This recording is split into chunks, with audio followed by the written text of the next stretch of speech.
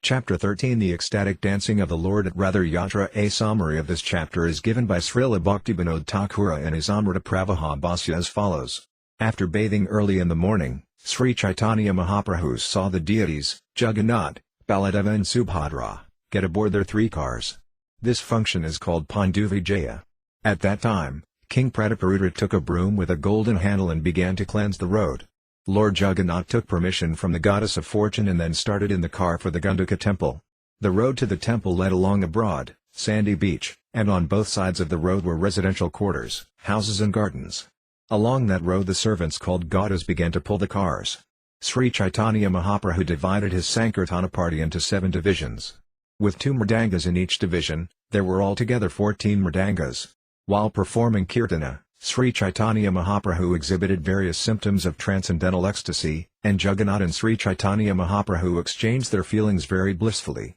When the cars reached the place known as Balagandhi, the devotees offered the deities simple food. At this time, in a nearby garden, Sri Caitanya Mahaprabhu and his devotees took a brief rest from the dancing. Text 1. May the Supreme Personality of Godhead, Sri Krishna Caitanya, who danced in front of the car of Sri Jagannath, be all glorified. By seeing his dancing, not only was the whole universe held in wonder, but Lord Jagannath himself became very much astonished. Text 2. All glories to Sri Krishna Caitanya and Prabhu Nityananda. All glories to Advaita Kendra.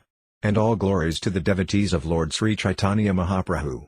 Text 3. All glories to the listeners of Sri Caitanya-caritamrta.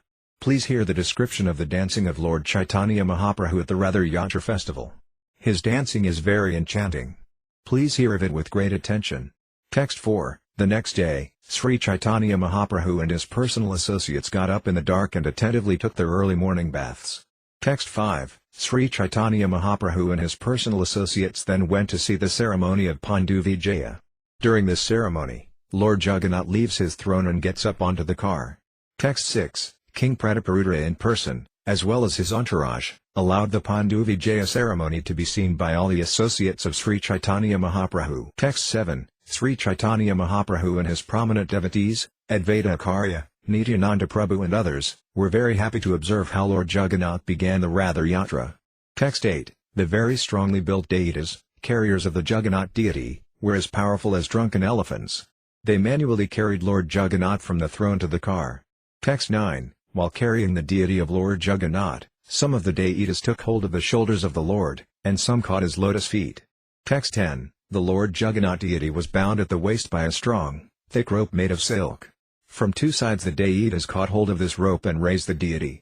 Text 11. Strong, puffed-up cotton pads called tulas were spread out from the throne to the car, and the heavy deity of Lord Jagannath was carried from one pillow-like pad to the next by the deities.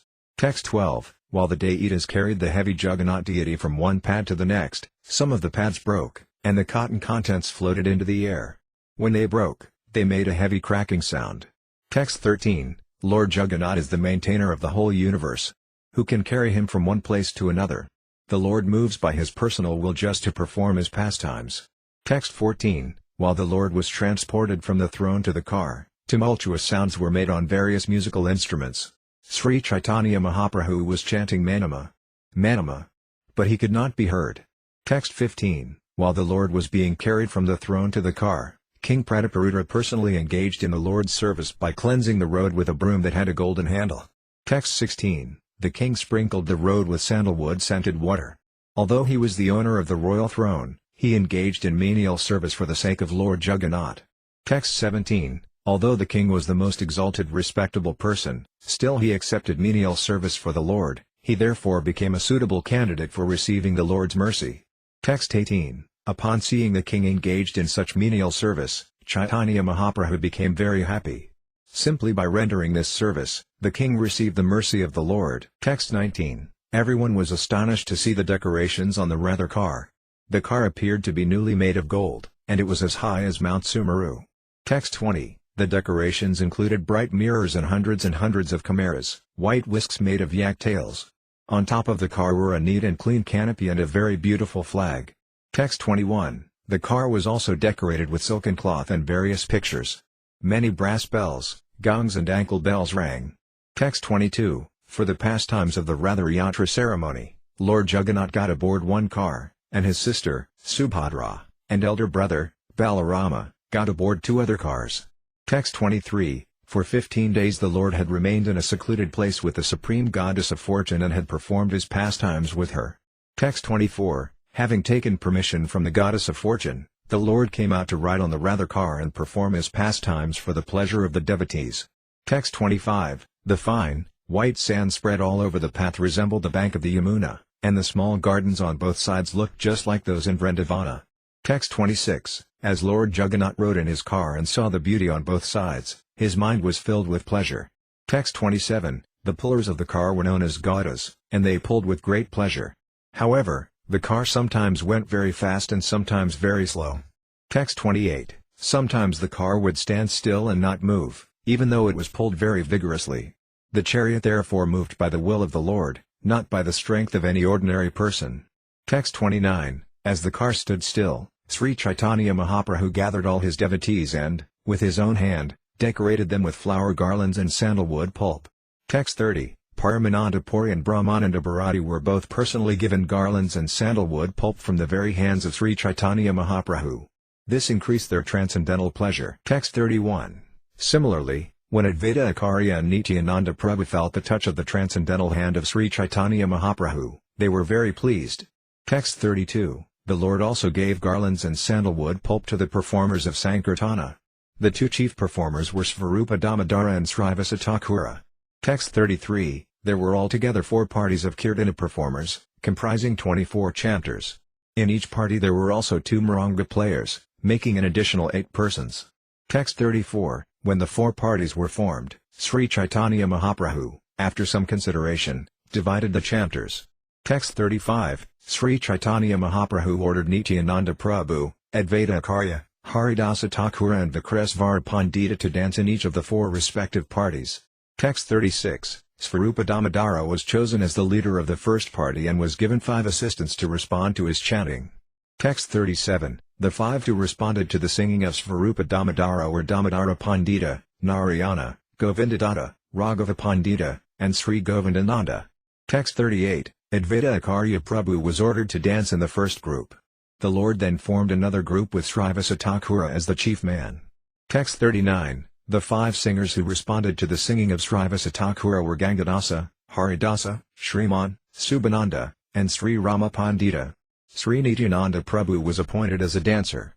Text 40, another group was formed consisting of Vasudeva, Gopinatha, and Murari. All these were responsive singers, and Mukunda was the chief singer.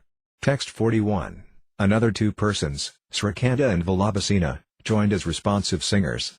In this group, the senior Haridasa Thakura, was the dancer. Text 42, the Lord formed another group, appointing Govinda Gosa as leader. In this group the younger Haridasa, Visnudasa and Raghava were the responding singers. Text 43, 2 brothers named Madhava Gosa and Vasudeva Gosa also joined this group as responsive singers. Vikresvara Pandita was the dancer. Text 44, there was a Sankirtana party from the village known as Kolina Grama, and Ramananda and Satyaraja were appointed the dancers in this group. Text 45, there was another party that came from Sandipura and was formed by Advaita Acharya. Asayutananda was the dancer, and the rest of the men were singers. Text 46, another party was formed by the people of Khanda. These people were singing in a different place. In that group, Narahari Prabhu and Raghanandana were dancing. Text 47, 4 parties chanted and danced in front of Lord Jagannath, and on either side was another party. Yet another was at the rear. Text 48, there were altogether 7 parties of Sankirtana, and in each party 2 men were beating drums. Thus 14 drums were being played at once. The sound was tumultuous, and all the devotees became mad. Text 49, all the Vaisnavas came together like an assembly of clouds. As the devotees chanted the holy names in great ecstasy, tears fell from their eyes like rain. Text 50, when the Sankirtana resounded, it filled the 3 worlds. Indeed, no one could hear any sounds or musical instruments other than the Sankirtana. Text 51, Lord Chaitanya Mahaprabhu wandered through all 7 groups chanting the holy name, Hari, Hari. Raising his arms, he shouted, all glories to Lord Jagannath. Text 52, Lord Chaitanya Mahaprabhu then exhibited another mystic power by performing pastimes simultaneously in all 7 groups. Text 53, everyone said, Lord Chaitanya Mahaprabhu is present in my group. Indeed, he does not go anywhere else. He is bestowing his mercy upon us. Text 54. Actually, no one could see the inconceivable potency of the Lord.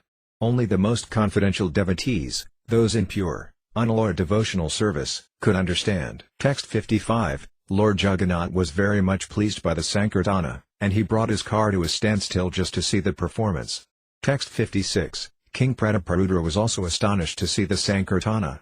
He became inactive and was converted to ecstatic love of Krishna.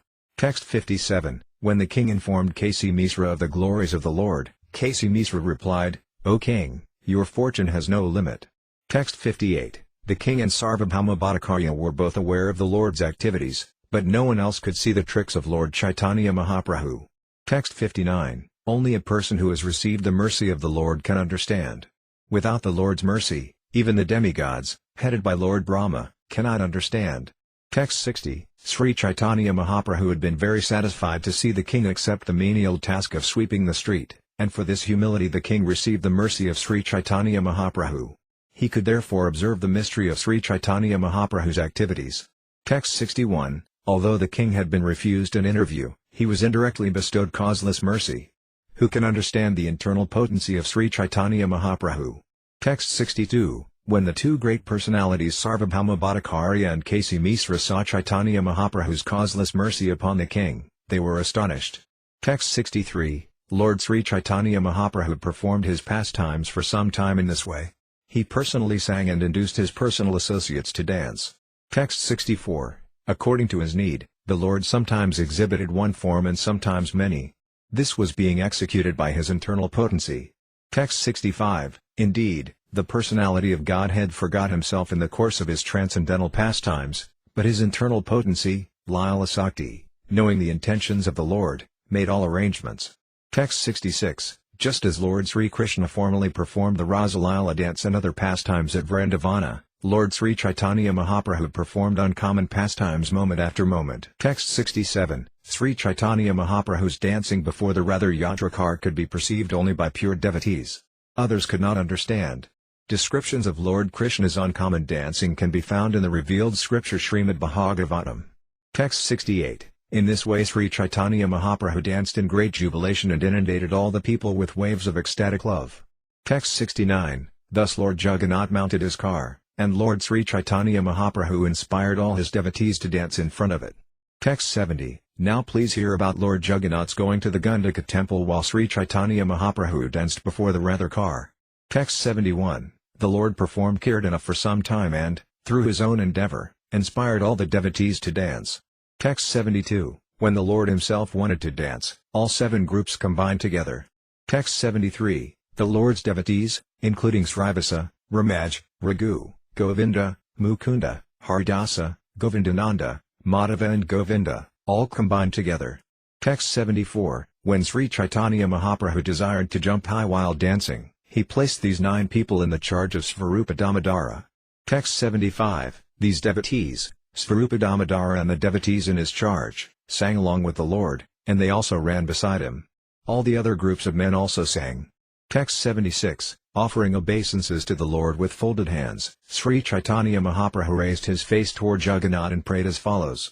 Text 77. Let me offer my respectful obeisances unto Lord Krishna, who is the worshipable deity for all Brahminical men, who is the well-wisher of cows and brahmanas, and who is always benefiting the whole world. I offer my repeated obeisances to the personality of Godhead, known as Krishna and Govinda. Text 78. All glories unto the Supreme Personality of Godhead, who is known as the Son of Devaki. All glories to the Supreme Personality of Godhead, who is known as the Light of the dynasty of Vrisni. All glories to the Supreme Personality of Godhead, whose bodily luster is like that of a new cloud, and whose body is as soft as a lotus flower. All glories to the Supreme Personality of Godhead, who appeared on this planet to deliver the world from the burden of demons, and who can offer liberation to everyone. Text 79. Lord Sri Krishna is he who is known as Jananivasa, the ultimate resort of all living entities, and who is also known as Devaki Nandana or Yasoda Nandana, the son of Devaki and Yasoda. He is the god of the Yadu dynasty, and with his mighty arms he kills everything inauspicious, as well as every man who is impious. By his presence he destroys all things inauspicious for all living entities, moving and inert. His blissful smiling face always increases the lusty desires of the gopas of Vrindavana. May he be all glorious and happy. Text 80, I am not a Brahmana, I am not a Kshatriya, I am not a Vaisya or a Sudra. Nor am I a Brahmachari, a householder, of an Uprasta or a Sannyasi. I identify myself only as the servant of the servant of the servant of the lotus feet of Lord Sri Krishna, the maintainer of the gopas. He is like an ocean of nectar, and he is the cause of universal transcendental bliss. He is always existing with brilliance. Text 81, having recited all these verses from scripture, the Lord again offered his obeisances, and all the devotees, with folded hands, also offered prayers to the Supreme Personality of Godhead. Text 82, when Sri Caitanya Mahaprabhu danced and jumped high, roaring like thunder and moving in a circle like a wheel, he appeared like a circling firebrand. Text 83, wherever Sri Caitanya Mahaprabhu stepped while dancing, the whole earth, with its hills and seas, appeared to tilt. Text 84, when Caitanya Mahaprabhu danced, he displayed various blissful transcendental changes in his body. Sometimes he appeared as though stunned. Sometimes the hairs of his body stood on end. Sometimes he perspired, cried, trembled and changed color, and sometimes he exhibited symptoms of helplessness, pride, exuberance and humility. Text 85, when Sri Caitanya Mahaprabhu fell down with a crash while dancing, he would roll on the ground. At such times it appeared that a golden mountain was rolling on the ground. Text 86, Nityananda Prabhu would stretch out his two hands and try to catch the Lord when he was running here and there. Text 87, Advaita Acharya would walk behind the Lord and loudly chant Hari Bol, Hari Bol, again and again. Text 88, just to check the crowds from coming too near the Lord, the devotees formed three circles. The first circle was guided by Nityananda Prabhu, who was Balarama himself, the possessor of great strength. Text 89, all the devotees headed by Kesasvara and Govinda linked hands and formed a second circle around the Lord. Text 90, Maharaja Prataparudra and his personal assistants formed a third circle around the two inner circles just to check the crowds from coming too near.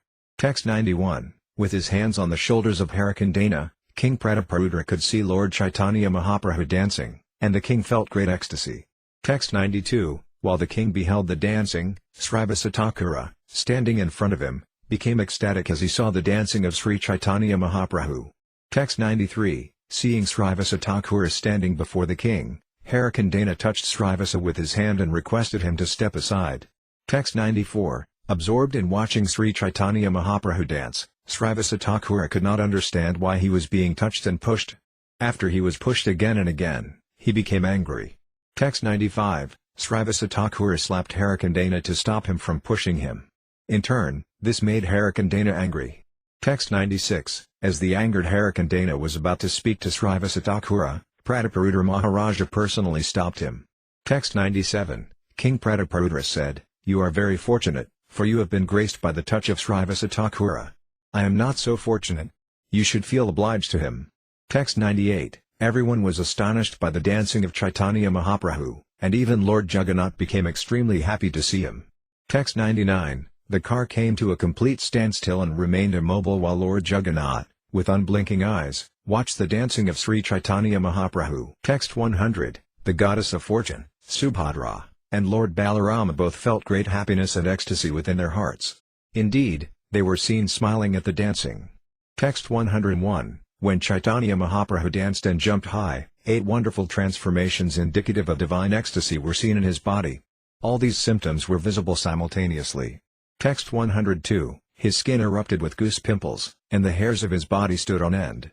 His body resembled a simuli, silk cotton tree, all covered with thorns. Text 103, indeed, the people became afraid just to see his teeth chatter, and they even thought that his teeth would fall out. Text 104, Sri Caitanya Mahaprabhu's whole body flowed with perspiration and at the same time oozed blood. He made the sounds ya ya ga ga, ya ya ga ga in a voice choked with ecstasy. Text 105, tears came forcefully from the eyes of the Lord, as if from a syringe, and all the people surrounding him became wet. Text 106, everyone saw the complexion of his body change from white to pink, so that his luster resembled that of the malika flower. Text 107, sometimes he appeared stunned, and sometimes he rolled on the ground. Indeed, sometimes his legs and hands became as hard as dry wood, and he did not move. Text 108, when the Lord fell to the ground, sometimes his breathing almost stopped. When the devotees saw this, their lives also became very feeble. Text 109, water flowed from his eyes and sometimes through his nostrils, and foam fell from his mouth. These flowings appeared to be torrents of nectar descending from the moon. Text 110, the foam that fell from the mouth of Sri Caitanya Mahaprabhu was taken and drunk by Subhananda because he was very fortunate and expert in relishing the mellow of ecstatic love of Krishna. Text 111, after Sri Caitanya Mahaprabhu had performed his devastating dance for some time, his mind entered into a mood of ecstatic love. Text 112, after abandoning the dancing, the Lord ordered Svarupa Damodara to sing. Understanding his mind, Svarupa Damodara began to sing as follows. Text 113, now I have gained the Lord of my life, in the absence of whom I was being burned by Cupid and was withering away. Text 114, when this refrain was loudly sung by Svarupa Damodara, Sri Caitanya Mahaprabhu again began rhythmically dancing in transcendental bliss. Text 115, the car of Lord Jagannath began to move slowly while the son of Mother Sasi went ahead and danced in front. Text 116, while dancing and singing, all the devotees in front of Lord Jagannath kept their eyes on him. Caitanya Mahaprabhu then went to the end of the procession with the Sankirtana performers. Text 117, his eyes and mind fully absorbed in Lord Jagannath, Caitanya Mahaprabhu began to play the drama of the song with his two arms. Text 118, when Caitanya Mahaprabhu was dramatically enacting the song, he would sometimes fall behind in the procession. At such times, Lord Jagannath would come to a standstill. When Caitanya Mahaprabhu again went forward, Lord Jagannath's car would slowly start again. Text 119, thus there was a sort of competition between Caitanya Mahaprabhu and Lord Jagannath in seeing who would lead, but Caitanya Mahaprabhu was so strong that he made Lord Jagannath wait in his car.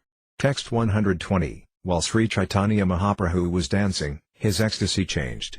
Raising his two arms, he began to recite the following verse in a loud voice. Text 121, that very personality who stole away my heart during my youth is now again my master. These are the same moonlit nights of the month of Kaitara. The same fragrance of melody flowers is there, and the same sweet breezes are blowing from the Kadamba forest. In our intimate relationship, I am also the same lover, yet still my mind is not happy here. I am eager to go back to that place on the bank of the Riva under the Vedasi tree. That is my desire. Text 122, this verse was recited by Sri Caitanya Mahaprabhu again and again. But for Svarupa Damodara, no one can understand its meaning. Text 123, I have already explained this verse. Now I shall simply describe it in brief.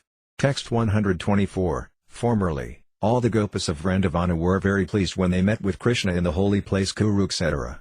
Text 125, similarly, after seeing Lord Jagannath, Sri Caitanya Mahaprabhu awoke with the ecstasy of the Gopas. Being absorbed in this ecstasy, he asked Svarupa Damodara to sing the refrain. Text 126, Sri Caitanya Mahaprabhu spoke thus to Lord Jagannath, you are the same Krishna, and I am the same Radharani. We are meeting again in the same way that we met in the beginning of our lives. Text 127, although we are both the same, my mind is still attracted to Vrindavanadama. I wish that you will please again appear with your lotus feet in Vrindavana. Text 128, in Kurukshetra there are crowds of people, elephants and horses, and also the rattling of chariots. But in Vrindavana there are flower gardens, and the humming of the bees and chirping of the birds can be heard. Text 129, here at Kurukshetra you are dressed like a royal prince, accompanied by great warriors, but in Vrindavana you appeared just like an ordinary cowherd boy, accompanied only by your beautiful flute. Text 130, here there is not even a drop of the ocean of transcendental happiness that I enjoyed with you in Vrindavana. Text 131, I therefore request you to come to Vrindavana and enjoy pastimes with me. If you do so, my ambition will be fulfilled. Text 132, I have already described in brief Srimati Radharani's statement from Srimad Bhagavatam. Text 133, in that ecstatic mood, Sri Caitanya Mahaprabhu recited many other verses, but people in general could not understand their meaning. Text 134, the meaning of those verses was known to Svarupa Damodara Goswami, but he did not reveal it. However, Sri Rupa Goswami has broadcast the meaning. Text 135, while dancing, Sri Caitanya Mahaprabhu began to recite the following verse, which he tasted in the association of Svarupa Damodara Goswami. Text 136, the Gopas spoke thus, Dear Lord, whose navel is just like a lotus flower, your lotus feet are the only shelter for those who have fallen into the deep well of material existence. Your feet are worshipped and meditated upon by great mystic yogis and highly learned philosophers. We wish that these lotus feet may also be awakened within our hearts, although we are only ordinary persons engaged in household affairs. Text 137, speaking in the mood of Srimati Radharani, Chaitanya Mahaprabhu said, "For most people, the mind and heart are one, but because my mind is never separated from Vrindavana, I consider my mind and Vrindavana to be one. My mind is already Vrindavana, and since you like Vrindavana, will you please place your lotus feet there? I would deem that your full mercy." Text 138, My dear Lord, kindly hear my true submission. My home is Vrindavana, and I wish your association there. But if I do not get it, then it will be very difficult for me to keep my life. Text 139, My dear Krishna, formerly, when you were staying in Mathura, you sent Uddhava to teach me speculative knowledge and mystic yoga. Now you yourself are speaking the same thing, but my mind doesn't accept it. There is no place in my mind for Jnana Yoga or Dhyana Yoga. Although you know me very well, you are still instructing me in Jnana Yoga and Dhyana Yoga. It is not right for you to do so. Text 140, Chaitanya Mahaprabhu continued, I would like to withdraw my consciousness from you and engage it in material activities, but even though I try, I cannot do so. I am naturally inclined to you only. Your instructions for me to meditate on you are therefore simply ludicrous. In this way, you are killing me. It is not very good for you to think of me as a candidate for your instructions. Text 141, The gopis are not like the mystic yogis. They will never be satisfied simply by meditating on your lotus feet and imitating the so-called yogis. Teaching the gopis about meditation is another kind of duplicity. When they are instructed to undergo mystic yoga practice, they are not at all satisfied. On the contrary, they become more and more angry with you. Text 142, Sri Caitanya Mahaprabhu continued, The gopis have fallen into the great ocean of separation and are being devoured by the Timangila fish of their ambition to serve you. The gopis are to be delivered from the mouths of these Timangila fish, for they are pure devotees. Since they have no material conception of life, why should they aspire for liberation? The gopis do not want that liberation desired by yogis and jnanis, for they are already liberated from the ocean of material existence. Text 143, It is amazing that you have forgotten the land of Vrindavana. And how is it that you have forgotten your father, mother and friends? How have you forgotten Govardhana Hill, the bank of the Yamuna and the forest where you enjoyed the Rasalila dance? Text 144, Krishna, you are certainly a refined gentleman with all good qualities. You are well behaved, soft-hearted and merciful. I know that there is not even a tinge of fault to be found in you. Yet your mind does not even remember the inhabitants of Vrindavana. This is only my misfortune, and nothing else. Text 145, I do not care for my personal unhappiness, but when I see the morose face of Mother Yasoda and the hearts of all the inhabitants of Vrindavana breaking because of you, I wonder whether you want to kill them all. Or do you want to enliven them by coming there? Why are you simply keeping them alive in a state of suffering? Text 146, The inhabitants of Vrindavana do not want you dressed like a prince, nor do they want you to associate with great warriors in a different country. They cannot leave the land of Vrindavana, and without your presence, they are all dying. What is their condition to be? Text 147, My dear Krishna, you are the life and soul of Vrindavana Dhamma. You are especially the life of Nanda Maharaja. You are the only opulence in the land of Vrindavana, and you are very merciful. Please come and let all the residents of Vrindavana live. Kindly keep your lotus feet again in Vrindavana. Text 148, After hearing Srimati Radharani's statements, Lord Krishna's love for the inhabitants of Vrindavana was evoked, and his body and mind became very much perturbed. After hearing of their love for him, he immediately thought himself to be always indebted to the residents of Vrindavana. Then Krishna began to pacify Srimati Radharani as follows. Text 149, My dearest Srimati Radharani, please hear me. I am speaking the truth. I cry day and night simply upon remembering all you inhabitants of Vrindavana. No one knows how unhappy this makes me. Text 150, Sri Krishna continued, All the inhabitants of Vrindavana Dhamma, my mother, father, cowherd boyfriends and everything else, are like my life and soul. And among all the inhabitants of Vrindavana, the gopis are my very life and soul. And among the gopis, you, Srimati Radharani, are the chief. Therefore you are the very life of my life. Text 151, My dear Srimati Radharani, I am always subservient to the loving affairs of all of you. I am under your control only. My separation from you and residence in distant places have occurred due to my strong misfortune. Text 152, When a woman is separated from the man she loves or a man is separated from his beloved woman, neither of them can live. It is a fact that they live only for each other, for if one dies and the other hears of it, he or she will die also. Text 153, such a loving, chaste wife and loving husband desire all welfare for each other in separation and do not care for personal happiness.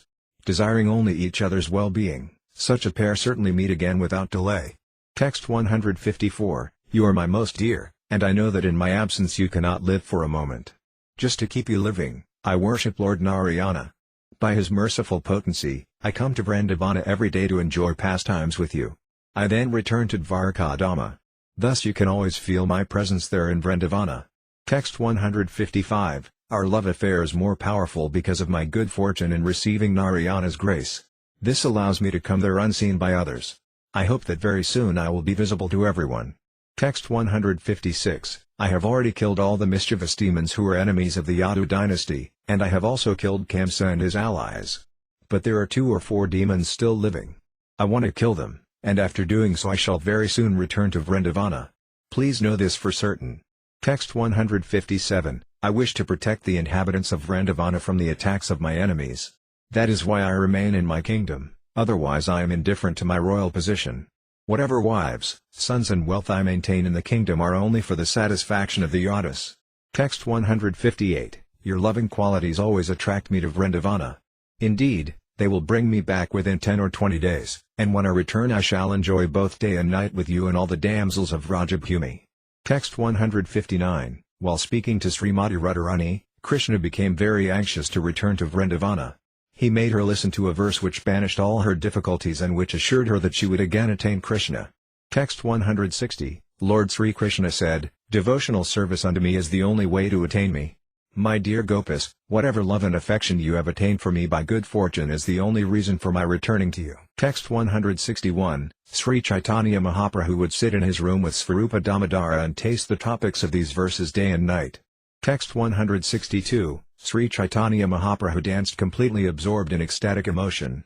While looking at the face of Lord Jagannath, he danced and recited these verses. Text 163, no one can describe the good fortune of Svarupa Damodara Goswami, for he is always absorbed in the service of the Lord with his body, mind and words. Text 164, the senses of Lord Sri Caitanya Mahaprabhu were identical with the senses of Svarupa. Therefore Caitanya Mahaprabhu used to become fully absorbed in tasting the singing of Svarupa Damodara. Text 165, in emotional ecstasy, Caitanya Mahaprabhu would sometimes sit on the ground and, looking down, would write on the ground with his finger. Text 166, fearing that the Lord would injure his finger by writing in this way, Svarupa Damodara checked him with his own hand. Text 167, Svarupa Damodara used to sing exactly according to the ecstatic emotion of the Lord. Whenever a particular mellow was being tasted by Sri Caitanya Mahaprabhu, Svarupa Damodara would personify it by singing. Text 168, Sri Caitanya Mahaprabhu looked upon the beautiful lotus-like face and eyes of Lord Jagannath. Text 169, Lord Jagannath was garlanded, dressed with nice garments and adorned with beautiful ornaments. His face was glittering from the rays of sunshine, and the entire atmosphere was fragrant. Text 170, an ocean of transcendental bliss expanded in the heart of Lord Sri Caitanya Mahaprabhu, and symptoms of madness immediately intensified like a hurricane. Text 171, the madness of transcendental bliss created waves of various emotions. The emotions appeared like opposing soldiers staging a fight. Text 172, there was an increase in all the natural emotional symptoms. Thus there were awakening emotions, peacefulness, joined, mixed, transcendental and prevalent emotions, and impetuses for emotion. Text 173, Sri Caitanya Mahaprabhu's body appeared like a transcendental Himalayan mountain bearing ecstatic emotional flower trees, all of them blooming. Text 174, the sight of all these symptoms attracted everyone's mind and consciousness. Indeed, the Lord sprinkled everyone's mind with the nectar of transcendental love of Godhead. Text 175, he sprinkled the minds of the servants of Lord Jagannath, the government officers, the pilgrim visitors, the general populace and all the residents of Jagannath Puri. Text 176, upon seeing the dancing and ecstatic love of Sri Caitanya Mahaprabhu, everyone became astonished. In their hearts they became infatuated with love of Krishna. Text 177, everyone danced and chanted in ecstatic love, and a great noise resounded. Everyone was overwhelmed with transcendental bliss just to see the dancing of Sri Caitanya Mahaprabhu. Text 178, apart from the others, even Lord Jagannath and Lord Balarama, with great happiness, began to move very slowly upon seeing the dancing of Sri Caitanya Mahaprabhu. Text 179, Lord Jagannath and Lord Balarama sometimes stopped the car and happily observed Lord Chaitanya's dancing. Anyone who was able to see them stop and watch the dancing bore witness to their pastimes. Text 180, when Lord Sri Caitanya Mahaprabhu was dancing and wandering in this way, he fell down in front of Maharaja Prataparudra. Text 181, Maharaja Prataparudra picked the Lord up with great respect, but upon seeing the king, Lord Chaitanya Mahaprabhu came to his external senses. Text 182, after seeing the king, Sri Caitanya Mahaprabhu condemned himself, saying, "Oh, how pitiful it is that I have touched a person who is interested in mundane affairs." Text 183, not even Lord Nityananda Prabhu, Kasisvara or Govinda took care of Lord Chaitanya Mahaprabhu when he fell down. Nityananda was in great ecstasy, and Kasisvara and Govinda were elsewhere. Text 184, Sri Caitanya Mahaprabhu had already been satisfied by the king's behavior, for the king had accepted the service of a sweeper for Lord Jagannath. Therefore Lord Chaitanya Mahaprabhu actually desired to see the king. Text 185, however, just to warn his personal associates, the Supreme Personality of Godhead, Sri Caitanya Mahaprabhu, externally expressed feelings of anger. Text 186, King Prataparudra became frightened when Lord Chaitanya showed external anger, but Sarvabhauma Bhattacharya told the king, "Don't worry." Text 187, Sarvabhauma Bhattacharya informed the king, "The Lord is very satisfied with you. By pointing you out, he was teaching his personal associates how to behave with mundane people." Text 188, Sarvabhauma Bhattacharya continued, "I shall submit your petition when there is an opportune moment. It will then be easy for you to come and meet the Lord." Text 189, after circumambulating Jagannath, Sri Caitanya Mahaprabhu went behind the car and began pushing it with his head. Text 190, as soon as he pushed, the car immediately started to move, making a rattling noise. The people all around began to chant the holy name of the Lord, Hari, Hari. Text 191, as the car began to move, Sri Caitanya Mahaprabhu took his personal associates in front of the cars occupied by Lord Balarama and Subhadra, the goddess of fortune. Greatly inspired, he then began to dance in front of them. Text 192, after finishing the dance before Lord Baladeva and Subhadra, Sri Caitanya Mahaprabhu came before Lord Jagannath's car. Upon seeing Lord Jagannath, he began to dance again. Text 193, when they reached the place called Balagandhi, Lord Jagannath stopped his car and began to look left and right. Text 194, on the left side, Lord Jagannath saw a neighborhood of Brahmanas and a coconut tree grove. On the right side, he saw nice flower gardens resembling those in the holy place Vrindavana. Text 195, Sri Caitanya Mahaprabhu and his devotees were dancing in front of the car, and Lord Jagannath, having stopped the car, watched the dancing. Text 196, it was customary that food be offered to the Lord at Viprasashana. Indeed, innumerable dishes of food were offered, and Lord Jagannath tasted each one of them. Text 197, all kinds of devotees of Lord Jagannath, from neophytes to the most advanced, offered their best cooked food to the Lord. Text 198, these devotees included the king, his queens, his ministers and friends and all other big and small residents of Jagannath Puri. Text 199, all the visitors who had come from different countries to Jagannath Puri, as well as the local devotees, offered their personally cooked food to the Lord. Text 200, the devotees offered their food everywhere, in front of the car and behind it, on the two sides and within the flower garden. Wherever possible, they made their offering to the Lord, for there were no hard and fast rules. Text 201, while the food was being offered, a large crowd of people gathered. At that time Sri Caitanya Mahaprabhu stopped his dancing and went to a nearby garden. Text 202, Sri Caitanya Mahaprabhu entered the garden and, immersed in great ecstatic emotion, fell flat on a raised platform there. Text 203, the Lord was very much fatigued from the hard labor of dancing, and there was perspiration all over his body. He therefore enjoyed the fragrant, cool breeze of the garden. Text 204, all the devotees who had been performing Sankirtana came there and took rest under each and every tree. Text 205, thus I have described the great performance of congregational chanting by Lord Sri Caitanya Mahaprabhu as he danced in front of Lord Jagannath. Text 206, in his prayer known as the Caitanya-staka, Srila Rupa Goswami has given a vivid description of the Lord's dancing before the car of Jagannath. Text 207, Sri Caitanya Mahaprabhu danced down the main road in great ecstasy before Lord Jagannath. the master of Nilakala, who was sitting on his car. Overwhelmed by the transcendental bliss of dancing and surrounded by Vaisnavas who sang the holy names, he manifested waves of ecstatic love of Godhead. When will Sri Caitanya Mahaprabhu again be visible to my vision? Text 208. Anyone who hears this description of the car festival will attain Sri Caitanya Mahaprabhu. He will also attain the elevated state by which he will have firm conviction in devotional service and love of Godhead. Text 209. Praying at the lotus feet of Sri Rupa and Sri Raghunatha, always desiring their mercy, I, Krishnadasa, narrate Sri Caitanya-caritamrta, following in their footsteps. Chapter 14 Performance of the Vrindavana pastimes. Dressing himself as a Vaisnava, Maharaja Prataparudra entered the garden at Balagandhi alone and began reciting verses from Srimad Bhagavatam. He then took the opportunity to massage the lotus feet of Sri Caitanya Mahaprabhu. The Lord, in his ecstatic love for Krishna, immediately embraced the king and thus bestowed mercy upon him. When there was an offering of prasadam in the garden, Lord Chaitanya also partook of it.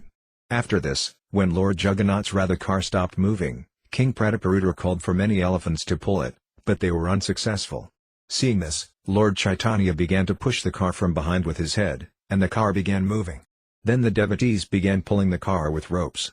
Near the Gundaka temple is a place known as Atoda. This place was fixed up for Sri Caitanya Mahaprabhu to rest in. When Lord Jagannath was seated at Sundarakala, Sri Caitanya Mahaprabhu saw it as Vrindavana.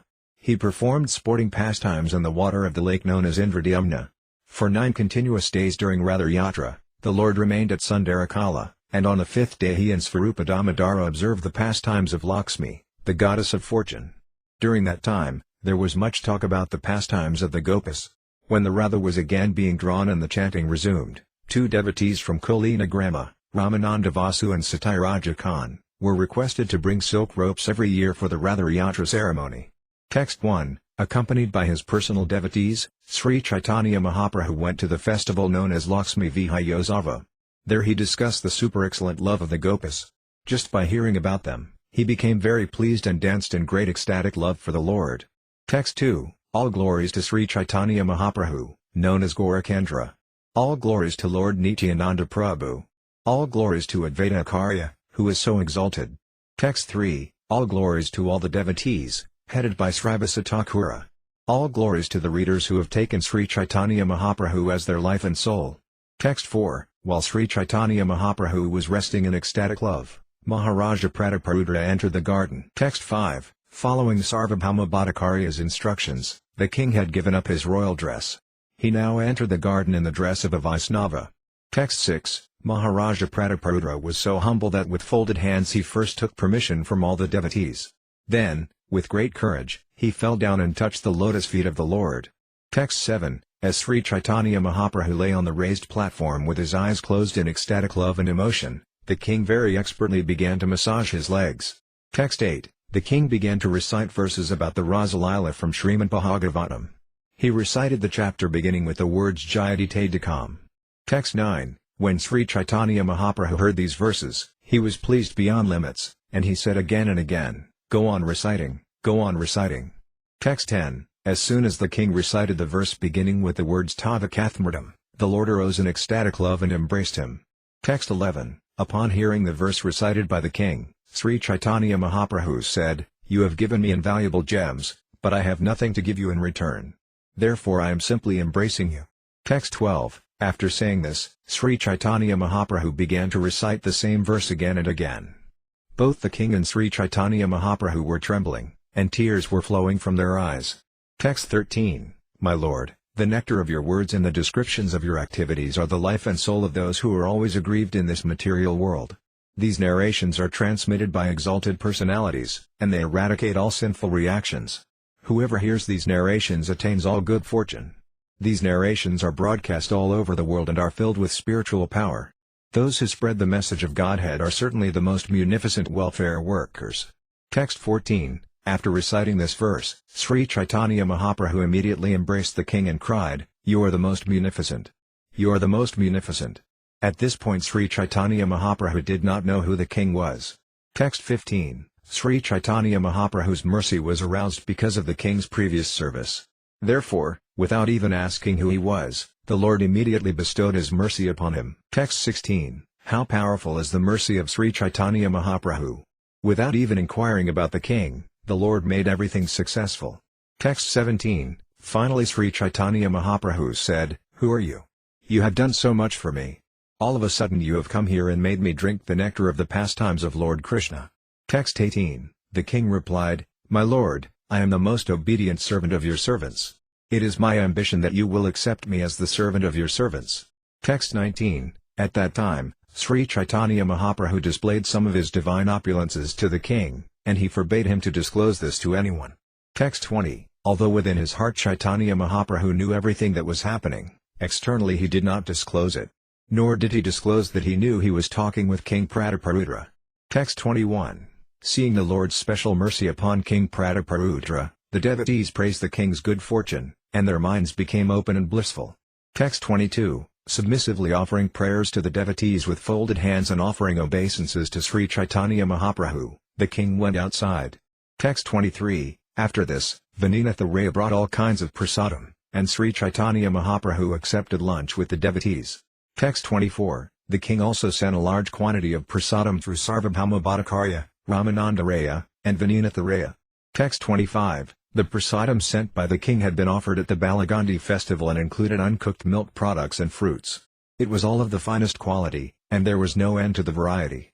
Text 26. There were curd, fruit juice, coconut, mango, dried coconut, jackfruit, various kinds of bananas and palm fruit seeds. Text 27. There were also oranges, grapefruit, tangerines, almonds, dried fruit, raisins and dates. Text 28. There were hundreds of different types of sweetmeats like Manohara Ladu, sweets like Amrita Gudika and various types of condensed milk. Text 29. There were also papayas and saravati, a type of orange, and also crushed squash. There were also regular cream, fried cream and a type of puri made with cream.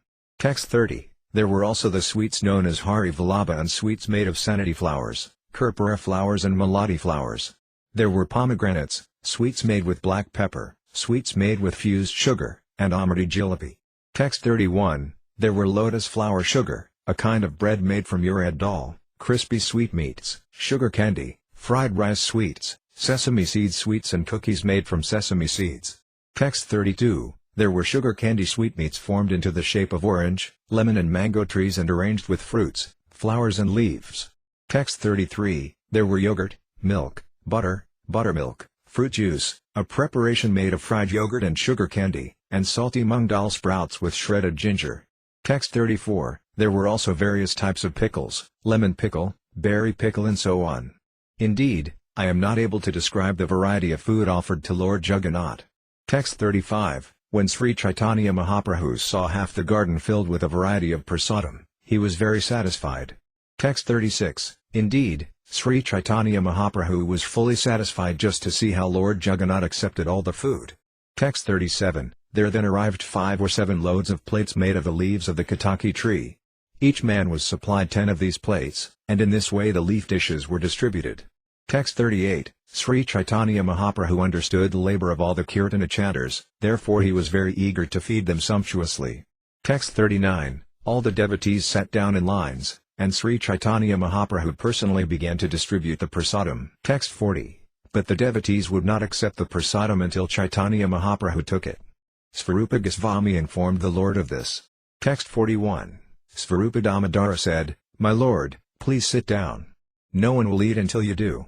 Text 42. At that time, Sri Caitanya Mahaprabhu sat down with his personal associates and had every one of them fed very sumptuously until they were filled to the necks. Text 43. After finishing, the Lord washed his mouth and sat down. There was so much extra prasadam that it was distributed to thousands. Text 44. Following the orders of Sri Caitanya Mahaprabhu, Govinda, his personal servant, called for all the poor beggars, who were unhappy due to their poverty, and fed them sumptuously. Text 45. Observing the beggars eating prasadam, Sri Caitanya Mahaprabhu chanted, Hari Bol, and instructed them to chant the holy name. Text 46. As soon as the beggars chanted the holy name, Hari Bol, they were immediately absorbed in ecstatic love of Godhead. In this way Sri Caitanya Mahaprabhu performed wonderful pastimes. Text 47. Outside the garden, when it was time to pull Jagannath's car, all the workers called Gaudas tried to pull it, but it would not move forward. Text 48. When the goddess saw that they could not budge the car, they abandoned the attempt. Then the king arrived in great anxiety, and he was accompanied by his officers and friends. Text 49. The king then arranged for big wrestlers to try to pull the car, and even the king himself joined in, but the car could not be moved. Text 50. Becoming even more anxious to move the car, the king had very strong elephants brought forth and harnessed to it. Text 51. The strong elephants pulled with all their strength, but still the car remained at a standstill, not budging an inch. Text 52. As soon as Sri Caitanya Mahaprabhu heard this news, he went there with all his personal associates. They then stood there and watched the elephants try to pull the car. Text 53. The elephants, being beaten by the elephant goad, were crying, but still the car would not move. The assembled people cried out, "Alas!" Text 54. At that time, Sri Caitanya Mahaprabhu let all the elephants go free and placed the car's ropes in the hands of his own men. Text 55. Sri Caitanya Mahaprabhu then went to the back of the car and began to push with his head. It was then that the car began to move and roll along, making a rattling sound. Text 56. Indeed, the car began to move automatically, and the devotees simply carried the ropes in their hands. Since it was moving effortlessly, they did not need to pull it. Text 57. When the car moved forward, everyone began to chant with great pleasure, all glories, and all glories to Lord Jagannath. No one could hear anything else. Text 58. In a moment the car reached the door of the Gandhika temple. Upon seeing the uncommon strength of Sri Caitanya Mahaprabhu, all the people were struck with wonder. Text 59. The crowd made a tumultuous vibration, chanting Jaya Gaurachandra, Jaya Sri Krishna Caitanya. Then the people began to chant, "Wonderful! Wonderful!" Text 60. Seeing the greatness of Sri Caitanya Mahaprabhu, Prataparudra Maharaja and his ministers and friends were so moved by ecstatic love that the hair on their bodies stood on end. Text 61. All the servants of Lord Jagannath then took him down from the car, and the Lord went to sit on his throne. Text 62. Subhadra and Balaram also sat on their respective thrones. There followed the bathing of Lord Jagannath and finally the offering of food. Text 63. While Lord Jagannath, Lord Balarama and Subhadra sat on their respective thrones, Sri Caitanya Mahaprabhu and his devotees began to perform Sankirtana with great pleasure, chanting and dancing in the yard of the temple. Text 64. While Sri Caitanya Mahaprabhu was chanting and dancing, he was overwhelmed with ecstatic love, and all the people who saw him were also flooded in the ocean of love of Godhead. Text 65. In the evening, after finishing his dancing in the yard of the Gandhika temple, the Lord observed the Arati ceremony. Thereafter he went to a place called Atoda and took rest for the night. Text 66. For 9 days, 9 chief devotees, headed by Advaita Acharya, got an opportunity to invite the Lord to their homes. Text 67. During the 4 months of the rainy season, the remaining devotees extended invitations to the Lord for 1 day each. In this way they shared invitations. Text 68. For the 4-month period, all the daily invitations were shared among the important devotees. The rest of the devotees did not get an opportunity to extend an invitation to the Lord. Text 69. Since they could not get 1 day each, 2 or 3 devotees combined to extend an invitation. These are the pastimes of Lord Sri Caitanya Mahaprabhu's acceptance of invitations. Text 70. After taking his bath early in the morning, Sri Caitanya Mahaprabhu would go see Lord Jagannath in the temple. Then he would perform Sankirtana with his devotees. Text 71. By chanting and dancing, Sri Caitanya Mahaprabhu induced Advaita Acharya to dance. Sometimes he induced Nityananda Prabhu, Haridasa Thakur and Sayutananda to dance. Text 72. Sometimes Sri Caitanya Mahaprabhu engaged the Kresvara and other devotees in chanting and dancing. 3 times daily, morning, noon and evening, he would perform Sankirtana in the yard of the Gandhika temple. Text 73. At this time Sri Caitanya Mahaprabhu felt that Lord Krishna had returned to Vrindavana. Thinking this, his feelings of separation from Krishna subsided. Text 74. Sri Caitanya Mahaprabhu was always thinking of the pastimes of Radha and Krishna, and he remained personally merged in this consciousness. Text 75. There were many gardens near the Gandhika temple, and Sri Caitanya Mahaprabhu and his devotees used to perform the pastimes of Vrindavana in each of them. In the lake named Indradhyamna, he sported in the water. Text 76. The Lord personally splashed all the devotees with water, and the devotees, surrounding him on all sides, also splashed the Lord. Text 77. While in the water they sometimes formed one circle and sometimes many circles, and while in the water they used to play cymbals and imitate the croaking of frogs. Text 78. Sometimes 2 would pair off to fight in the water. One would emerge victorious and the other defeated, and the Lord would watch all this fun. Text 79. The first sporting took place between Advaita Acharya and Nityananda Prabhu, who threw water upon each other. Advaita Acharya was defeated, and he later began to rebuke Nityananda Prabhu, calling him ill names. Text 80. Svarupa Damodara and Vidyanidhi also threw water upon each other, and Murarigupta and Vasudeva Datta also sported in that way. Text 81. Another duel took place between Srivasa Thakura and Gadadhara Pandita, and yet another between Raghava Pandita and Vikresvara Pandita. Thus they all engaged in throwing water.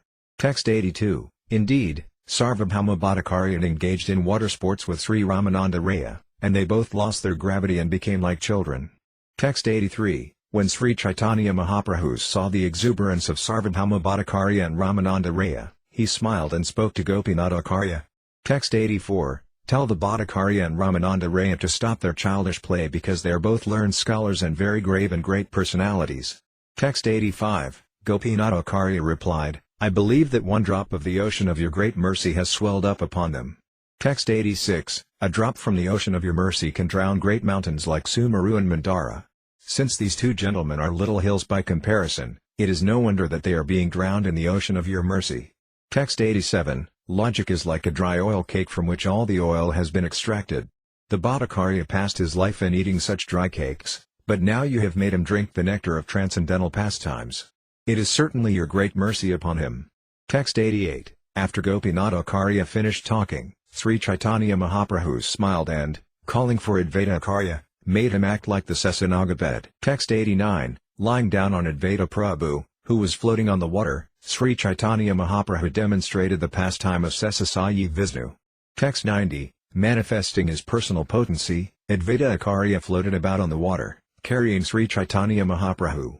Text 91. After sporting in the water for some time, Sri Caitanya Mahaprabhu returned to his place at Aitota, accompanied by his devotees. Text 92. Paramananda Puri, Brahmananda Bharati and all the other chief devotees of Sri Caitanya Mahaprabhu took lunch at the invitation of Advaita Acharya. Text 93. Whatever extra prasadam was brought by Vinitha Raya was taken by the other associates of Sri Caitanya Mahaprabhu. Text 94. In the afternoon, Sri Caitanya Mahaprabhu went to the Gandhika temple to visit the Lord and dance. At night he went to the garden to take rest. Text 95. The next day, Sri Caitanya Mahaprabhu also went to the temple of Gandhika and saw the Lord. He then chanted and danced in the yard for some time. Text 96. Accompanied by his devotees, Sri Caitanya Mahaprabhu then went into the garden and enjoyed the pastimes of Vrindavana.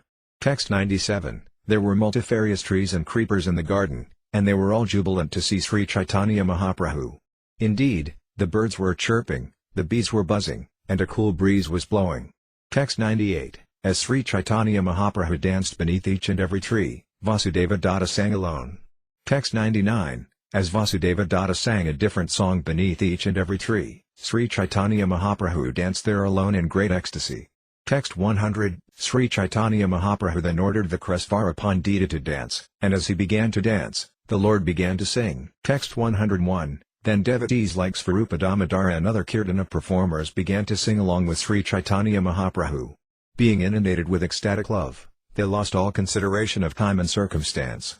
Text 102. After thus performing pastimes in the garden for some time, they all went to a lake called Narendra Sarovara and there enjoyed sporting in the water.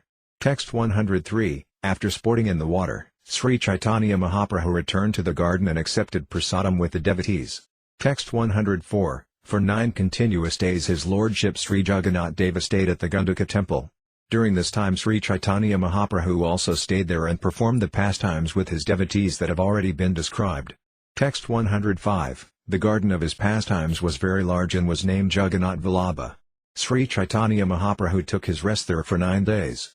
Text 106. Knowing that the Haripankami festival was drawing near, King Prataparudra attentively talked with Kasi Misra. Text 107. Tomorrow will be the function of Haripankami or Lakshmi Vijaya. Hold this festival in a way that it has never been held before. Text 108. King Prataparudra said, hold this festival in such a gorgeous way that upon seeing it Chaitanya Mahaprabhu will be completely pleased and astonished. Text 109. Take as many printed cloths, small bells, umbrellas and chimeras as there are in my storehouse and in the deity's storehouse. Text 110. Collect all kinds of small and large flags and ringing bells. Then decorate the carrier and have various musical and dancing parties accompany it. In this way decorate the carrier attractively. Text 111. You should also double the quantity of prasadam. Make so much that it will even surpass the Ratha Yatra festival. Text 112. Arrange the festival in such a way that Sri Caitanya Mahaprabhu may freely go with his devotees to visit the deity without difficulty. Text 113. In the morning, Sri Caitanya Mahaprabhu took his personal associates with him to see Lord Jagannath at Sundarakala. Text 114. Then Sri Caitanya Mahaprabhu and his personal devotees returned to Nilakala with great eagerness to see the Harapan Kami festival. Text 115. K.C. Misra received Caitanya Mahaprabhu with great respect, and taking the Lord and his associates to a very nice place, he had them seated. Text 116. After taking his seat, Sri Caitanya Mahaprabhu wanted to hear about a particular mellow of devotional service, therefore, mildly smiling, he began to question Svarupa Damodara. Texts 117 to 118. Although Lord Jagannath enjoys his pastimes at Dvarka and naturally manifests sublime liberality there, still, once a year he becomes unlimitedly eager to see Vrindavana. Text 119. Pointing out the neighboring gardens, Sri Caitanya Mahaprabhu said, all these gardens exactly resemble Vrindavana, therefore Lord Jagannath is very eager to see them again. Text 120. Externally he gives the excuse that he wants to participate in the Ratha Yatra festival, but actually he wants to leave Jagannath Puri to go to Sundarakala, the Gundika temple, a replica of Vrindavana. Text 121. The Lord enjoys his pastimes day and night in various flower gardens there. But why does he not take Lakshmi Devi, the goddess of fortune, with him? Text 122. Svarupa Damodara replied, My dear Lord, please hear the reason for this. Lakshmi Devi, the goddess of fortune, cannot be admitted to the pastimes of Vrindavana. Text 123. In the pastimes of Vrindavana, the only assistants are the gopas. But for the gopas, no one can attract the mind of Krishna. Text 124. The Lord said, using the car festival as an excuse, Krishna goes there with Subhadra and Baladeva. Text 125. All the pastimes with the gopas that take place in those gardens are very confidential ecstasies of Lord Krishna. No one knows them. Text 126. Since there is no fault at all in Krishna's pastimes, why does the goddess of fortune become angry? Text 127. Svarupa Damodara replied, It is the nature of a girl afflicted by love to become immediately angry upon finding any neglect on the part of her lover. Text 128. While Svarupa Damodara and Sri Caitanya Mahaprabhu were talking, the procession of the goddess of fortune came by. She was riding upon a golden palanquin carried by 4 men and bedecked with a variety of jewels. Text 129. The palanquin was also surrounded by people carrying umbrellas, camera whisks and flags, and it was preceded by musicians and dancing girls. Text 130. The maidservants were carrying water pitchers, camera whisks and boxes for betel nuts. They were hundreds of maidservants, all attractively dressed and wearing valuable necklaces. Text 131. In an angry mood, the goddess of fortune arrived at the main gate of the temple accompanied by many members of her family, all of whom exhibited uncommon opulence. Text 132. When the procession arrived, the maidservants of the goddess of fortune began to arrest all the principal servants of Lord Jagannath. Text 133. The maidservants bound the servants of Jagannath, handcuffed them and made them fall down at the lotus feet of the goddess of fortune. Indeed, they were arrested just like thieves who have all their riches taken away. Text 134. When the servants fell down before the lotus feet of the goddess of fortune, they almost fell unconscious. They were chastised and made the butt of jokes and loose language. Text 135. When Sri Caitanya Mahaprabhu's associates saw such impudence exhibited by the maidservants of the goddess of fortune, they covered their faces with their hands and began to smile.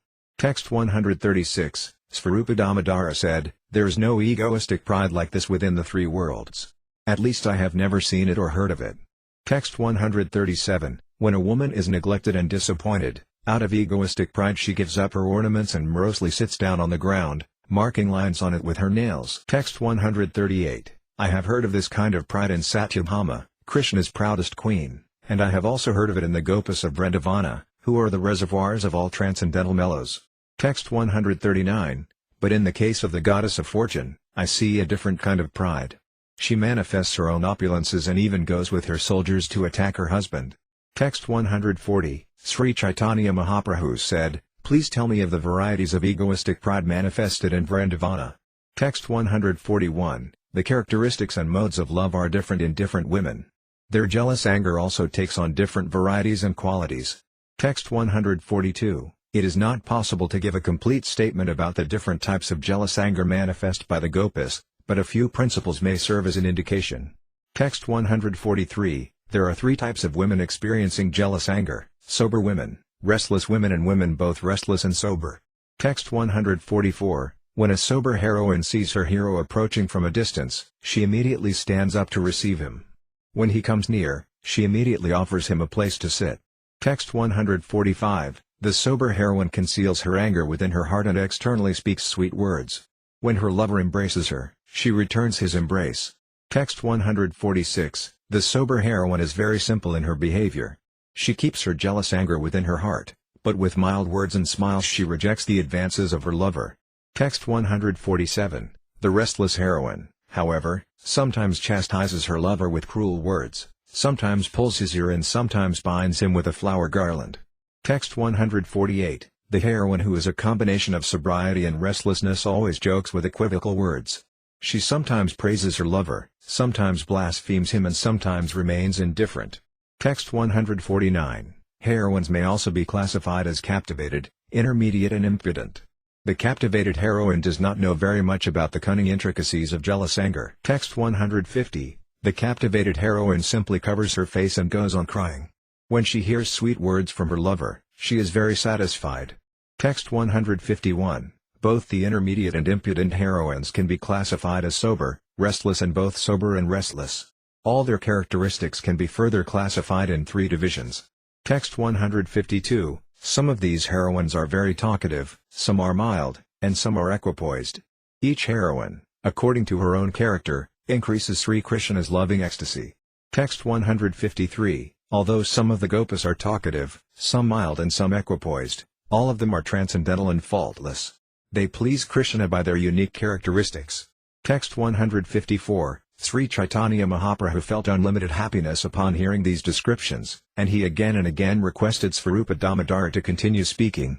Text 155. Damodara Goswami said, Krishna is the master of all transcendental mellows and the taster of all transcendental mellows, and his body is composed of transcendental bliss.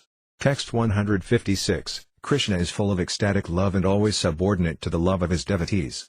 The gopis are very much experienced in pure love and in the dealings of transcendental mellows. Text 157. There is no flaw or adulteration in the love of the gopis, therefore they give Krishna the highest pleasure. Text 158. Lord Sri Krishna, who is the absolute truth, enjoyed his rasa dance every night during the autumn season. He performed this dance in the moonlight and with full transcendental mellows. He used poetic words and surrounded himself with women who were very much attracted to him. Text 159. The gopis can be divided into a left wing and a right wing. Both wings induce Krishna to taste transcendental mellows by various manifestations of ecstatic love. Text 160. Of all the gopis, Srimati Radharani is the chief. She is a jewel mine of ecstatic love and the source of all purified transcendental conjugal mellows. Text 161. Radharani is grown up, and her character is equipoised. She is always deeply absorbed in ecstatic love and always feeling in the mood of a left-wing gopi. Text 162. Because she is a left-wing gopi, her womanly anger is always awakening, but Krishna derives transcendental bliss from her activities. Text 163. The progress of loving affairs between a young boy and a young girl is by nature crooked, like the movement of a snake. Because of this, two types of anger arise between a young boy and girl, anger with a cause and anger without a cause. Text 164. As Sri Caitanya Mahaprabhu heard these talks, his ocean of transcendental bliss increased. He therefore told Svarupa Damodara, go on speaking, go on speaking. And thus Svarupa Damodara continued. Text 165. Srimati Radharani's love is a highly advanced ecstasy. All her dealings are completely pure and devoid of material tinge. Indeed, her dealings are 10 times purer than gold. Text 166. As soon as Radharani gets a chance to see Krishna, her body is suddenly decorated with various ecstatic ornaments. Text 167. The transcendental ornaments of Srimati Radharani's body include the 8 sadvikas, or transcendental symptoms, the 33 vyabhikari bhavas, beginning with harsa, or jubilation in natural love, and the 20 bhavas, or ecstatic emotional ornaments. Text 168. Some of the symptoms critically explained in the following verses are Caitanya, Caritamrta, Vilasa, Līlā, Viveka, Madhya, Madhya and Caste. Text 169. When Srimati Radharani's body manifests the ornaments of many ecstatic symptoms, the ocean of Krishna's happiness immediately displays transcendental waves. Text 170. Now hear a description of different ecstasies, beginning with Caitanya. With these ecstatic ornaments, Srimati Radharani enchants the mind of Krishna. Text 171. When Sri Krishna sees Srimati Radharani and wants to touch her body, he prohibits her from going to the spot where one can cross the river Yamuna. Text 172. Approaching her, Krishna prohibits Srimati Radharani from picking flowers. He may also touch her in front of her friends. Text 173. At such times, the ecstatic symptoms of Caitanya are awakened. First there is jubilation in ecstatic love, which is the root cause of these symptoms. Text 174. Pride, ambition, weeping, smiling, envy, fear and anger are the 7 ecstatic loving symptoms manifested by a jubilant shrinking away, and these symptoms are called Caitanya bhava. Text 175. There are 7 other transcendental ecstatic symptoms, and when they combine on the platform of jubilation, the combination is called Mahabhava. Text 176. The 7 combined ingredients of Mahabhava are pride, ambition, fear, dry artificial crying, anger, envy and mild smiling. Text 177. There are 8 symptoms of ecstatic love on the platform of transcendental jubilation, and when they are combined and tasted by Krishna, the Lord's mind is completely satisfied. Text 178. Indeed, they are compared to a combination of yogurt, candy, ghee, honey, black pepper, camphor and cardamom, which, when mixed together, are very tasty and sweet. Text 179. Lord Sri Krishna is thousands upon thousands of times more satisfied when he sees Srimati Radharani's face light up from this combination of ecstatic love than he is by direct union with her.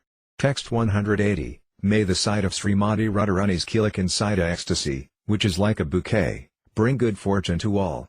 When Sri Krishna blocked Radharani's way to the Dhanagati, there was laughter within her heart. Her eyes grew bright, and fresh tears flowed from her eyes, reddening them. Due to her sweet relationship with Krishna, her eyes were enthusiastic, and when her crying subsided, she appeared even more beautiful. Text 181. Agitated by tears, Srimati Radharani's eyes were tinged with red, just like the eastern horizon at sunrise. Her lips began to move with jubilation and lusty desire. Her eyebrows curved, and her lotus-like face smiled mildly. Seeing Radharani's face exhibit such emotion, Lord Sri Krishna felt 1,000,000 times happier than when he embraced her. Indeed, Lord Sri Krishna's happiness is not at all mundane. Text 182. Upon hearing this, Sri Caitanya Mahaprabhu became very happy, and being absorbed in this happiness, he embraced Svarupa Damodar Goswami. Text 183. Sri Caitanya Mahaprabhu then asked Svarupa Damodara, please speak of the ecstatic ornaments decorating the body of Srimati Radharani, by which she enchants the mind of Sri Govinda. Text 184. Being thus requested, Svarupa Damodara began to speak. All the devotees of Sri Caitanya Mahaprabhu were very happy to hear him. Text 185. Sometimes when Srimati Radharani is sitting or when she is going to Vrindavana, she sees Krishna. Text 186. The symptoms of various ecstasies that become manifest at that time are called vilasa. Text 187. The various symptoms manifested in a woman's face, eyes and the other parts of her body and the way she moves, stands or sits when she meets her beloved are called vilasa. Text 188. Svarupa Damodara said, timidity, jubilation, ambition, respect, fear and the characteristics of the left-wing gopas are all ecstatic symptoms that combine to agitate Srimati Radharani. Text 189. When Srimati Radharani saw Lord Krishna just before her, her progress stopped and she assumed an attitude of opposition. Although her face was slightly covered by a blue garment, her 2 starry eyes were agitated, being wide and curved. Thus she was decorated with the ornaments of vilasa, and her beauty increased to give pleasure to Sri Krishna, the Supreme Personality of Godhead. Text 190. When Srimati Radharani stands before Krishna, she stands bent in 3 places, her neck, waist and legs, and her eyebrows dance. Text 191. When there is an awakening of the various ecstatic features on Srimati Radharani's face and in her eyes that are appropriate to a charming feminine attitude, the Lalita ornament is manifest. Text 192. When the bodily features are delicate and expertly curved, and when the eyebrows are very beautifully agitated, the ornament of feminine charm, called līlā alankara, is manifest. Text 193, when Lord Sri Krishna happens to see Srimati Radharani decorated with these Lalita ornaments, they both eagerly want to meet each other. Text 194, when Srimati Radharani was decorated with the ornament of Lalita alankara, just to increase Sri Krishna's love, an attractive curve was manifested by her neck, knees and waist. This was brought about by her timidity and apparent desire to avoid Krishna. The flickering movements of her eyebrows could conquer the powerful bow of Cupid. To increase the joy of her beloved, her body was decorated with the ornaments of Lalita alankara. Text 195, when Krishna comes forward and greedily snatches at the border of her sari, Srimati Radharani is actually very pleased within, but still she tries to stop him. Text 196, this ecstatic attitude of Srimati Radharani's is called Caitanya. When this ecstatic ornament is manifested, Radharani externally tries to avoid Krishna, and she apparently becomes angry, although she is very happy within. Text 197, when the border of her sari and the cloth veiling her face are caught, she externally appears offended and angry, but within her heart she is very happy. Learned scholars call this attitude Caitanya. Text 198, although Srimati Radharani was checking Krishna with her hand, internally she was thinking, let Krishna satisfy his desires. In this way she was very pleased within, although she externally displayed opposition and anger. Text 199, Srimati Radharani externally displays a kind of dry crying, as if she is offended. Then she mildly smiles and admonishes Lord Krishna. Text 200, actually she has no desire to stop Krishna's endeavor to touch her body with his hands, yet Srimati Radharani, whose thighs are like the trunk of a baby elephant, protests his advances and, sweetly smiling, admonishes him. At such times she cries without tears on her charming face. Text 201, in this way, Srimati Radharani is ornamented and decorated with various ecstatic symptoms, which attract the mind of Sri Krishna. Text 202, it is not at all possible to describe the unlimited pastimes of Sri Krishna, even though he himself describes them in his incarnation of Sahasravadana, the thousand-mouthed Sesanaga. Text 203, at this time, Srivasa Thakur smiled and told Svarupa Damodara, my dear sir, please hear. Just see how opulent my goddess of fortune is. Text 204, as far as Vrindavana's opulence is concerned, it consists of a few flowers and twigs, some minerals from the hills, a few peacock feathers and the plant known as gunja. Text 205, when Jagannath decided to see Vrindavana, he went there, and upon hearing this, the goddess of fortune experienced restlessness and jealousy. Text 206, she wondered, why did Lord Jagannath give up so much opulence and go to Vrindavana? To make him a laughingstock, the goddess of fortune made arrangements for much decoration. Text 207, then the maidservants of the goddess of fortune said to the servants of Lord Jagannath, why did your Lord Jagannath abandon the great opulence of the goddess of fortune and, for the sake of a few leaves, fruits and flowers, go see the flower garden of Srimati Radharani? Text 208, your master is so expert at everything, but why does he do such things? Now bring your master before the goddess of fortune. Text 209, in this way all the maidservants of the goddess of fortune arrested the servants of Jagannath, bound them around the waist and brought them before the goddess of fortune. Text 210, when all the maidservants brought Lord Jagannath's servants before the lotus feet of the goddess of fortune, the Lord's servants were fined and forced to submit. Text 211, all the maidservants began to beat the Radhakar with sticks, and they treated the servants of Lord Jagannath almost like thieves. Text 212, finally all of Lord Jagannath's servants submitted to the goddess of fortune with folded hands, assuring her that they would bring Lord Jagannath before her the very next day. Text 213, being thus pacified, the goddess of fortune returned to her apartment. Just see. My goddess of fortune is opulent beyond all description. Text 214, Srivasa Thakur continued to address Svarupa Damodara, your gopis are engaged in boiling milk and churning yogurt, but my mistress, the goddess of fortune, sits on a throne made of jewels and gems. Text 215, Srivasa Thakur, who was enjoying the mood of Narada Muni, thus made jokes. Hearing him, all the personal servants of Sri Caitanya Mahaprabhu began to smile. Text 216, Sri Caitanya Mahaprabhu then told Srivasa Thakur, my dear Srivasa, your nature is exactly like that of Narada Muni. The Supreme Personality of Godhead's opulence is having a direct influence upon you. Text 217, Svarupa Damodara is a pure devotee of Vrindavana. He does not even know what opulence is, for he is simply absorbed in pure devotional service. Text 218, Svarupa Damodara then retorted, my dear Srivasa, please hear me with attention. You have forgotten the transcendental opulence of Vrindavana. Text 219. The natural opulence of Vrindavana is just like an ocean. The opulence of Dvaraka and Vaikunta is not even to be compared to a drop. Text 220. Sri Krishna is the Supreme Personality of Godhead, full of all opulences, and his complete opulences are exhibited only in Vrindavana Dhamma. Text 221. Vrindavana Dhamma is made of transcendental touchstone. Its entire surface is the source of all valuable jewels, and the Kantamani stone is used to decorate the lotus feet of the maidservants of Vrindavana. Text 222. Vrindavana is a natural forest of desire trees and creepers, and the inhabitants do not want anything but the fruits and flowers of those desire trees. Text 223. In Vrindavana there are cows that fulfill all desires, Kamadinas, and their number is unlimited. They graze from forest to forest and deliver only milk. The people want nothing else. Text 224. In Vrindavana, the natural speech of the people sounds like music, and their natural motion resembles a dance. Text 225. The water in Vrindavana is nectar, and the Brahmajyoti effulgence, which is full of transcendental bliss, is directly perceived there in its form. Text 226. The Gopis there are also goddesses of fortune, and they surpass the goddess of fortune who abides in Vaikunta. In Vrindavana, Lord Krishna is always playing his transcendental flute, which is his dear companion. Text 227. The damsels of Vrindavana, the Gopis, are super goddesses of fortune. The enjoyer in Vrindavana is the Supreme Personality of Godhead, Krishna. The trees there are all wish-fulfilling trees, and the land is made of transcendental touchstone.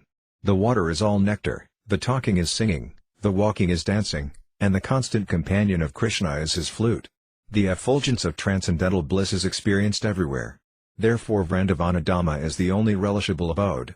Text 228. The anklets on the damsels of Rayabhumi are made of Kantamani stone. The trees are wish-fulfilling trees, and they produce flowers with which the Gopis decorate themselves. There are also wish-fulfilling cows, Kamadinas, which deliver unlimited quantities of milk. These cows constitute the wealth of Vrindavana. Thus Vrindavana's opulence is blissfully exhibited. Text 229. Srivasa Thakura then began to dance in ecstatic love. He vibrated sounds by slapping his armpits with the palms of his hands, and he laughed very loudly. Text 230. Thus Sri Caitanya Mahaprabhu heard these discussions about the pure transcendental mellow of Srimati Radharani. Absorbed in transcendental ecstasy, the Lord began to dance. Text 231. While Sri Caitanya Mahaprabhu was dancing in ecstatic love and Svarupa Damodara was singing, the Lord said, "Go on singing. Go on singing." The Lord then extended his own ears. Text 232. Thus Sri Caitanya Mahaprabhu's ecstatic love was awakened by hearing the songs of Vrindavana.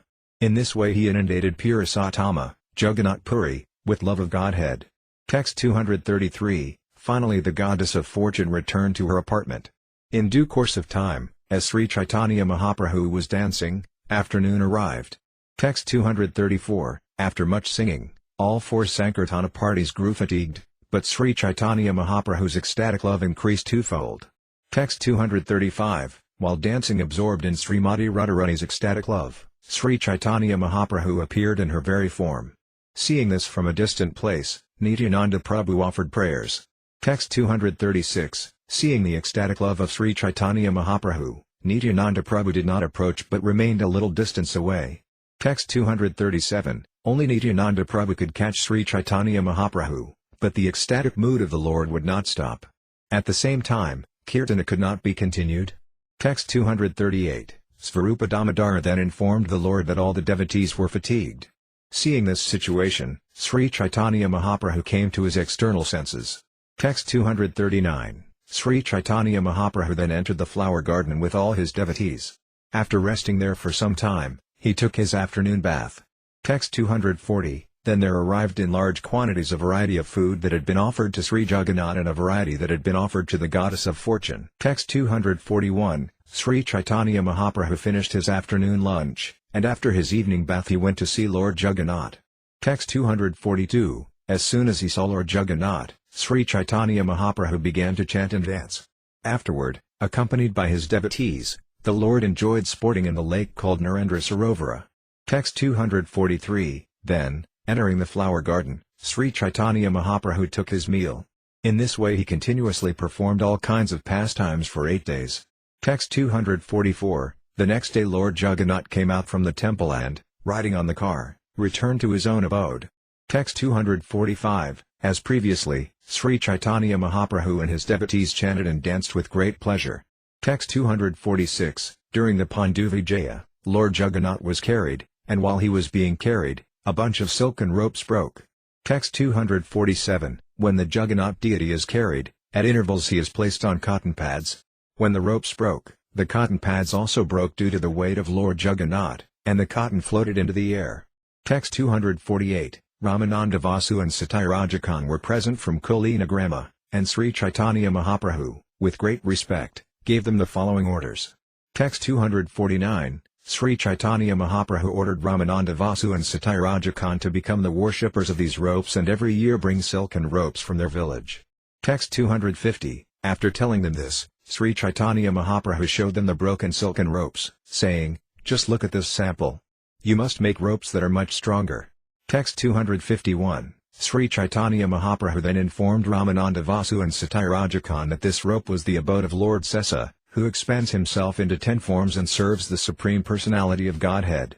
Text 252, after receiving orders from the Lord for the rendering of service, the fortunate Satyaraja and Ramananda Vasu were highly pleased. Text 253, every year thereafter, when the Gundaka temple was being cleansed, Satyaraja and Ramananda Vasu would come with the other devotees and with great pleasure bring silken rope. Text 254, thus Lord Jagannath returned to his temple and sat on his throne while Sri Caitanya Mahaprabhu returned to his residence with his devotees. Text 255, thus Sri Caitanya Mahaprabhu showed the Ratha Yatra ceremony to his devotees and performed the Vrindavana pastimes with them. Text 256, the pastimes of Lord Chaitanya are unlimited and endless. Even Sahasravadana, Lord Sesa, cannot reach the limits of his pastimes.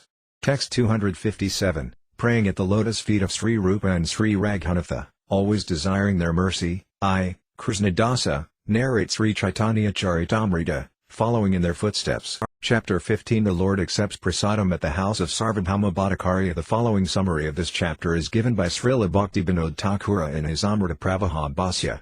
After the Ratha Yatra festival, Sri Advaita Acharya Prabhu worshipped Sri Caitanya Mahaprabhu with flowers and tulasi. Sri Caitanya Mahaprabhu, in return, worshipped Advaita Acharya with the flowers and tulasi that remained on the offered plate and said a mantra, Yosi Sosi Namostute, whatever you are, but I offer my respects unto you. Then Advaita Acharya Prabhu invited Sri Caitanya Mahaprabhu for prasadam. When Lord Sri Caitanya Mahaprabhu and his devotees performed the Nandosava ceremony, the Lord dressed himself as a cowherd boy. Thus the ceremony was very jubilant. Then the Lord and his devotees observed Vijayadasami, the day of victory when Lord Ramacandra conquered Lanka. The devotees all became soldiers of Lord Ramacandra, and Sri Caitanya Mahaprabhu, in the ecstasy of Hanuman, manifested various transcendentally blissful activities. Thereafter, the Lord and his devotees observed various other ceremonies. Sri Caitanya Mahaprabhu then asked all the devotees to return to Bengal. Lord Sri Caitanya Mahaprabhu sent Nityananda Prabhu to Bengal for preaching and also sent Ramadasa, Gadadharadasa and several other devotees with him. Then Sri Caitanya Mahaprabhu, with great humility, sent some Jagannath prasadam and a cloth from Lord Jagannath to his mother through Srivasa Thakura. When the Lord bade farewell to Raghava Pandita, Vasudevadatta, the residents of Kulinagrama and other devotees, he praised them for their transcendental qualities. Ramananda Vasu and Satyaraja asked some questions, and Lord Sri Caitanya Mahaprabhu instructed them that all householder devotees must engage themselves in the service of Vaisnavas exclusively devoted to chanting the holy name of the Lord. He also instructed the Vaisnavas from Khanda, as well as Sarvabhauma Bhattacharya and Vidyavakaspati, and he praised Marigupta for his firm faith in the lotus feet of Lord Ramacandra. Considering the humble prayer of Vasudevadatta, he established that Lord Sri Krishna is qualified to deliver all the conditioned souls. Thereafter, when Sri Caitanya Mahaprabhu was accepting prasadam at the house of Sarvabhauma Bhattacharya, Sarvabhauma's son-in-law, Amaga, created trouble in the family with his criticisms. The following morning, he was attacked by the disease of Vijasika, cholera. Lord Sri Caitanya Mahaprabhu very kindly saved him from death and enlivened him at chanting the holy name of Lord Krishna. Text 1. While Sri Caitanya Mahaprabhu was taking prasadam at the house of Sarvabhauma Bhattacharya, Amaga criticized him. Still, the Lord accepted Amaga, thereby showing how much he was obliged to his devotees. Text 2. All glories to Sri Caitanya Mahaprabhu. All glories to Lord Nityananda Prabhu. All glories to Advaita Kendra.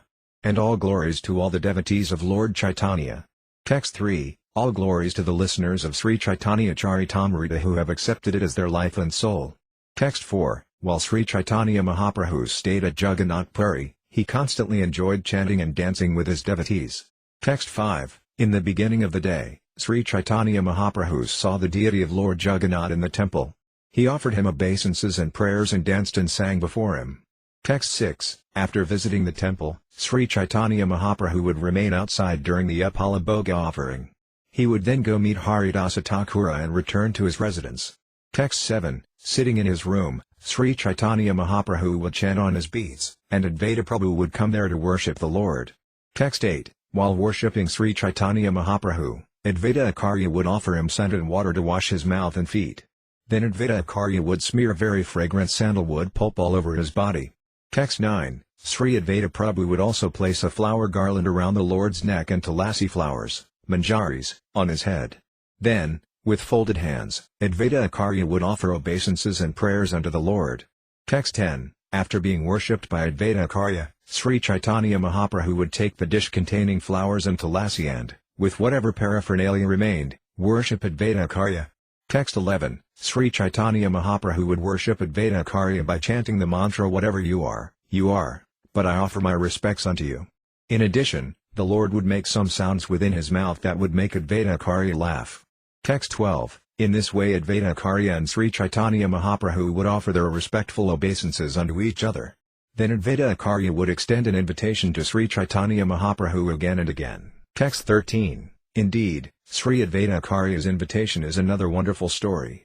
It has been very vividly described by Vrindavanadasa Thakura. Text 14, since Advaita Acharya's invitation has been described by Vrindavanadasa Thakura, I shall not repeat the story. But I shall say that other devotees also extended invitations to Sri Caitanya Mahaprabhu.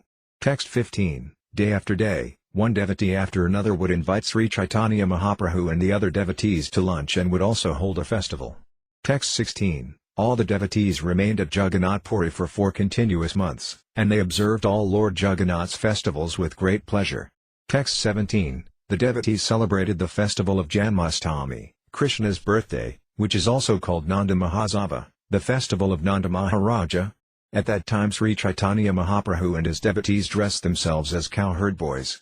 Text 18, having dressed up like cowherd boys, all the devotees carried pots of milk and yogurt balanced on rods over their shoulders. Thus they all arrived at the festival grounds chanting the holy name of Hari.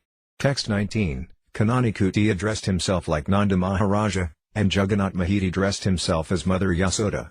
Text 20, at that time, King Prataparudra was also personally present with Kasi Misra, Sarvabhauma Bhattacharya, and Tulasi Padicapatara.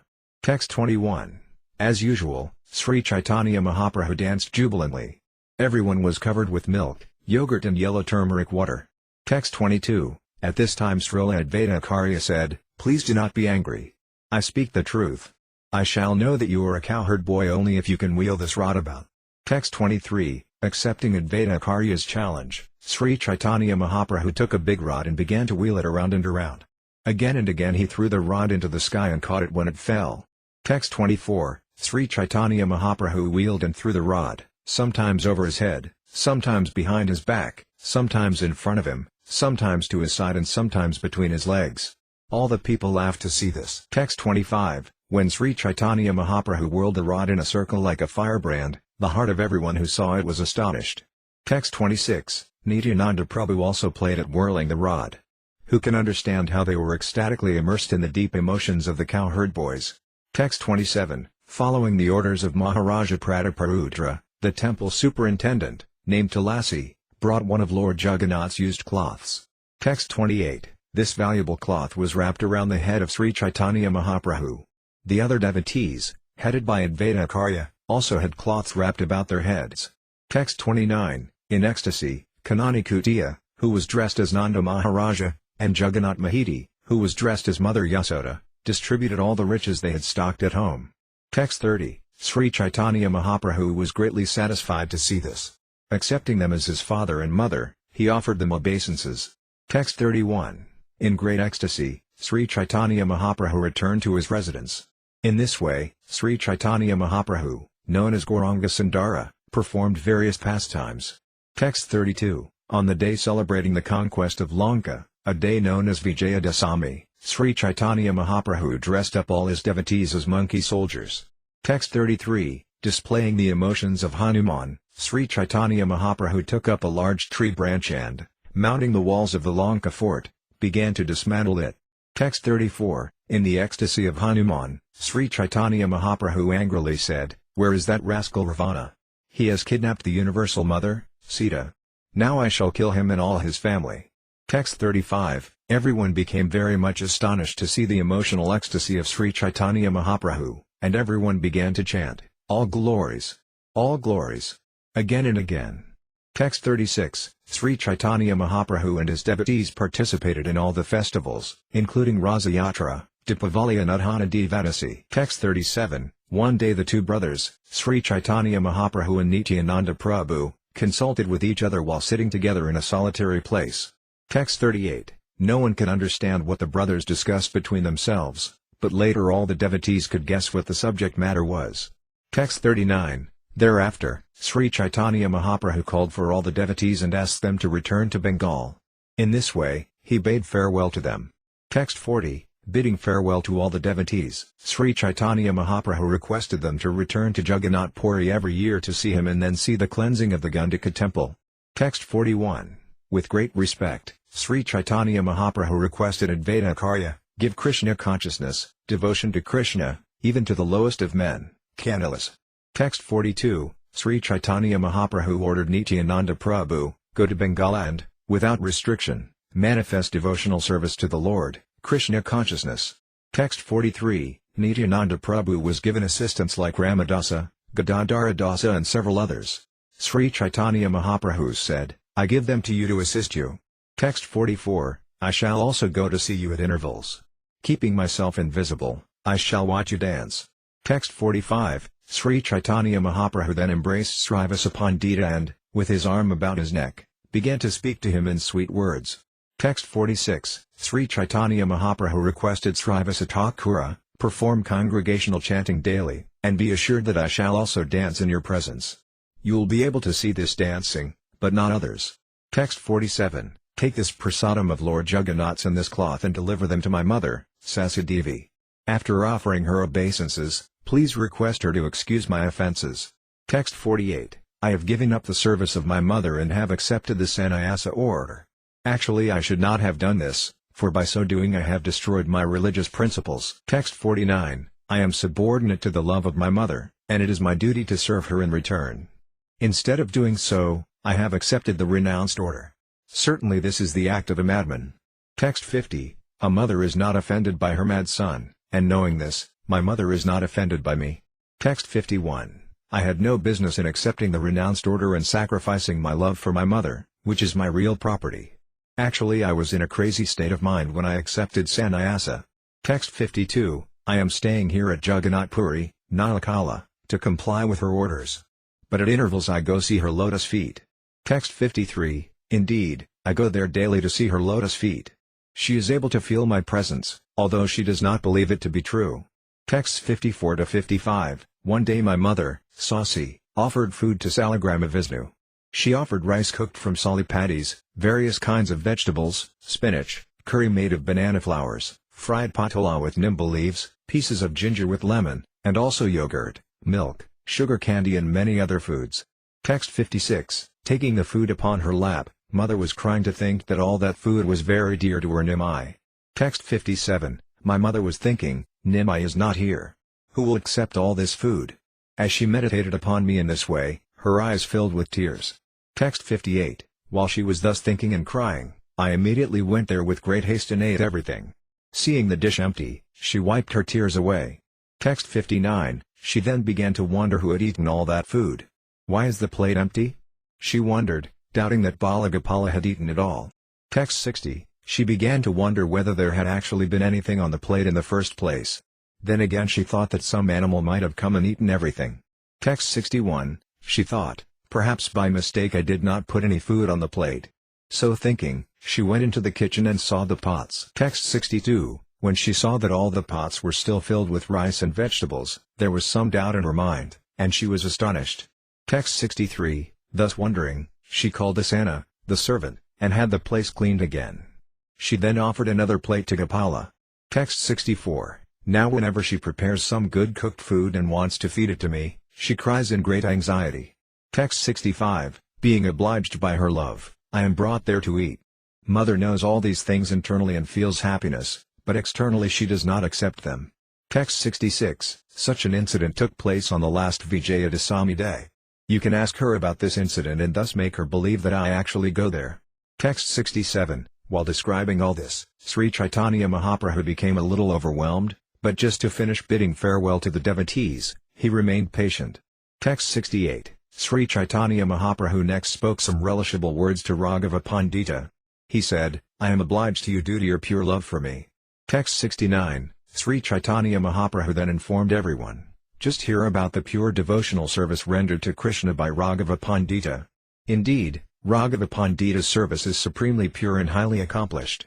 Text 70, apart from other commodities, just hear about his offering of coconuts. A coconut is sold at the rate of 5 gandas each. Text 71, although he already has hundreds of trees and millions of fruits, he is still very eager to hear about the place where sweet coconuts are available. Text 72, he collects coconuts with great endeavor from a place 20 miles away, and he pays 4 panas each for them. Text 73, every day 5 to 7 coconuts are clipped and put into water to keep cool. Text 74, at the time of offering bhoga, the coconuts are again clipped and cleansed. After holes are made in them at the top, they are offered to Lord Krishna. Text 75, Lord Krishna drinks the juice from these coconuts, and sometimes the coconuts are left drained of juice. At other times the coconuts remain filled with juice. Text 76, when Raghava Pandita sees that the juice has been drunk from the coconuts, he is very pleased. He then breaks the coconuts, takes out the pulp and puts it on another plate. Text 77, after offering the pulp, he meditates outside the temple door. In the meantime, Lord Krishna, having eaten the pulp, leaves the plate empty. Text 78, sometimes, after eating the pulp, Krishna fills the plate again with new pulp. In this way, the faith of Raghava Pandita increases, and he floats in an ocean of love. Text 79, one day it so happened that about 10 coconuts were properly clipped and brought by a servant to offer to the deity. Text 80, when the coconuts were brought, there was little time to offer them because it was already late. The servant, holding the container of coconuts, remained standing at the door.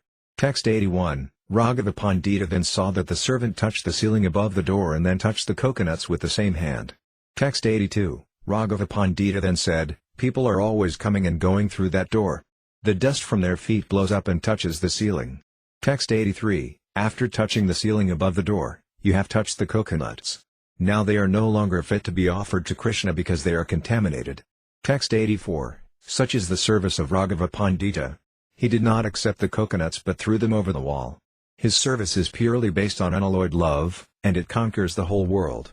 Text 85, thereafter, Raghava Pandita had other coconuts gathered, cleansed and clipped, and with great attention he offered them to the deity to eat. Text 86, in this way, from distant villages he collects excellent bananas, mangoes, oranges, jackfruits and whatever other first-class fruits he has heard about. Text 87, all these fruits are collected from distant places and bought at a high price. After trimming them with great care and purity, Raghava Pandita offers them to the deity. Text 88, thus with great care and attention Raghava Pandita prepares spinach, other vegetables, radishes, fruits, chipped rice, powdered rice and sweetmeats. Text 89, he prepares cakes, sweet rice, condensed milk and everything else with great attention, and the cooking conditions are purified so that the food is first class and delicious. Text 90, Raghava Pandita also offers all kinds of pickles, such as kasumdi. He offers various scents, garments, ornaments and the best of everything. Text 91, thus Raghava Pandita serves the Lord in an incomparable way. Everyone is very much satisfied just to see him. Text 92, Sri Caitanya Mahaprabhu then mercifully embraced Raghava Pandita. The Lord also offered all the other devotees a farewell with similar respect. Text 93, the Lord also respectfully told Sivanandasena, take care of Vasudeva Datta very nicely. Text 94, Vasudeva Datta is very liberal. Every day, whatever income he receives, he spends. He does not keep any balance. Text 95, being a householder, Vasudeva Datta needs to save some money. Because he is not doing so, it is very difficult for him to maintain his family. Text 96, please take care of Vasudeva Datta's family affairs. Become his manager and make the proper adjustments.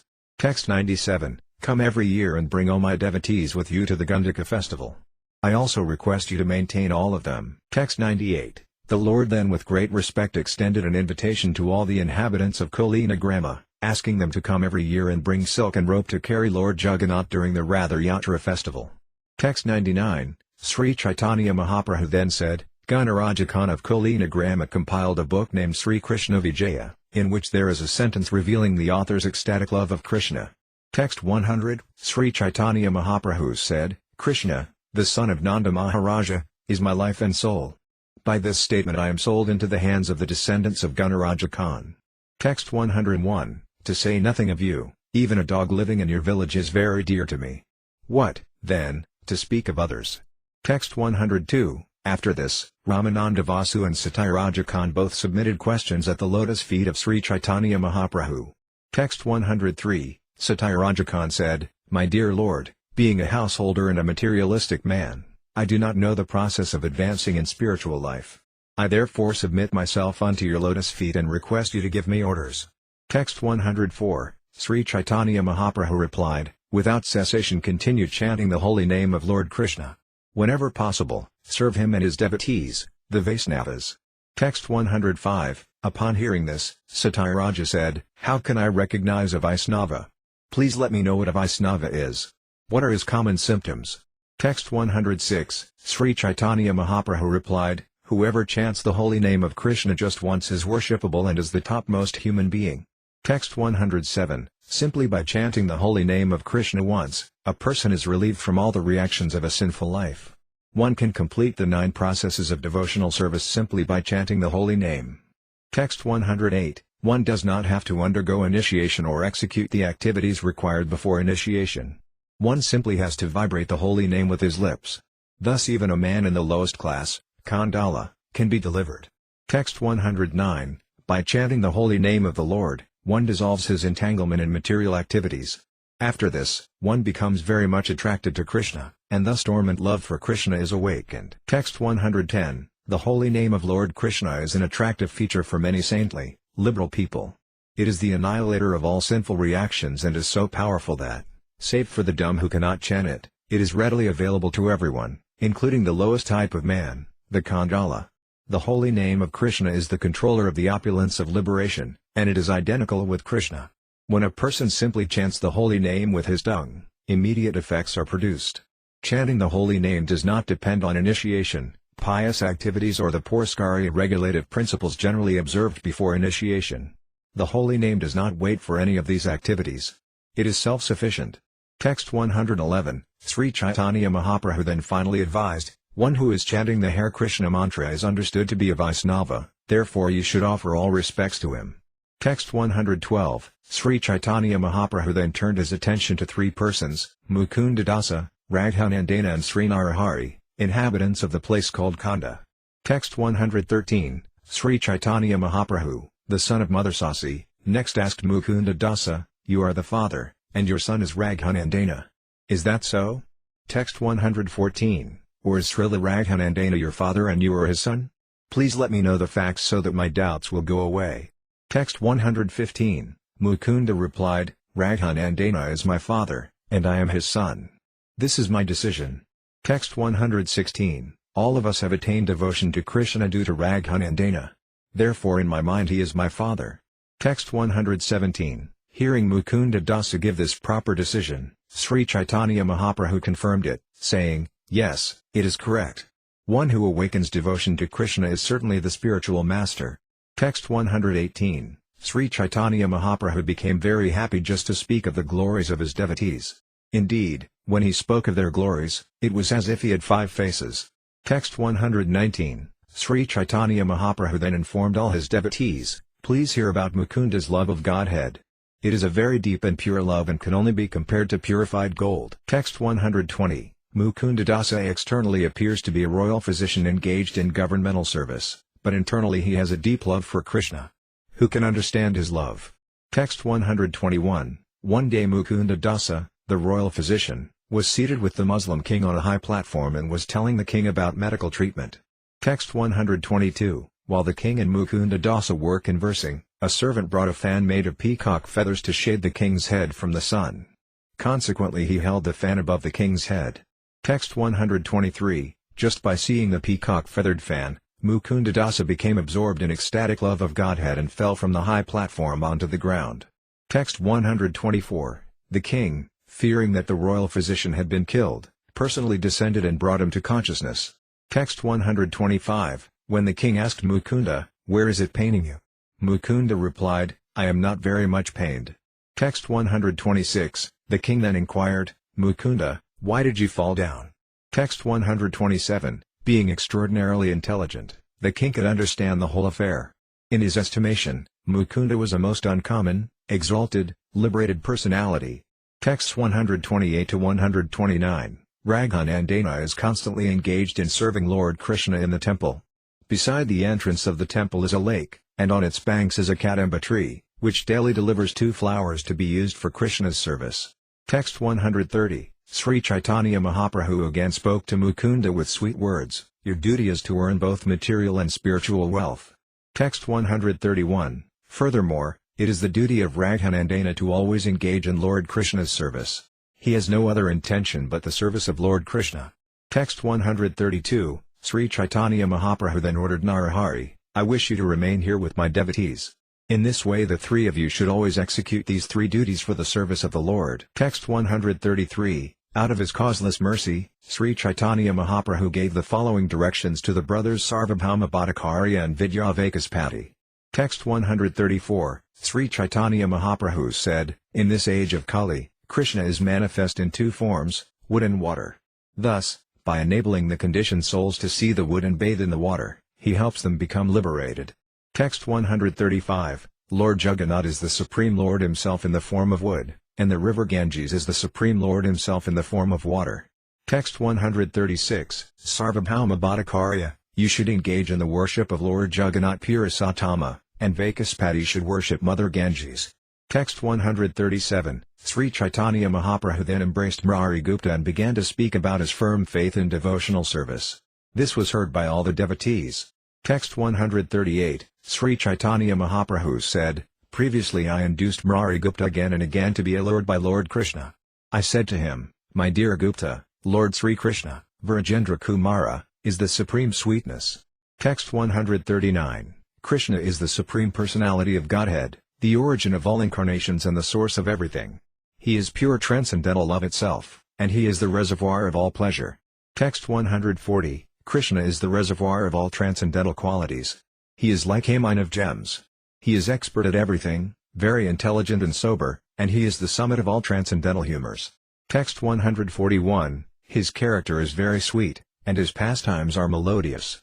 He is expert in intelligence, and thus he enjoys all his pastimes and mellows. Text 142. I then requested Murari Gupta, worship Krishna and take shelter of him. But for his service, nothing appeals to the mind. Text 143. In this way, he heard from me again and again. By my influence, his mind was a little converted. Text 144. Murari Gupta then replied, "I am your servant and your order carrier. I have no independent existence." Text 145. After this, Murari Gupta went home and spent the whole night thinking how he would have to give up the association of Raghunatha, Lord Ramacandra. Thus he was overwhelmed.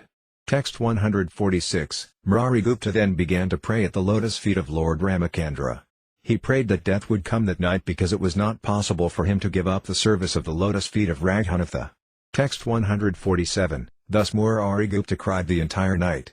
There was no rest for his mind, therefore he could not sleep but stayed awake the entire night.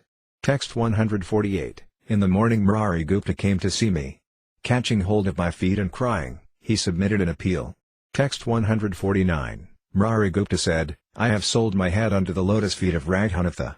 I cannot withdraw my head, for that would give me too much pain." Text 150. It is not possible for me to give up the service of Raghunatha's lotus feet. At the same time, if I do not do so I shall break your order. What can I do? Text 151. In this way Murari Gupta appealed to me, saying, "You are all merciful, so kindly grant me this mercy, let me die before you so that all my doubts will be finished." Text 152. Hearing this, I became very happy. I then raised Gupta and embraced him. Text 153, I said to him, all glories to you, Gupta. Your method of worship is very firmly fixed, so much so that even upon my request your mind did not turn. Text 154, the servitor must have love and affection for the lotus feet of the Lord exactly like this. Even if the Lord wants separation, a devotee cannot abandon the shelter of his lotus feet. Text 155, just to test your firm faith in your Lord, I requested you again and again to change your worship from Lord Ramacandra to Krishna. Text 156, in this way, I congratulated Gupta, saying, indeed, you are the incarnation of Hanuman. Consequently you are the eternal servant of Lord Ramacandra. Why should you give up the worship of Lord Ramacandra and his lotus feet? Text 157, Sri Caitanya Mahaprabhu continued, I accept this Gupta as my life and soul. When I hear of his humility, it perturbs my very life. Text 158, Sri Caitanya Mahaprabhu then embraced Vasudevadatta and began to speak of his glories as if he had 1,000 mouths. Text 159, when Caitanya Mahaprabhu glorified him, Vasudevadatta immediately became very much embarrassed and shy. He then submitted himself, touching the Lord's lotus feet. Text 160, Vasudevadatta told Caitanya Mahaprabhu, my dear Lord, you incarnate just to deliver all conditioned souls. I now have one petition, which I wish you would accept. Text 161, my Lord, you are certainly able to do whatever you like, and you are indeed merciful. If you so desire, you can very easily do whatever you want. Text 162, my Lord, my heart breaks to see the sufferings of all the conditioned souls, therefore I request you to transfer the karma of their sinful lives upon my head. Text 163, my dear Lord, let me suffer perpetually in a hellish condition, accepting all the sinful reactions of all living entities. Please finish their diseased material life. Text 164, when Sri Caitanya Mahaprabhu heard Vasudevadatta's statement, his heart became very soft. Tears flowed from his eyes, and he began to tremble. In a faltering voice he spoke as follows. Text 165, accepting Vasudevadatta as a great devotee, the Lord said, such a statement is not at all astonishing because you are the incarnation of Prahlada Maharaja. It appears that Lord Krishna has bestowed complete mercy upon you. There is no doubt about it. Text 166, whatever a pure devotee wants from his master, Lord Krishna doubtlessly grants because he has no duty other than to fulfill the desire of his devotee. Text 167, if you desire the deliverance of all living entities within the universe, then all of them can be delivered even without your undergoing the tribulations of sinful activity. Text 168, Krishna is not incapable, for he has all potencies. Why would he induce you to suffer the sinful reactions of other living entities? Text 169, whosoever welfare you desire immediately becomes a Vaisnava, and Krishna delivers all Vaisnavas from the reactions of their past sinful activities. Text 170, let me offer my respectful obeisances unto the original personality of Godhead, Govinda, who regulates the sufferings and enjoyments due to fruitive activity. He does this for everyone, from the heavenly king Indra down to the smallest insect, Indragopa. That very personality of Godhead destroys the karmic reactions of one engaged in devotional service. Text 171, because of your honest desire, all living entities within the universe will be delivered, for Krishna does not have to do anything to deliver all the living entities of the universe. Text 172, just as there are millions of fruits on the Udambara tree, millions of universes float on the waters of the river Viraja. Text 173, the Udambara tree is filled with millions of fruits, and if one falls down and is destroyed, the tree does not even consider the loss. Text 174, in the same way, if one universe is vacated due to the living entities having been liberated, that is a very little thing for Krishna. He does not take it very seriously. Text 175, the entire spiritual world constitutes the unlimited opulence of Krishna, and there are innumerable Vaikunta planets there. The causal ocean is considered the surrounding waters of Vaikuntha Loka. Text 176, Maya and her unlimited material universes are situated in that causal ocean. Indeed, Maya appears to be floating like a pot filled with mustard seeds.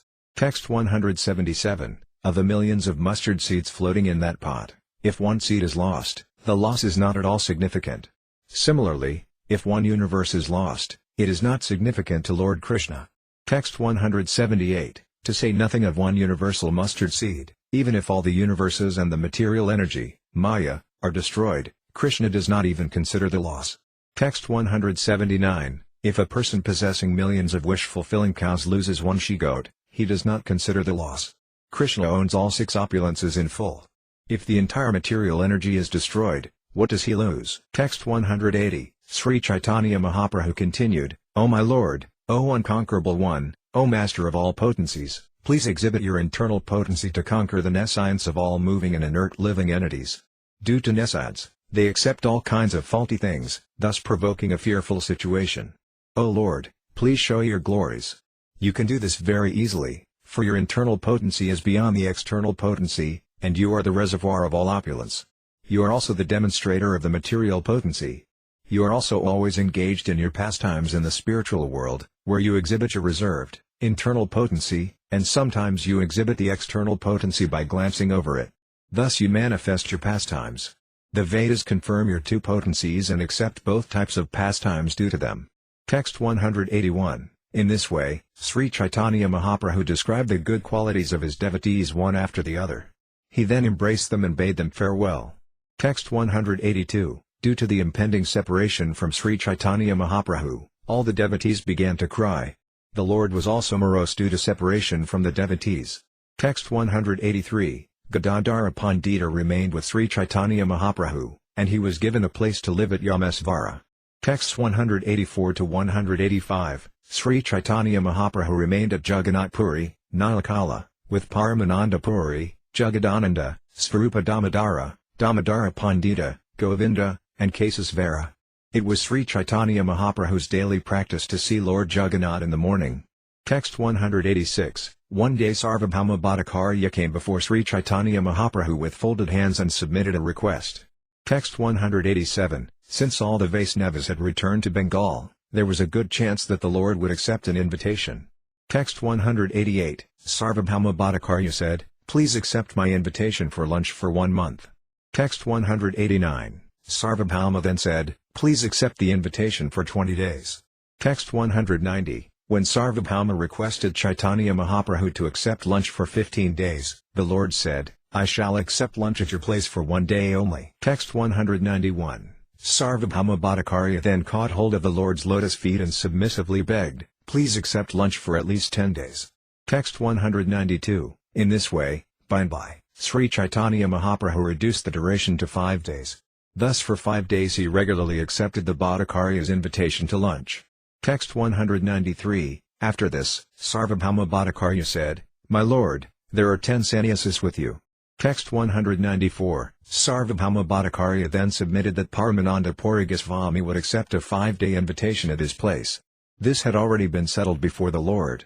Text 195. Sarvabhauma Bhattacharya said, Damodara Svarupa is my intimate friend. He will come sometimes with you and sometimes alone. Text 196. The other 8 sannyasis will accept invitations for 2 days each. In this way there will be engagements for each and every day during the entire month. Text 197. If all the sannyasis came together, it would not be possible for me to pay them proper respects. Therefore I would be an offender. Text 198. Sometimes you will come alone to my place, and sometimes you will be accompanied by Svarupa Damodara. Text 199. Having this arrangement confirmed by Sri Caitanya Mahaprabhu, the Bhattacharya became very glad and immediately invited the Lord to his house on that very day. Text 200. Sarvabhauma Bhattacharya's wife was known as Satyamata, the mother of Sathi. She was a great devotee of Sri Caitanya Mahaprabhu, and she was affectionate like a mother. Text 201. After returning to his home, Sarvabhauma Bhattacharya gave orders to his wife, and his wife, Satyamata, began cooking with great pleasure. Text 202. At Sarvabhauma Bhattacharya's house, there was always a full stock of food. Whatever spinach, vegetables, fruit and so on were required, he collected and brought back home. Text 203. Sarvabhauma Bhattacharya personally began to help Satyamata cook. She was very experienced, and she knew how to cook nicely.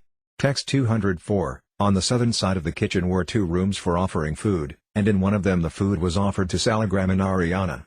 Text 205. The other room was for Sri Caitanya Mahaprabhu's lunch. The Lord's lunchroom was very secluded, and it was newly constructed by the Bhattacharya. Text 206. The room was so constructed that there was only one door opening on the outside, which served as an entrance for Sri Caitanya Mahaprabhu. There was another door attached to the kitchen, and it was through this door that the food was brought. Text 207. First, 3 manas of cooked rice, almost 6 pounds, was poured onto a big banana leaf. Text 208. Then the whole stack of rice was mixed with so much yellowish and fragrant clarified butter that it began to overflow the leaf. Text 209. There were a number of pots made of the bark of banana trees and the leaves of the kea plant. These pots were filled with various cooked vegetables and placed on all sides of the leaf. Text 210. There were about 10 kinds of spinach, a soup called supta, which was made with bitter nimble leaves, a pungent preparation made with black pepper, a mild cake made of fried curd, and buttermilk mixed with small fried pieces of dal. Text 211. There were preparations of dugda tumbi, dugda kusmanda, vasara, lapra, mocha ganda, mocha bhaja and other vegetables. Text 212. There were unlimited quantities of vada kusmanda body, full body, fruits and various roots. Text 213. Other preparations included eggplant mixed with newly grown nimble leaves fried together, light body, fried patola and fried rounds of squash and pumpkin. Text 214. There was a soup made with fried urad dal and mung dal, defeating nectar.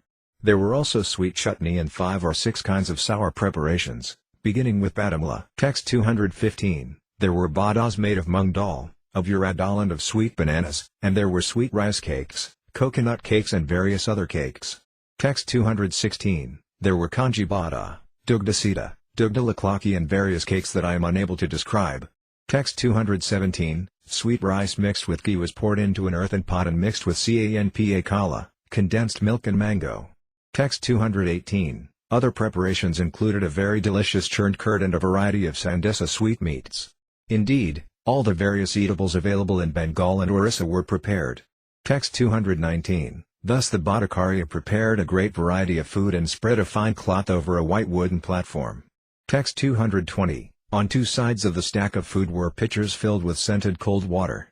The flowers of the tulasi tree were placed atop the mound of rice. Text 221. Sarvabhauma Bhattacharya also included several types of food that had been offered to Lord Jagannath.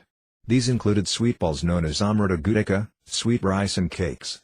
All these were kept separate. Text 222. When everything was ready, Sri Caitanya Mahaprabhu came there alone after finishing his midday duties. He knew the heart of Sarvabhauma Bhattacharya. Text 223. After Sarvabhauma Bhattacharya washed the Lord's feet, the Lord entered the room to take his lunch. Text 224. Sri Caitanya Mahaprabhu was a little astonished to see the gorgeous arrangement, and gesturing, he spoke to Sarvabhauma Bhattacharya. Text 225. This is most uncommon. How was this arrangement of rice and vegetables finished within 6 hours? Text 226. Even 100 men cooking on 100 stoves could not possibly finish all these preparations within so short a time. Text 227. I hope the food has already been offered to Krishna, since I see there are tulasi flowers on it. Text 228. You are most fortunate, and your endeavor is successful, for you have offered such wonderful food to Radha Krishna. Text 229. The color of the rice is so attractive and its aroma so good that it appears Radha and Krishna have directly taken it. Text 230. My dear Bhattacharya, your fortune is very great. How much shall I praise you? I also am very fortunate to be able to take the remnants of this food. Text 231. Take away Krishna's sitting place and put it aside. Then give me prasadam on a different plate. Text 232. Sarvabhauma Bhattacharya said, It is not so wonderful, my lord. Everything has been made possible by the energy and mercy of him who will eat the food. Text 233. My wife and I did not especially exert ourselves in the cooking. He by whose power the food has been prepared knows everything. Text 234. Now please sit in this place and take your lunch. Text 235. The Bhattacharya said, Both the food and the sitting place are the Lord's mercy. If you can eat the remnants of the food, what is the offense in your sitting in this place? Text 236. Caitanya Mahaprabhu then said, Yes, you have spoken correctly. The Sastras enjoin that the devotee can partake of everything left by Krishna. Text 237. My dear Lord, the garlands, scented substances, garments, ornaments and other such things that have been offered to you may later be used by your servants. By partaking of these things and eating the remnants of food you have left, we will be able to conquer the illusory energy. Text 238. Sri Caitanya Mahaprabhu then said, There is so much food here that it is impossible to eat it all. Text 239. After all, at Jagannath Puri you eat 52 times a day, and each time you eat hundreds of buckets filled with prasadam. Text 240. At Dwaraka, You keep 16,000 queens in 16,000 palaces. Also, there are 18 mothers and numerous friends and relatives of the Yadu dynasty. Text 241. In Vrandavana you also have your father's elder brothers, your father's younger brothers, maternal uncles, husbands of your father's sisters and many cowherd men. There are also cowherd boyfriends, and you eat twice a day, morning and evening, in the house of each and every one. Text 242. Indeed, Sarvabhauma Bhattacharya continued, at the Govardhana Puja ceremony you ate stacks of rice. In comparison to that, this small quantity is not even a morsel for you. Text 243. You are the Supreme Personality of Godhead, whereas I am a most insignificant living being. Therefore please accept a little quantity of food from my house. Text 244. Hearing this, Sri Caitanya Mahaprabhu smiled and sat down to eat. The Bhattacharya, with great pleasure, first offered him the prasadam from the Jagannath temple. Text 245. At this time the Bhattacharya had a son-in-law named Amaga, who was the husband of his daughter Sathi. Although born in an aristocratic Brahmana family, Amaga was a great fault-finder and blasphemer. Text 246. Amaga wanted to see Sri Caitanya Mahaprabhu eat, but he was not allowed to enter. Indeed, the Bhattacharya guarded the threshold of his house with a stick in his hand. Text 247. However, as soon as the Bhattacharya began distributing prasadam and was a little inattentive, Amaga came in. Seeing the quantity of food, he began to blaspheme. Text 248. This much food is sufficient to satisfy 10 or 12 men, but this sannyasi alone is eating so much. Text 249. As soon as Amaga said this, Sarvabhauma Bhattacharya turned his eyes upon him. Seeing the Bhattacharya's attitude, Amaga immediately left. Text 250. The Bhattacharya ran after him to strike him with a stick, but Amaga fled so fast that the Bhattacharya could not catch him. Text 251. The Bhattacharya then began to curse his son-in-law and call him ill names. When the Bhattacharya returned, he saw that Sri Caitanya Mahaprabhu was laughing to hear him criticize Amaga. Text 252. When Sathi's mother, the Bhattacharya's wife, heard of this incident, she immediately began to strike her head and chest, saying again and again, "Let Sathi become a widow." Text 253. Seeing the lamentation of both husband and wife, Sri Caitanya Mahaprabhu tried to pacify them. According to their desire, he ate the prasadam and was very satisfied. Text 254. After Sri Caitanya Mahaprabhu finished eating, the Bhattacharya poured water for the Lord to wash his mouth, hands and legs and offered him flavored spices, tulasi manjaris, cloves and cardamom. Text 255. The Bhattacharya then placed a flower garland over Sri Caitanya Mahaprabhu and smeared his body with sandalwood pulp. After offering obeisances, the Bhattacharya submitted the following humble statement. Text 256. I brought you to my home just to have you blasphemed. This is a great offense. Please excuse me. I beg your pardon. Text 257. Sri Caitanya Mahaprabhu said, what Amaga has said is correct, therefore it is not blasphemy. What is your offense? Text 258. After saying this, Sri Caitanya Mahaprabhu left and returned to his residence. Sarvabhauma Bhattacharya followed him. Text 259. Falling down at the Lord's feet, Sarvabhauma Bhattacharya said many things in self-reproach. The Lord then pacified him and sent him back to his home. Text 260. After returning to his home, Sarvabhauma Bhattacharya consulted with his wife, the mother of Sathi. After personally condemning himself, he began to speak as follows. Text 261. If the man who blasphemed Sri Caitanya Mahaprabhu is killed, his sinful action may be atoned. Text 262. Sarvabhauma Bhattacharya continued, or, if I give up my own life, this sinful action may be atoned. However, neither of these ideas is befitting because both bodies belong to Brahmanas. Text 263. Instead, I shall never see the face of that blasphemer. I reject him and give up my relationship with him. I shall never even speak his name. Text 264. Inform my daughter Sathi to abandon her relationship with her husband because he has fallen down. When the husband falls down, it is the wife's duty to relinquish the relationship. Text 265. When a husband is fallen, one's relationship with him must be given up. Text 266. That night Amaga, Sarvabhauma Bhattacharya's son-in-law, fled, and in the morning he immediately fell sick with cholera. Text 267. When the Bhattacharya heard that Amaga was dying of cholera, he thought, it is the favor of Providence that he is doing what I want to do. Text 268. When one offends the Supreme Personality of Godhead, karma immediately takes effect. After saying this, he recited 2 verses from the revealed scripture. Text 269, what we have had to arrange with great endeavor by collecting elephants, horses, chariots and infantry soldiers has already been accomplished by the Gandharvas. Text 270, when a person mistreats great souls, his lifespan, opulence, reputation, religion, possessions and good fortune are all destroyed. Text 271, at this time, Gopinath Acharya went to see Sri Caitanya Mahaprabhu, and the Lord asked him about the events taking place in Sarvabhauma Bhattacharya's house. Text 272, Gopinath Acharya informed the Lord that both the husband and the wife were fasting and that their son-in-law, Amagha, was dying of cholera. Text 273, as soon as Caitanya Mahaprabhu heard that Amagha was going to die, he immediately ran to him in great haste.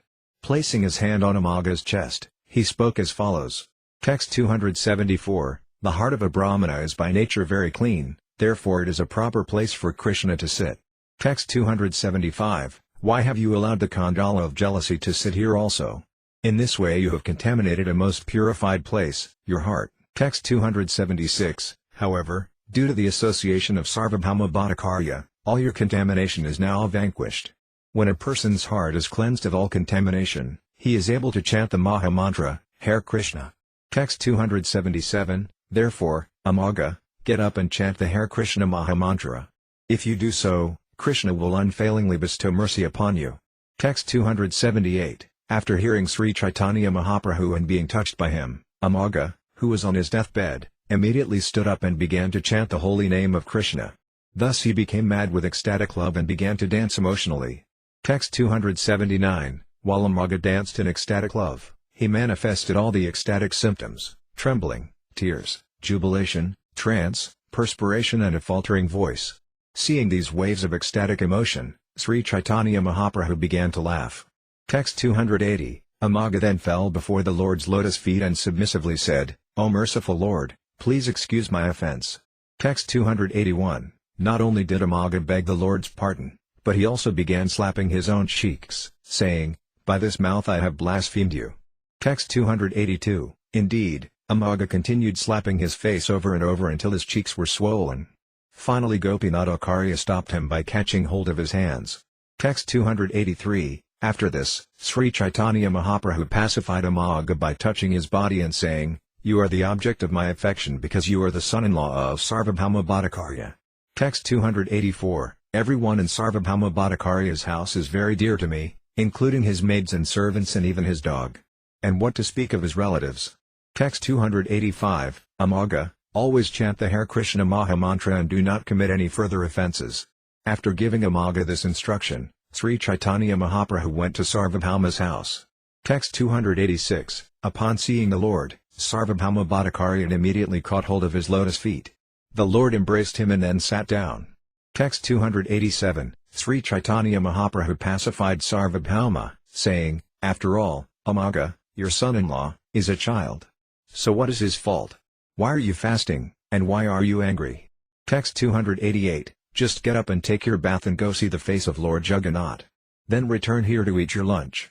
In this way I shall be happy. Text 289, I shall stay here until you return to take Lord Jagannath's remnants for your lunch.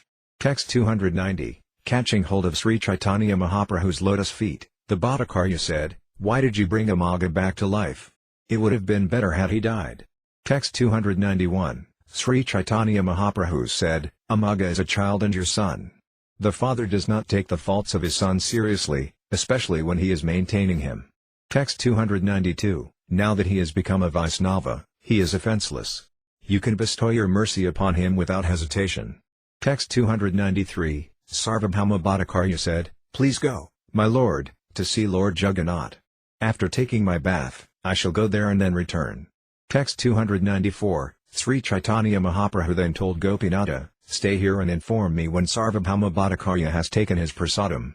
Text 295, after saying this, Sri Caitanya Mahaprabhu went to see Lord Jagannath. Sarvabhauma Bhattacharya completed his bath, went to see Lord Jagannath and then returned to his house to accept food. Text 296, thereafter, Amagha became an unalloyed devotee of Sri Caitanya Mahaprabhu. He danced in ecstasy and peacefully chanted the holy name of Lord Krishna. Text 297, In this way, Sri Caitanya Mahaprabhu performed his various pastimes. Whoever sees them or hears them recounted becomes truly astonished. Text 298. Thus Sri Caitanya Mahaprabhu enjoyed eating in Sarvabhauma Bhattacharya's house. Within that one pastime, many wonderful pastimes were manifested. Text 299. These are the peculiar characteristics of Sri Caitanya Mahaprabhu's pastimes. Thus the Lord ate in Sarvabhauma Bhattacharya's house, and in this way Sarvabhauma's love for the Lord has become very well known. Text 300. Thus I have related the ecstatic love of Sarvabhauma's wife, who is known as the mother of Sathi. I have also related Sri Caitanya Mahaprabhu's great mercy, which he manifested by excusing Amaga's offense. He did so due to Amaga's relationship with a devotee. Text 301. Whoever hears these pastimes of Sri Caitanya Mahaprabhu with faith and love will attain the shelter of the Lord's lotus feet very soon. Text 302. Praying at the lotus feet of Sri Rupa and Sri Raghunatha, always desiring their mercy, I, Krishnadasa, narrate Sri Caitanya-caritamrta, following in their footsteps. Chapter 16. The Lord's attempt to go to Vrindavana. Srila Bhaktivinoda Thakur gives the following summary of this chapter in his Amrita Pravaha Bhasya. When Sri Caitanya Mahaprabhu wanted to go to Vrindavana, Ramananda Raya and Sarvabhauma Bhattacharya indirectly presented many obstructions. In due course of time, all the devotees of Bengal visited Jagannath Puri for the third year. This time, all the wives of the Vaisnavas brought many types of food, intending to extend invitations to Sri Caitanya Mahaprabhu at Jagannath Puri. When the devotees arrived, Caitanya Mahaprabhu sent his blessings in the form of garlands. In that year also, the Gundika temple was cleansed, and when the Chaturmasaya period was over, all the devotees returned to their homes in Bengal. Caitanya Mahaprabhu forbade Nityananda to visit Nilakala every year. Questioned by the inhabitants of Kulinagrama, Caitanya Mahaprabhu again repeated the symptoms of a Vaisnava. Vidyanidhi also came to Jagannath Puri and saw the festival of Odanasasti. When the devotees bade farewell to the Lord was determined to go to Vrindavana, and on the day of Vijayadasami, he departed. Maharaja Prataparudra made various arrangements for Sri Caitanya Mahaprabhu's trip to Vrindavana. When he crossed the river Chitratpala, Ramananda Raya, Mardaraja and Harikandana went with him. Sri Caitanya Mahaprabhu requested Gadadhara Pandita to return to Nilakala, Jagannath Puri, but he did not abide by this order.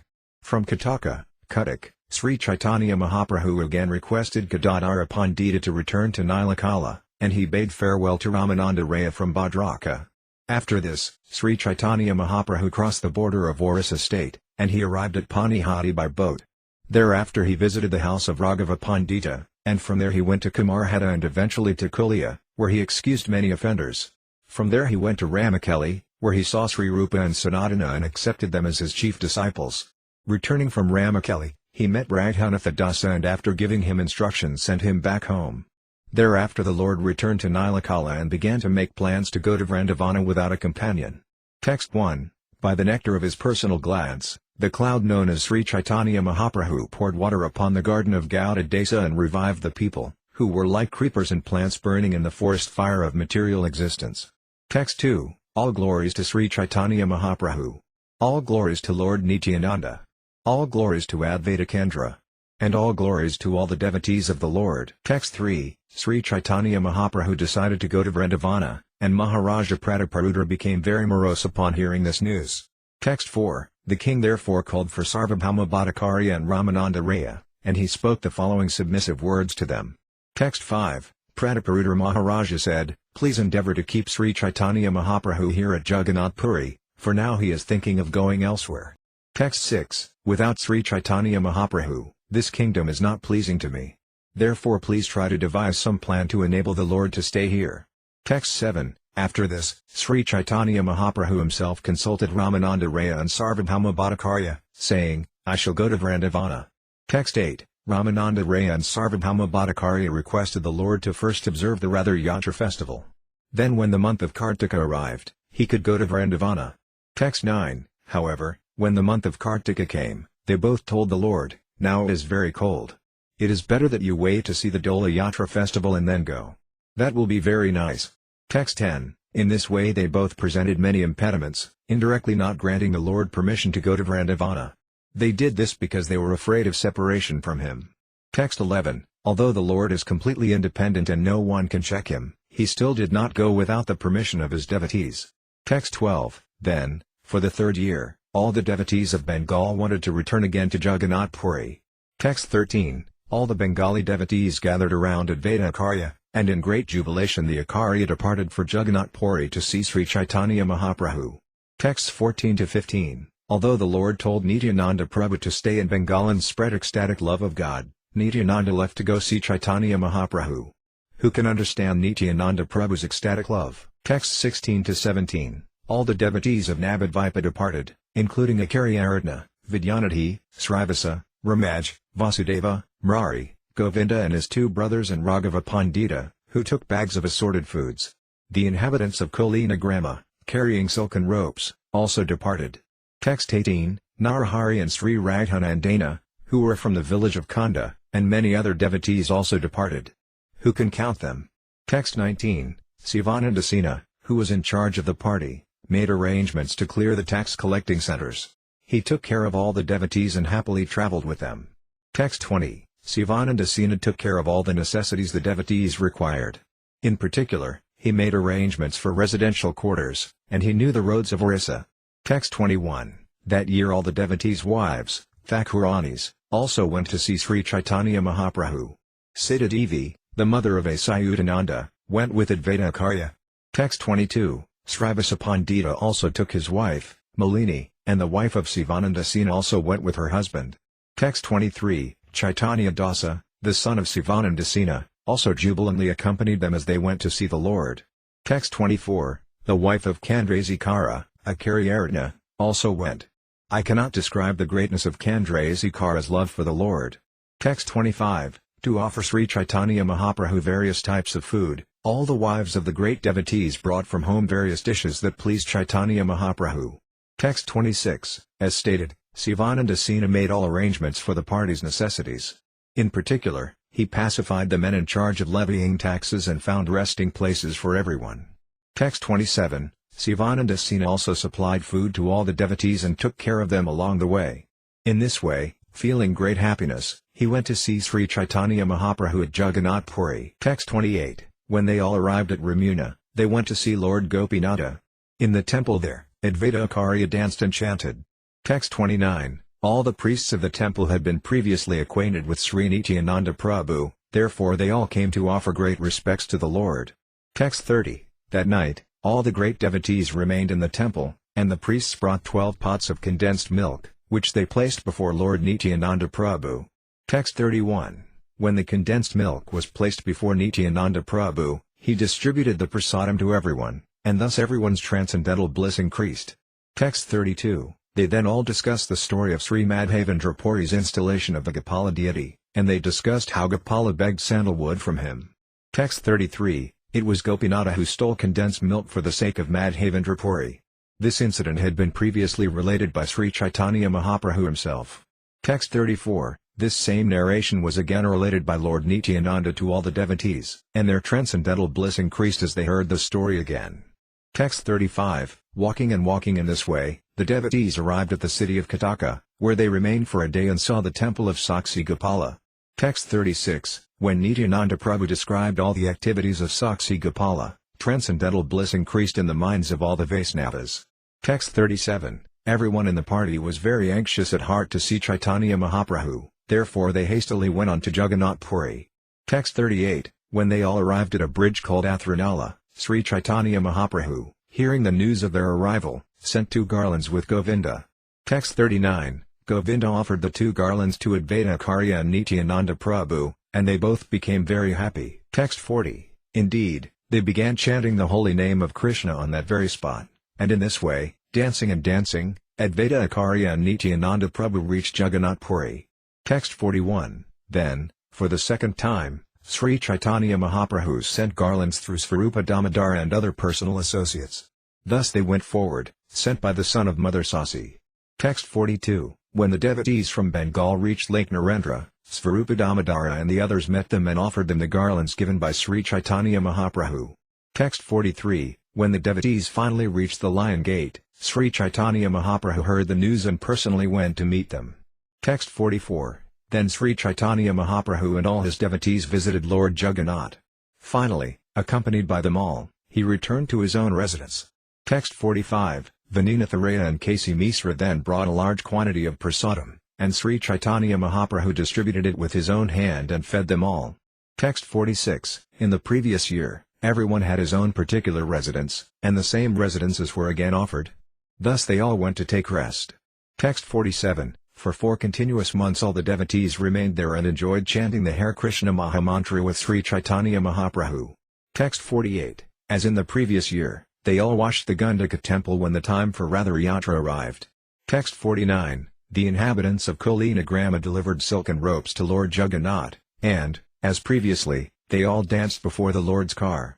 Text 50. After dancing a great deal, they all went to a nearby garden and took rest beside a lake.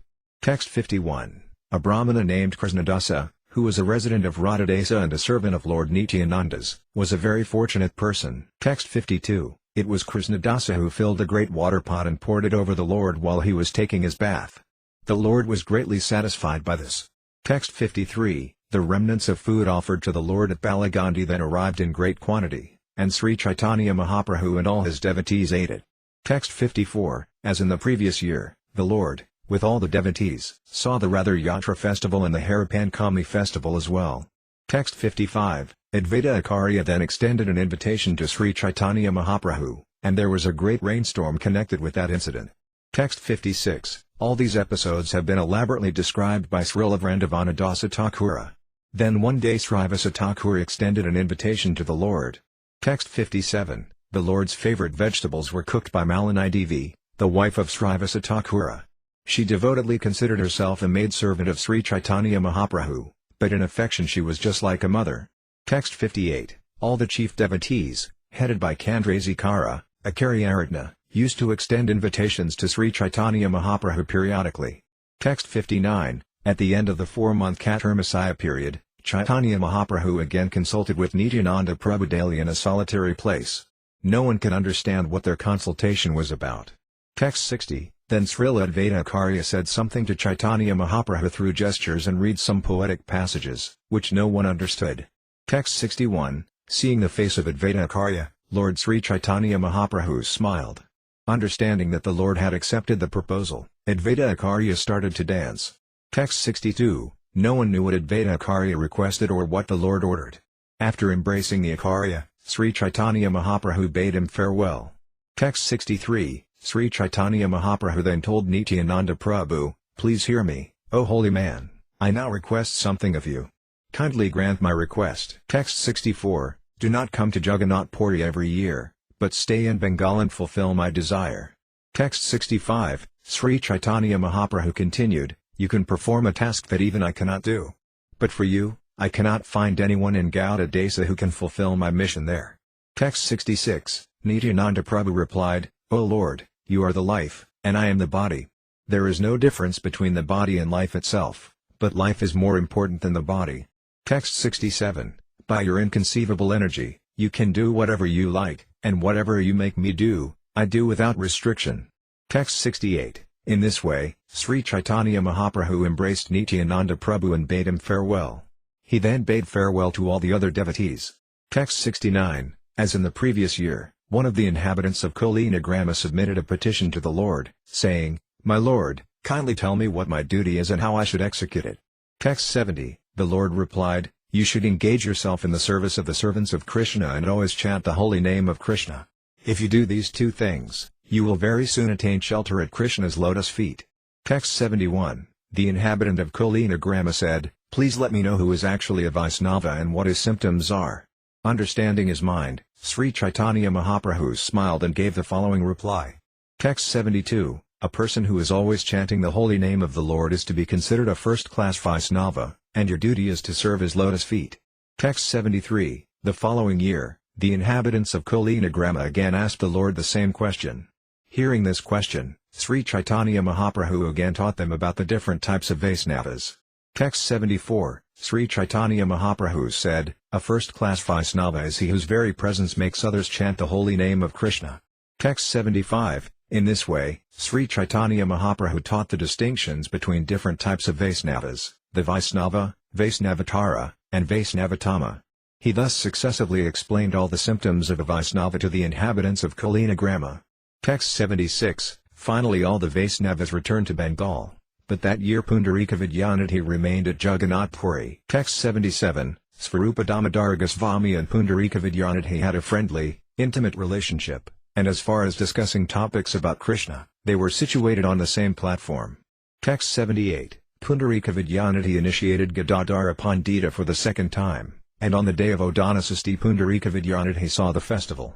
Text 79, when Pundarika Vidyanidhi saw that Lord Jagannath was given a starched garment, he became a little hateful. In this way his mind was polluted. Text 80, that night the brothers Lord Jagannath and Balarama came to Pundarika Vidyanidhi and, smiling, began to slap him. Text 81, although his cheeks were swollen from the slapping, Pundarika Vidyanidhi was very happy within.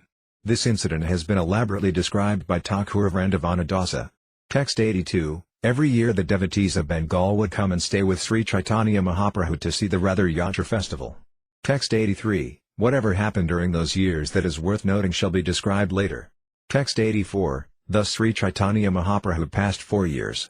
He spent the first 2 years on his tour in South India.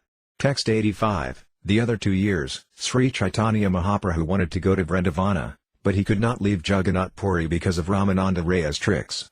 Text 86, during the 5th year, the devotees from Bengal came to see the Ratha Yatra festival. After seeing it, they did not stay but returned to Bengal. Text 87, then Sri Caitanya Mahaprabhu placed a proposal before Sarvabhauma Bhattacharya and Ramananda Raya. He embraced them and spoke sweet words. Text 88, Caitanya Mahaprabhu said, my desire to go to Vrindavana has very much increased. Because of your tricks, I have not been able to go there for the past 2 years. Text 89, this time I must go. Will you please give me permission? Save for you too, I have no other resort. Text 90, in Bengal I have 2 shelters, my mother and the river Ganges. Both of them are very merciful. Text 91, I shall go to Vrindavana through Bengal and see both my mother and the river Ganges. Now would you two be pleased to give me permission? Text 92, when Sarvabhauma Bhattacharya and Ramananda Raya heard these words, they began to consider that it was not at all good that they had played so many tricks on the Lord. Text 93, they both said, now that the rainy season is here, it will be difficult for you to travel. It is better to wait for Vijayadasami before departing for Vrindavana. Text 94, Sri Caitanya Mahaprabhu was very pleased to thus receive their permission. He waited until the rainy season passed, and when the day of Vijayadasami arrived, he departed for Vrindavana. Text 95, the Lord collected whatever remnants of food were left by Lord Jagannath. He also took remnants of the Lord's Kadara ointment, sandalwood and ropes with him. Text 96, after taking Lord Jagannath's permission early in the morning, Sri Caitanya Mahaprabhu departed, and all the devotees of Orissa began following him. Text 97, with great care Caitanya Mahaprabhu forbade the Orissan devotees to follow him. Then, accompanied by his personal associates, he first went to Bhavanipura. Text 98, after Lord Caitanya reached Bhavanipura, Ramananda Raya arrived on his palanquin, and Vinanatha Raya had a large quantity of prasadam sent to the Lord. Text 99, after taking prasadam, Sri Caitanya Mahaprabhu remained there for the night. Early in the morning he began walking, and finally he reached Bhuvanesvara. Text 100, after reaching the city of Kataka, he saw the temple of Gopala, and a Brahmana there named Svapnesvara invited the Lord to eat. Text 101, Ramananda Raya invited all the others for their meals, and Sri Caitanya Mahaprabhu made his resting place in a garden outside the temple. Text 102, while Sri Caitanya Mahaprabhu was taking rest beneath the Bakula tree, Ramananda Raya immediately went to Maharaja Prataparudra. Text 103, the king was very happy to hear the news, and he hastily went there. Upon seeing the Lord, he fell flat to offer him obeisances. Text 104, being overwhelmed with love, the king again and again got up and fell down. When he offered prayers, his whole body shivered, and tears fell from his eyes. Text 105, Sri Caitanya Mahaprabhu was very pleased to see the devotion of the king, and he therefore stood up and embraced him. Text 106, when the Lord embraced the king again and again offered prayers and obeisances. In this way, the Lord's mercy brought tears from the king, and the Lord's body was bathed with these tears. Text 107, finally Ramananda Raya pacified the king and made him sit down.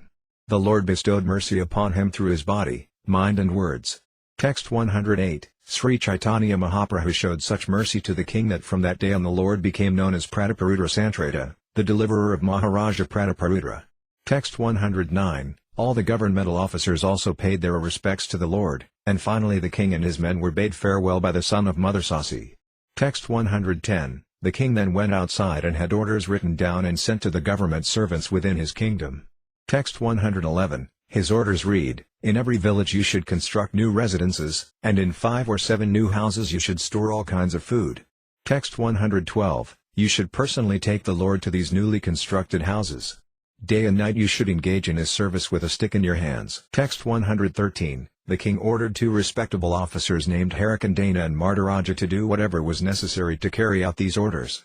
Texts 114 to 115. The king also ordered them to maintain a new boat on the banks of the river, and wherever Sri Caitanya Mahaprabhu took his bath or crossed to the other side of the river, they should establish a memorial column and make that place a great place of pilgrimage. "Indeed," said the king, "I will take my bath there. And let me also die there." Text 116. The king continued, "At Katardvara, please construct new residential quarters. Now, Ramananda, you can return to Sri Caitanya Mahaprabhu." Text 117. When the king heard that the Lord was leaving that evening, he immediately made arrangements for some elephants with small tents on their backs to be brought there. Then all the ladies of the palace got on the elephants. Text 118. All these ladies went to the road the Lord was taking and remained there in a line. That evening, the Lord departed with his devotees. Text 119. When Sri Caitanya Mahaprabhu went to the bank of the river Citrapala to take his bath, all the queens and ladies of the palace offered their obeisances to him.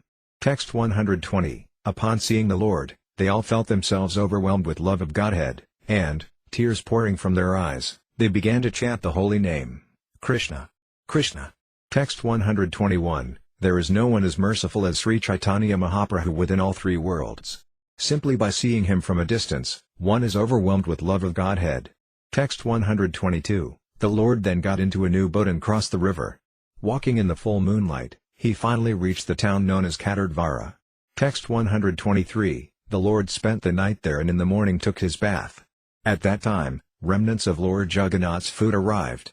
Text 124. Following the king's orders, the superintendent of the temple sent large quantities of prasadam every day, and it was carried by many persons. Text 125. After accepting the prasadam, Sri Caitanya Mahaprabhu stood up and started to go, chanting the holy names, Hari, Hari.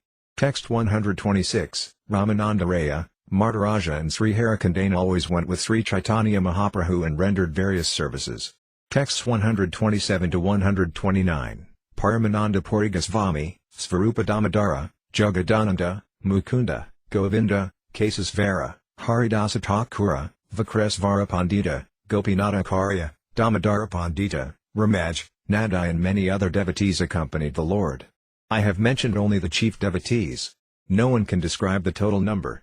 Text 130. When Gadadhara Pandita started to go with the Lord, he was forbidden to come and was asked not to give up the vow of Kshetra Sannyasa.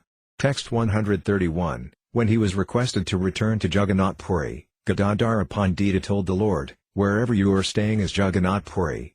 Let my so-called Kshetra Sannyasa go to hell." Text 132. When Sri Caitanya Mahaprabhu asked Gadadhara Pandita to remain at Jagannath Puri and engage in Gopinatha's service, Gadadhara Pandita replied, "One renders service to Gopinatha 1,000,000 times simply by seeing your lotus feet." Text 133. Sri Caitanya Mahaprabhu then said, "If you abandon his service, it will be my fault. It is better that you remain here and render service. That will be my satisfaction." Text 134. The Pandita replied, "Do not worry. All the faults will be on my head. I shall not accompany you but shall go alone." Text 135. I shall go to see Sasamata, but I shall not go for your sake. I shall be responsible for the abandoning of my vow and service to Gopinatha. Text 136. Thus Gadadhara Pandita Goswami travelled alone, but when they all arrived at Kataka, Sri Caitanya Mahaprabhu called him, and he went into the Lord's company. Text 137. No one can understand the loving intimacy between Gadadhara Pandita and Sri Caitanya Mahaprabhu. Gadadhara Pandita gave up his vow and service to Gopinatha just as one gives up a piece of straw. Text 138. Gadadhara Pandita's behavior was very pleasing to Sri Caitanya Mahaprabhu's heart. Nevertheless, the Lord took his hand and spoke to him, displaying the anger of love. Text 139. You have abandoned Gopinatha's service and broken your vow to live in Puri. All that is now complete because you have come so far. Text 140, your wanting to go with me is simply a desire for sense gratification. In this way, you are breaking two religious principles, and because of this I am very unhappy. Text 141, if you want my happiness, please return to Nalakala. You will simply condemn me if you say any more about this matter. Text 142, saying this, Sri Caitanya Mahaprabhu got into a boat, and Gadadhara Pandita immediately fell down unconscious. Text 143, Sri Caitanya Mahaprabhu ordered Sarvabhauma Bhattacharya to take Gadadhara Pandita with him. The Bhattacharya told Gadadhara Pandita, get up. Such are the pastimes of Sri Caitanya Mahaprabhu. Text 144, you should know that Lord Krishna himself violated his own promise just to keep the promise of grandfather Bhisma. Text 145, intending to make my promise true, Lord Krishna broke his own promise not to take up a weapon at Kurukshetra. With his outer garment falling off, Lord Sri Krishna jumped from his chariot, picked up a wheel and came running at me to kill me. Indeed, he rushed at me like a lion going to kill an elephant, and he caused the whole earth to tremble. Text 146, similarly, tolerating separation from you, Sri Caitanya Mahaprabhu has protected your vow with great endeavor. Text 147, in this way Sarvabhauma Bhattacharya revived Gadadhara Pandita. Then both of them, very much grief-stricken, returned to Jagannath Puri, Nalakala. Text 148, all the devotees would abandon all kinds of duties for Sri Caitanya Mahaprabhu's sake, yet the Lord did not like the devotees giving up their promised duties. Text 149, all these are the misgivings of loving affairs. Whoever listens to these incidents gets the shelter of Sri Caitanya Mahaprabhu's lotus feet very soon. Text 150, when Sri Caitanya Mahaprabhu and his party arrived at Yajapura, the Lord asked the two government officers who had come with him to return. Text 151, Sri Caitanya Mahaprabhu bade farewell to the officers, and Raya Ramananda continued on with the Lord.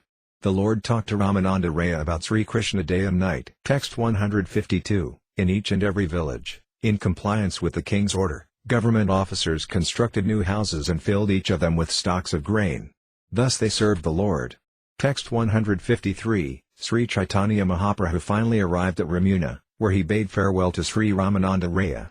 Text 154, when Ramananda Raya fell to the ground and lost consciousness, Sri Caitanya Mahaprabhu took him upon his lap and began to cry.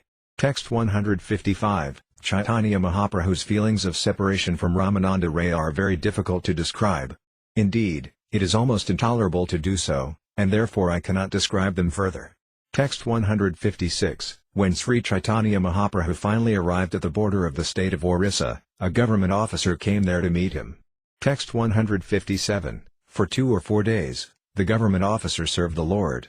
He also gave the Lord detailed information of what was ahead. Text 158, he informed the Lord that the territory ahead was ruled by a Muslim governor who was a drunkard. Out of fear of this king, no one could walk the road freely. Text 159, the jurisdiction of the Muslim government extended up to Pishalata. Due to fear of the Muslims, no one would cross the river. Text 160, Maharaja Pratap government officer further informed Sri Caitanya Mahaprabhu that he should stay at the Orissa border for some days so that a peaceful agreement could be negotiated with the Muslim governor. In that way, the Lord would be able to cross the river peacefully in a boat. Text 161, at that time, a follower of the Muslim governor arrived at the Orissa encampment dressed in disguise. Texts 162 to 163, the Muslim spy saw the wonderful characteristics of Sri Caitanya Mahaprabhu, and when he returned to the Muslim governor, he told him, a mendicant has come from Jagannath Puri with many liberated persons. Text 164, all these saintly people incessantly chant the Hare Krishna Maha Mantra, and they all laugh, dance, chant and cry. Text 165, many millions upon millions of people come to see him, and after they see him, they cannot return home. Text 166, all these people become like madmen. They simply chant the holy name of Krishna and dance. Sometimes they even cry and roll on the ground. Text 167, actually these things cannot even be described. One can understand them only by seeing. Considering his influence, I accept him as the Supreme Personality of Godhead. Text 168, after saying this, the messenger began to chant the holy names of Hari and Krishna. He also began to laugh and cry, dance and sing exactly like a madman. Text 169, when the Muslim governor heard this, his mind changed. He then sent his secretary to the representative of the Orissan government. Text 170, the Muslim secretary came to see Sri Caitanya Mahaprabhu. When he offered his respects to the Lord's lotus feet and uttered the holy name of the Lord, Krishna, Krishna, he also was overwhelmed with ecstatic love. Text 171. After calming down, the Muslim secretary offered his respects and informed the representative of the Orissa government, "The Muslim governor has sent me here."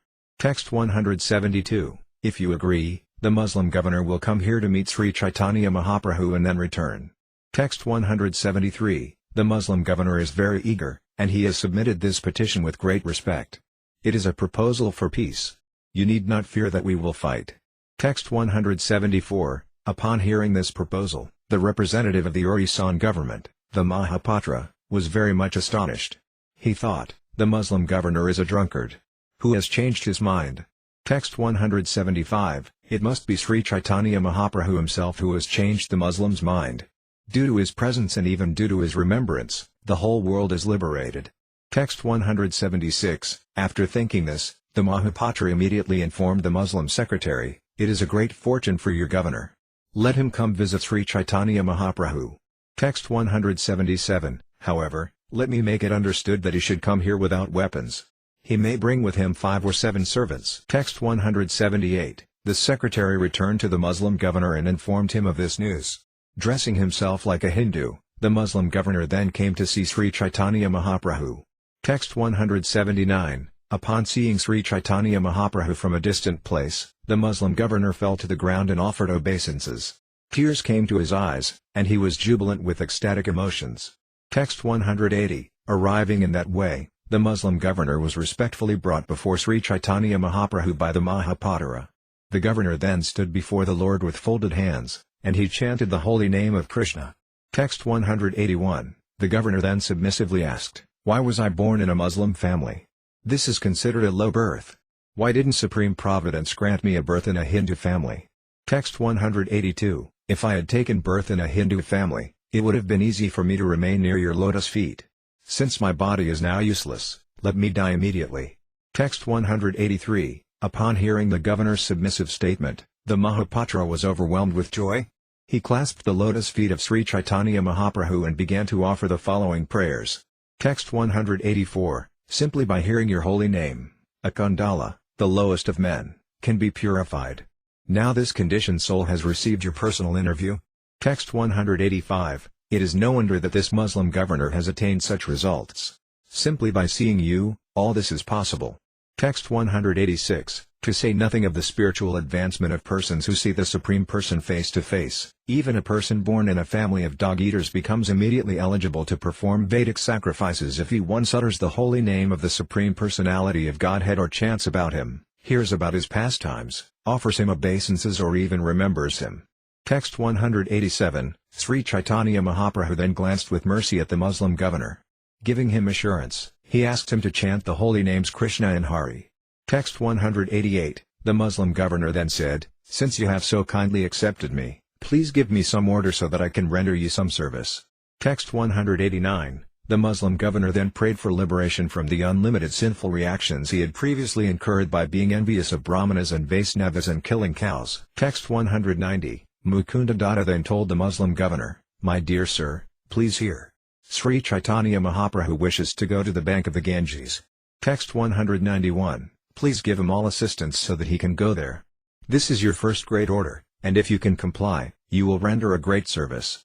Text 192. After this, the Muslim governor offered prayers to the lotus feet of Sri Caitanya Mahaprabhu, as well as to the lotus feet of all his devotees. After that, the governor departed. Indeed, he was very pleased. Text 193. Before the governor left, the Mahapatra embraced him and offered him many gifts. He thus established a friendship with him.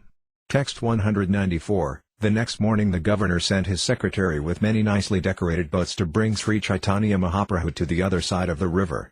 Text 195. The Mahapatra crossed the river with Sri Caitanya Mahaprabhu, and when they reached the other shore, the Muslim governor personally received the Lord and worshipped his lotus feet. Text 196. One of the boats had been newly constructed, and it had a room in the middle. It was on this boat that they put Sri Caitanya Mahaprabhu and his associates. Text 197. Finally Sri Caitanya Mahaprabhu bade farewell to the Mahapatra. Standing on the riverbank and looking at the boat, the The Mahapatra began to cry. Text 198. The Muslim governor then personally accompanied Sri Caitanya Mahaprabhu. Because of pirates, the governor took 10 boats full of many soldiers. Text 199. The Muslim governor accompanied Sri Caitanya Mahaprabhu past Mantrasvara. This place was very dangerous due to pirates. He took the Lord to a place named Pikolda, which was near Mantrasvara. Text 200. Finally Sri Caitanya Mahaprabhu bade the governor farewell. The intense ecstatic love exhibited by the governor cannot be described. Text 201. Lord Sri Caitanya Mahaprabhu's pastimes are all uncommon. Whoever listens to his activities becomes glorious, and his life becomes perfect. Text 202. The Lord finally reached Panihati, and as an act of mercy he gave the captain of the boat one of his personal garments. Text 203. The place called Panihati was located on the bank of the Ganges. After hearing that Sri Caitanya Mahaprabhu had arrived, all kinds of men assembled both on land and on the water. Text 204. At length Sri Caitanya Mahaprabhu was taken away by Raghava Pandita. There was a great crowd assembled along the way, and the Lord reached Raghava Pandita's residence with great difficulty. Text 205. The Lord stayed at Raghava Pandita's place for only one day. The next morning, he went to Kumarhata, where Srivasa Thakura lived. Text 206. From the house of Srivasa Thakura, the Lord went to the house of Sivananda Sena and then to the house of Vasudeva Datta. Text 207. The Lord remained some time at the house of Vijayavakaspati, but then, because it was too crowded, he went to Kolia. Text 208. When the Lord stayed at the house of Madhavadasa, many hundreds of thousands of people came to see him. Text 209. The Lord stayed there for 7 days and delivered all kinds of offenders and sinners. Text 210. After leaving Kolia, Sri Caitanya Mahaprabhu visited the house of Advaita Acharya at Sandapura. It was there that the Lord's mother, Sasamata, met him and was thus relieved of her great unhappiness. Text 211. The Lord then visited the village known as Ramakeli and the place known as Kanai-Natasala. From there he returned to Sandapura. Text 212. Sri Caitanya Mahaprabhu stayed in Sandapura for 10 days. This has all been described very elaborately by Vrindavanadasa Thakura. Text 213. I will not narrate these incidents because they have already been described by Vrindavanadasa Thakura. There is no need to repeat the same information, for such repetition would unlimitedly increase the size of this book. Texts 214 to 215. Those narrations tell how Sri Caitanya Mahaprabhu met the brothers Rupa and Sanatana and how Nrsimhananda decorated the road. I have already described these in an earlier synopsis of this book, therefore I will not repeat the narrations here. Text 216. When Sri Caitanya Mahaprabhu returned to Sandapura, Raghunatha came to meet him. Text 217. Two brothers named Hiranya and Govardhana, who were residents of Saptagrama, had an annual income of 1,200,000 rupees. Text 218. Both Hiranya Majumdara and Govardhana Majumdara were very opulent and magnanimous. They were well behaved and devoted to Brahminical culture. They belonged to an aristocratic family, and among religionists they were predominant. Text 219. Practically all the Brahmanas residing in Nadia were dependent on the charity of Hiranya and Govardhana, who gave them money, land and villages. Text 220. Nilambara Chakravarti, the grandfather of Sri Caitanya Mahaprabhu, was much worshipped by the two brothers, but Nilambara Chakravarti used to treat them as his own brothers. Text 221. Formerly, these two brothers had rendered much service to Misra Purandara, the father of Sri Caitanya Mahaprabhu. Because of this, the Lord knew them very well. Text 222. Raghunatha Dasa was the son of Govardhana Majumdara. From childhood, he was uninterested in material enjoyment. Text 223. When Sri Caitanya Mahaprabhu returned to Sandapura after accepting the renounced order, Raghunatha Dasa met him. Text 224. When Raghunatha Dasa went to see Sri Caitanya Mahaprabhu, he fell at the Lord's lotus feet in ecstatic love. Showing him mercy, the Lord touched him with his feet. Text 225. Raghunatha Dasa's father, Govardhana, always rendered much service to Advaita Acharya. Consequently Advaita Acharya was very pleased with the family. Text 226. When Raghunatha Dasa was there, Advaita Acharya favored him by giving him the food remnants left by the Lord. Raghunatha Dasa was thus engaged for 5 or 7 days in rendering service to the Lord's lotus feet. Text 227. After bidding farewell to Raghunatha Dasa, Sri Caitanya Mahaprabhu returned to Jagannath Puri. After returning home, Raghunatha Dasa became mad with ecstatic love. Text 228. Raghunatha Dasa used to run away from home again and again to go to Jagannath Puri, but his father kept binding him and bringing him back. Text 229, his father even had 5 watchmen guard him day and night. 4 personal servants were employed to look after his comfort, and 2 Brahmanas were employed to cook for him. Text 230, in this way, 11 people were incessantly keeping Raghunatha Dasa under control. Thus he could not go to Jagannath Puri, and because of this he was very unhappy. Text 231, when Raghunatha Dasa learned that Sri Caitanya Mahaprabhu had arrived at Sandipura, he submitted a request to his father. Text 232, Raghunatha Dasa asked his father, "Please give me permission to go see the lotus feet of the Lord. If you do not, my life will not remain within this body." Text 233, hearing this request, Raghunatha Dasa's father agreed. Giving him many servants and materials, the father sent him to see Sri Caitanya Mahaprabhu, requesting him to return soon. Text 234, for 7 days Raghunatha Dasa associated with Sri Caitanya Mahaprabhu in Sandipura. During those days and nights, he had the following thoughts. Text 235, Raghunatha Dasa thought, "How shall I be able to get free from the hands of the watchman?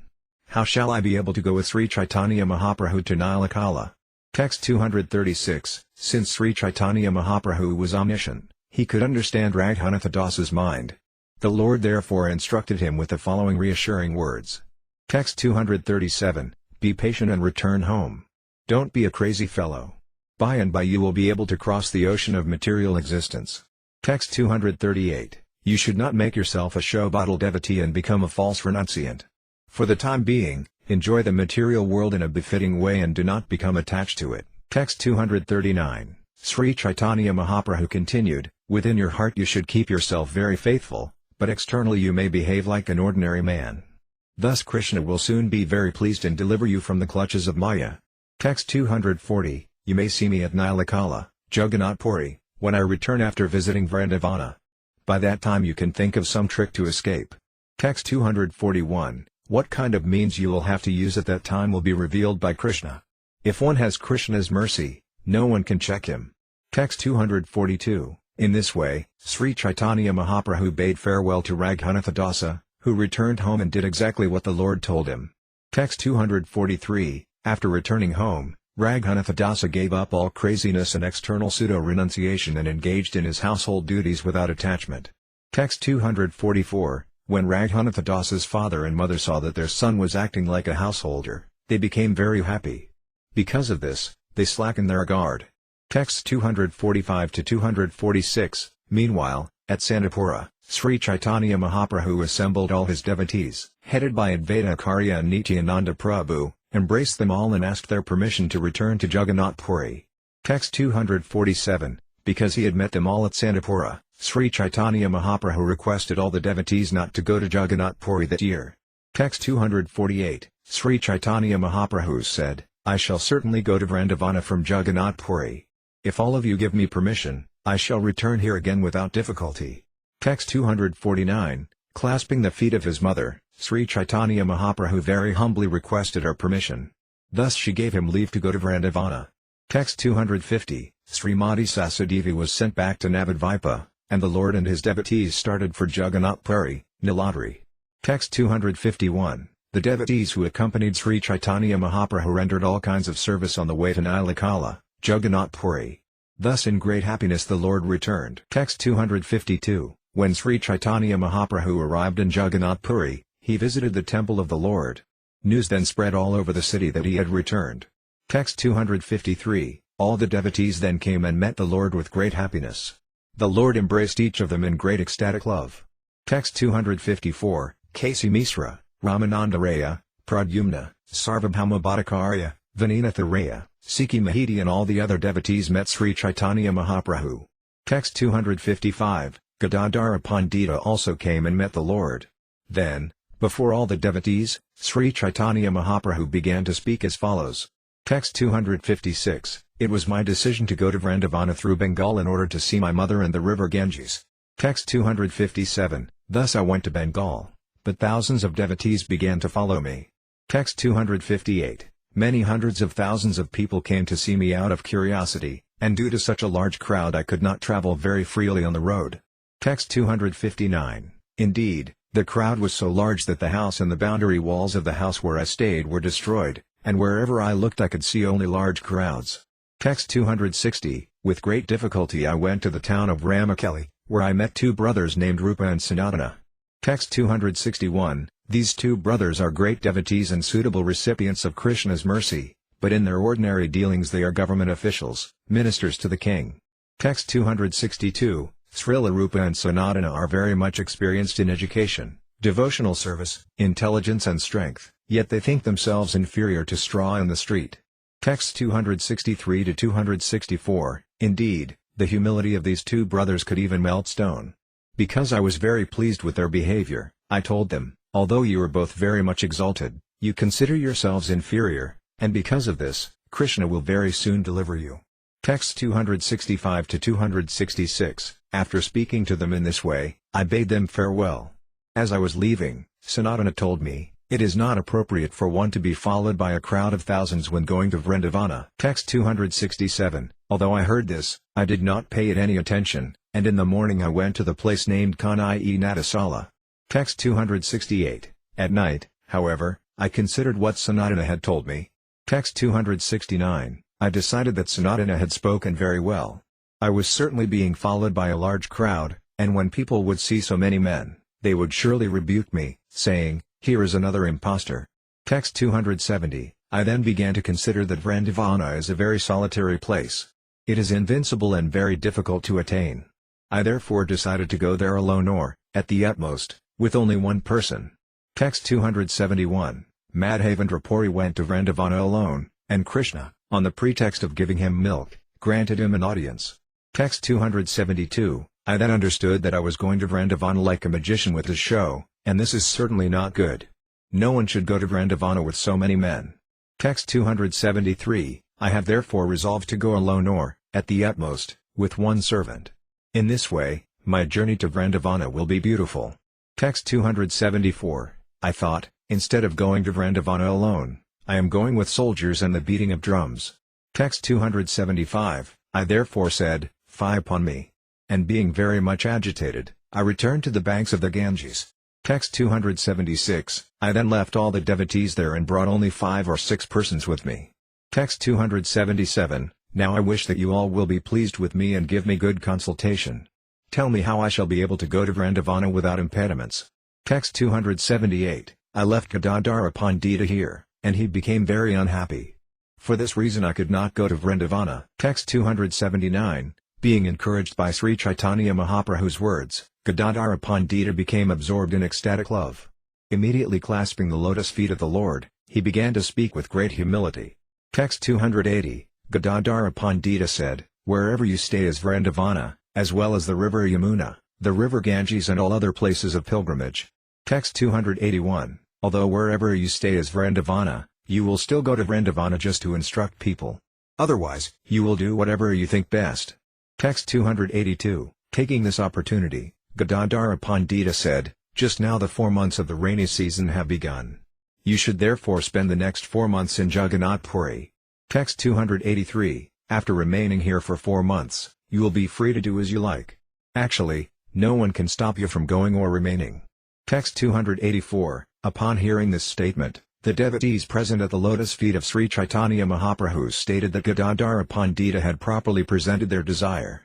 Text 285, being requested by all the devotees, Sri Caitanya Mahaprabhu agreed to remain at Jagannath Puri for 4 months. Hearing this, King Prataparudra became very happy.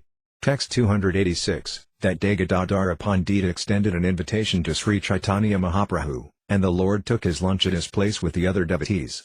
Text 287, no ordinary human being can possibly describe Gadadhara Pandita's affectionate presentation of food or Sri Caitanya Mahaprabhu's tasting this food. Text 288, in this way, Sri Caitanya Mahaprabhu performs his pastimes, which are unlimited and unfathomable. Somehow or other, these have briefly been described. It is not possible to describe them elaborately. Text 289, although Lord Anandadeva is always describing the pastimes of the Lord with his thousands of mouths, he cannot reach the end of even one of the Lord's pastimes. Text 290, praying at the lotus feet of Sri Rupa and Sri Raghunatha, always desiring their mercy, I, Krishnadasa, narrate Sri Caitanya-caritamrta, following in their footsteps. Chapter 17 The Lord travels to Vrindavana. The following summary of the 17th chapter is given by Bhaktivinoda Thakura in his Amrita Pravaha Bhasya. After attending the Ratha Yatra ceremony of Sri Jagannath, Sri Caitanya Mahaprabhu decided to start for Vrindavana. Sri Ramananda Ray and Svarupa Damodar Goswami selected a Brahmana named Balabhadra Bhattacharya to personally assist Sri Caitanya Mahaprabhu. Early in the morning before sunrise, the Lord started for the town of Kataka, Cuttack. North of Kataka, he penetrated a dense forest and came upon many tigers and elephants, whom he engaged in chanting the Hare Krishna Mahamantra. Whenever the Lord had a chance to visit a village, Balabhadra Bhattacharya would beg alms and acquire some rice and vegetables. If there were no village, Balabhadra would cook whatever rice remained and collect some spinach from the forest for the Lord to eat. Sri Caitanya Mahaprabhu was very pleased with the behavior of Balabhadra Bhattacharya. In this way the Lord passed through the jungle of Jharkhand, Jharkhand, and finally reached Varanasi. After taking his bath at the Manikarnika Gata at Varanasi, he met Taipana Misra, who took the Lord to his place and respectfully gave him a comfortable residence. At Varanasi, Vidyakandrayasikara, Sri Caitanya Mahaprabhu's old friend, also rendered service unto him. Seeing the behavior of Sri Caitanya Mahaprabhu, a Maharashtrian Brahmana informed Prakasananda Sarasvati, the leader of the Mayavadi sannyasis. Prakasananda made various accusations against the Lord. The Maharashtrian Brahmana was very sorry about this, and he brought the news to Sri Caitanya Mahaprabhu, inquiring from him why the Mayavadi sannyasis did not utter the holy name of Krishna. In reply, Sri Caitanya Mahaprabhu said that they were offenders and that one should not associate with them.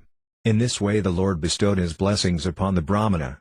Sri Caitanya Mahaprabhu next passed through Prayagan Madurai and took his lunch at the home of a Sanadiya Brahmana, a disciple of Madhavendra Puri. He bestowed his blessings upon the Brahmana by accepting lunch at his place. Thereafter the Lord visited the 12 forests of Vrindavana and was filled with great ecstatic love. As he toured the Vrindavana forests, he heard the chirping of parrots and other birds. Text 1. On his way to Vrindavana, Lord Sri Caitanya Mahaprabhu passed through the forest of Jharkhand and made all the tigers, elephants, deer and birds chant the Hare Krishna Mahamantra and dance. Thus all these animals were overwhelmed by ecstatic love. Text 2. All glories to Sri Caitanya Mahaprabhu. All glories to Lord Nityananda. All glories to Advaita Kendra. And all glories to all the devotees of the Lord. Text 3. When autumn arrived, Sri Caitanya Mahaprabhu decided to go to Vrindavana. In a solitary place, he consulted with Ramananda Raya and Svarupa Damodar Goswami. Text 4. The Lord requested Ramananda Raya and Svarupa Damodar Goswami to help him go to Vrindavana. Text 5. Sri Caitanya Mahaprabhu said, I shall leave early in the morning and go incognito, taking the road through the forest. I shall go alone, I shall not take anyone with me. Text 6. If someone wants to follow me, please stop him. I don't want anyone to go with me. Text 7. Please give me your permission with great pleasure and do not be unhappy. If you are happy, I shall be happy on my way to Vrindavana. Text 8. Upon hearing this, Ramananda Raya and Svarupa Damodar Goswami replied, Dear Lord, you are completely independent. Since you are not dependent on anyone, you will do whatever you desire. Text 9. Dear Lord, kindly hear our one petition. You have already said that you will derive happiness from our happiness. This is your own statement. Text 10. If you will please accept just one request, we shall be very, very happy. Text 11. Our Lord, please take one very nice Brahmana with you. He will collect alms for you, cook for you, give you prasadam and carry your water pot while traveling. Text 12. When you go through the jungle, there will be no Brahmana available from whom you can accept lunch. Therefore please give permission for at least one pure Brahmana to accompany you. Text 13. Sri Caitanya Mahaprabhu said, I shall not take any of my associates with me, because if I choose someone, all the others will be unhappy. Text 14. Such a person must be a new man, and he must have a peaceful mind. If I can obtain such a man, I shall agree to take him with me. Text 15. Svarupa Damodar then said, Here is Balabhadra Bhattacharya, who has great love for you. He is an honest, learned scholar, and he has advanced in spiritual consciousness. Text 16. In the beginning, he came with you from Bengal. It is his desire to visit and see all the holy places of pilgrimage. Text 17. In addition, you may take another Brahmana who will act as a servant en route and make arrangements for your food. Text 18. If you can also take him with you, we will be very happy. If two people go with you through the jungle, there will certainly be no difficulty or inconvenience. Text 19. The other Brahmana can carry your cloth and water pot, and Balabhadra Bhattacharya will collect alms and cook for you. Text 20. Thus Sri Caitanya Mahaprabhu accepted the request of Svarupa Damodara Pandita and agreed to take Balabhadra Bhattacharya with him.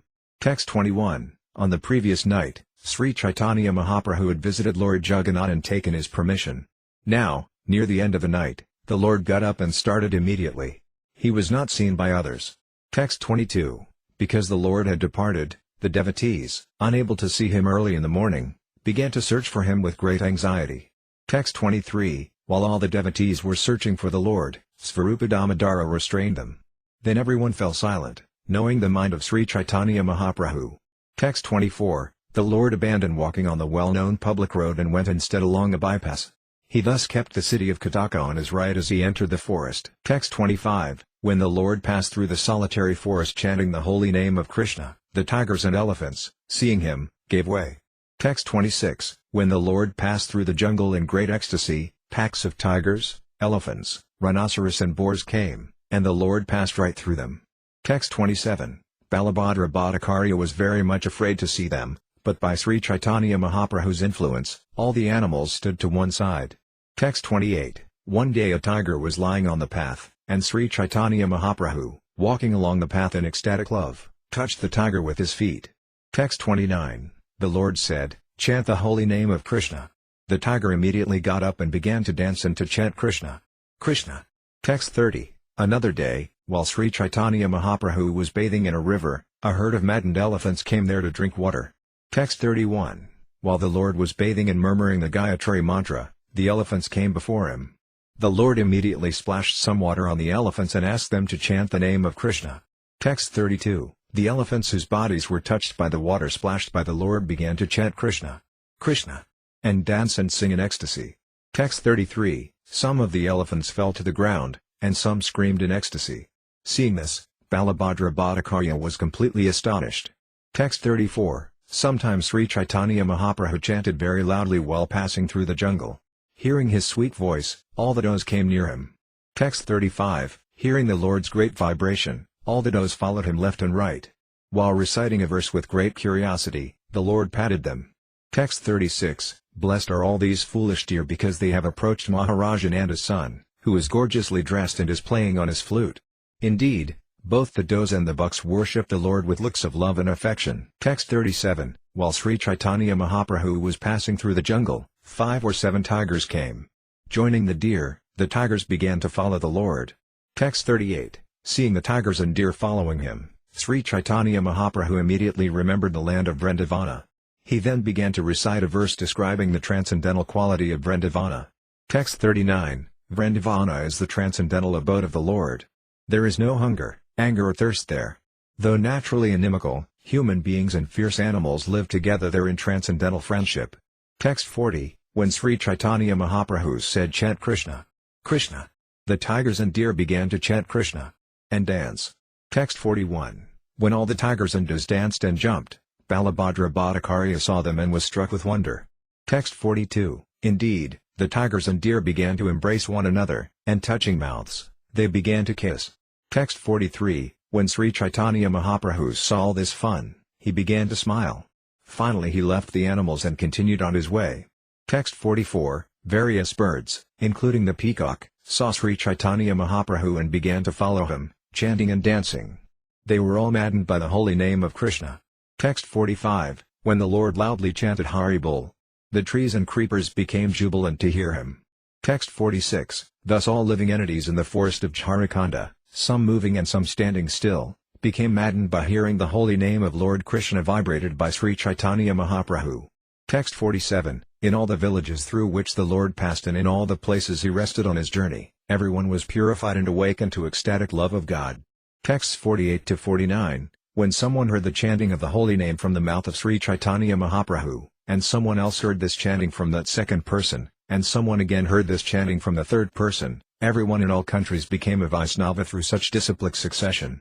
Thus everyone chanted the holy name of Krishna and Hari, and they danced, cried and smiled. Text 50. The Lord did not always manifest his ecstasy.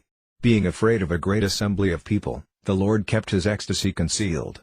Text 51. Although Sri Caitanya Mahaprabhu did not manifest his natural ecstatic love, Everyone became a pure devotee simply by seeing and hearing him. Text 52. In this way, Sri Caitanya Mahaprabhu personally toured Bengal, East Bengal, Orissa and the southern countries, and he delivered all kinds of people by spreading Krishna consciousness.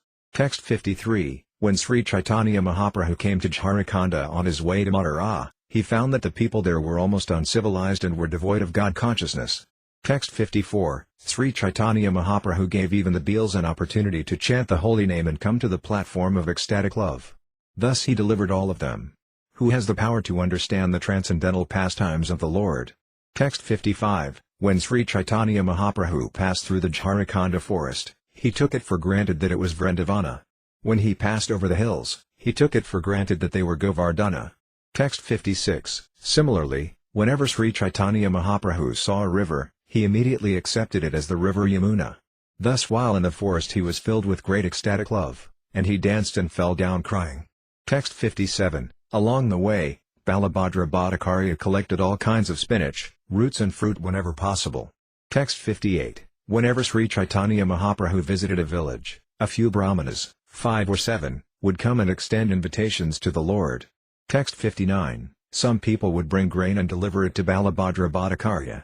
Others would bring milk and yogurt, and still others would bring ghee and sugar. Text 60. In some villages there were no brahmanas. Nonetheless, devotees born in non-brahmana families came and extended invitations to Balabhadra Bhattacharya. Text 61. Balabhadra Bhattacharya used to cook all kinds of vegetables gathered from the forest, and Sri Caitanya Mahaprabhu was very pleased to accept these preparations. Text 62-63. Balabhadra Bhattacharya used to keep a stock of food grain that would last from 2 to 4 days. Where there were no people, he would cook the grain and prepare vegetables, spinach, roots and fruits collected from the forest. Text 64. The Lord was always very happy to eat these forest vegetables, and he was even happier when he had an opportunity to stay in a solitary place. Text 65. Balabhadra Bhattacharya was so affectionate to the Lord that he was rendering service just like a menial servant. His assistant Brahmana carried the water pot and garments. Text 66. The Lord used to bathe 3 times a day in the warm water of the waterfalls. He also used to heat himself morning and evening with a fire made with the limitless wood. Text 67. While traveling in this secluded forest and feeling very happy, Sri Caitanya Mahaprabhu made the following statement. Text 68. My dear Bhattacharya, I have traveled very far through the forest, and I have not even slightly received any trouble. Text 69. Krishna is very merciful, especially to me. He has shown his mercy by bringing me on this path through the forest. Thus he has given me great pleasure. Text 70. Before this, I decided to go to Vrindavana and on the way see my mother, the river Ganges and other devotees once again. Text 71. I thought that once again I would see and meet all the devotees and take them with me to Vrindavana. Text 72. Thus I went to Bengal, and I was very happy to see my mother, the river Ganges and the devotees. Text 73. However, when I started for Vrindavana, many thousands and millions of people gathered and began to go with me. Text 74. In this way I was going to Vrindavana with a big crowd, but through the mouth of Sanatana, Krishna taught me a lesson. Thus by making some impediment, he has brought me to Vrindavana on the path through the forest. Text 75. Krishna is an ocean of mercy. He is especially merciful to the poor and fallen. Without his mercy, there is no possibility of happiness. Text 76. Sri Caitanya Mahaprabhu then embraced Balabhadra Bhattacharya and told him, "It is only by your kindness that I am now so happy." Text 77. Balabhadra Bhattacharya replied, "My dear Lord, you are Krishna himself, and therefore you are merciful. I am a fallen living entity, but you have bestowed a great favor upon me." Text 78. Sir, I am most fallen, yet you have brought me with you. Showing great mercy, you have accepted food prepared by me. Text 79. You have made me your carrier Garuda, although I am no better than a condemned crow. Thus you are the independent personality of Godhead, the original Lord. Text 80. The Supreme Personality of Godhead has the form of Saksidananda Vigraya, transcendental bliss, knowledge and eternity. I offer my respectful obeisances unto him, who turns the dumb into eloquent speakers and enables the lame to cross mountains. Such is the mercy of the Lord. Text 81. In this way Balabhadra Bhattacharya offered his prayers to the Lord. By rendering service unto him in ecstatic love, he pacified the Lord's mind.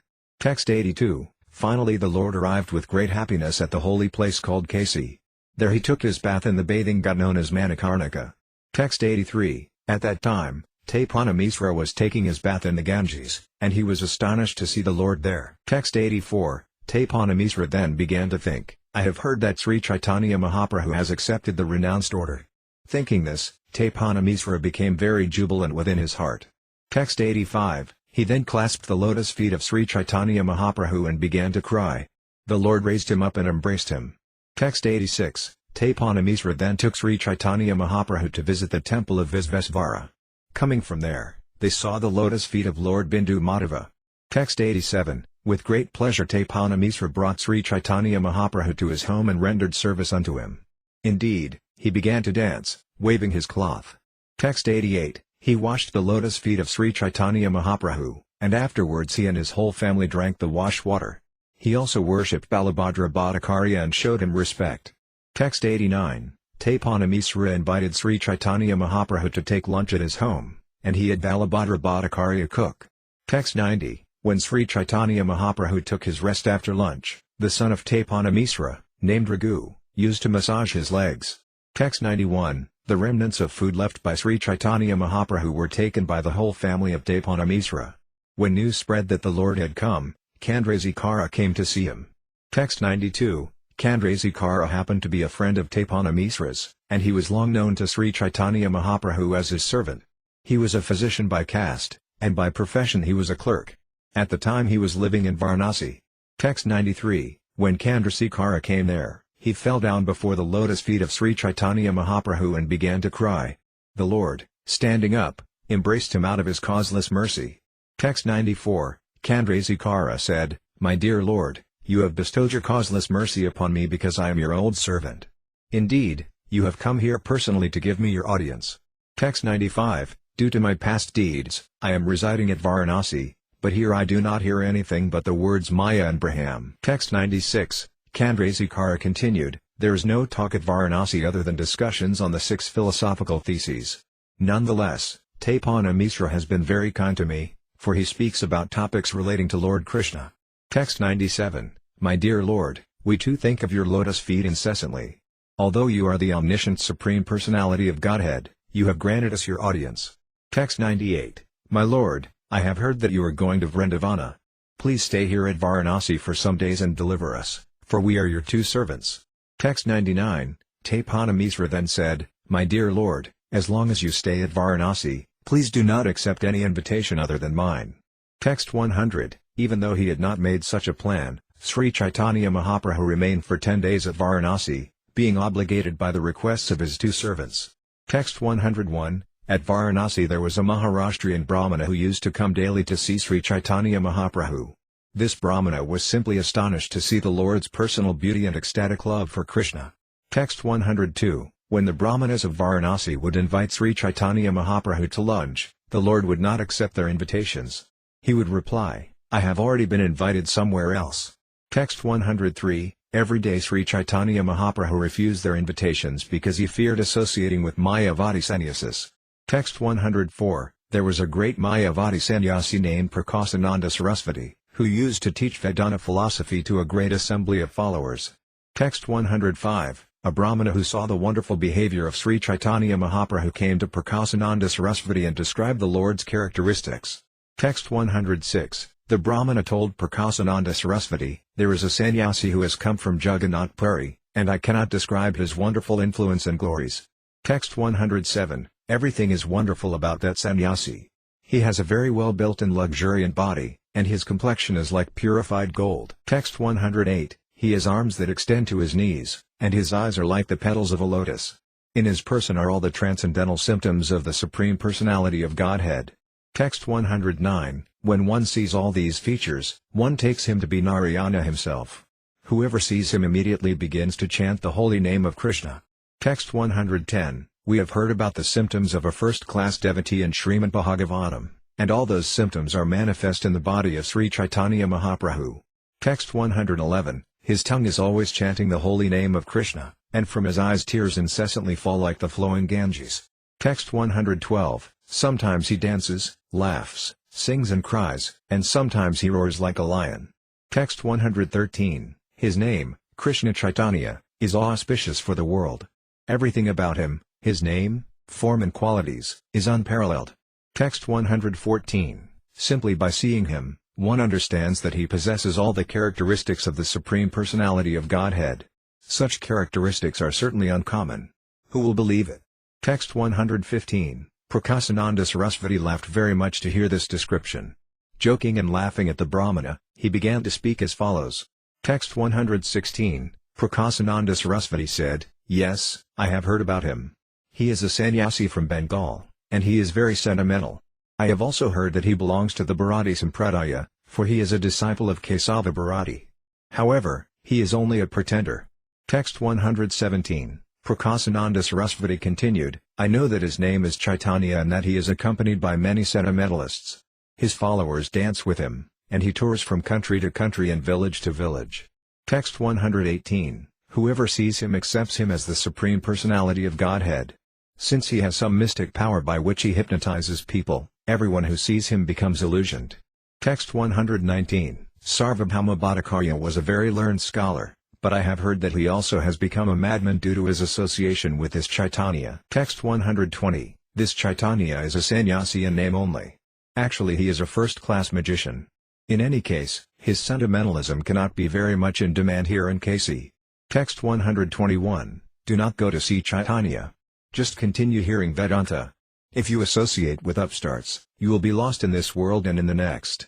Text 122. When the Brahmana heard Prakasananda Sarasvati speak like this about Sri Caitanya Mahaprabhu, he became very much grief-stricken. Chanting the holy name of Krishna, he immediately left. Text 123. The mind of the Brahmana was already purified by seeing the Supreme Personality of Godhead, Sri Caitanya Mahaprabhu.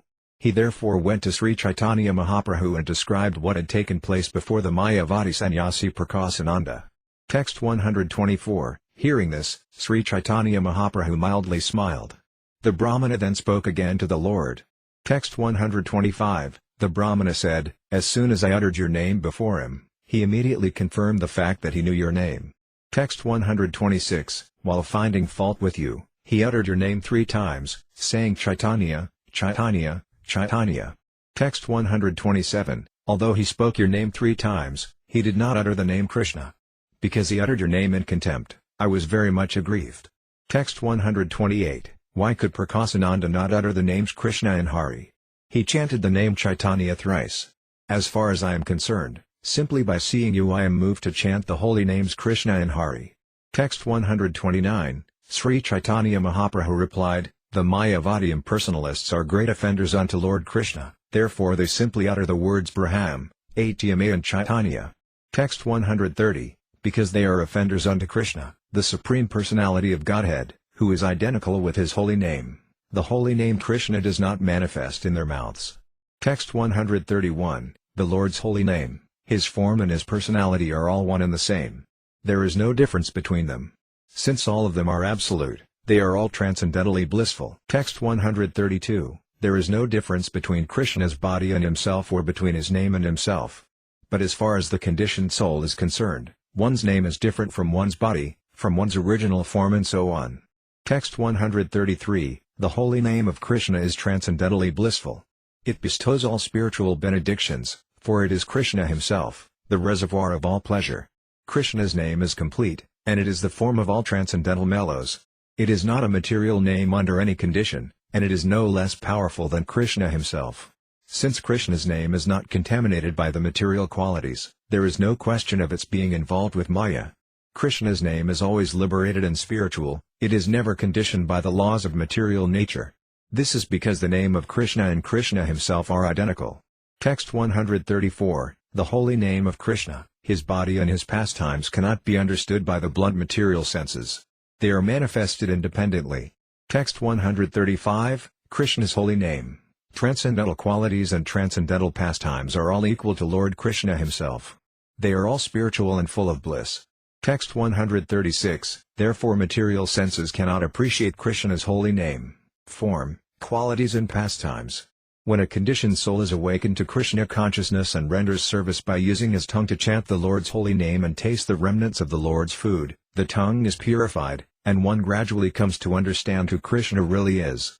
Text 137. The mellows of Lord Krishna's pastimes, which are full of bliss, attract the jnani from the pleasure of Brahman realization and conquer him.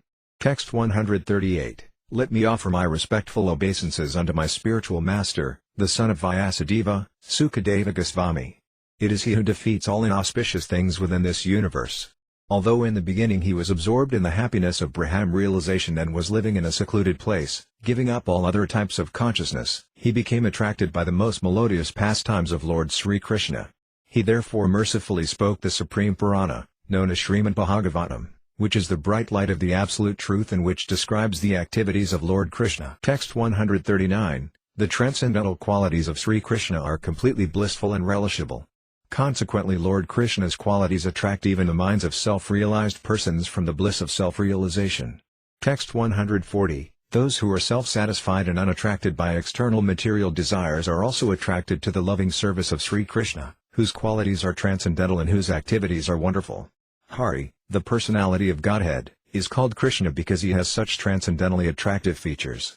Text 141. Apart from the pastimes of Lord Krishna, when tulasi leaves are offered at the lotus feet of Sri Krishna, even the aroma of the leaves attracts the minds of self-realized persons.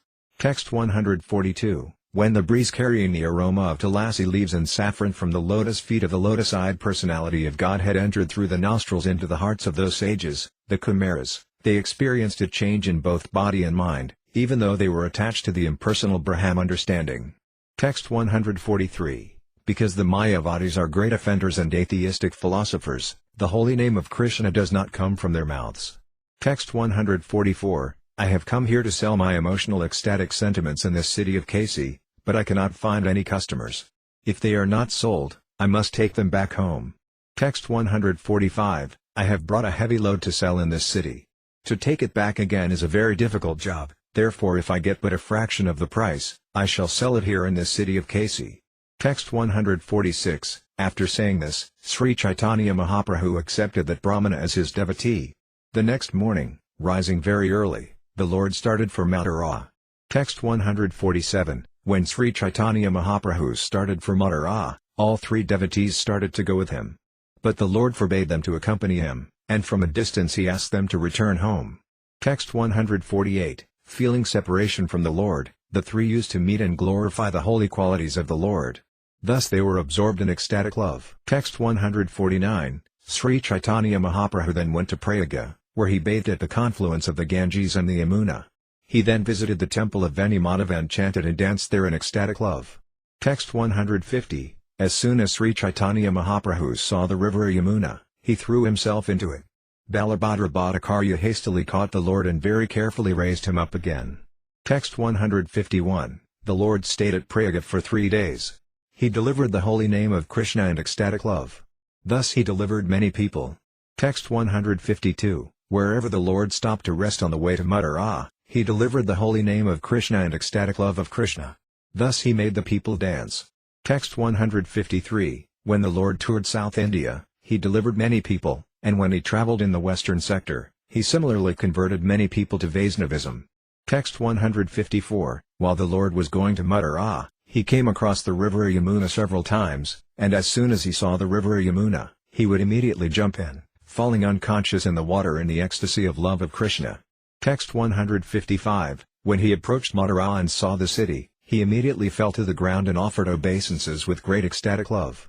Text 156. When Sri Caitanya Mahaprabhu entered the city of Mathura, he took his bath at Visramagada. He then visited the birthplace of Krishna and saw the deity named Kesavaji.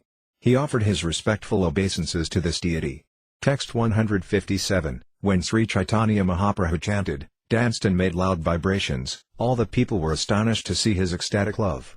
Text 158. One Brahmana fell at the lotus feet of Sri Caitanya Mahaprabhu and then began to dance with him in ecstatic love. Text 159. The two of them danced in ecstatic love and embraced each other. Raising their arms, they said, "Chant the holy names of Hari and Krishna." Text 160. All the people then began to chant, "Hari, Hari."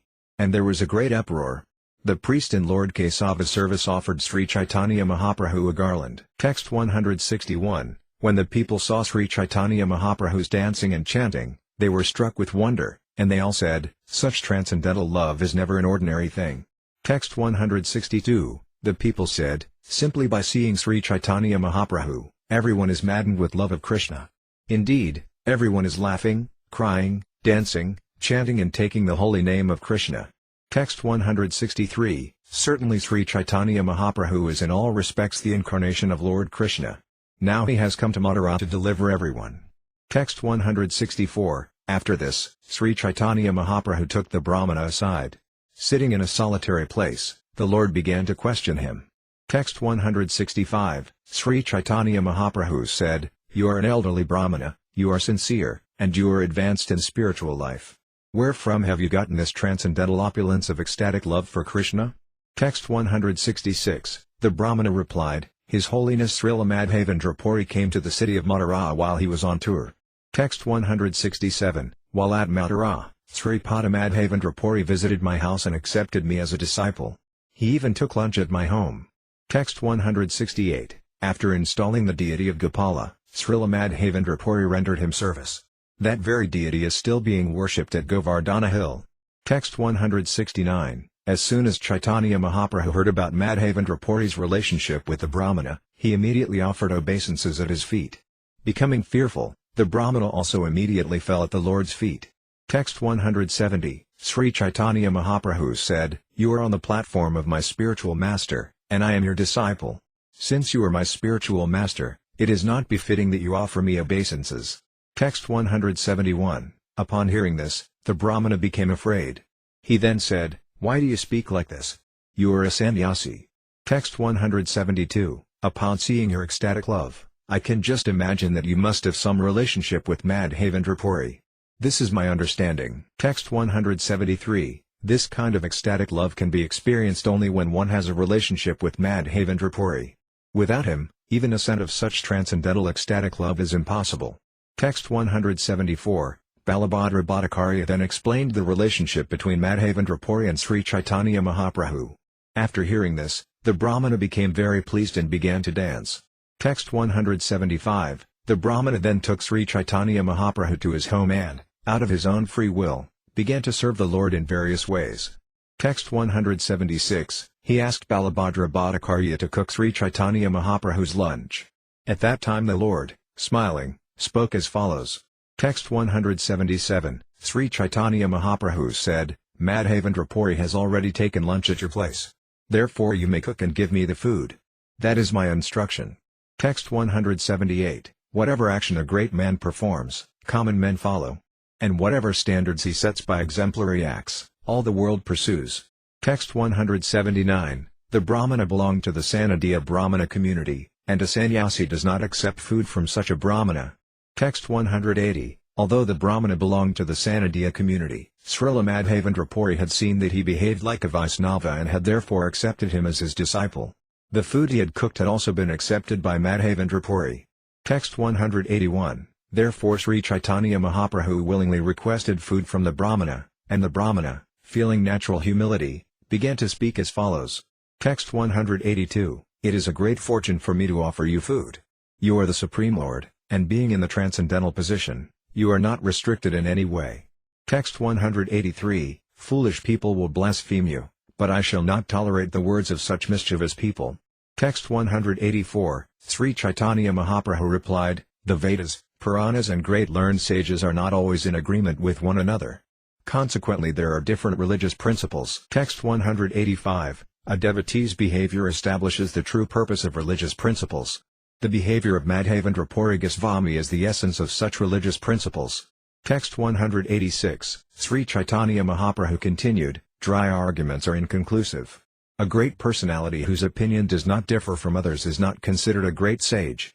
Simply by studying the Vedas, which are variegated, one cannot come to the right path by which religious principles are understood. The solid truth of religious principles is hidden in the heart of an unadulterated, self-realized person. Consequently, as the Sastras confirm, one should accept whatever progressive path the Mahayanas advocate. Text 187, after this discussion, the Brahmana served lunch to Sri Caitanya Mahaprabhu. Then all the people residing in Mathura came to see the Lord. Text 188, people came by the hundreds of thousands, and no one could count them. Therefore Sri Caitanya Mahaprabhu came out of the house to give audience to the people. Text 189, when the people assembled, Sri Caitanya Mahaprabhu raised his arms and said very loudly, Hari Bol. The people responded to the Lord and became ecstatic. As if mad, they began to dance and to vibrate the transcendental sound Hari. Text 190, Sri Caitanya Mahaprabhu bathed in the 24 ghats along the banks of the Yamuna, and the Brahmana showed him all the places of pilgrimage. Text 191, Sri Caitanya Mahaprabhu visited all the holy places on the banks of the Yamuna, including Svayambhu, Visramagata, Duravisnu, Bhutsvara, Mahavidya, and Gokarna. Text 192, when Sri Caitanya Mahaprabhu wanted to see the various forests of Vrindavana, he took the Brahmana with him. Text 193, Sri Caitanya Mahaprabhu visited the different forests, including Madhuvana, Talavana, Kumudavana, and Bahulavana. Wherever he went, he took his bath with great ecstatic love. Text 194, when Sri Caitanya Mahaprabhu passed through Vrindavana, herds of grazing cows saw him pass and, immediately surrounding him, began to move very loudly. Text 195, seeing the herds approach him, the Lord was stunned with ecstatic love.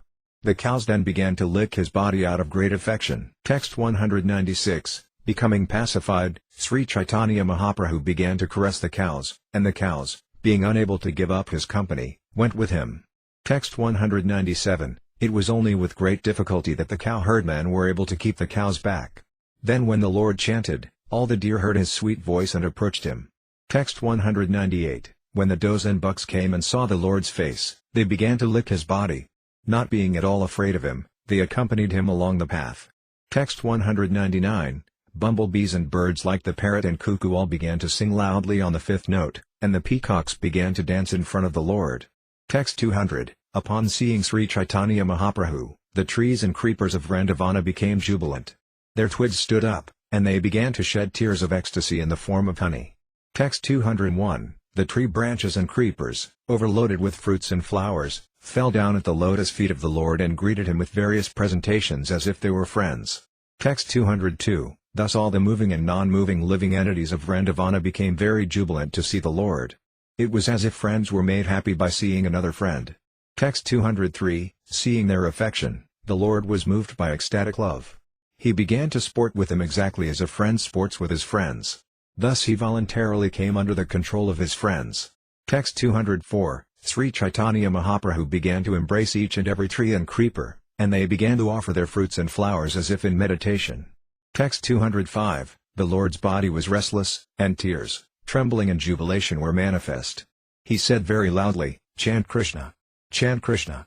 Text 206, all moving and non-moving creatures then began to vibrate the transcendental sound of Hare Krishna, as if they were echoing the deep sound of Caitanya Mahaprabhu. Text 207, the Lord then clasped the necks of the deer and began to cry. There was jubilation manifest in the bodies of the deer, and tears were in their eyes. Text 208, when a male and female parrot appeared on the branches of a tree, the Lord saw them and wanted to hear them speak. Text 209, both parrots flew onto the hand of the Lord and began to chant the transcendental qualities of Krishna, and the Lord listened to them. Text 210, the male parrot sang, the glorification of Lord Krishna, the Supreme Personality of Godhead, is beneficial to everyone in the universe. His beauty is victorious over the gopas of Vrindavana, and it subdues their patience. His pastimes astound the goddess of fortune, and his bodily strength turns Govardhana hill into a small toy like a ball. His spotless qualities are unlimited, and his behavior satisfies everyone. Lord Krishna is attractive to everyone. Oh, may our Lord maintain the whole universe. Text 211, after hearing this description of Lord Krishna from the male parrot, the female parrot began to recite a description of Srimati Radharani. Text 212, the female parrot said, Srimati Radharani's affection, her exquisite beauty and good behavior, her artistic dancing and chanting and her poetic compositions are also attractive that they attract the mind of Krishna, who attracts the mind of everyone in the universe. Text 213, thereafter the male parrot said, Krishna is the enchanter of the mind of Cupid. He then began to recite another verse. Text 214, the male parrot then said, My dear Sari, female parrot, Sri Krishna carries a flute and enchants the hearts of all women throughout the universe. He is specifically the enjoyer of the beautiful gopas, and he is the enchanter of Cupid also. Let him be glorified. Text 215, then the female parrot began to speak jokingly to the male parrot, and Sri Caitanya Mahaprabhu was struck with wonderful ecstatic love to hear her speak. Text 216, the female parrot said, When Lord Sri Krishna is with Radharani, he is the enchanter of Cupid, otherwise, when he is alone, He himself is enchanted by erotic feelings even though he enchants the whole universe. Text 217. Both parrots then flew onto a tree branch, and Sri Caitanya Mahaprabhu began to watch the dancing of the peacocks with curiosity. Text 218. When the Lord saw the bluish necks of the peacocks, his remembrance of Krishna immediately awakened, and he fell to the ground in ecstatic love. Text 219. When the Brahmana saw that Sri Caitanya Mahaprabhu was unconscious, he and Balabhadra Bhattacharya took care of him. Text 220. They hastily sprinkled water over the Lord's body. Then they took up his outer cloth and began to fan him with it. Text 221. They then began to chant the holy name of Krishna into the Lord's ear. When the Lord regained consciousness, he began rolling on the ground. Text 222. When the Lord rolled on the ground, sharp thorns injured his body. Taking him on his lap, Balabhadra Bhattacharya pacified him. Text 223. The mind of Sri Caitanya Mahaprabhu wandered in ecstatic love of Krishna. He immediately stood up and said, "Chant! Chant!" Then he himself began to dance. Text 224. Being thus ordered by the Lord, both Balabhadra Bhattacharya and the Brahmana began to chant the holy name of Krishna. Then the Lord, dancing and dancing, proceeded along the path. Text 225. The Brahmana was astounded to see the symptoms of ecstatic love exhibited by Sri Caitanya Mahaprabhu. He then became anxious to give the Lord protection. Text 226. Sri Caitanya Mahaprabhu's mind was absorbed in ecstatic love at Jagannath Puri, but when he passed along the road on the way to Vrindavana, that love increased 100 times. Text 227. The Lord's ecstatic love increased 1,000 times when he visited Madhya, but it increased 100,000 times when he wandered in the forests of Vrindavana. Text 228-229. When Sri Caitanya Mahaprabhu was elsewhere, the very name of Vrindavana was sufficient to increase his ecstatic love. Now, when he was actually traveling in the Vrindavana forest, his mind was absorbed in great ecstatic love day and night. He ate and bathed simply out of habit. Text 230. Thus I have written a description of the ecstatic love Lord Chaitanya manifested in one of the places he visited while walking through the 12 forests of Vrindavana. To describe what he experienced everywhere would be impossible. Text 231. Lord Ananta writes millions of books elaborately describing the transformations of ecstatic love experienced by Sri Caitanya Mahaprabhu in Vrindavana. Text 232. Since Lord Ananta himself cannot describe even a fragment of these pastimes, I am simply pointing out the direction. Text 233. The whole world became merged in the inundation of the pastimes of Sri Caitanya Mahaprabhu. One can swim in that water to the extent that he has the strength. Text 234. Praying at the lotus feet of Sri Rupa and Sri Raghunatha, always desiring their mercy, I, Krishnadasa, narrate Sri Caitanya-caritamrta, following in their footsteps. Chapter 18 Lord Sri Caitanya Mahaprabhu's visit to Sri Vrindavana. The following summary of the 18th chapter is given by Srila Bhaktivinoda Thakura in his Amrita Pravaha Bhasya. In the village of Varatgrama, Sri Caitanya Mahaprabhu discovered the transcendental lakes known as Radhakunda and Syamakunda. He then saw the deity Harideva at Govardhana village. Sri Caitanya Mahaprabhu had no desire to climb Govardhana hill because the hill is worshipped as Krishna. The Gopala deity could understand the mind of Sri Caitanya Mahaprabhu, therefore on the plea of being attacked by Muslims, Gopala transferred himself to the village of Ganthali Grama. Sri Caitanya Mahaprabhu then went to Ganthali Grama to see Lord Gopala. Some years later, Lord Gopala also went to Mathura, to the house of Vithalesvara, and stayed there for 1 month just to give an audience to Srila Rupa Goswami. After visiting Nandasvara, Pavana Sarovara, Sesasaiyi, Kilatirtha, Bandiravana, Bhadravana, Lohavana, and Mahavana, Sri Caitanya Mahaprabhu went to Gokula and then finally returned to Mathura. Seeing a great crowd in Mathura, he moved his residence near Akraragada, and from there he went every day to Vrindavana to see Kaliyarada, Devadasaditya-gada, Kesigada, Rasasthalai, Suragada and Amlitala. At Kaliya Lake, many people mistook a fisherman for Krishna. When some respectable people came to see Sri Caitanya Mahaprabhu, they expressed their opinion that when one takes sannyasa, he becomes Narayana. Their mistake was corrected by the Lord. In this way, their Krishna consciousness was awakened, and they could understand that a sannyasi is simply a living entity and not the Supreme Personality of Godhead. When Sri Caitanya Mahaprabhu took his bath at Akraragada, he submerged himself in the water for a long time. Balabhadra Bhattacharya decided to take Sri Caitanya Mahaprabhu to Prayaga after visiting the holy place known as Sora etc. While stopping near a village on the way to Prayaga, Sri Caitanya Mahaprabhu fainted in ecstatic love. Some Caitanya soldiers who were passing through saw Sri Caitanya Mahaprabhu and falsely concluded that the Lord's associates, Balabhadra Bhattacharya and others, had killed the Lord with a poison named Datura and were taking his wealth. Thus the soldiers arrested them. However, when Sri Caitanya Mahaprabhu regained his senses, his associates were released. He talked with a person who was supposed to be a holy man in the party. From the Quran, Sri Caitanya Mahaprabhu established devotional service to Krishna. Thus the leader of the soldiers, named Vyali Khan, surrendered to Sri Caitanya Mahaprabhu, and he and his party became devotees of Lord Krishna. The same village today is known as the village of Caitanya Vaisnavas. After bathing in the Ganges at Soro, Sri Caitanya Mahaprabhu arrived at Prayaga, at the confluence of three rivers, the Ganges, Yamuna, and Sarasvati. Text 1. Sri Caitanya Mahaprabhu traveled all over Vrindavana and pleased all living entities, moving and non-moving, with his glances. The Lord took much personal pleasure in seeing everyone. In this way Lord Gauranga traveled in Vrindavana. Text 2. All glories to Lord Gorakandra. All glories to Nityananda Prabhu. All glories to Advaita Prabhu. And all glories to all the devotees of Lord Chaitanya, headed by Srivasa Thakura. Text 3. Sri Caitanya Mahaprabhu danced in ecstasy, but when he arrived at Aratgrama, his sense perception was awakened. Text 4. Sri Caitanya Mahaprabhu asked the local people, "Where is Radhakunda?" No one could inform him, and the Brahmana accompanying him did not know either. Text 5. The Lord then understood that the holy place called Radhakunda was no longer visible. However, being the omniscient Supreme Personality of Godhead, he discovered Radhakunda and Syamakunda in two paddy fields. There was only a little water, but he took his bath there. Text 6. When the people of the village saw Sri Caitanya Mahaprabhu taking his bath in those two ponds in the middle of the paddy fields, they were very much astonished. The Lord then offered his prayers to Sri Radhakunda. Text 7. Of all the Gopas, Radharani is the dearmost. Similarly, the lake known as Radhakunda is very dear to the Lord because it is very dear to Srimati Radharani. Text 8. Just as Srimati Radharani is most dear to Lord Krishna, so her lake, known as Radhakunda, is also very dear to him.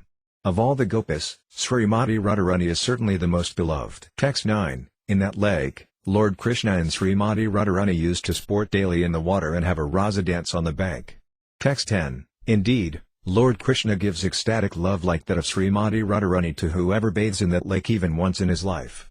Text 11. The attraction of Radhakunda is as sweet as that of Srimati Radharani. Similarly, the glories of the Kunda, lake, are as great as Srimati Radharani's. Text 12. Because of its wonderful transcendental qualities, Radhakunda is as dear to Krishna as Srimati Radharani. It was in that lake that the all-opulent Lord Sri Krishna performed his pastimes with Srimati Radharani with great pleasure and transcendental bliss. Whoever bathes just once in Radhakunda attains Srimati Radharani's loving attraction for Sri Krishna. Who within this world can describe the glories and sweetness of Sri Radhakunda? Text 13. Sri Caitanya Mahaprabhu thus offered prayers to Radhakunda. Overwhelmed by ecstatic love, he danced on the bank, remembering the pastimes Lord Krishna performed on the bank of Radhakunda. Text 14. Sri Caitanya Mahaprabhu then marked his body with tilaka made from the mud of Radhakunda, and with the help of Balabhadra Bhattacharya, he collected some of the mud and took it with him. Text 15. From Radhakunda, Sri Caitanya Mahaprabhu went to Sumana's lake. When he saw Govardhana hill from there, he was overwhelmed with joy. Text 16. When the Lord saw Govardhana hill, he immediately offered obeisances, falling down on the ground like a rod. He embraced one piece of rock from Govardhana hill and became mad. Text 17. Mad with ecstatic love, the Lord came to the village known as Govardhana. There he saw the deity named Harideva and offered his obeisances unto him. Text 18. Harideva is an incarnation of Narayana, and his residence is on the western petal of the lotus of Mathura. Text 19. Mad with ecstatic love, Sri Caitanya Mahaprabhu began to dance before the Harideva deity. Hearing of the Lord's wonderful activities, all the people came to see him. Text 20. The people were astonished when they saw Sri Caitanya Mahaprabhu's ecstatic love and personal beauty. The priests who served the Harideva deity offered the Lord a good reception. Text 21. At Brahmakunda, the Bhattacharya cooked food, and the Lord, after taking his bath at Brahmakunda, accepted his lunch. Text 22. That night the Lord stayed at the temple of Harideva, and during the night he began to reflect. Text 23. Sri Caitanya Mahaprabhu thought, since I shall not at any time climb Govardhana hill, how shall I be able to see Gopala? Text 24. Thinking in this way, the Lord remained silent, and Lord Gopala, knowing his contemplation, played a trick. Text 25, coming down from Govardhana hill, Lord Gopala granted an interview to Lord Sri Caitanya Mahaprabhu, who was unwilling to climb the hill, thinking himself a devotee of Lord Krishna. Text 26, Gopala stayed in a village called Anakuta Grama on Govardhana hill. The villagers who lived in that village were mainly from Rajasthan. Text 27, one person who came to the village informed the inhabitants, "The Turkish soldiers are now preparing to attack your village." Text 28, flee this village tonight, and do not allow one person to remain. Take the deity with you and leave, for the Muslim soldiers will come tomorrow. Text 29, hearing this, all the villagers became very anxious. They first took Gopala and moved him to a village known as Ganthali. Text 30, the Gopala deity was kept in the house of a Brahmana, and his worship was conducted secretly. Everyone fled, and thus the village of Anakuta was deserted. Text 31, due to fear of the Muslims, the Gopala deity was moved from one place to another again and again. Thus giving up his temple, Lord Gopala would sometimes live in a bush and sometimes in one village after another. Text 32, in the morning, Sri Caitanya Mahaprabhu took his bath in a lake called Manasaganga. He then circumambulated Govardhana hill. Text 33, just by seeing Govardhana hill, Sri Caitanya Mahaprabhu became ecstatic with love of Krishna. While dancing, he recited the following verse. Text 34, of all the devotees, this Govardhana hill is the best. O my friends, this hill supplies Krishna and Balarama, as well as their calves, cows and cowherd friends, with all kinds of necessities, water for drinking, very soft grass, caves, fruits, flowers and vegetables. In this way the hill offers respect to the Lord. Being touched by the lotus feet of Krishna and Balarama, Govardhana hill appears very jubilant. Text 35, Sri Caitanya Mahaprabhu then took his bath in a lake called Govindakunda, and while he was there, he heard that the Gopala deity had already gone to Ganthali Grama. Text 36, Sri Caitanya Mahaprabhu then went to the village of Ganthali Grama and saw the Lord Gopala deity. Overwhelmed by ecstatic love, he began to chant and dance. Text 37, as soon as the Lord saw the beauty of the Gopala deity, he was immediately overwhelmed by ecstatic love, and he recited the following verse. He then chanted and danced until the day ended. Text 38, Sri Caitanya Mahaprabhu said, "May the left arm of Sri Krishna, whose eyes are like the petals of a lotus flower, always protect you." With his left arm he raised Govardhana hill as if it were a toy. Text 39, Sri Caitanya Mahaprabhu saw the Gopala deity for 3 days. On the 4th day, the deity returned to his own temple. Text 40, Caitanya Mahaprabhu walked with the deity of Gopala, and he chanted and danced. A large and jubilant crowd of people also chanted the transcendental name of Krishna, Hari. Hari. Text 41, the Gopala deity then returned to his own temple, and Sri Caitanya Mahaprabhu remained at the bottom of the hill. Thus all the desires of Sri Caitanya Mahaprabhu were satisfied by the Gopala deity. Text 42, this is the way of Lord Gopala's kind behavior to his devotees. Seeing this, the devotees were overwhelmed by ecstatic love. Text 43, Sri Caitanya Mahaprabhu was very eager to see Gopala, but he did not want to climb Govardhana hill. Therefore by some trick the Gopala deity personally descended. Text 44, in this way, giving some excuse, Gopala sometimes remains in the bushes of the forest, and sometimes he stays in a village. One who is a devotee comes to see the deity. Text 45, the two brothers Rupa and Sanatana did not climb the hill. To them also Lord Gopala granted an interview. Text 46, in ripe old age, Srila Rupa Goswami could not go there, but he had a desire to see the beauty of Gopala. Text 47, due to fear of the Muslims, Gopala went to Mathura, where he remained in the house of Vithalesvara for 1 full month. Text 48, Srila Rupa Goswami and his associates stayed in Mathura for 1 month and saw the Gopala deity. Text 49, when Rupa Goswami stayed at Mathura, he was accompanied by Gopala Bhatta Goswami, Raghunatha Dasa Goswami, Raghunatha Bhatta Goswami and Lokanatha Dasa Goswami. Text 50, Bhugarbha Goswami, Sri Yuva Goswami, Sri Yadava Acharya and Govinda Goswami also accompanied Srila Rupa Goswami. Text 51, he was also accompanied by Sri Uddhava Dasa, Madhava, Sri Gopala Dasa and Narayana Dasa. Text 52, the great devotee Govinda, Vyayani Krishna Dasa, Pundarakaksa, Asana and Laguhari Das also accompanied him. Text 53, it was with great jubilation that Rupa Goswami visited Lord Gopala, accompanied by all these devotees. Text 54, after staying at Mathura for 1 month, the Gopala deity returned to his own place, and Sri Rupa Goswami returned to Vrindavana. Text 55. In the course of this story, I have given a description of Lord Gopala's mercy. After seeing the Gopala deity, Sri Caitanya Mahaprabhu went to Sri Kamyavana. Text 56. Sri Caitanya Mahaprabhu's touring Vrindavana has been previously described. In the same ecstatic way, he traveled all over Vrindavana.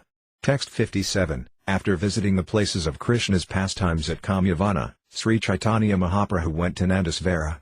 While there, he was overwhelmed with ecstatic love. Text 58. Sri Caitanya Mahaprabhu bathed in all the celebrated lakes, beginning with Lake Bhavana. Thereafter he climbed a hill and spoke to the people. Text 59. Sri Caitanya Mahaprabhu asked, "Are there any deities on top of this hill?" Text 60. There are a father and mother with well-built bodies, and between them is a very beautiful child who is curved in 3 places. Text 61. Hearing this, Sri Caitanya Mahaprabhu became very happy. After excavating the cave, he saw the 3 deities. Text 62. Sri Caitanya Mahaprabhu offered his respects to Nanda Maharaja and Mother Yasoda, and with great ecstatic love he touched the body of Lord Krishna. Text 63. Every day the Lord chanted and danced in ecstatic love. Finally he went to Kadiravana. Text 64. After seeing the places of Lord Krishna's pastimes, Sri Caitanya went to Sesasayi, where he saw Lakshmi and recited the following verse. Text 65. O dearly beloved! Your lotus feet are so soft that we place them gently on our breasts, fearing that your feet will be hurt. Our life rests only in you. Our minds, therefore, are filled with anxiety that your tender feet might be wounded by pebbles as you roam about on the forest path. Text 66. Afterwards, Sri Caitanya Mahaprabhu saw Kilatirtha and then went to Bandiravana. After crossing the Yamuna river, he went to Bhadravana. Text 67. Sri Caitanya Mahaprabhu then visited Sravana and Lohavana. He then went to Mahavana and saw Gokula, the place of Lord Krishna's early childhood pastimes. Text 68. Upon seeing the place where the twin Arjuna trees had been broken by Sri Krishna, Sri Caitanya Mahaprabhu was moved to great ecstatic love. Text 69. After seeing Gokula, Sri Caitanya Mahaprabhu returned to Mathura, where he saw the birthplace of the Lord. While there, he stayed at the house of the Sanandya Brahmana. Text 70. Seeing a great crowd assemble at Mathura, Sri Caitanya Mahaprabhu left and went to Akruratirtha. He remained there in a solitary place. Text 71. The next day, Sri Caitanya Mahaprabhu went to Vrindavana and took his bath at Galila Lake and Praskandena. Text 72. After seeing the holy place called Praskandena, Sri Caitanya Mahaprabhu went to Devadasadisha. From there he went to Kesitirtha, and when he saw the place where the Rasa dance had taken place, he immediately lost consciousness due to ecstatic love. Text 73. When the Lord regained his senses, he began to roll on the ground. He would sometimes laugh, cry, dance and fall down. He would also chant very loudly. Text 74. Being thus transcendentally amused, Sri Caitanya Mahaprabhu passed the day happily at Kesitirtha. In the evening he returned to Akruratirtha, where he took his meal. Text 75. The next morning Sri Caitanya Mahaprabhu returned to Vrindavana and took his bath at Suragata. He then went to Tenchalitala, where he took rest. Text 76. The tamarind tree named Tenchalitala was very old, having been there since the time of Lord Krishna's pastimes. Beneath the tree was a very shiny platform. Text 77. Since the river Yamuna flowed near Tenchalitala, a very cool breeze blew there. While there, the Lord saw the beauty of Vrindavana and the water of the river Yamuna. Text 78. Sri Caitanya Mahaprabhu used to sit beneath the old tamarind tree and chant the holy name of the Lord. At noon he would return to Akruratirtha to take lunch. Text 79. All the people who lived near Akruratirtha came to see Sri Caitanya Mahaprabhu, and due to the large crowds, the Lord could not peacefully chant the holy name. Text 80. Therefore Sri Caitanya Mahaprabhu would go to Vrindavana and sit in a solitary place, where he would chant the holy name until noon. Text 81. In the afternoon, people were able to speak to him. The Lord told everyone of the importance of chanting the holy name. Text 82. During this time, a Vaisnava named Krishnadasa came to see Sri Caitanya Mahaprabhu. He was a householder belonging to the Kshatriya caste, and his house was located on the other side of the Yamuna. Text 83. After bathing at Kesitirtha, Krishnadasa went toward Kaliyadaha and suddenly saw Sri Caitanya Mahaprabhu sitting at Amlitala, Tenchalitala. Text 84. Upon seeing the Lord's personal beauty and ecstatic love, Krishnadasa was very much astonished. Out of ecstatic love, he offered his respectful obeisances unto the Lord. Text 85. Sri Caitanya Mahaprabhu asked Krishnadasa, "Who are you? Where's your home?" Text 86, I belong to the Rajputa caste, and my home is just on the other side of the river Yamuna. But I wish to be the servant of a Vaisnava. Text 87, today I have had a dream, and according to the dream I have come here and found you. Text 88, Sri Caitanya Mahaprabhu then bestowed upon Krishnadasa his causeless mercy by embracing him. Krishnadasa became mad with ecstatic love and began to dance and to chant the holy name of Hari. Text 89, Krishnadasa returned to Akrura-tirtha with the Lord, and remnants of the Lord's food were given to him. Text 90, the next morning, Krishnadasa went with Sri Caitanya Mahaprabhu to Vrindavana and carried his water pot. Krishnadasa thus left his wife, home and children in order to remain with Sri Caitanya Mahaprabhu. Text 91, everywhere the Lord went, all the people said, Krishna has again manifested at Vrindavana. Text 92, one morning many people came to Akrura-tirtha. As they came from Vrindavana, they made a tumultuous sound. Text 93, upon seeing Sri Caitanya Mahaprabhu, all the people offered respects at his lotus feet. The Lord then asked them, where are you all coming from? Text 94, the people replied, Krishna has again manifested himself on the waters of Kaliya lake. He dances on the hoods of the serpent Kaliya, and the jewels on those hoods are blazing. Text 95, everyone has seen Lord Krishna himself. There is no doubt about it. Hearing this, Sri Caitanya Mahaprabhu began to laugh. He then said, everything is correct.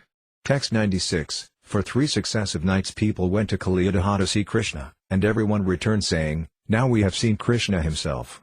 Text 97, everyone came before Sri Caitanya Mahaprabhu and said, now we have directly seen Lord Krishna.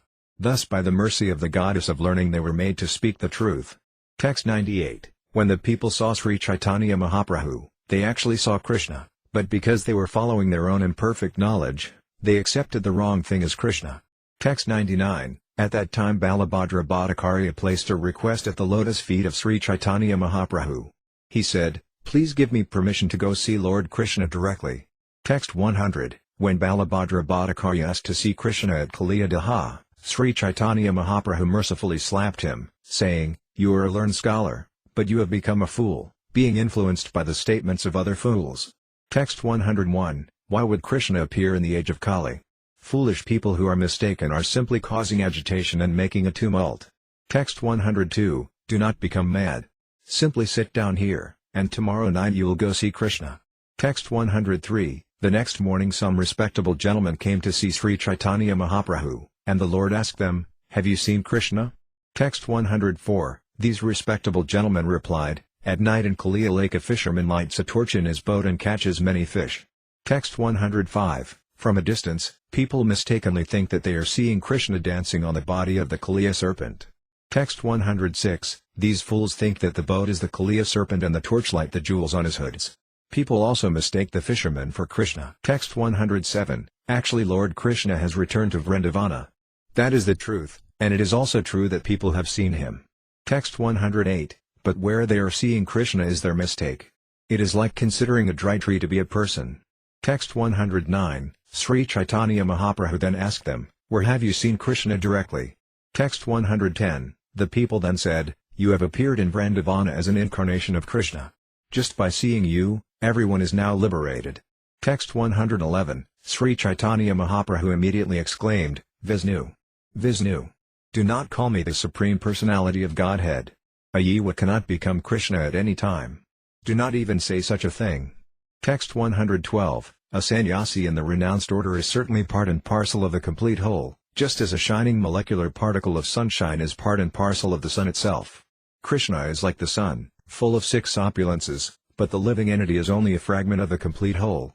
Text 113, a living entity and the absolute personality of Godhead are never to be considered equal, just as a fragmental spark can never be considered the original flame.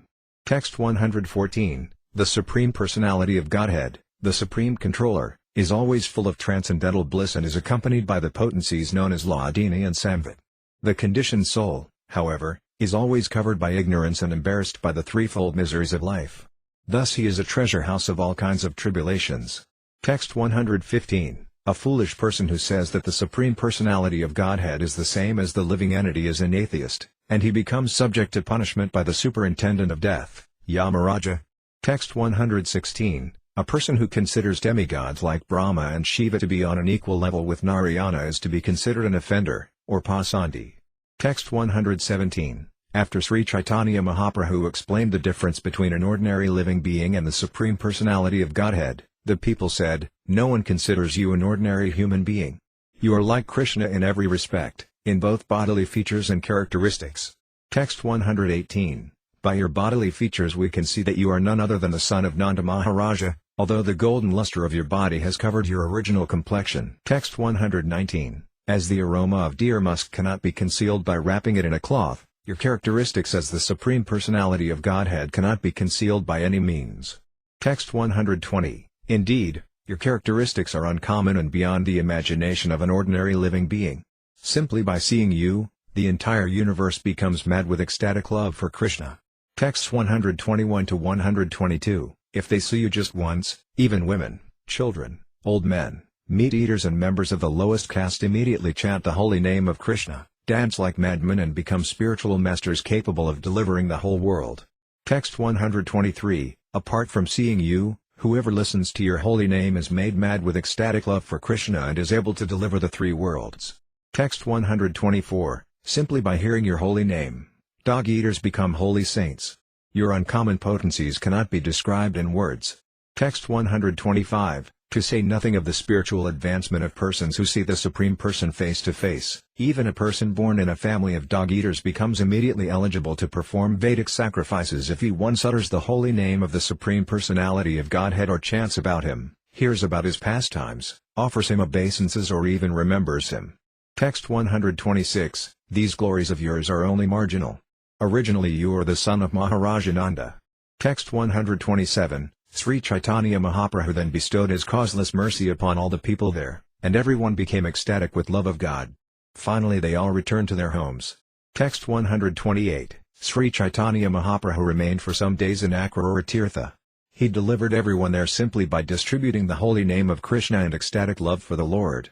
Text 129. The Brahmana disciple of Madhavendra Puri went from house to house in Mathura and inspired other Brahmanas to invite Caitanya Mahaprabhu to their homes.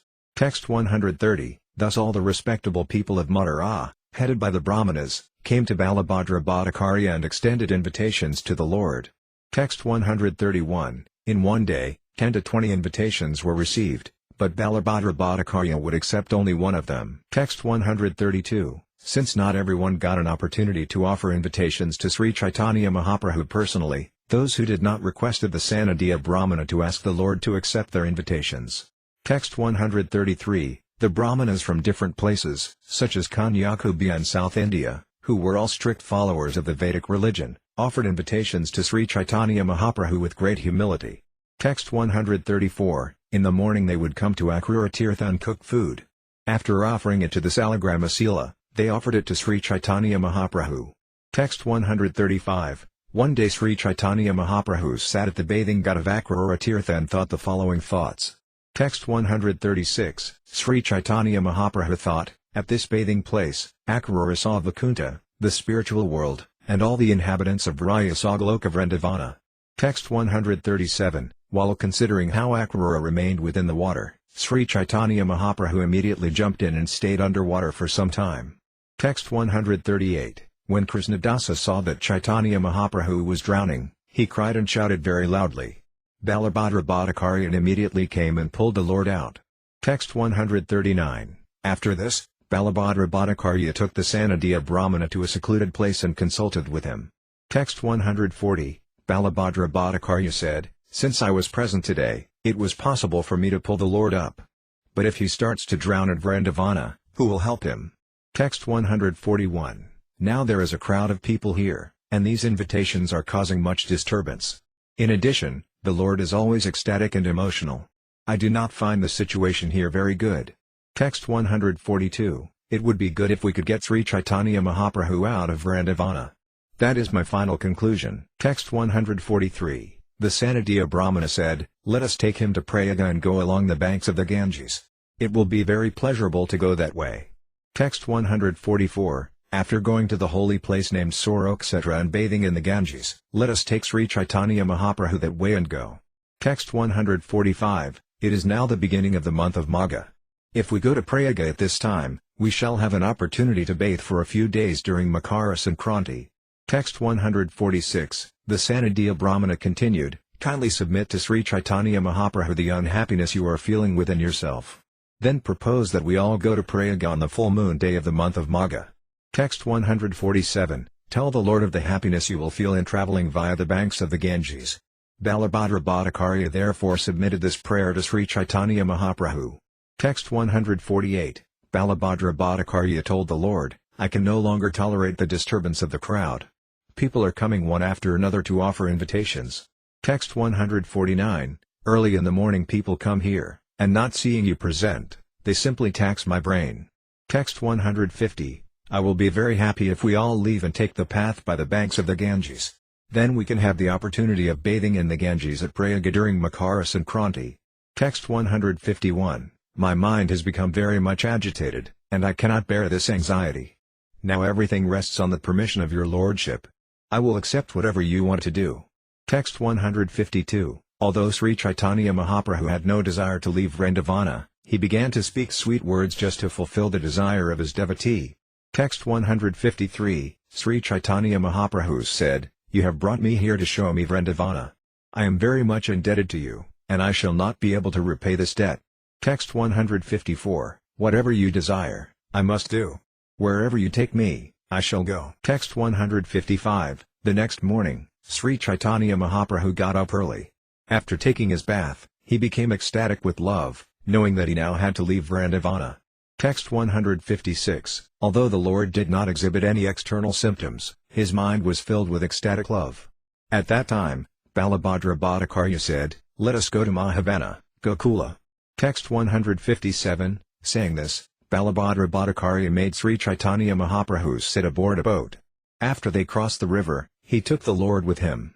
Text 158, both Rajaputa Krishnadasa and the Sanadhya Brahmana knew the path along the Ganges bank very well. Text 159, while walking, Sri Caitanya Mahaprabhu, understanding that the others were fatigued, took them all beneath a tree and sat down.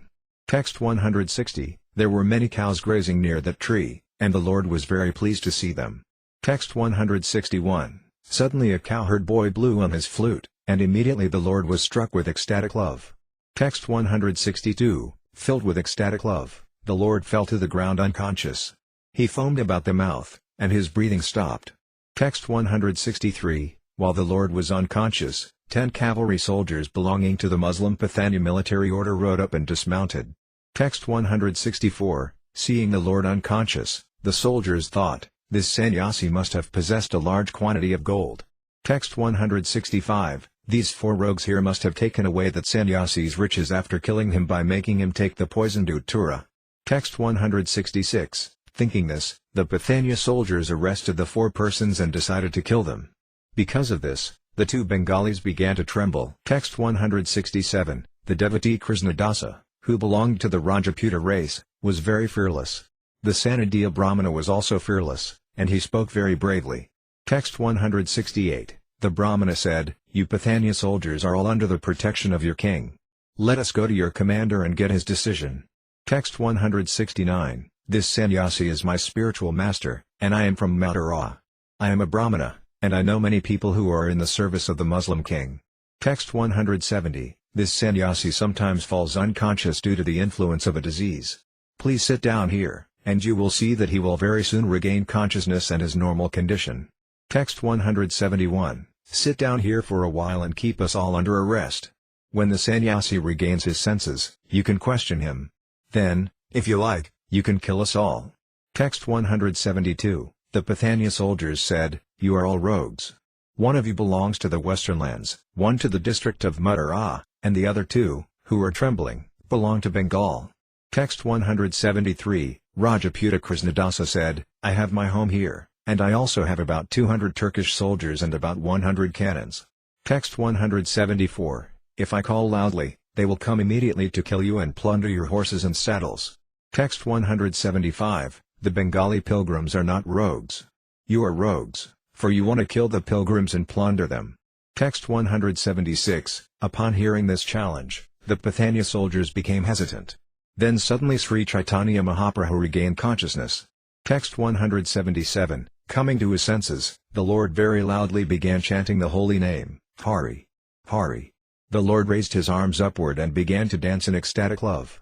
Text 178. When the Lord shouted very loudly in ecstatic love, it appeared to the Muslim soldiers that their hearts were struck by thunderbolts. Text 179. Seized by fear, all the Caitanya soldiers immediately released the four persons. Thus Sri Caitanya Mahaprabhu did not see his personal associates arrested. Text 180. At that time, Balabhadra Bhattacharya went to Sri Caitanya Mahaprabhu and made him sit down. Seeing the Muslim soldiers, the Lord regained his normal senses. Text 181. All the Muslim soldiers then came before the Lord, worshipped his lotus feet and said, "Here are four rogues." Text 182. These rogues have made you take Datura. Having made you mad, they have taken all your possessions. Text 183. Sri Caitanya Mahaprabhu said, "These are not rogues. They are my associates. Being a sannyasi beggar, I do not possess anything." Text 184. Due to epilepsy, I sometimes fall unconscious. Out of their mercy, these four men maintain me. Text 185. Among the Muslims was a grave person who was wearing a black dress. People called him a saintly person. Text 186. The heart of that saintly person softened upon seeing Sri Caitanya Mahaprabhu. He wanted to talk to him and establish impersonal Brahman on the basis of his own scripture, the Quran.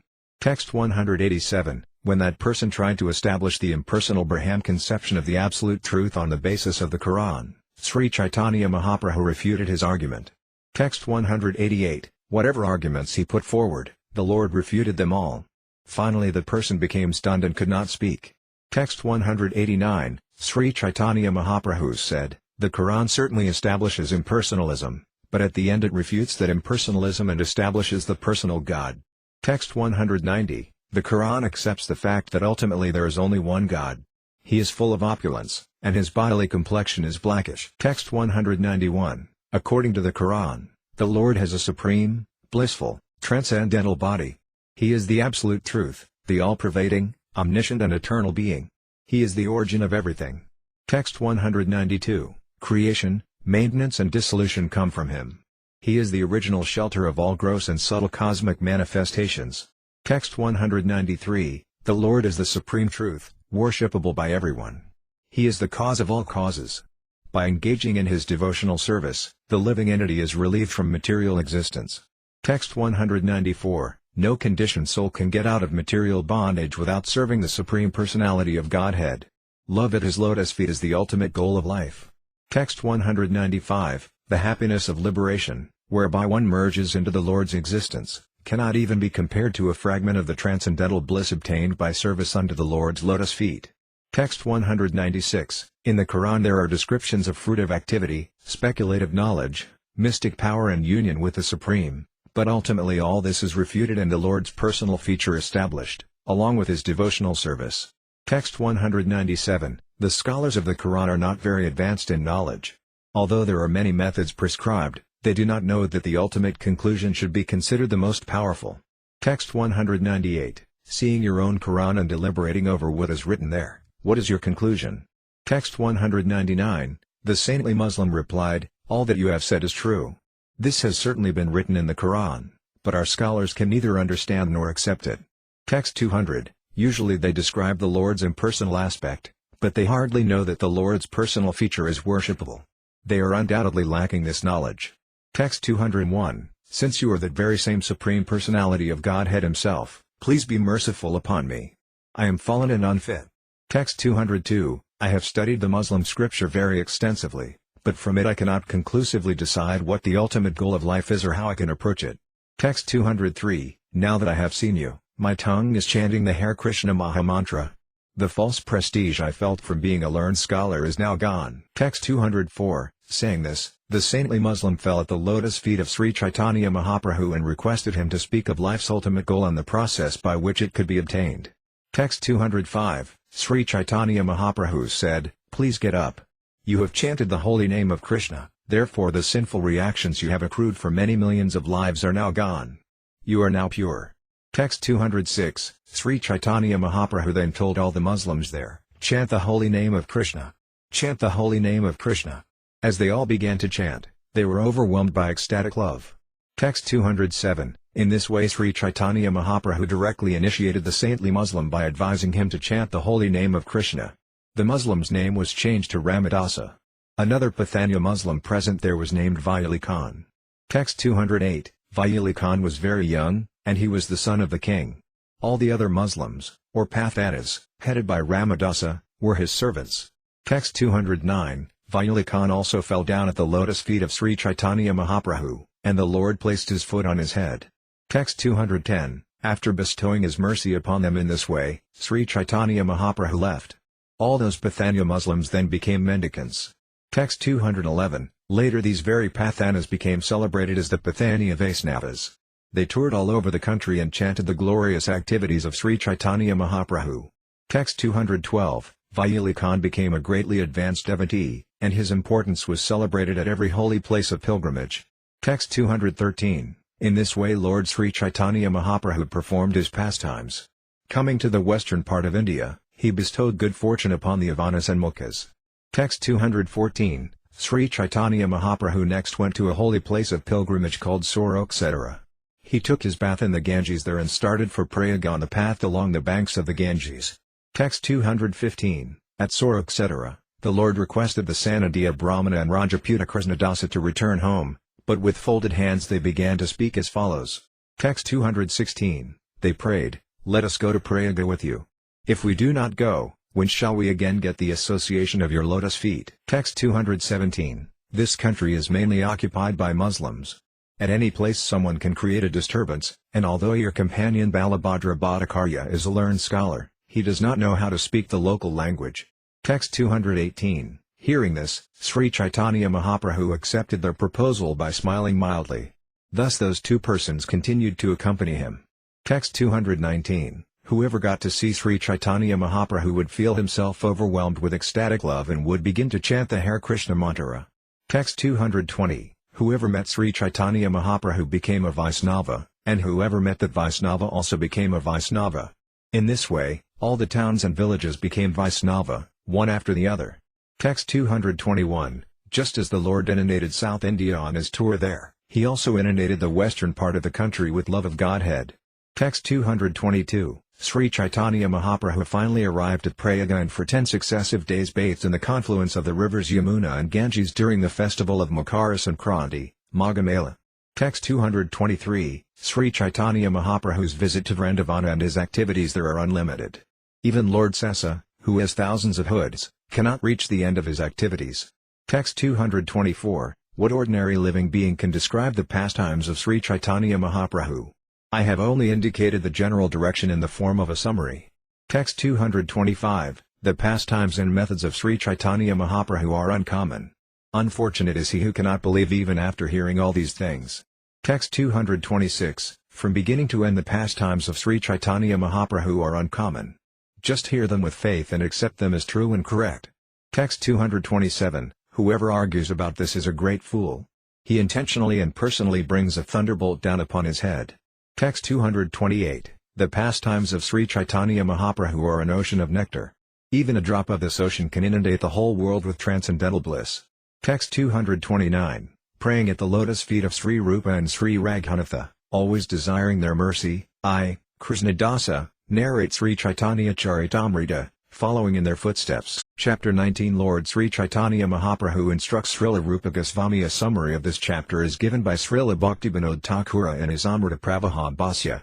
Meeting Sri Caitanya Mahaprabhu in a village called Ramakeli, two brothers, Rupa and Sanatana, began to devise means to get out of their government service. They appointed some brahmanas to perform puraskarana ceremonies and chant the holy name of Krishna. Srila Rupa Goswami deposited 10,000 gold coins with a grocer, and the balance he brought in 2 boats to a place called Baklakandradvipa. There he divided this money among the brahmanas, Vaisnavas and his relatives, and a portion he kept for emergency measures and personal needs. He was informed that Sri Caitanya Mahaprabhu was going to Vrindavana from Jagannath Puri through the forest of Jharkhand, Jharkhand, therefore he sent 2 people to Jagannath Puri to find out when the Lord would leave for Vrindavana. In this way Rupa Goswami retired, but Sanatana Goswami told the Nawab that he was sick and could not attend to his work. Giving this excuse, he sat at home and studied Srimad Bhagavatam with learned Brahmana scholars. The Nawab Hussain Shah first sent his personal physician to see what the real facts were, then he personally came to see why Sanatana was not attending to official business. Knowing that he wanted to resign his post, the Nawab had him arrested and imprisoned. The Nawab then went off to attack Orissa. When Sri Caitanya Mahaprabhu started for Vrindavana through the forest of Jharikhanda, Rupa Goswami left home and sent news to Sanatana that he was leaving with his younger brother, Anupama Mallika, to meet Sri Caitanya Mahaprabhu. Srila Rupa Goswami finally reached Prayaga and met with Sri Caitanya Mahaprabhu for 10 successive days. During this time, Vallabha Bhatta extended an invitation to the Lord with great respect. Sri Caitanya Mahaprabhu introduced Srila Rupa Goswami to Vallabha Bhatta. After this, a Brahmana scholar named Raghupati Upadhyaya arrived and discussed Krishna consciousness with the Lord. Kaviraja Goswami then extensively describes the living condition of Sri Rupa and Sanatana at Vrindavana. During the 10 days at Prayaga, Srila Rupa Goswami was instructed by the Lord, who gave him the basic principles of the Bhakti Rasamrita Sindhu. The Lord then sent Srila Rupa Goswami to Vrindavana. The Lord himself returned to Varanasi and stayed at the home of Kandarazikara. Text 1. Before the creation of this cosmic manifestation, the Lord enlightened the heart of Lord Brahma with the details of the creation and manifested the Vedic knowledge. In exactly the same way, the Lord, being anxious to revive the Vrindavana pastimes of Lord Krishna, impregnated the heart of Rupa Goswami with spiritual potency. By this potency, Srila Rupa Goswami could revive the activities of Krishna in Vrindavana, activities almost lost to memory. In this way, he spread Krishna consciousness throughout the world. Text 2. All glories to Lord Sri Caitanya Mahaprabhu. All glories to Lord Nityananda. All glories to Advaita Kendra. And all glories to all the devotees of the Lord. Text 3. After meeting Sri Caitanya Mahaprabhu in the village of Ramakeli, the brothers Rupa and Sanatana returned to their homes. Text 4. The two brothers devised a means whereby they could give up their material activities. For this purpose, they appointed 2 brahmanas and paid them a large amount of money. Text 5. The brahmanas performed religious ceremonies and chanted the holy name of Krishna so that the 2 brothers might attain shelter at the lotus feet of Sri Caitanya Mahaprabhu very soon. Text 6. At this time, Sri Rupa Goswami returned home, taking with him large quantities of riches loaded in boats. Text 7. Srila Rupa Goswami divided the wealth that he brought back home. He gave 50% in charity to Brahmanas and Vaisnavas and 25% to his relatives. Text 8. He kept 1/4 of his wealth with a respectable Brahmana. He kept this for his personal safety because he was expecting some legal complications. Text 9. He deposited 10,000 coins, which were later spent by Sri Sanatana Goswami, in the custody of a local Bengali grocer. Text 10. Sri Rupa Goswami heard that Sri Caitanya Mahaprabhu had returned to Jagannath Puri and was preparing to go to Vrindavana through the forest. Text 11. Sri Rupa Goswami sent 2 people to Jagannath Puri to find out when Sri Caitanya Mahaprabhu would depart for Vrindavana. Text 12. Sri Rupa Goswami told the 2 men, "You are to return quickly and let me know when he will depart. Then I shall make the proper arrangements." Text 13. While Sanatana Goswami was in Gauda Desa, he was thinking, "The Nawab is very pleased with me. I certainly have an obligation." Text 14. If the Nawab somehow or other becomes angry with me, I shall be greatly relieved. That is my conclusion.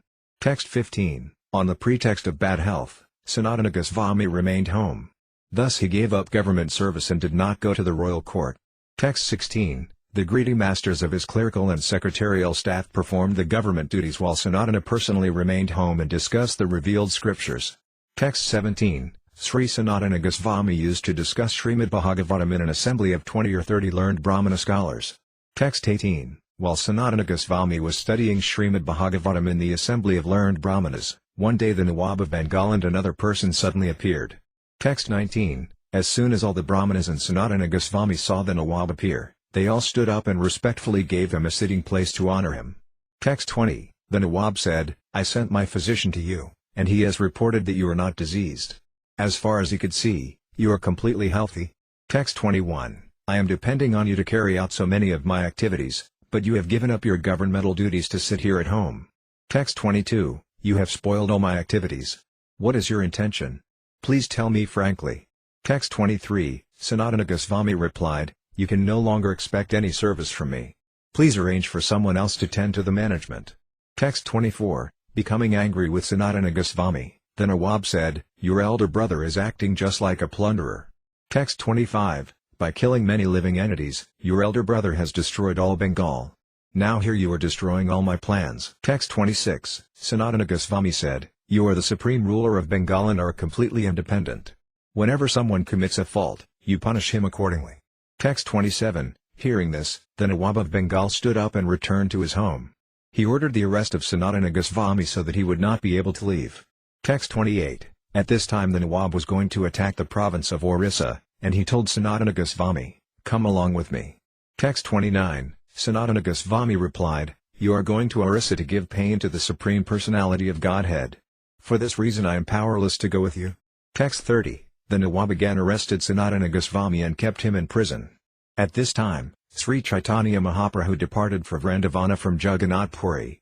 Text 31. The two persons who went to Jagannath Puri to inquire about the Lord's departure returned and informed Rupa Goswami that the Lord had already departed for Vrindavana. Text 32. Upon receiving this message from his two messengers, Rupa Goswami immediately wrote a letter to Sanatana Goswami saying that Sri Caitanya Mahaprabhu had departed for Vrindavana. Text 33. In his letter to Sanatana Goswami, Srila Rupa Goswami wrote, "We two brothers are starting out to go see Sri Caitanya Mahaprabhu. You must also somehow or other get released and come meet us." Text 34. Rupa Goswami further informed Srila Sanatana Goswami, "I have left a deposit of 10,000 coins with a grocer. Use that money to get out of prison." Text 35. Somehow or other get yourself released and come to Vrindavana. After writing this, the two brothers, Rupa Goswami and Anupama, went to see Sri Caitanya Mahaprabhu. Text 36. Rupa Goswami's younger brother was a great devotee whose actual name was Sri Vallabha, but he was given the name Anupama Malika. Text 37. Sri Rupa Goswami and Anupama Malika went to Prayaga, and they were very pleased to hear the news that Sri Caitanya Mahaprabhu was there. Text 38. At Prayaga, Sri Caitanya Mahaprabhu went to see the temple of Bindu Madhava, and many hundreds of thousands of people followed him just to meet him. Text 39. Some of the people following the Lord were crying. Some were laughing, some dancing and some chanting. Indeed, some of them were rolling on the ground, exclaiming Krishna, Krishna. Text 40. Prayaga is located at the confluence of two rivers, the Ganges and the Yamuna. Although these rivers were not able to flood Prayaga with water, Sri Caitanya Mahaprabhu inundated the whole area with waves of ecstatic love for Krishna. Text 41. Seeing the great crowd, the two brothers remained standing in a secluded place. They could see that Sri Caitanya Mahaprabhu was ecstatic to see Lord Bindu Madhava. Text 42. The Lord was loudly chanting the holy name of Hari. Dancing in ecstatic love and raising his arms, he asked everyone to chant Hari. Hari. Text 43. Everyone was astounded to see the greatness of Sri Caitanya Mahaprabhu. Indeed, I cannot properly describe the pastimes of the Lord at Prayaga. Text 44. Sri Caitanya Mahaprabhu had made an acquaintance with a Brahmana from Deccan, in South India, and that Brahmana invited him for meals and took him to his place. Text 45. While Sri Caitanya Mahaprabhu was sitting in a solitary place in the home of that Deccan Brahmana, Rupa Goswami and Sri Vallabha, Anupama Malika, came to meet him. Text 46. Seeing the Lord from a distance, the two brothers put two clumps of straw between their teeth and immediately fell down on the ground like rods, offering him obeisances. Text 47. Both brothers were overwhelmed with ecstatic emotion, and reciting various Sanskrit verses, they stood up and fell down again and again. Text 48. Sri Caitanya Mahaprabhu was very pleased to see Srila Rupa Goswami, and he told him, "Stand up. Stand up. My dear Rupa, come here." Text 49. Sri Caitanya Mahaprabhu then said, "It is not possible to describe Krishna's mercy, for he has delivered you both from the well of material enjoyment." Text 50. Lord Krishna said, "Even though a person is a very learned scholar of the Sanskrit Vedic literatures, he is not accepted as my devotee unless he is pure in devotional service. Even though a person is born in a family of dog-eaters, he is very dear to me if he is a pure devotee who has no motive to enjoy fruitive activities or mental speculation. Indeed, all respects should be given to him, and whatever he offers should be accepted. Such devotees are as worshipable as I am." Text 51. After reciting this verse, Sri Caitanya Mahaprabhu embraced the two brothers, and out of his causeless mercy he placed his feet on their heads. Text 52. After receiving the Lord's causeless mercy, the two brothers folded their hands and in great humility offered the following prayers unto the Lord. Text 53. O most munificent incarnation! You are Krishna himself appearing as Sri Krishna Caitanya Mahaprabhu. You have assumed the golden color of Srimati Radharani, and you are widely distributing pure love of Krishna. We offer our respectful obeisances unto you. Text 54. We offer our respectful obeisances unto that merciful Supreme Personality of Godhead who has converted all three worlds, which were maddened by ignorance, and saved them from their diseased condition by making them mad with the nectar from the treasure house of love of God. Let us take full shelter of that personality of Godhead, Sri Krishna Caitanya, whose activities are wonderful. Text 55. After this, Sri Caitanya Mahaprabhu sat them down by his side and asked them, "What news do you have of Sanatana?" Text 56. Rupa Goswami replied, "Sanatana has now been arrested by the government of Hussain Shah. If you kindly save him, he can be liberated from that entanglement." Text 57. Sri Caitanya Mahaprabhu immediately replied, "Sanatana has already been released from his confinement, and he will very soon meet with me." Text 58. The Brahmana then requested Sri Caitanya Mahaprabhu to accept his lunch. Rupa Goswami also remained there that day. Text 59. Balabhadra Bhattacharya invited the two brothers to take lunch also. The remnants of food from the plate of Sri Caitanya Mahaprabhu were offered to them. Text 60. Sri Caitanya Mahaprabhu selected his residence beside the confluence of the Ganges and the Yamuna, a place called Triveni. The two brothers, Rupa Goswami and Sri Vallabha, selected their residence near the Lord's. Text 61. At that time, Sri Vallabhabhata was staying at Adalagrama, and when he heard that Sri Caitanya Mahaprabhu had arrived, he went to his place to see him. Text 62. Vallabha Bhattacharya offered Sri Caitanya Mahaprabhu his obeisances, and the Lord embraced him. After that, they discussed topics about Krishna for some time. Text 63. Sri Caitanya Mahaprabhu felt great ecstatic love when they began discussing Krishna, but the Lord checked his feelings because he felt shy before Vallabhabhata. Text 64. Although the Lord restrained himself externally, ecstatic love raged within. There was no checking that. Vallabhabhata was astonished to detect this. Text 65. Thereafter, Vallabhabhata invited Sri Caitanya Mahaprabhu for lunch, and the Lord introduced the brothers Rupa and Vallabha to him. Text 66. From a distance, the brothers Rupa Goswami and Sri Vallabha fell on the ground and offered obeisances to Vallabhabhata with great humility. Text 67. When Vallabha Bhattacharya walked toward them, they ran away to a more distant place. Rupa Goswami said, "I am untouchable and most sinful. Please do not touch me." Text 68. Vallabha Bhattacharya was very much surprised at this. Sri Caitanya Mahaprabhu, however, was very pleased, and he therefore spoke to him this description of Rupa Goswami. Text 69. Sri Caitanya Mahaprabhu said, "Don't touch him, for he belongs to a very low caste. You are a follower of Vedic principles and are a well-experienced performer of many sacrifices. You also belong to the aristocracy." Text 70. Hearing the holy name constantly vibrated by the two brothers, Vallabha Bhattacharya could understand the hints of Sri Caitanya Mahaprabhu. Text 71. Vallabha Bhattacharya said, "Since these two are constantly chanting the holy name of Krishna, how can they be untouchable? On the contrary, they are most exalted." Text 72. Vallabha Bhattacharya then recited the following verse, "My dear Lord, one who always keeps your holy name on his tongue becomes greater than an initiated Brahmana. Although he may be born in a family of dog-eaters and may therefore, by material calculation, be the lowest among men, he is still glorious. This is the wonderful effect of chanting the holy name of the Lord. It is therefore concluded that one who chants the holy name of the Lord should be understood to have performed all kinds of austerities and great sacrifices mentioned in the Vedas.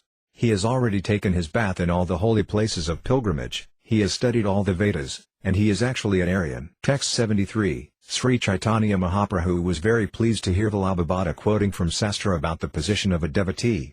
The Lord praised him personally, and, feeling ecstatic love of Godhead, began to quote many verses from Sastra.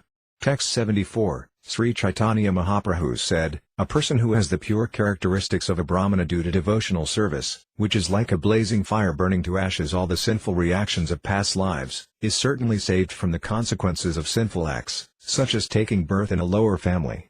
Even though he may be born in a family of dog-eaters, he is recognized by learned scholars. But although a person may be a learned scholar in Vedic knowledge, he is not recognized if he is an atheist." Text 75. For a person devoid of devotional service, birth in a great family or nation, knowledge of the revealed scriptures, performance of austerities and penance, and chanting of Vedic mantras are all like ornaments on a dead body. Such ornaments simply serve the concocted pleasures of the general populace. Text 76. When he saw the Lord's ecstatic love, Vallabha Bhattacharya was certainly very much astonished. He was also astonished by the Lord's knowledge of the essence of devotional service, as well as by his personal beauty and influence. Text 77. Vallabha Bhattacharya then put Sri Caitanya Mahaprabhu and his associates aboard a boat and took them to his own place to offer them lunch. Text 78. While crossing the river Yamuna, Sri Caitanya Mahaprabhu saw the glossy black water and was immediately bewildered with ecstatic love.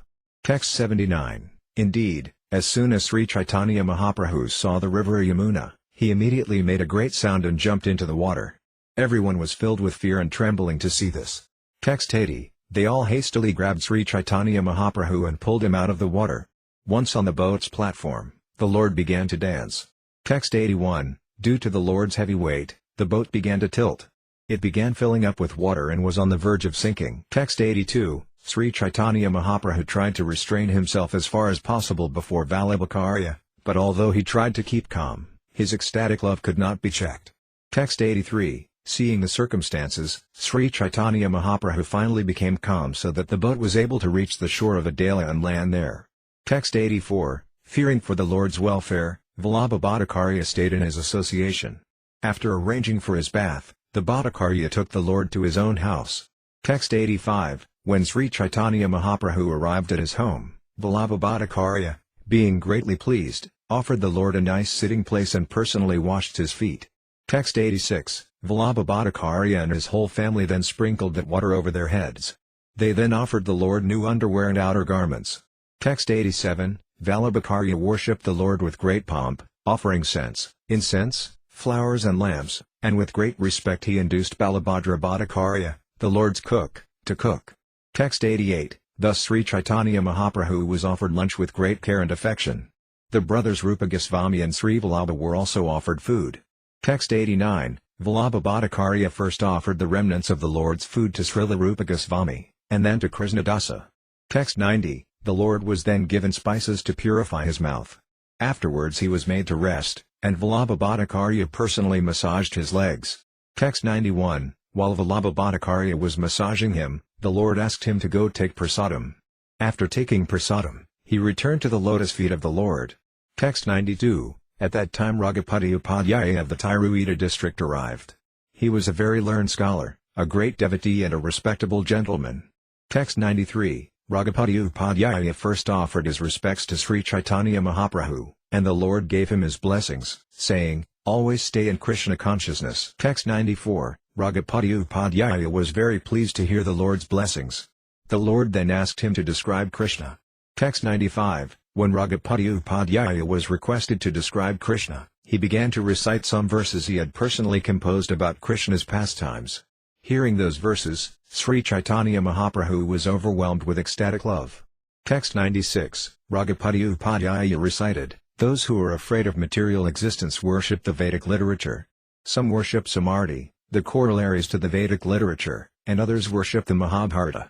As far as I am concerned, I worship Krishna's father, Maharaj Ananda, in whose courtyard the Supreme Personality of Godhead, the Absolute Truth, is playing." Text 97. When Raghupati Upadhyaya was requested by the Lord to recite more, he immediately offered his respects to the Lord and granted his request. Text 98. To whom can I speak who will believe me when I say that Krishna, the Supreme Personality of Godhead, is hunting the gopas in the bushes by the banks of the river Yamuna? In this way the Lord demonstrates his pastimes. Text 99. Sri Caitanya Mahaprabhu requested Raghupati Upadhyaya to continue speaking about the pastimes of Sri Krishna. Thus the Lord was absorbed in ecstatic love, and his mind and body slackened. Text 100. When Raghupati Upadhyaya saw Sri Caitanya Mahaprabhu's ecstatic symptoms, he decided that the Lord was not a human being but Krishna himself. Text 101. Sri Caitanya Mahaprabhu asked Raghupati Upadhyaya, "According to your decision, who is the foremost being?" Text 102. Of all Krishna's abodes, which do you think is the best? Text 103. Sri Caitanya Mahaprabhu asked, "Of the three ages of Krishna known as childhood, boyhood and fresh youth, which do you consider best?" Text 104. When Sri Caitanya Mahaprabhu asked, "Among all the mellows, which do you consider best?" Text 105. Sri Caitanya Mahaprabhu then said, "You have certainly given first-class conclusions." After saying this, he began to recite the full verse in a faltering voice. Text 106. The form of Syamasundara is the supreme form, the city of Mathura is the supreme abode, Lord Krishna's fresh youth should always be meditated upon, and the mellow of conjugal love is the supreme mellow. Text 107. Sri Caitanya Mahaprabhu then embraced Raghupati Upadhyaya in ecstatic love. Raghupati Upadhyaya also was overwhelmed by love, and he began to dance. Text 108, Vallabha Bhattacharya was struck with wonder to see Sri Caitanya Mahaprabhu and Raghupati Upadhyaya dance. He even brought forward his two sons and made them fall down at the Lord's lotus feet. Text 109, upon hearing that Sri Caitanya Mahaprabhu had arrived, all the villagers went to see him. Simply by seeing him, they all became devotees of Krishna. Text 110, all the brahmanas of the village were eager to extend invitations to the Lord, but Vallabha Bhattacharya forbade them to do so. Text 111, Vallabha Bhatta then decided not to keep Sri Caitanya Mahaprabhu at Adela because the Lord had jumped into the river Yamuna in ecstatic love. Therefore he decided to bring him to Prayaga. Text 112, Vallabha Bhatta said, if anyone likes, he can go to Prayaga and extend invitations to the Lord. In this way he took the Lord with him and departed for Prayaga. Text 113, Vallabha Bhattacharya avoided the river Yamuna. Putting the Lord on a boat in the river Ganges, he went with him to Prayaga. Text 114, due to the great crowds in Prayaga, Sri Caitanya Mahaprabhu went to a place called Dasashvamedha Ghata. It was there that the Lord instructed Sri Rupa Goswami and empowered him in the philosophy of devotional service. Text 115, Sri Caitanya Mahaprabhu taught Srila Rupa Goswami the ultimate limit of the truth about Lord Krishna, the truth about devotional service and the truth about transcendental mellows, culminating in conjugal love between Radha and Krishna. Finally he told Rupa Goswami about the ultimate conclusions of Srimad Bhagavatam. Text 116, Sri Caitanya Mahaprabhu taught Rupa Goswami all the conclusions he had heard from Ramananda Raya and duly empowered him so that he could understand them. Text 117, by entering the heart of Rupa Goswami, Sri Caitanya Mahaprabhu empowered him to ascertain properly the conclusions of all truths. He made him an experienced devotee whose decisions correctly agreed with the verdicts of the disciplic succession. Thus Sri Rupa Goswami was personally empowered by Sri Caitanya Mahaprabhu. Text 118, in his book Caitanya-caritamrta, Kavi Karnapura, the son of Sivanandasena, has elaborately described the meeting between Sri Rupa Goswami and Sri Caitanya Mahaprabhu. Text 119, in the course of time, the transcendental news of Krishna's pastimes in Vrindavana was almost lost. To enunciate explicitly those transcendental pastimes, Sri Caitanya Mahaprabhu empowered Srila Rupa Goswami and Sanatana Goswami with the nectar of his mercy to carry out this work in Vrindavana. Text 120, from the very beginning, Srila Rupa Goswami was deeply attracted by the transcendental qualities of Sri Caitanya Mahaprabhu. Thus he was permanently relieved from family life. Srila Rupa Goswami and his younger brother, Vallabha, were blessed by Sri Caitanya Mahaprabhu.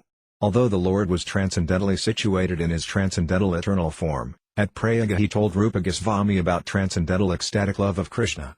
The Lord then embraced him very fondly and bestowed all his mercy upon him. Text 121, indeed, Srila Rupa Goswami, whose dear friend was Svarupa Damodara, was the exact replica of Sri Caitanya Mahaprabhu, and he was very, very dear to the Lord. Being the embodiment of Sri Caitanya Mahaprabhu's ecstatic love, Rupa Goswami was naturally very beautiful. He very carefully followed the principles enunciated by the Lord, and he was a competent person to explain properly the pastimes of Lord Krishna. Sri Caitanya Mahaprabhu expanded his mercy to Srila Rupa Goswami just so he could render service by writing transcendental literatures. Text 122, the characteristics of Srila Rupa Goswami have thus been described in various places by the poet Kavi Karnapura. An account has also been given of how Sri Caitanya Mahaprabhu bestowed his causeless mercy upon Srila Rupa Goswami and Srila Sanatana Goswami. Text 123, Srila Rupa Goswami and Sanatana Goswami were the objects of love and honor for all the great stalwart devotees of Sri Caitanya Mahaprabhu. Text 124, if someone returned to his country after seeing Vrindavana, the associates of the Lord would ask him questions. Text 125, they would ask those returning from Vrindavana, how are Rupa and Sanatana doing in Vrindavana? What are their activities in the renounced order? How do they manage to eat? These were the questions asked. Text 126, the Lord's associates would also ask, how is it that Rupa and Sanatana are engaging in devotional service 24 hours daily? At that time the person who had returned from Vrindavana would praise Srila Rupa and Sanatana Goswamis. Text 127, the brothers actually have no fixed residence. They reside beneath trees, one night under one tree and the next night under another. Text 128, Srila Rupa and Sanatana Goswami beg a little food from the houses of Brahmanas. Giving up all kinds of material enjoyment, they take only some dry bread and fried chickpeas. Text 129, they carry only water pots, and they wear torn quilts. They always chant the holy names of Krishna and discuss his pastimes. In great jubilation, they also dance. Text 130, they engage almost 24 hours daily in rendering service to the Lord. They usually sleep only an hour and a half, and some days, when they continuously chant the Lord's holy name, they do not sleep at all. Text 131, sometimes they write transcendental literatures about devotional service, and sometimes they hear about Sri Caitanya Mahaprabhu and spend their time thinking about the Lord.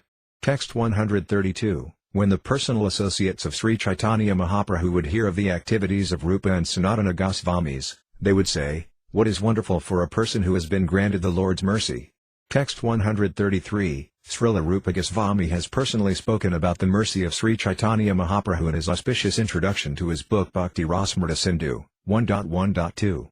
Text 134, although I am the lowest of men and have no knowledge, the inspiration to write transcendental literatures about devotional service has been mercifully bestowed upon me. Therefore I am offering my obeisances at the lotus feet of Sri Caitanya Mahaprabhu, the Supreme Personality of Godhead, who has given me the chance to write these books. Text 135, for 10 days Sri Caitanya Mahaprabhu stayed at Prayaga and instructed Rupa Goswami, empowering him with the necessary potency. Text 136, Sri Caitanya Mahaprabhu said, "My dear Rupa, please listen to me. It is not possible to describe devotional service completely, therefore I am just trying to give you a synopsis of the symptoms of devotional service." Text 137, the ocean of the transcendental melas of devotional service is so big that no one can estimate its length and breadth. However, just to help you taste it, I am describing but one drop. Text 138, in this universe there are limitless living entities in 8,400,000 species, and all are wandering within this universe. Text 139, the length and breadth of a living entity is described as 1/10,000th part of the tip of a hair. This is the original subtle nature of the living entity. Text 140, if we divide the tip of a hair into 100 parts and then take one of these parts and divide it again into 100 parts, that very fine division is the size of but one of the numberless living entities. They are all Caitanya, particles of spirit, not matter. Text 141, if we divide the tip of a hair into 100 parts and then take one part and divide this into another 100 parts, the 10,000th part is the dimension of the living entity. This is the verdict of the chief Vedic mantras. Text 142, Lord Krishna says, among minute particles, I am the living entity. Text 143, O Lord, although the living entities who have accepted material bodies are spiritual and unlimited in number, if they were all pervading there would be no question of their being under your control. If they are accepted, however, as particles of the eternally existing spiritual entity, as part of you, who are the Supreme Spirit whole, we must conclude that they are always under your control. If the living entities are simply satisfied with being identical with you as spiritual particles, then they will be happy being controllers of so many things. The conclusion that the living entities and the Supreme Personality of Godhead are one and the same is a faulty conclusion. It is not a fact. Text 144, the unlimited living entities can be divided into two divisions, those that can move and those that cannot move. Among living entities that can move, there are birds, aquatics and animals. Text 145, although the living entities known as human beings are very small in quantity, that division may be still further subdivided, for there are many uncultured human beings like Mulkas, Pulindas, Bodhas and Sabaras. Text 146, among human beings, those who are followers of the Vedic principles are considered civilized. Among these, almost half simply give lip service while committing all kinds of sinful activities against these principles. Such people do not care for the regulative principles. Text 147, among the followers of Vedic knowledge, most are following the process of fruitive activity and distinguishing between good and bad work. Out of many such sincere fruitive actors, there may be one who is actually wise. Text 148, out of many millions of such wise men, one may actually become liberated, mukta, and out of many millions of such liberated persons, a pure devotee of Lord Krishna is very difficult to find. Text 149, because a devotee of Lord Krishna is desireless, he is peaceful. Fruitive workers desire material enjoyment, jnanis desire liberation, and yogis desire material opulence, therefore they are all lusty and cannot be peaceful. Text 150, O great sage, out of many millions of materially liberated people who are free from ignorance, and out of many millions of siddhas who have nearly attained perfection, there is hardly one pure devotee of Narayana. Only such a devotee is actually completely satisfied and peaceful. Text 151, according to their karma, all living entities are wandering throughout the entire universe. Some of them are being elevated to the upper planetary systems, and some are going down into the lower planetary systems. Out of many millions of wandering living entities, one who is very fortunate gets an opportunity to associate with a bona fide spiritual master by the grace of Krishna. By the mercy of both Krishna and the spiritual master, such a person receives the seed of the creeper of devotional service. Text 152. When a person receives the seed of devotional service, he should take care of it by becoming a gardener and sowing the seed in his heart. If he waters the seed gradually by the process of Shravana and Kirtana, hearing and chanting, the seed will begin to sprout. Text 153. As one waters the bhakti lata biya, the seed sprouts, and the creeper gradually grows to the point where it penetrates the walls of this universe and goes beyond the Viraja river, lying between the spiritual world and the material world. It attains Brahmaloka, the Brahma effulgence, and penetrating through that stratum, it reaches the spiritual sky and the spiritual planet Goloka Vrindavana. Text 154. Being situated in one's heart and being watered by Shravana Kirtana, the bhakti creeper grows more and more. In this way it attains the shelter of the desired tree of the lotus feet of Krishna, who is eternally situated in the planet known as Goloka Vrindavana, in the topmost region of the spiritual sky. Text 155. The creeper greatly expands in the Goloka Vrindavana planet, and there it produces the fruit of love for Krishna. Although remaining in the material world, the gardener regularly sprinkles the creeper with the water of hearing and chanting. Text 156. If the devotee commits an offense at the feet of a Vaisnava while cultivating the creeper of devotional service in the material world, his offense is compared to a mad elephant that uproots the creeper and breaks it. In this way the leaves of the creeper are dried up. Text 157. The gardener must defend the creeper by fencing it all around so that the powerful elephant of offenses may not enter. Text 158. Sometimes unwanted creepers, such as the creepers of desires for material enjoyment and liberation from the material world, grow along with the creeper of devotional service. The varieties of such unwanted creepers are unlimited.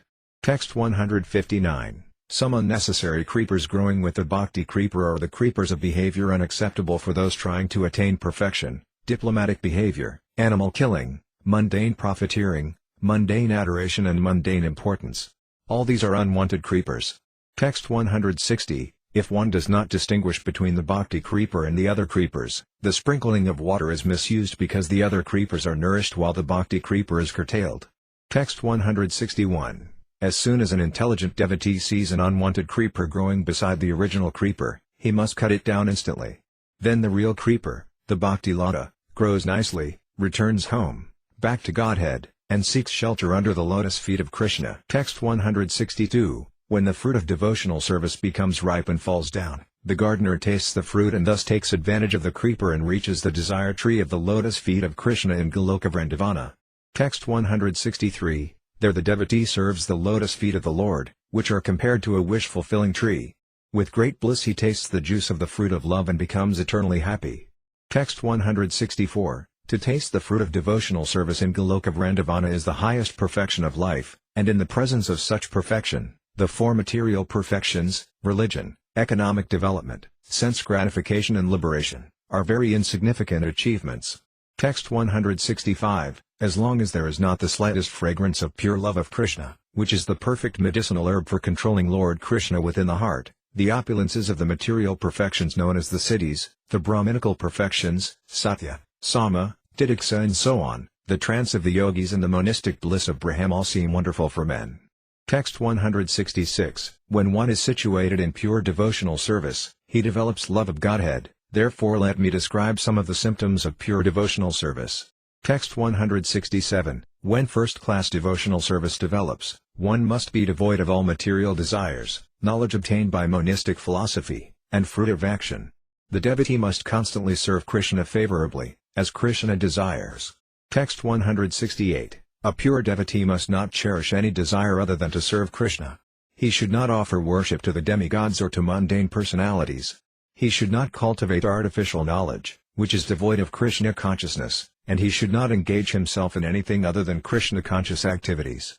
One must engage all one's purified senses in the service of the Lord. This is the favorable execution of Krishna-conscious activities. Text 169. These activities are called Sudha Bhakti, pure devotional service. If one renders such pure devotional service, he develops his original love for Krishna in due course of time. In Vedic literatures like the Pancharatras and Srimad Bhagavatam, These symptoms are described. Text 170, Bhakti, or devotional service, means engaging all our senses in the service of the Lord, the Supreme Personality of Godhead, the Master of all the senses. When the spirit soul renders service unto the Supreme, there are two side effects. One is freed from all material designations, and one's senses are purified simply by being employed in the service of the Lord. Text 171. Just as the celestial waters of the Ganges flow unobstructed into the ocean, so when my devotees simply hear of me, their minds come to me. I reside in the hearts of all. Text 172. These are the characteristics of transcendental loving service to Purushotama, the Supreme Personality of Godhead. It is causeless, and it cannot be obstructed in any way. Text 173. My devotees do not accept Salakya, Sarsti, Sarupya, Samipya or oneness with me, even if I offer these liberations, in preference to serving me. Text 174. Bhakti Yoga, as described above, is the ultimate goal of life. By rendering devotional service to the Supreme Personality of Godhead, one transcends the modes of material nature and attains the spiritual position on the platform of direct devotional service. Text 175. If one is infected with the desire for material enjoyment or material liberation, he cannot rise to the platform of pure loving service unto the Lord, even though he may superficially render devotional service according to the routine regulative principles. Text 176. The material desire to enjoy the material world and the desire to become liberated from material bondage are considered to be two witches, and they haunt one like ghosts. As long as these witches remain within the heart, how can one feel transcendental bliss? As long as these two witches remain in the heart, there is no possibility of enjoying the transcendental bliss of devotional service. Text 177. By regularly rendering devotional service, one gradually becomes attached to the Supreme Personality of Godhead. When that attachment is intensified, it becomes love of Godhead. Text 178. The basic aspects of prema, when gradually increasing to different states, are affection, abhorrence, love, attachment, further attachment, ecstasy and great ecstasy. Text 179. The gradual development of prema may be compared to different states of sugar. First there is the seed of the sugar cane, then sugar cane and then the juice extracted from the cane. When this juice is boiled, it forms liquid molasses, then solid molasses, then sugar, candy, rock candy and finally lozenges. Text 180. All these stages combined are called sthaya-bhava, or continuous love of Godhead in devotional service. In addition to these stages, there are vibhava and anubhava. Text 181. When the higher standard of ecstatic love is mixed with the symptoms of sattvika and vyabhikari, the devotee relishes the transcendental bliss of loving Krishna in a variety of nectarian tastes. Text 182. These tastes are like a combination of yogurt, sugar candy, ghee, clarified butter, black pepper and camphor and are as palatable as sweet nectar. Texts 183 to 184. According to the devotee, attachment falls within the five categories of Santarati, Dasyarati, Sakarati, Vatsalyarati and Madhurarati. These five categories arise from devotees' different attachments to the Supreme Personality of Godhead. The transcendental mellows derived from devotional service are also of five varieties. Text 185. The chief transcendental mellows experienced with the Supreme Personality of Godhead are five: Santa, Dasya, Sakya, Vatsalya and Madhura.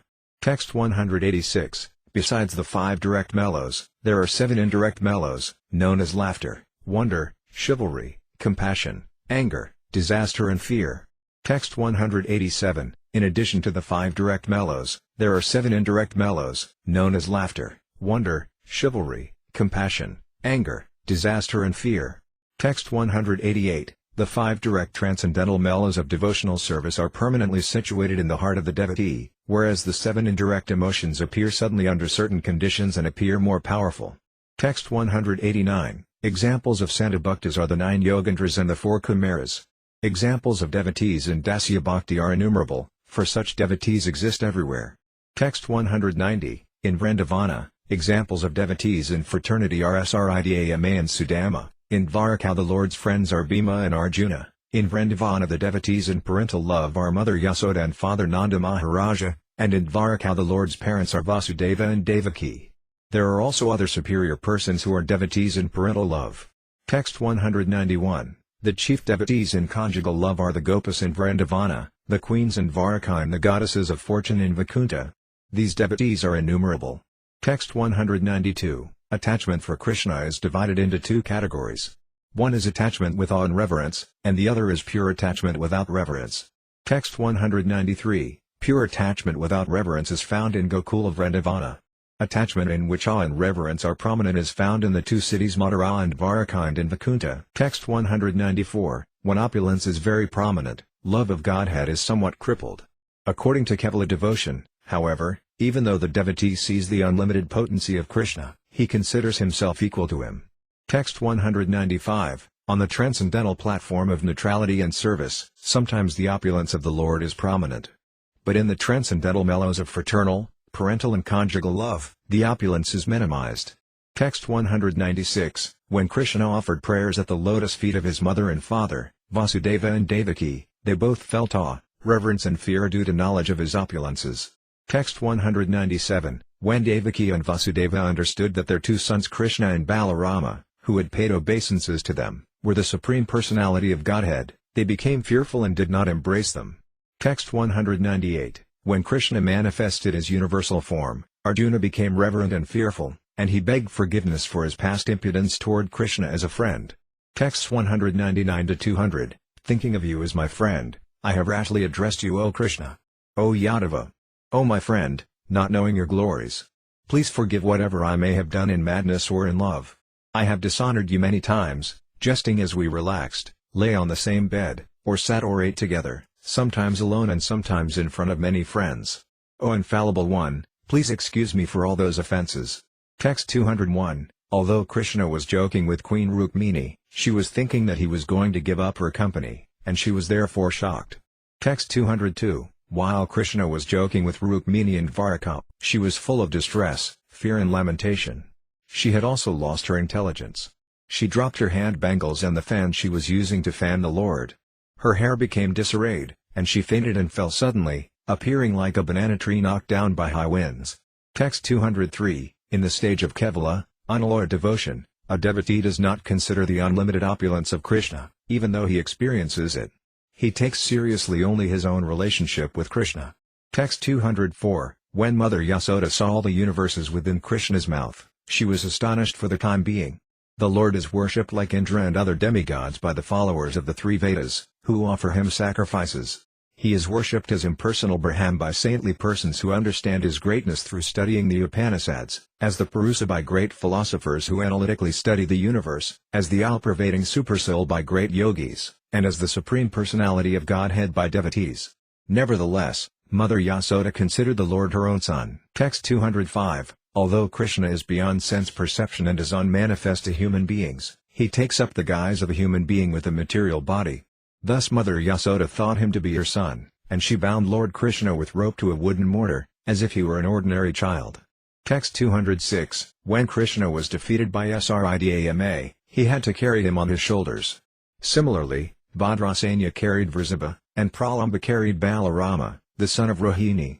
Text 207-209, my dearmost Krishna, you are worshipping me and giving up the company of all the other gopis, who wanted to enjoy themselves with you. Thinking like this, Srimati Radharani considered herself Krishna's most beloved gopi.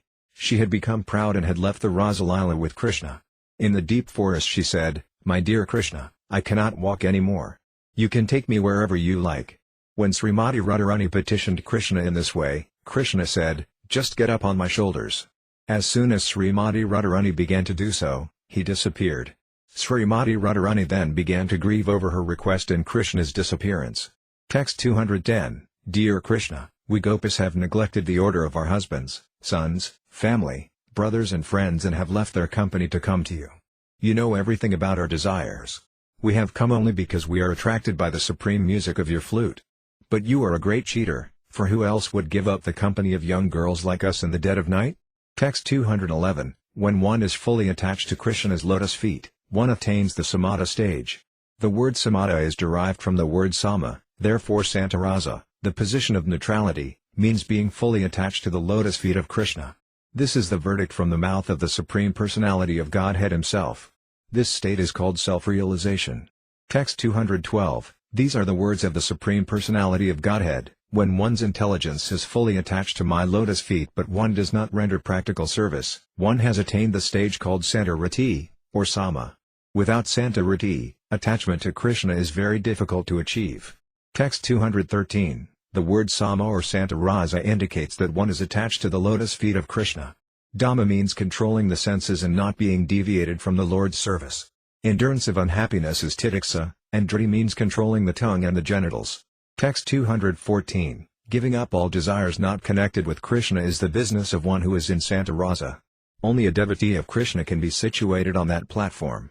He is thus called a santarasa bhakta. Text 215, when a devotee is situated on the platform of santarasa, he desires neither elevation to the heavenly planets nor liberation. These are the results of karma and jnana, and the devotee considers them no better than hell.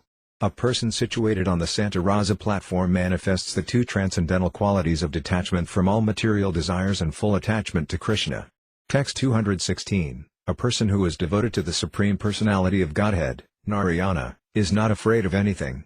Elevation to the heavenly kingdom, condemnation to hell and liberation from material bondage all appear the same to a devotee. Text 217, these two qualities of the Santa stage spread through the lives of all devotees. They are like the quality of sound in the sky. Sound vibration is found in all material elements. Text 218, it is the nature of santarasa that not even the smallest intimacy exists. Rather, knowledge of impersonal Brahman and localized Paramatma is prominent. Text 219, on the platform of santarasa, one realizes only his constitutional position. But when one is raised to the platform of dasyarasa, he better understands the full opulence of the Supreme Personality of Godhead. Text 220, on the dasyarasa platform, knowledge of the Supreme Personality of Godhead is revealed with awe and veneration. By rendering service unto Lord Krishna, the devotee in dasyarasa gives constant happiness to the Lord. Text 221, the qualities of santarasa are also present in dasyarasa, but service is added. Thus the dasyarasa platform contains the qualities of both santarasa and dasyarasa. Text 222, the qualities of santarasa and the service of dasyarasa are both present on the platform of sakyarasa. On the platform of fraternity, the qualities of dasyarasa are mixed with the confidence of fraternity instead of awe and veneration. Text 223, on the sakyarasa platform, the devotee sometimes offers the Lord service and sometimes makes Krishna serve him in exchange. In their mock fighting, the cowherd boys would sometimes climb on Krishna's shoulders, and sometimes they would make Krishna climb on their shoulders. Text 224, awe and veneration are absent on the platform of fraternity, since this rasa is predominated by confidential service. Therefore Sakya rasa is characterized by the qualities of three rasas.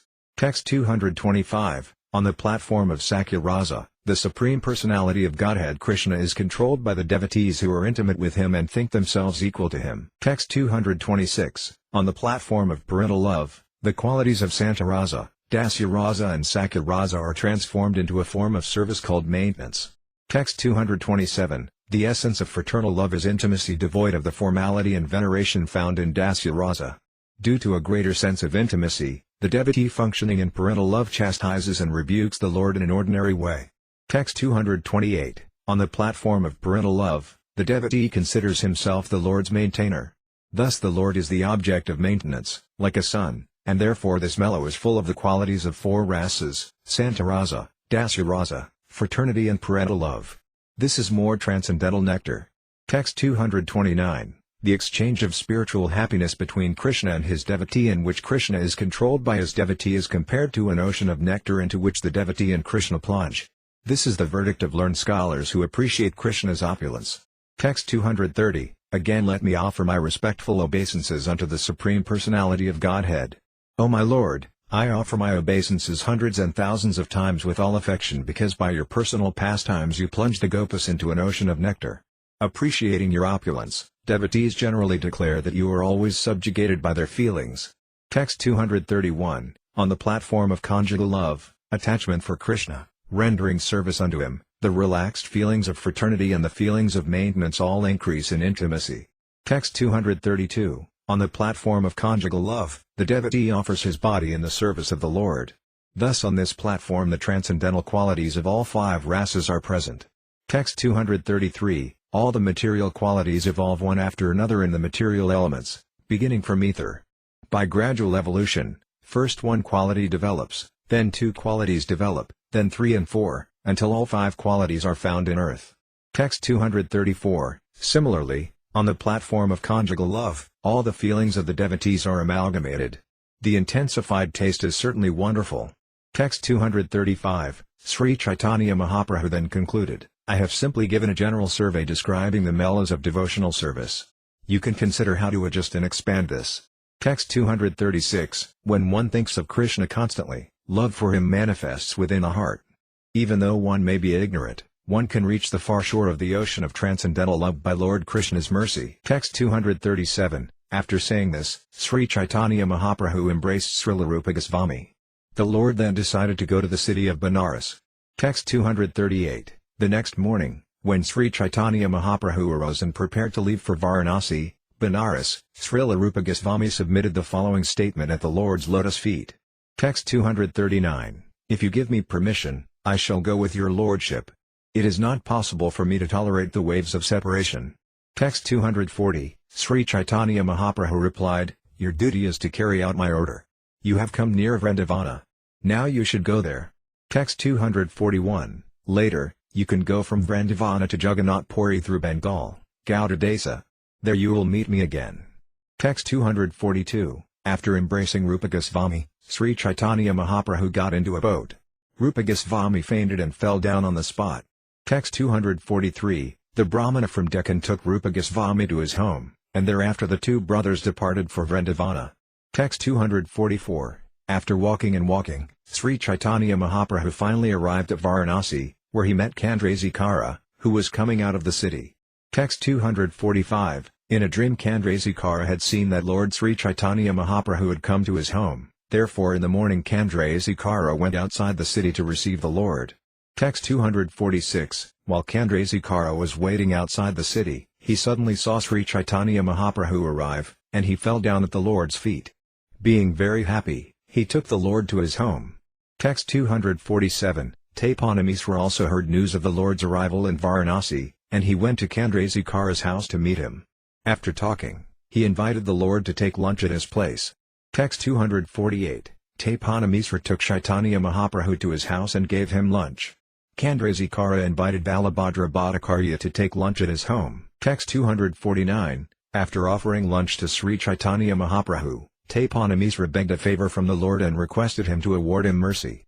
Text 250, Tapanamisra said, as long as your lordship stays in Varanasi, please do not accept an invitation from anyone but me. Text 251, it was known to Sri Caitanya Mahaprabhu that he would remain there only 5 or 7 days. He would not accept any invitation that involved Mayavadi sannyasis. Text 252, with this understanding, Sri Caitanya Mahaprabhu agreed to accept lunch at the place of Tapanamisra. The Lord made his residence at the home of Chandrasekara. Text 253, the Maharashtrian Brahmana came, and the Lord met him.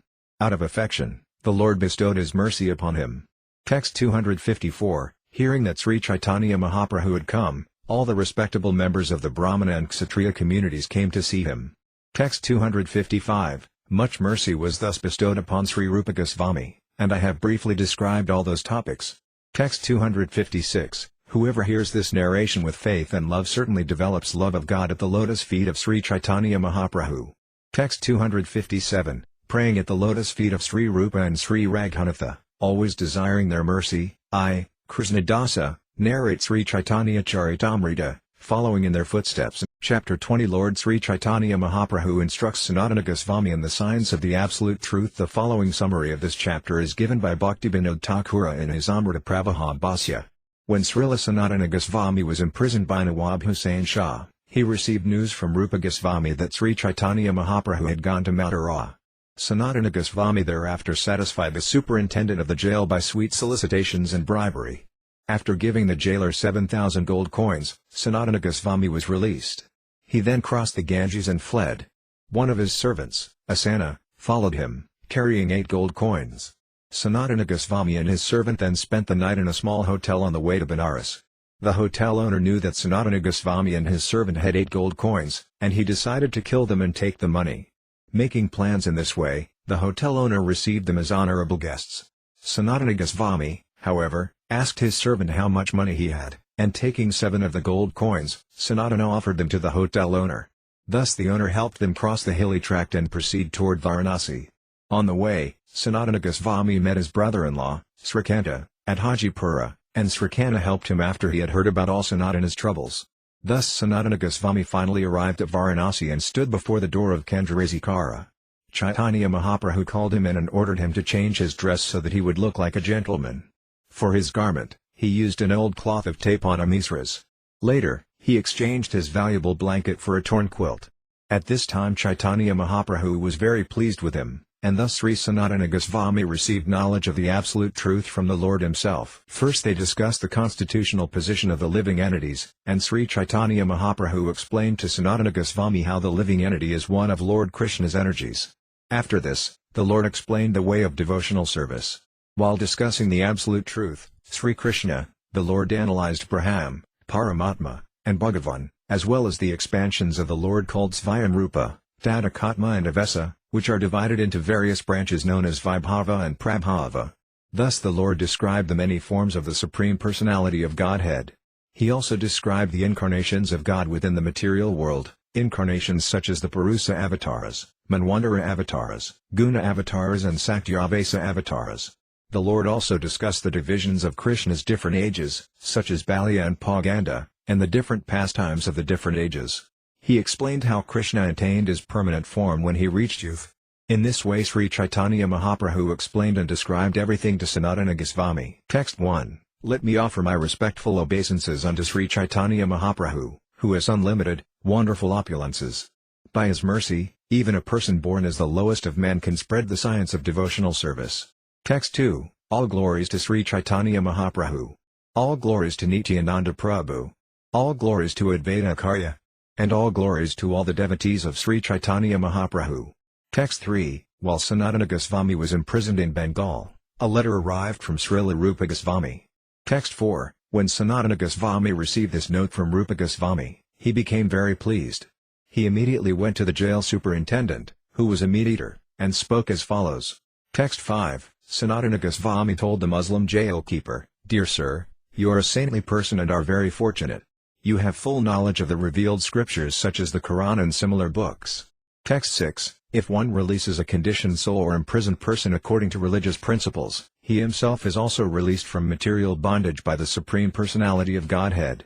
Text 7. Sanatana Goswami continued, "Previously I have done much for you. Now I am in difficulty. Please return my goodwill by releasing me." Text 8. Here are 5,000 gold coins. Please accept them. By releasing me, you will receive the results of pious activities and gain material profit as well. Thus you will profit in two ways simultaneously.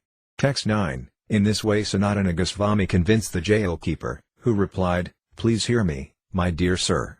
I am willing to release you, but I am afraid of the government." Texts 10 to 11. Sanatana replied, "There is no danger. The Nawab has gone to the south. If he returns, tell him that Sanatana went to pass stool near the bank of the Ganges and that as soon as he saw the Ganges, he jumped in." Text 12. Tell him, "I looked for him a long time, but I could not find any trace of him. He jumped in with his shackles, and therefore he was drowned and washed away by the waves." Text 13. There is no reason for you to be afraid, for I shall not remain in this country. I shall become a mendicant and go to the holy city of Mecca. Text 14. Sanatana Goswami could see that the mind of the meat-eater was still not satisfied. He then stacked 7,000 gold coins before him. Text 15. When the meat-eater saw the coins, he was attracted to them. He then agreed, and that night he cut Sanatana's shackles and let him cross the Ganges. Text 16. In this way, Sanatana Goswami was released. However, he was not able to walk along the path of the fortress. Walking day and night, he finally arrived at the hilly tract of land known as Patata. Text 17. After reaching Patata, he met a landholder and submissively requested him to get him across that hilly tract of land. Text 18. A man who was expert in palmistry was at that time staying with the landlord. Knowing about Sanatana, he whispered the following in the landlord's ear. Text 19. The palmist said, "This man Sanatana possesses 8 gold coins." Hearing this, the landlord was very pleased and spoke the following to Sanatana Goswami. Text 20. The landlord said, "I shall get you across that hilly tract at night with my own men. Now just cook for yourself and take your lunch." Text 21. Saying this, the landlord offered Sanatana grain to cook. Sanatana then went to the riverside and took his bath. Text 22. Because Sanatana had been fasting for 2 days, he cooked the food and ate it. However, having formerly been a minister of the Nawab, he began to contemplate the situation. Text 23, as a former minister for the Nawab, Sanatana could certainly understand diplomacy. He therefore thought, why is this landlord offering me such respect? Thinking in this way, he questioned his servant, whose name was Asena. Text 24, Sanatana asked his servant, Asena, I think you have some valuable things with you. Text 25, hearing this, Sanatana Goswami chastised his servant, saying, why have you brought this death knell with you? Text 26, thereupon, Sanatana Goswami took the 7 gold coins in his hands and went to the landlord. Holding the gold coins before him, he spoke as follows. Text 27, I have these 7 gold coins with me. Please accept them, and from a religious point of view please get me across that hilly tract of land. Text 28, I am a prisoner of the government, and I cannot go along the way of the ramparts. It will be very pious of you to take this money and kindly get me across this hilly tract of land. Text 29, smiling, the landlord said, before you offered them, I already knew that there were 8 gold coins in your servant's possession. Text 30, on this very night I would have killed you and taken your coins. It is very good that you have voluntarily offered them to me. I am now relieved from such a sinful activity. Text 31, I am very satisfied with your behavior. I shall not accept these gold coins, but I shall get you across that hilly tract of land simply to perform a pious activity. Text 32, Sanatana Goswami replied, if you do not accept these coins, someone else will kill me for them. It is better that you save me from the danger by accepting the coins. Text 33, after this settlement was made, the landlord gave Sanatana Goswami 4 watchmen to accompany him. They went through the forest path for the whole night and thus brought him over the hilly tract of land. Text 34, after crossing the hills, Sanatana Goswami told his servant, Asena, I think you still have some balance left from the gold coins. Text 35, Asena replied, I still have 1 gold coin in my possession. Text 36, after departing from Asena, Sanatana Goswami began traveling alone with a water pot in his hand. Simply covered with a torn quilt, he thus lost all his anxiety. Text 37, walking and walking, Sanatana Goswami finally arrived at a place called Hajipura. That evening he sat down within a garden. Text 38, in Hajipura there was a gentleman named Sri Caitanya, who happened to be the husband of Sanatana Goswami's sister. He was engaged there in government service. Text 39, Sri Caitanya had 300,000 gold coins with him, which had been given to him by the emperor for the purchase of horses. Thus Sri Caitanya was buying horses and dispatching them to the emperor. Text 40, when Sri Caitanya was sitting in an elevated place, he could see Sanatana Goswami. That night he took a servant and went to see Sanatana Goswami. Text 41, when they met, they had many conversations. Sanatana Goswami told him in detail about his arrest and release. Text 42, Sri Caitanya then told Sanatana Goswami, stay here for at least 2 days and dress up like a gentleman. Abandon these dirty garments. Text 43, Sanatana Goswami replied, I shall not stay here even for a moment. Please help me cross the Ganges. I shall leave immediately. Text 44, with great care, Sri Caitanya gave him a woolen blanket and helped him cross the Ganges. Thus Sanatana Goswami departed again. Text 45, after a few days, Sanatana Goswami arrived at Varanasi. He was very pleased to hear about Sri Caitanya Mahaprabhu's arrival there.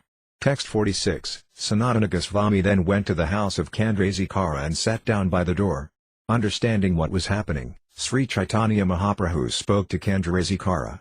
Text 47, Sri Caitanya Mahaprabhu said, there is a devotee at your door. Please call him in. Going outside, Chandrasekhara could not see a Vaisnava at his door. Text 48, when Chandrasekhara informed the Lord that no Vaisnava was at his door, the Lord asked him, is there anyone at all at your door? Text 49, Chandrasekhara replied, there is a Muslim mendicant. Text 50, O Muslim mendicant, please come in. The Lord is calling you. Sanatana Goswami was very pleased to hear this order, and he entered Chandrasekhara's house. Text 51, as soon as Sri Caitanya Mahaprabhu saw Sanatana Goswami in the courtyard, he immediately went up to him with great haste. After embracing him, the Lord was overwhelmed with ecstatic love. Text 52, as soon as Sri Caitanya Mahaprabhu touched Sanatana Goswami, Sanatana was also overwhelmed with ecstatic love. In a faltering voice, he said, O my Lord, do not touch me. Text 53, shoulder to shoulder, Sri Caitanya Mahaprabhu and Sanatana Goswami began to cry unlimitedly. Chandrasekhara was very much astonished to see this. Text 54, catching his hand, Sri Caitanya Mahaprabhu took Sanatana Goswami inside and made him sit on an elevated place next to him. Text 55. When Sri Caitanya Mahaprabhu began cleansing Sanatana Goswami's body with his own transcendental hand, Sanatana Goswami said, "O my Lord, please do not touch me." Text 56. The Lord replied, "I am touching you just to purify myself, because by the force of your devotional service you can purify the whole universe." Text 57. Saints of your caliber are themselves places of pilgrimage. Because of their purity, they are constant companions of the Lord, and therefore they can purify even the places of pilgrimage. Text 58. Lord Krishna said, "Even though a person is a very learned scholar of the Sanskrit Vedic literatures, he is not accepted as my devotee unless he is pure in devotional service. However, even though a person is born in a family of dog-eaters, he is very dear to me if he is a pure devotee who has no motive to enjoy fruitive activity or mental speculation. Indeed, all respects should be given to him, and whatever he offers should be accepted. Such devotees are as worshipable as I am." Text 59. One may be born in a Brahmana family and have all 12 Brahminical qualities, but if he is not devoted to the lotus feet of Lord Krishna, who has a navel shaped like a lotus, he is not as good as a Khandala who has dedicated his mind, words, activities, wealth and life to the service of the Lord. Simply to take birth in a Brahmana family or to have Brahminical qualities is not sufficient. One must become a pure devotee of the Lord. If a Svapaka or Khandala is a devotee, he delivers not only himself but his whole family, whereas a Brahmana who is not a devotee but simply has Brahminical qualifications cannot even purify himself, what to speak of his family. Text 60. Sri Caitanya Mahaprabhu continued, "By seeing you, by touching you and by glorifying your transcendental qualities, one can perfect the purpose of all sense activity. This is the verdict of the revealed scriptures." Text 61. My dear Vaisnava, seeing a person like you is the perfection of one's eyesight, touching your lotus feet is the perfection of the sense of touch, and glorifying your good qualities is the tongue's real activity, for in the material world it is very difficult to find a pure devotee of the Lord. Text 62. Sri Caitanya Mahaprabhu continued, "My dear Sanatana, please hear from me. Krishna is very merciful, and he is the deliverer of all fallen souls." Text 63. My dear Sanatana, Krishna has saved you from Mahara Arava, life's deepest hell. He is an ocean of mercy, and his activities are very grave. Text 64. Sanatana replied, "I do not know who Krishna is. As far as I am concerned, I have been released from prison only by your mercy." Text 65. Sri Caitanya Mahaprabhu then asked Sanatana Goswami, "How were you released from prison?" Sanatana then described the story from beginning to end. Text 66. Sri Caitanya Mahaprabhu said, "I met your two brothers, Rupa and Anupama, at Prayaga. They have now gone to Vrindavana." Text 67.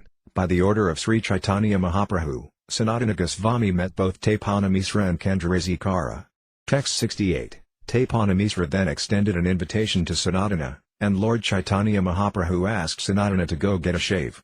Text 69. After this, Sri Caitanya Mahaprabhu called Kandrasikara and asked him to take Sanatana Goswami with him. He also asked him to take away Sanatana's present dress. Text 70. Kandrasikara then made Sanatana Goswami look like a gentleman. He took him to bathe in the Ganges, and afterwards he brought him a new set of clothes. Text 71. Kandrasikara offered a new set of garments to Sanatana Goswami, but Sanatana did not accept them. When Sri Caitanya Mahaprabhu heard news of this, he became unlimitedly happy. Text 72. After bathing at noon, Sri Caitanya Mahaprabhu went to the house of Taipana Misra for lunch. He took Sanatana Goswami with him. Text 73. After washing his feet, Sri Caitanya Mahaprabhu sat down for lunch. He asked Taipana Misra to supply Sanatana Goswami lunch also. Text 74. Taipana Misra then said, "Sanatana has some duty to perform, therefore he cannot accept lunch now. At the conclusion of the meal, I shall supply Sanatana with some remnants." Text 75. After eating, Sri Caitanya Mahaprabhu took rest for a while. Taipana Misra then gave Sanatana Goswami the remnants of food left by Chaitanya Mahaprabhu. Text 76. When Taipana Misra offered Sanatana Goswami a new cloth, he did not accept it. Instead, he spoke as follows. Text 77. If you want to give me some cloth according to your desire, please give me an old cloth you have used. Text 78. When Taipana Misra gave Sanatana Goswami a used dhoti, Sanatana immediately tore it into pieces to make two sets of outer cloth and underwear. Text 79. When Chaitanya Mahaprabhu introduced the Maharashtrian Brahmana to Sanatana, the Brahmana immediately invited Sanatana Goswami for full meals. Text 80. The Brahmana said, "My dear Sanatana, as long as you remain at Kasi, please accept lunch at my place." Text 81, Sanatana replied, "I shall practice the process of Madhukari. Why should I accept full meals in the house of a Brahmana?" Text 82, Sri Caitanya Mahaprabhu felt unlimited happiness to observe Sanatana Goswami's strict following of the principles of sannyasa. However, he repeatedly glanced at the woolen blanket Sanatana Goswami was wearing. Text 83, because Sri Caitanya Mahaprabhu was repeatedly glancing at this valuable woolen blanket, Sanatana Goswami could understand that the Lord did not approve of it. He then began to consider a way to give it up. Text 84, thinking in this way, Sanatana went to the bank of the Ganges to bathe. While there, he saw that a mendicant from Bengal had washed his quilt and spread it out to dry.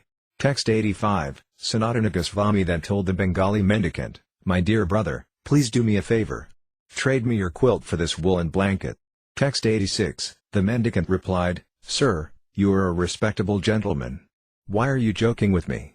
Why would you trade your valuable blanket for my torn quilt?" Text 87, Sanatana said, "I am not joking, I am speaking the truth.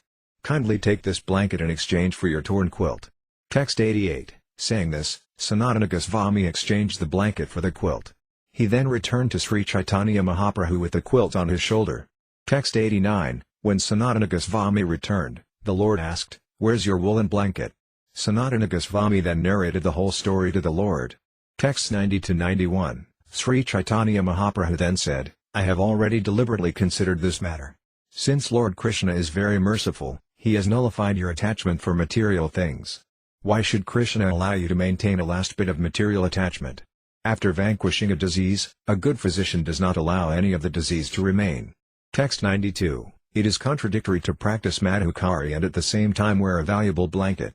One loses his spiritual strength by doing this, and one will also become an object of jokes. Text 93, Sanatana Goswami replied, "The Supreme Personality of Godhead has saved me from the sinful life of material existence. By his desire, my last piece of material attraction is now gone." Text 94, being pleased with Sanatana Goswami, Sri Caitanya Mahaprabhu bestowed his causeless mercy upon him. By the Lord's mercy, Sanatana Goswami received the spiritual strength to inquire from him. Texts 95-96, formerly, Sri Caitanya Mahaprabhu had asked Ramananda Raya spiritual questions, and by the Lord's causeless mercy, Ramananda Raya could properly reply. Now, by the Lord's mercy, Sanatana Goswami questioned the Lord, and Sri Caitanya Mahaprabhu personally supplied the truth. Text 97, Sri Caitanya Mahaprabhu, the Supreme Personality of Godhead, personally told Sanatana Goswami about Lord Krishna's real identity. He also told him about the Lord's conjugal love, his personal opulence and the melas of devotional service. All these truths were explained to Sanatana Goswami by the Lord himself out of his causeless mercy.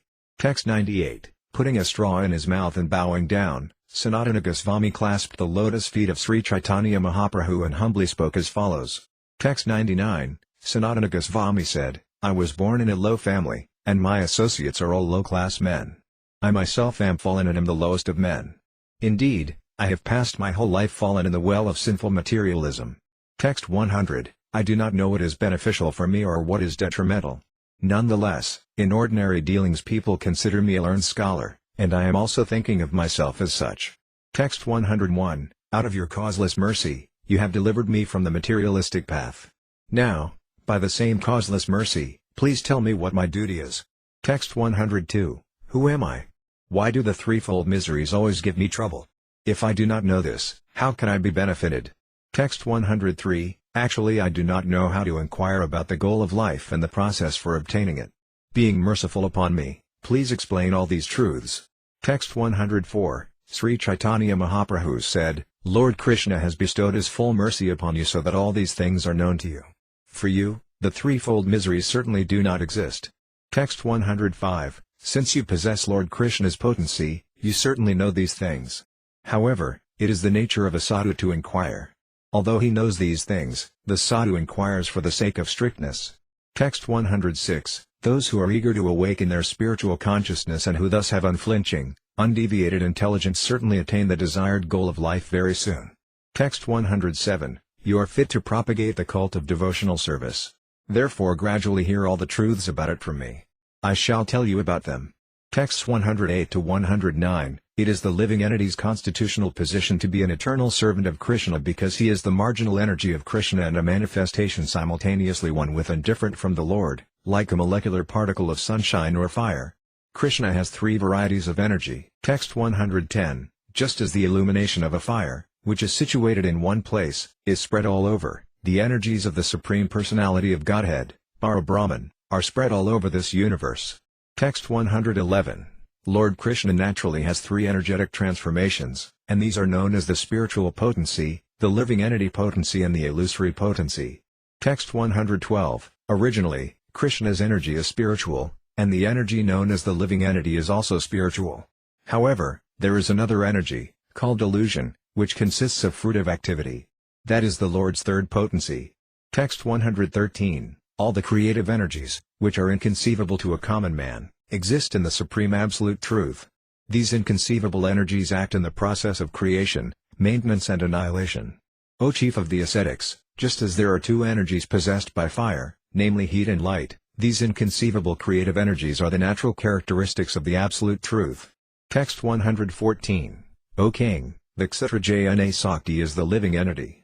Although he has the facility to live in either the material or the spiritual world, he suffers the threefold miseries of material existence because he is influenced by the avidya, nescience, potency, which covers his constitutional position.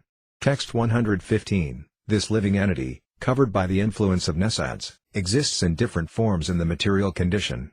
O king, he is thus proportionally freed from the influence of the material energy, to greater or lesser degrees. Text 116. Besides these inferior energies, O mighty armed Arjuna, there is another, superior energy of mine, which comprises the living entities who are exploiting the resources of this material, inferior nature. Text 117. Forgetting Krishna, the living entity has been attracted by the external feature from time immemorial. Therefore the illusory energy, Maya, gives him all kinds of misery in his material existence. Text 118. In the material condition, the living entity is sometimes raised to higher planetary systems and material prosperity and sometimes drowned in a hellish situation.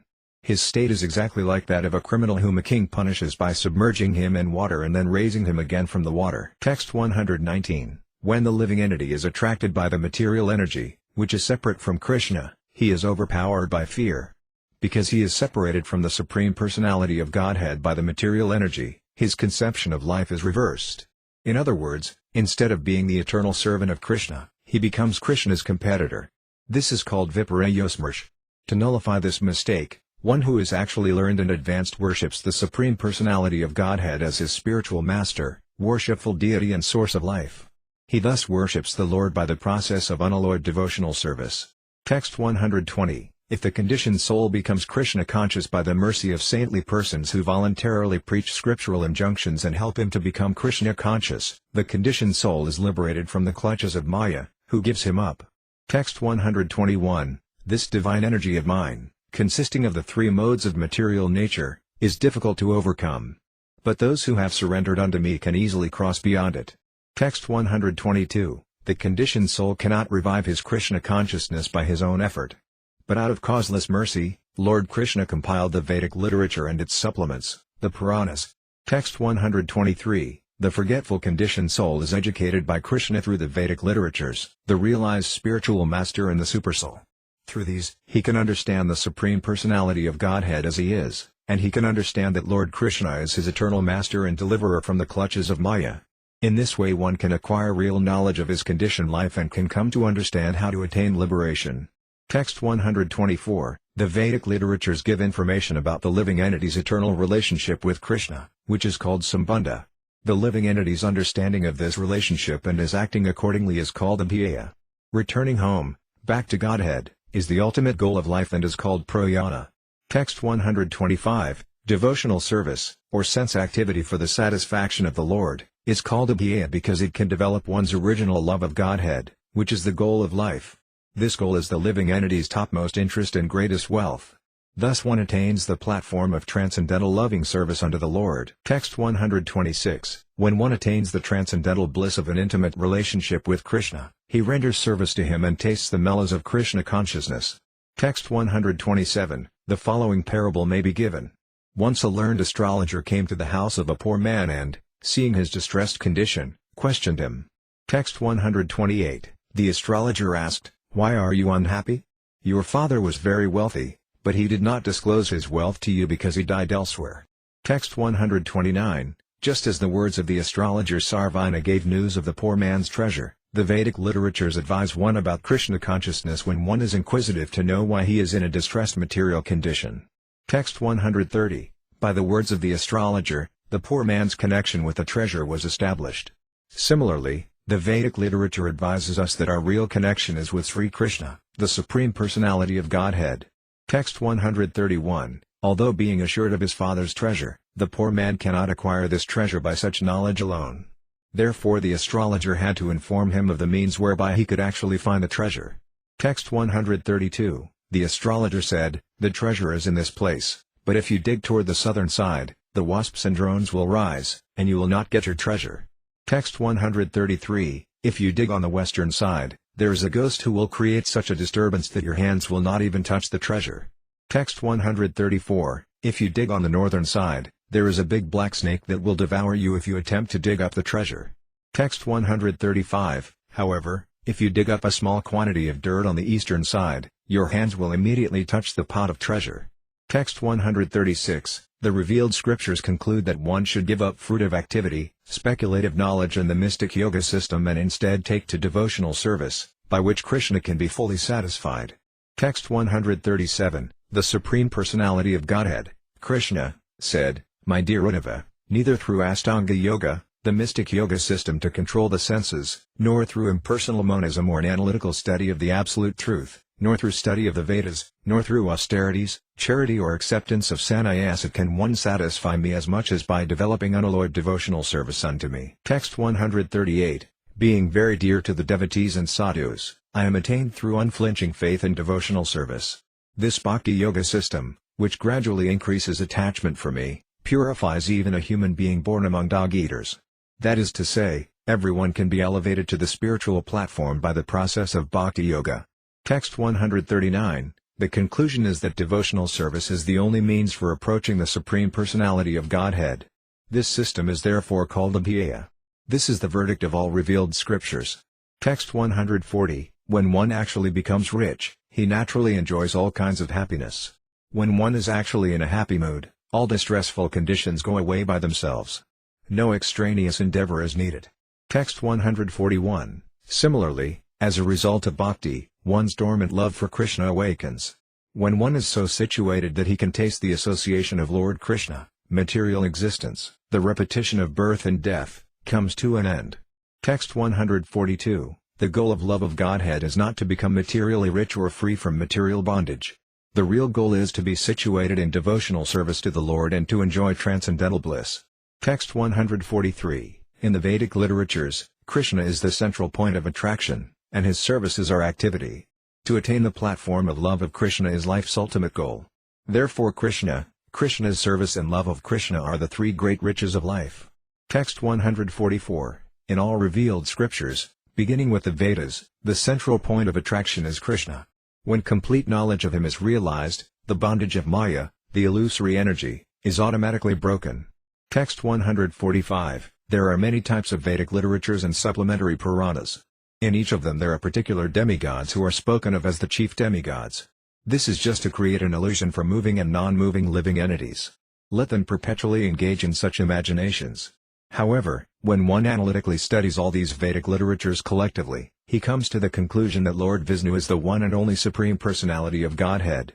Text 146. When one accepts the Vedic literature by interpretation or even by dictionary meaning, directly or indirectly the ultimate declaration of Vedic knowledge points to Lord Krishna. Texts 147 to 148. Lord Krishna said, "What is the purpose of all Vedic literatures? On whom do they focus? Who is the object of all speculation? Outside of me no one knows these things. Now you should know that all these activities are aimed at ordaining and setting forth me. The purpose of the Vedic literatures is to know me by different speculations, either by indirect understanding or by dictionary understanding. Everyone is speculating about me. The essence of all Vedic literatures is to distinguish me from Maya. By considering the illusory energy, one comes to the platform of understanding me. In this way one becomes free from speculation about the Vedas and comes to me as the conclusion. Thus one is satisfied. Text 149, the transcendental form of Lord Krishna is unlimited and also has unlimited opulence. He possesses the internal potency, external potency and marginal potency. Text 150, the material and the spiritual world are transformations of Krishna's external and internal potencies respectively. Therefore Krishna is the original source of both the material and the spiritual manifestations. Text 151, the 10th canto of Srimad Bhagavatam reveals the 10th object, the Supreme Personality of Godhead, who is the shelter of all surrendered souls. He is known as Sri Krishna, and he is the ultimate source of all the universes. Let me offer my obeisances unto him. Text 152, O Sanatana, please hear about the eternal form of Lord Krishna. He is the absolute truth, devoid of duality but present in Vrindavana as the son of Nanda Maharaja. Text 153, Krishna is the original source of everything and the sum total of everything. He appears as the supreme youth, and his whole body is composed of spiritual bliss. He is the shelter of everything and master of everyone. Text 154, Krishna, who is known as Govinda, is the supreme controller. He has an eternal, blissful, spiritual body. He is the origin of all. He has no other origin, for he is the prime cause of all causes. Text 155, the original Supreme Personality of Godhead is Krishna. His original name is Govinda. He is full of all opulences, and his eternal abode is known as Goloka Vrindavana. Text 156, all these incarnations of Godhead are either plenary portions or parts of the plenary portions of the Purusa avatars. But Krishna is the Supreme Personality of Godhead himself. In every age he protects the world through his different features when the world is disturbed by the enemies of Indra. Text 157, there are three kinds of spiritual processes for understanding the absolute truth, the processes of speculative knowledge, mystic yoga and bhakti yoga. According to these three processes, the absolute truth is manifested as Brahman, Paramatma or Bhagavan. Text 158, learned transcendentalists who know the absolute truth call this non-dual substance Brahman, Paramatma or Bhagavan. Text 159, the manifestation of the impersonal Brahman effulgence, which is without variety, is the rays of Krishna's bodily effulgence. It is exactly like the sun. When the sun is seen by our ordinary eyes, it appears to consist simply of effulgence. Text 160, I worship Govinda, the primeval Lord, who is endowed with great power. The glowing effulgence of his transcendental form is the impersonal Brahman, which is absolute, complete and unlimited and which displays the varieties of countless planets, with their different opulences, in millions and millions of universes. Text 161, the Paramatma, the supersoul feature, is a plenary portion of the Supreme Personality of Godhead, who is the original soul of all living entities. Krishna is the source of the Paramatma. Text 162, you should know Krishna to be the original soul of all atmas, living entities. For the benefit of the whole universe, he has, out of his causeless mercy, appeared as an ordinary human being. He has done this by the strength of his own internal potency. Text 163, but what need is there, Arjuna, for all this detailed knowledge? With a single fragment of myself I pervade and support this entire universe. Text 164, only by devotional activity can one understand the transcendental form of the Lord, which is perfect in all respects. Although his form is one, he can expand his form into unlimited numbers by his supreme will. Text 165, the Supreme Personality of Godhead exists in three principal forms, Svayam Rupa, Tadikatma Rupa and Avesa Rupa. Text 166, the original form of the Lord, Svayam Rupa, is exhibited in two forms, Svayam Rupa and Svayam Prakasa. In his original form as Svayam Rupa, Krishna is observed as a cowherd boy in Vrindavana. Text 167, in his original form, Krishna manifests himself in two features, Prabhava and Vibhava. He expands his one original form into many, as he did during the Rasa Līlā dance. Text 168, when the Lord married 16,108 wives at Dwarka, he expanded himself into many forms. These expansions and the expansions at the Rasa dance are called Prabhava Prakasa, according to the directions of revealed scriptures. Text 169, the Prabhava Prakasa expansions of Lord Krishna are not like the expansions of the sage Saubhari. Had they been so, Narada would not have been astonished to see them. Text 170, it is astounding that Lord Sri Krishna, who is one without a second, expanded himself in 16,000 similar forms to marry 16,000 queens in their respective homes. Text 171, if one form or feature is differently manifested according to different emotional features, it is called Vibhava Prakasa. Text 172, When the Lord expands himself in innumerable forms, there is no difference in the forms, but due to different features, bodily colors and weapons, the names are different. Text 173. In different Vedic scriptures, there are prescribed rules and regulative principles for worshipping different types of forms. When one is purified by these rules and regulations, he worships you, the Supreme Personality of Godhead. Although manifested in many forms, you are one. Text 174. The first manifestation of the Vaibhava feature of Krishna is Sri Balaramaji. Sri Balarama and Krishna have different bodily colors, but otherwise Sri Balarama is equal to Krishna in all respects.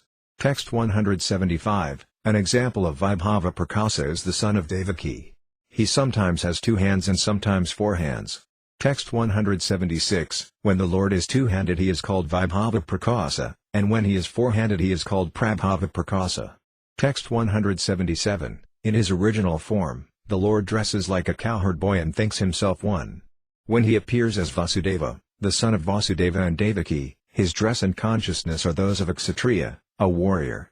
Text 178. When one compares the beauty, opulence, sweetness and intellectual pastimes of Vasudeva, the warrior, to Krishna, the cowherd boy, son of Nanda Maharaja, one sees that Krishna's attributes are more pleasant. Text 179. Indeed, Vasudeva is agitated just to see the sweetness of Govinda, and a transcendental greed awakens in him to enjoy that sweetness. Text 180. My dear friend, this dramatic actor appears like a second form of my own self.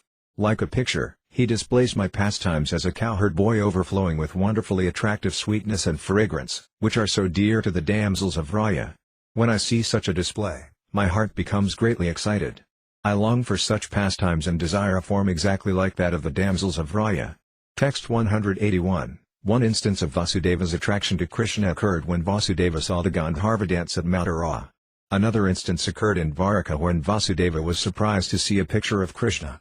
Text 182. Who manifests an abundance of sweetness greater than mine, which has never been experienced before and which causes wonder to all.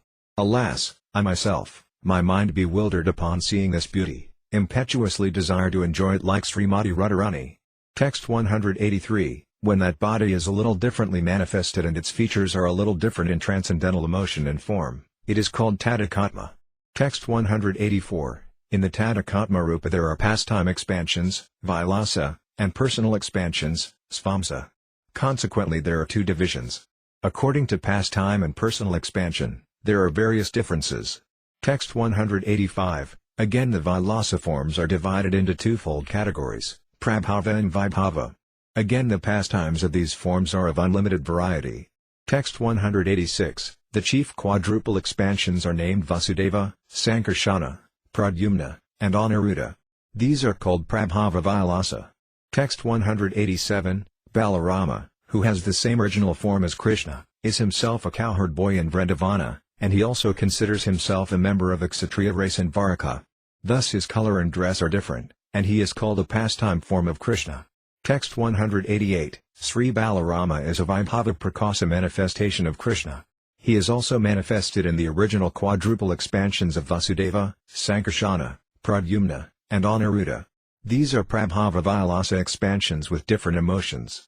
Text 189. The first expansion of the Katarvyuha, quadruple forms, is unique. There is nothing to compare with them. These quadruple forms are the source of unlimited quadruple forms. Text 190. These 4 Prabhava pastime forms of Lord Krishna reside eternally in Dwaraka and Mathura. Text 191. From the original quadruple expansions, 24 forms are manifested. They differ according to the placement of the weapons in their 4 hands. They are called Vaibhava Vilasa. Text 192. Lord Krishna again expands, and within the Paravyoma, the spiritual sky, he is situated in fullness as the 4-handed Narayana, accompanied by expansions of the original quadruple form. Text 193. Thus the original quadruple forms again manifest themselves in a second set of quadruple expansions. The residences of these second quadruple expansions cover the 4 directions. Text 194. Again these quadruple forms expand 3 times, beginning with Kesava. That is the fulfillment of the pastime forms. Text 195. Out of the Chaturvyuha, there are 3 expansions of each and every form, and they are named differently according to the position of the weapons. The Vasudeva expansions are Kesava, Narayana, and Madhva. Text 196, the expansions of Sankarsana are Govinda, Vishnu, and Madhusudana. This Govinda is different from the original Govinda, for he is not the son of Maharaja Nanda. Text 197, the expansions of Pradyumna are Trivikrama, Vamana, and Sridhara. The expansions of Aniruddha are Rishikesa, Padmanabha, and Damodara. Text 198, these 12 are the predominating deities of the 12 months. Kesava is the predominating deity of Agrahayana, and Narayana is the predominating deity of Palsa. Text 199, the predominating deity of the month of Magha is Madhava, and the predominating deity of the month of Falguna is Govinda. Vishnu is the predominating deity of Kaitra, and Madhusudana is the predominating deity of Vasika. Text 200, in the month of Jyestha, the predominating deity is Trivikrama. In Asada the deity is Vamana, in Shravana the deity is Sridhara, and in Bhadra the deity is Rishikesa.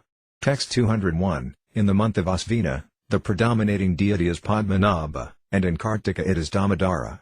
This Damodara is different from Radha Damodara, the son of Nanda Maharaja in Vrindavana. Text 202, when putting the 12 tilaka marks on the 12 places of the body, one has to chant the mantra consisting of these 12 Vishnu names. After daily worship, when one anoints the different parts of the body with water, these names should be chanted as one touches each part of the body. Text 203, from Vasudeva, Sankarsana, Pradyumna, and Aniruddha, there are 8 additional pastime expansions. O Sanatana, please hear me as I mention their names. Text 204, the 8 pastime expansions are Purusattama, Asayuta, Nrsimha, Janardana, Hari, Krishna, Adhoksaja, and Upendra. Text 205, of these 8 expansions, 2 are pastime forms of Vasudeva. Their names are Adhoksaja and Purusattama. The 2 pastime forms of Sankarsana are Upendra and Asayuta. Text 206, the pastime forms of Pradyumna are Nrsimha and Janardana, and the pastime forms of Aniruddha are Hari and Krishna. Text 207, all these 24 forms constitute the chief Prabhava Vilasa pastime forms of the Lord. They are named differently according to the position of the weapons in their hands. Text 208, of all these, the forms that differ in dress and features are distinguished as Vibhava Vilasa. Text 209, of them, Padmanabha, Trivikrama, Nrsimha, Vamana, Hari, Krishna and so on all have different bodily features. Text 210, Vasudeva and the 3 others are direct Prabhava pastime forms of Lord Krishna. Of these quadruple forms, the pastime expansions are 20 in number. Text 211, all these forms preside over different Vaikunta planets in the spiritual world, beginning from the east in consecutive order. In each of the 8 directions, there are 3 different forms. Text 212, although they all have their residences eternally in the spiritual sky, some of them are situated within the material universes. Text 213, there is an eternal residence of Narayana in the spiritual sky. In the upper portion of the spiritual sky is a planet known as Krishnalika, which is filled with all opulences. Text 214, the planet of Krishnalika is divided into 3 sections, Gokula, Mathura, and Dvaraka. Text 215, Lord Kesava eternally resides at Mathura, and Lord Purusattama, known by the name Jagannath, eternally resides at Nilakala. Text 216, at Prayaga, the Lord is situated as Bindu Madhava, and at Mandara Parvata, the Lord is known as Madhusudana. Vasudeva, Padmanabha and Janardana reside at Anandaranya. Text 217, at Vishnu Kanci there is Lord Vishnu, at Mayapur Lord Hari, and throughout the universe a variety of other forms. Text 218, within the universe the Lord is situated in different spiritual manifestations. These are situated on 7 islands and 9 sections. Thus their pastimes are going on. Text 219, the Lord is situated in all the universes in different forms just to please his devotees. Thus the Lord destroys religious principles and establishes religious principles. Text 220, of these forms, some are considered incarnations. Examples are Lord Vishnu, Lord Trivikrama, Lord Nrsimha, and Lord Vamana. Text 221, my dear Sanatana, just hear from me as I tell you how the different Vishnu murtis hold their weapons, beginning with the disc, and how they are named differently according to the placement of the weapons in their hands. Text 222, the procedure for counting begins with the lower right hand and goes to the upper right hand, the upper left hand, and the lower left hand. Lord Vishnu is named according to the order of the weapons he holds in his hands. Text 223, according to the Siddhartha Samhita there are 24 forms of Lord Vishnu. First I shall describe, according to the opinion of that book, The location of the weapons, beginning with the disc. Text 224, in his lower right hand, Lord Vasudeva holds a club, in the upper right hand a conch shell, in the upper left hand a disc and in the lower left hand a lotus flower. In his lower right hand, Sankarsana holds a club, in his upper right hand a conch shell, in his upper left hand a lotus flower and in his lower left hand a disc. Text 225, Pradyumna holds the disc, conch, club and lotus. Aniruddha holds the disc, club, conch and lotus. Text 226, thus in the spiritual sky the expansions, headed by Vasudeva, hold weapons in their own respective order. I am repeating the opinion of the Siddhartha Samhita in describing them. Text 227, Lord Kesava holds the lotus, conch, disc and club. Lord Narayana holds the conch, lotus, club and disc. Text 228, Lord Madhava holds the club, disc, conch and lotus. Lord Govinda holds the disc, club, lotus and conch. Text 229, Lord Vishnu holds the club, lotus, conch and disc. Lord Madhusudana holds the disc, conch, lotus and club. Text 230, Lord Trivikrama holds the lotus, club, disc and conch. Lord Vamana holds the conch, disc, club and lotus. Text 231, Lord Sridhara holds the lotus, disc, club and conch. Lord Rishikesa holds the club, disc, lotus and conch. Text 232, Lord Padmanabha holds the conch, lotus, disc and club. Lord Damodara holds the lotus, disc, club and conch. Text 233, Lord Purushottama holds the disc, lotus, conch and club. Lord Asayuta holds the club, lotus, disc and conch. Text 234, Lord Nrsimha holds the disc, lotus, club and conch. Lord Janardana holds the lotus, disc, conch and club. Text 235, Srihari holds the conch, disc, lotus and club. Lord Sri Krishna holds the conch, club, lotus and disc. Text 236, Lord Adhoksaja holds the lotus, club, conch and disc. Lord Upendra holds the conch, club, disc and lotus. Text 237, according to the Hyasars of Pancaratra, there are 16 personalities. I shall now describe that opinion of how they hold the weapons. Text 238, Kesava is described differently as holding the lotus, conch, club and disc, and Madhava is described as holding the disc, club, conch and lotus in his hands. Text 239, according to the Hyasars of Pancaratra, Narayana and others are also presented differently as holding the weapons in different hands. Text 240, Krishna, the original Supreme Personality of Godhead, indicated as the son of Maharajananda, has two names. One is Svayam Bhagavan, and the other is Līlā Purushottama. Text 241, Lord Krishna personally surrounds Dvarakapuri as its protector. In different parts of the city, in 9 places, he expends in 9 different forms. Text 242, the 9 personalities mentioned are Vasudeva, Sankarsana, Pradyumna, Aniruddha, Narayana, Nrsimha, Hayagriva, Varaha, and Brahma.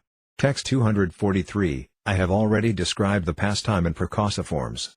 Now please hear about the different personal expansions. Text 244, the first personal expansion is Sankarsana, and the others are incarnations like the fish incarnation. Sankarsana is an expansion of the Purusa, or Vishnu. The incarnations such as Matsya, the fish incarnation, appear in different yugas for specific pastimes. Text 245, there are 6 types of incarnations, avatars, of Krishna. One comprises the incarnations of Vishnu, Purusa avatars, and another comprises the incarnations meant for the performance of pastimes, Līlā avatars. Text 246, there are incarnations that control the material qualities, Guna avatars, incarnations who appear during the reign of each Manu, Manvantara avatars, incarnations in different millenniums, Yuga avatars, and incarnations of empowered living entities, Saktyavasa avatars. Text 247, childhood and boyhood are the typical ages of the deity. Krishna, the son of Maharajananda, performed his pastimes as a child and as a boy.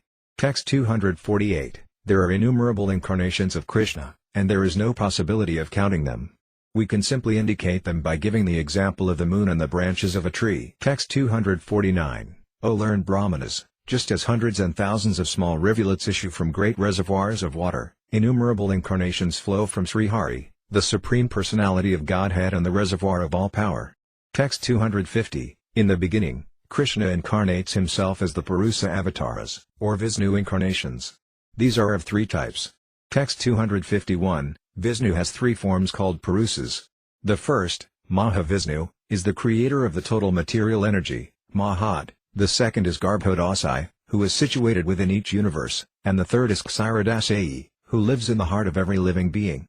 He who knows these three becomes liberated from the clutches of Maya. Text 252, Krishna has unlimited potencies, out of which three are chief: willpower, the power of knowledge and the creative energy. Text 253, the predominator of the willing potency is Lord Krishna, for by his supreme will everything comes into existence. In willing, there is a need for knowledge, and that knowledge is expressed through Vasudeva. Text 254, there is no possibility of creation without thinking, feeling, willing, knowledge and activity. The combination of the supreme will, knowledge and action brings about the cosmic manifestation. Text 255, Lord Sankarsana is Lord Balarama. Being the predominator of the creative energy, he creates both the material and the spiritual world. Text 256, that original Sankarsana, Lord Balarama, is the cause of both the material and the spiritual creation. He is the predominating deity of egotism, and by the will of Krishna and the power of the spiritual energy, he creates the spiritual world, which consists of the planet Goloka Vrindavana and the Vaikunta planets. Text 257, although there is no question of creation as far as the spiritual world is concerned, the spiritual world is nonetheless manifested by the supreme will of Sankarsana. The spiritual world is the abode of the pastimes of the eternal spiritual energy. Text 258, Gokula, the supreme abode and planet, appears like a lotus flower that has 1,000 petals. The whirl of that lotus is the abode of the Supreme Lord, Krishna. This lotus-shaped supreme abode is created by the will of Lord Ananta. Text 259, by the agency of the material energy, this same Lord Sankarsana creates all the universes. The dull material energy, known in modern language as nature, is not the cause of the material universe. Text 260, without the Supreme Personality of Godhead's energy, dull matter cannot create the cosmic manifestation. Its power does not arise from the material energy itself but is endowed by Sankarsana. Text 261, dull matter alone cannot create anything. The material energy produces the creation by the power of the Supreme Personality of Godhead. Iron itself has no power to burn, but when iron is placed in fire, it is empowered to burn. Text 262, Balarama and Krishna are the original efficient and material causes of the material world. As Mahavishnu and the material energy, they enter into the material elements and create the diversities by multi-energies. Thus they are the cause of all causes. Text 263, the form of the Lord that descends into the material world to create is called an avatara, or incarnation. Text 264, all the expansions of Lord Krishna are actually residents of the spiritual world. But when they descend into the material world, they are called incarnations, avatars. Text 265, to glance over that material energy and empower her, Lord Sankarsana first incarnates as Lord Mahavishnu. Text 266, in the beginning of the creation, the Lord expanded himself in the form of the Purusa incarnation, accompanied by all the ingredients of material creation. First he created the 16 principal energies suitable for creation. This was for the purpose of manifesting the material universes. Text 267, Karanabhisai Vishnu, Mahavishnu, is the first incarnation of the Supreme Lord, and he is the master of eternal time, space, cause and effects, the mind, the elements, the material ego, the modes of nature, the senses, the universal form of the Lord, Garbhodakasai Vishnu and the sum total of all living beings, both moving and non-moving. Text 268, that original personality of Godhead, named Sankarsana, first lies down in the river Viraja, which serves as a border between the material and the spiritual world. As Karanabhisai Vishnu, he is the original cause of the material creation. Text 269, the Viraja, or causal ocean, is the border between the spiritual and the material world. The material energy is situated on one shore of that ocean, and it cannot enter onto the other shore, which is the spiritual sky. Text 270, in the spiritual world, there is neither the mode of passion, the mode of ignorance nor a mixture of both, nor is there adulterated goodness, the influence of time or Maya herself. Only the pure devotees of the Lord, who are worshipped both by demigods and by demons, reside in the spiritual world as the Lord's associates. Text 271, Maya has two functions. One is called Maya, and the other is called Pradhana. Maya refers to the efficient cause, and Pradhana refers to the ingredients that create the cosmic manifestation. Text 272, When the Supreme Personality of Godhead glances over the material energy, she becomes agitated. At that time, the Lord injects the original semen of the living entities. Text 273, to impregnate with the seeds of the living entities, the Lord himself does not directly touch the material energy, but by a specific functional expansion he touches the material energy, and thus the living entities, who are his parts and parcels, are impregnated into material nature. Text 274, at a time beyond memory, after agitating the material nature into three qualities, the Supreme Personality of Godhead placed the semen of innumerable living entities within the womb of that material nature. Thus material nature gave birth to the total material energy, known as the Hiranmaya Mahatattva, the original symbolic representation of the cosmic manifestation.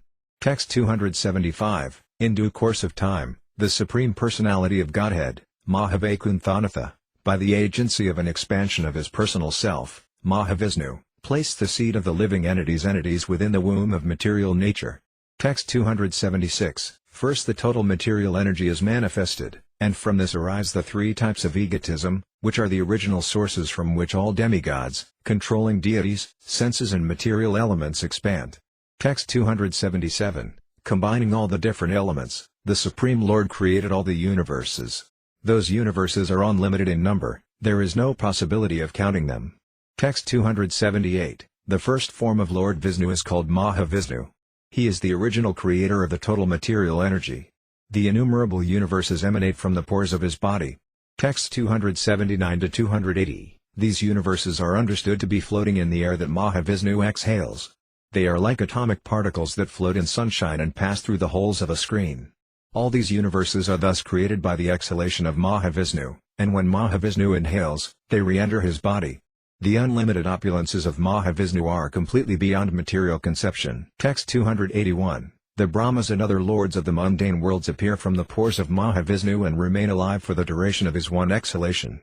I adore the primeval Lord, Govinda, of whom Mahavishnu is a portion of a plenary portion. Text 282, Mahavishnu is the supersoul of all the universes. Lying on the causal ocean, he is the master of all material worlds. Text 283, I have thus explained the truth of the first personality of Godhead, Mahavishnu. I shall now explain the glories of the second personality of Godhead.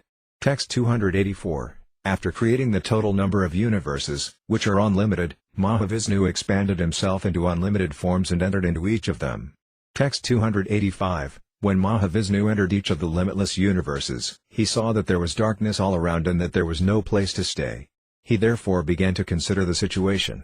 Text 286, with the perspiration produced from his own body, the Lord filled half the universe with water.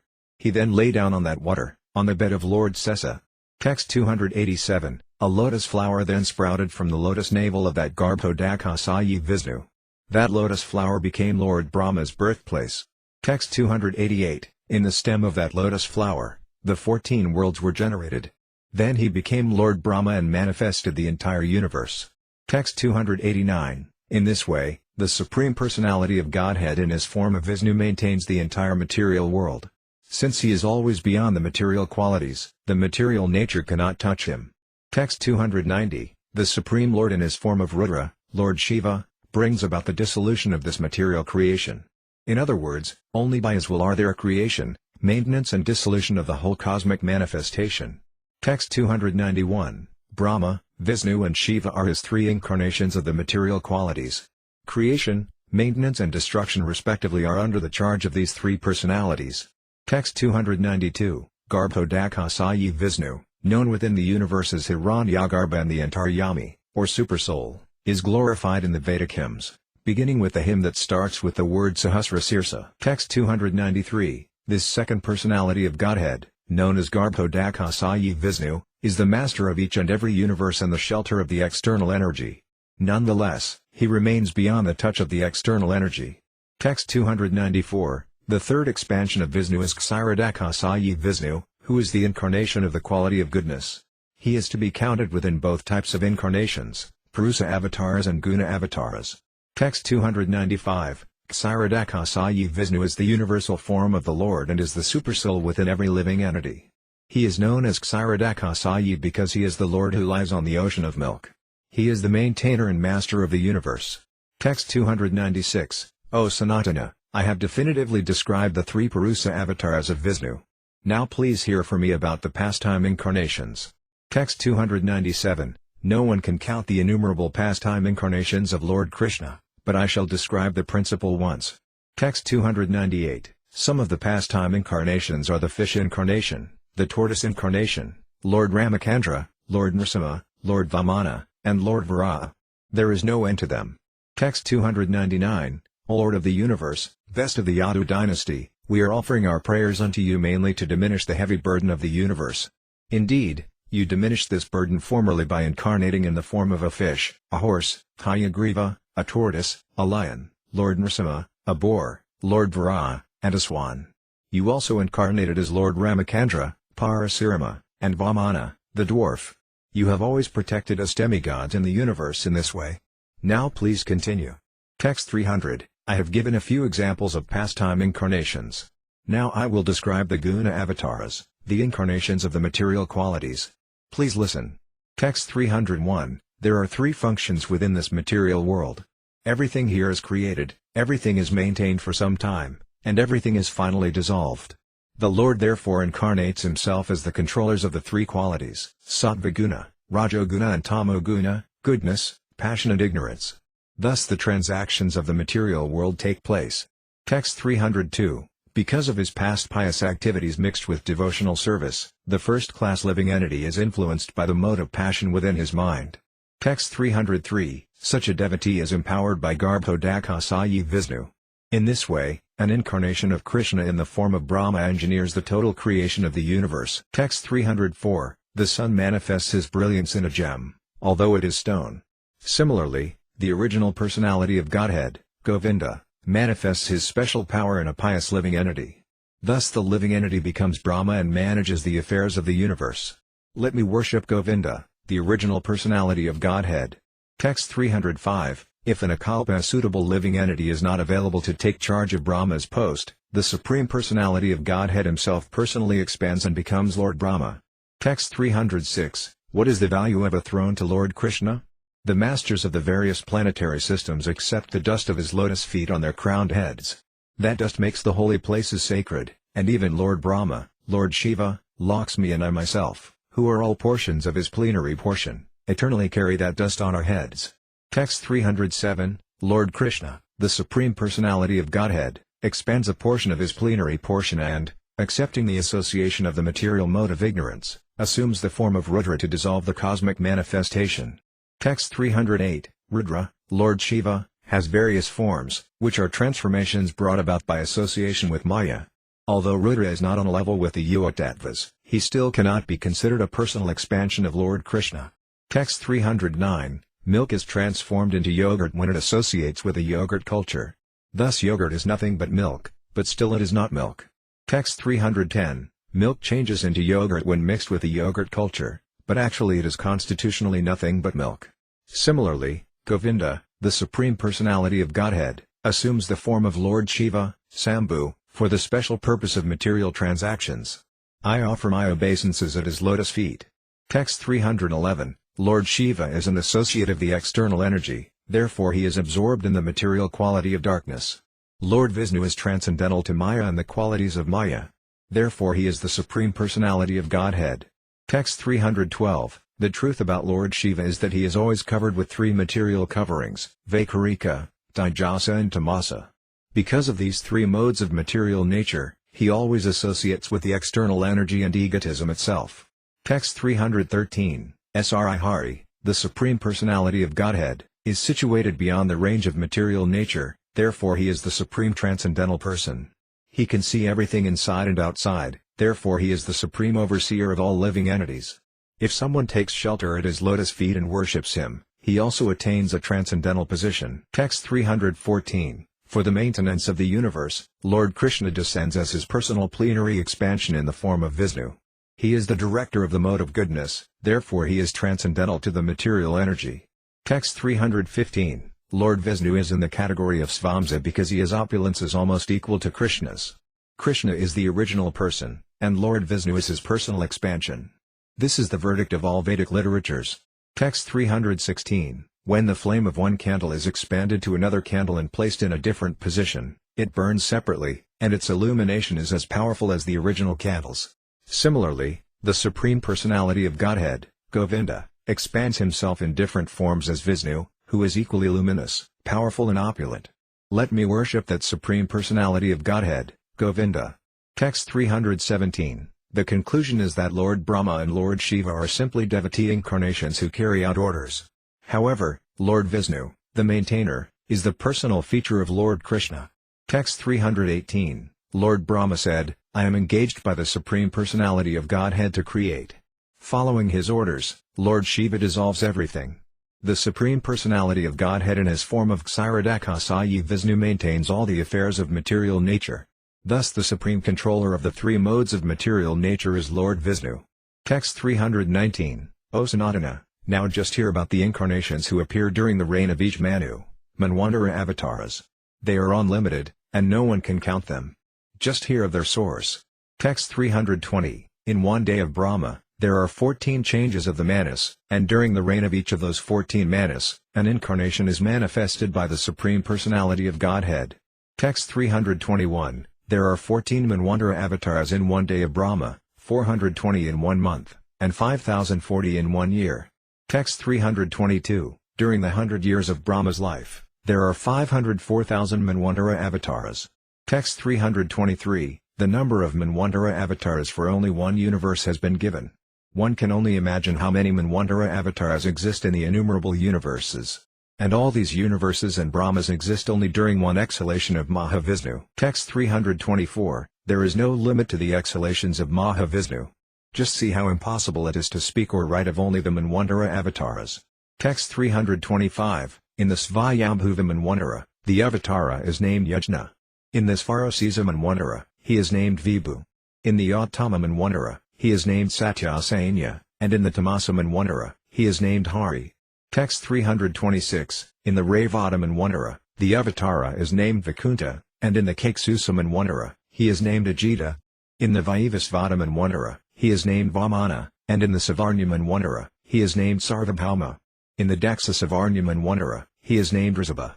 Text 327. In the Brahma Savarnya Manvantara, the avatara is named Visvaksena, and in the Dharma Savarnya, he is named Dharmasetu. In the Rudra Savarnya he is named Sudhama, and in the Deva Savarnya, he is named Yogasvara. Text 328. In the Indra Savarnya Manvantara, the avatar is named Brihadbhanu. These are the names of the 14 avatars in the 14 Manvantaras.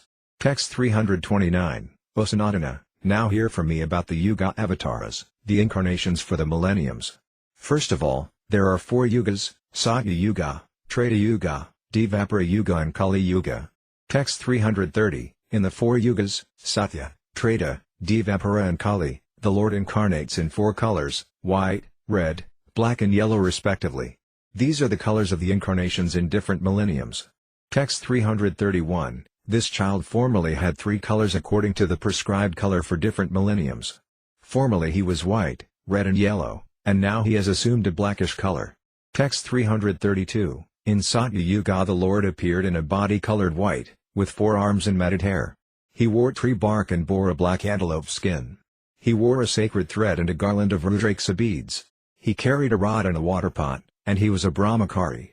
Text 333. In Treta Yuga, the Lord appeared in a body that had a reddish hue and 4 arms. There were 3 distinctive lines on his abdomen, and his hair was golden. His form manifested the Vedic knowledge, and he bore the symbols of a sacrificial spoon, ladle and so on. Text 334. As the white incarnation, the Lord taught religion and meditation.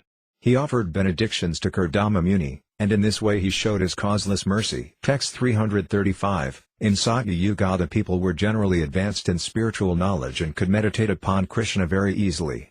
The people's occupational duty in Treta Yuga was to perform great sacrifices. This was induced by the personality of Godhead in his reddish incarnation. Text 336. In Dvapara Yuga the people's occupational duty was to worship the lotus feet of Krishna. Therefore Lord Krishna, appearing in a blackish body, personally induced people to worship him. Text 337. In Dvapara Yuga the personality of Godhead appears in a blackish hue. He is dressed in yellow, he holds his own weapons, and he is decorated with the Kaustubha jewel and the mark of Srivatsa. That is how his symptoms are described. Text 338. I offer my respectful obeisances unto the Supreme Personality of Godhead, expanded as Vasudeva, Sankarsana, Pradyumna, and Aniruddha. Text 339. By this mantra, the people worship Lord Krishna in Dvapara Yuga. In Kali Yuga the occupational duty of the people is to chant congregationally the holy name of Krishna. Text 340. In the age of Kali, Lord Krishna assumes a golden color and, accompanied by his personal devotees, introduces Harinama Sankirtana, the chanting of the Hare Krishna mantra. By this process he delivers love for Krishna to the general populace.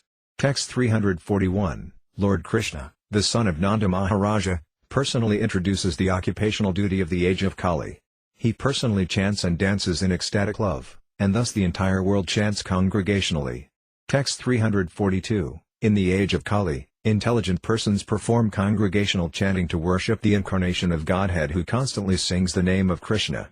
Although his complexion is not blackish, he is Krishna himself. He is accompanied by his associates, servants, weapons and confidential companions. Text 343. In the other three yugas, Satya, Treta and Dvapara, people perform different types of spiritual activities. Whatever results they achieve in that way, they can achieve in Kali Yuga simply by chanting the Hare Krishna Mahamantra. Text 344. My dear king, although Kali Yuga is full of faults, there is still one good quality about this age. It is that simply by chanting the Hare Krishna Mahamantra, one can become free from material bondage and be promoted to the transcendental kingdom. Text 345. Whatever result was obtained in Satya Yuga by meditating on Vishnu, in Treta Yuga by performing sacrifices and in Dvapara Yuga by serving the Lord's lotus feet can also be obtained in Kali Yuga simply by chanting the Hare Krishna Mahamantra. Text 346. Whatever is achieved by meditation in Satya Yuga, by the performance of yajna in Treta Yuga or by the worship of Krishna's lotus feet in Dvapara Yuga is also obtained in the age of Kali simply by chanting the glories of Lord Kesava. Text 347. Those who are advanced and highly qualified and are interested in the essence of life know the good qualities of Kali Yuga. Such people worship the age of Kali because in this age one can advance in spiritual knowledge and attain life's goal simply by chanting the Hare Krishna Mahamantra. Text 348. As stated before when I described the incarnations of the material modes, guna avatars, one should consider that these incarnations also are unlimited and that no one can count them. Text 349. Thus I have given a description of the incarnations of the four different yugas. After hearing all this, Sanatana Goswami gave an indirect hint to the Lord. Text 350. Sanatana Goswami had been a minister under Nawab Hussain Shah, and he was undoubtedly as intelligent as Brihaspati, the chief priest of the heavenly kingdom. Due to the Lord's unlimited mercy, Sanatana Goswami questioned him without hesitation. Text 351. Sanatana Goswami said, I am a very insignificant living entity. I am low and poorly behaved. How can I understand who is the incarnation for this age of Kali? Text 352. Sri Caitanya Mahaprabhu replied, as in other ages an incarnation is accepted according to the directions of the Sastras, in this age of Kali an incarnation of God should be accepted in that way. Text 353. The Vedic literatures composed by the omniscient Mahamuni Vyasadeva are evidence of all spiritual existence. Only through these revealed scriptures can all conditioned souls attain knowledge. Text 354. An actual incarnation of God never says I am God or I am an incarnation of God. The great sage Vyasadeva, knowing all, has already recorded the characteristics of the avatars in the Sastras. Text 355. The Lord does not have a material body, yet he descends among human beings in his transcendental body as an incarnation. Therefore it is very difficult for us to understand who is an incarnation. Only by his extraordinary prowess and uncommon activities, which are impossible for embodied living entities, can one partially understand the incarnation of the Supreme Personality of Godhead. Text 356. By two symptoms, personal characteristics and marginal characteristics, the great sages can understand an object.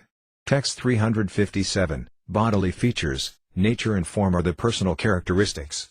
Knowledge of his activities provides the marginal characteristics. Text 358. In the auspicious invocation at the beginning of Srimad Bhagavatam, Srila Vyasadeva has described the Supreme Personality of Godhead by these symptoms. Text 359. O my Lord, Sri Krishna, son of Vasudeva, O all-pervading Personality of Godhead, I offer my respectful obeisances unto you. I meditate upon Lord Sri Krishna because he is the absolute truth and the primeval cause of all causes of the creation, sustenance and destruction of the manifested universes. He is directly and indirectly conscious of all manifestations, and he is independent because there is no other cause beyond him.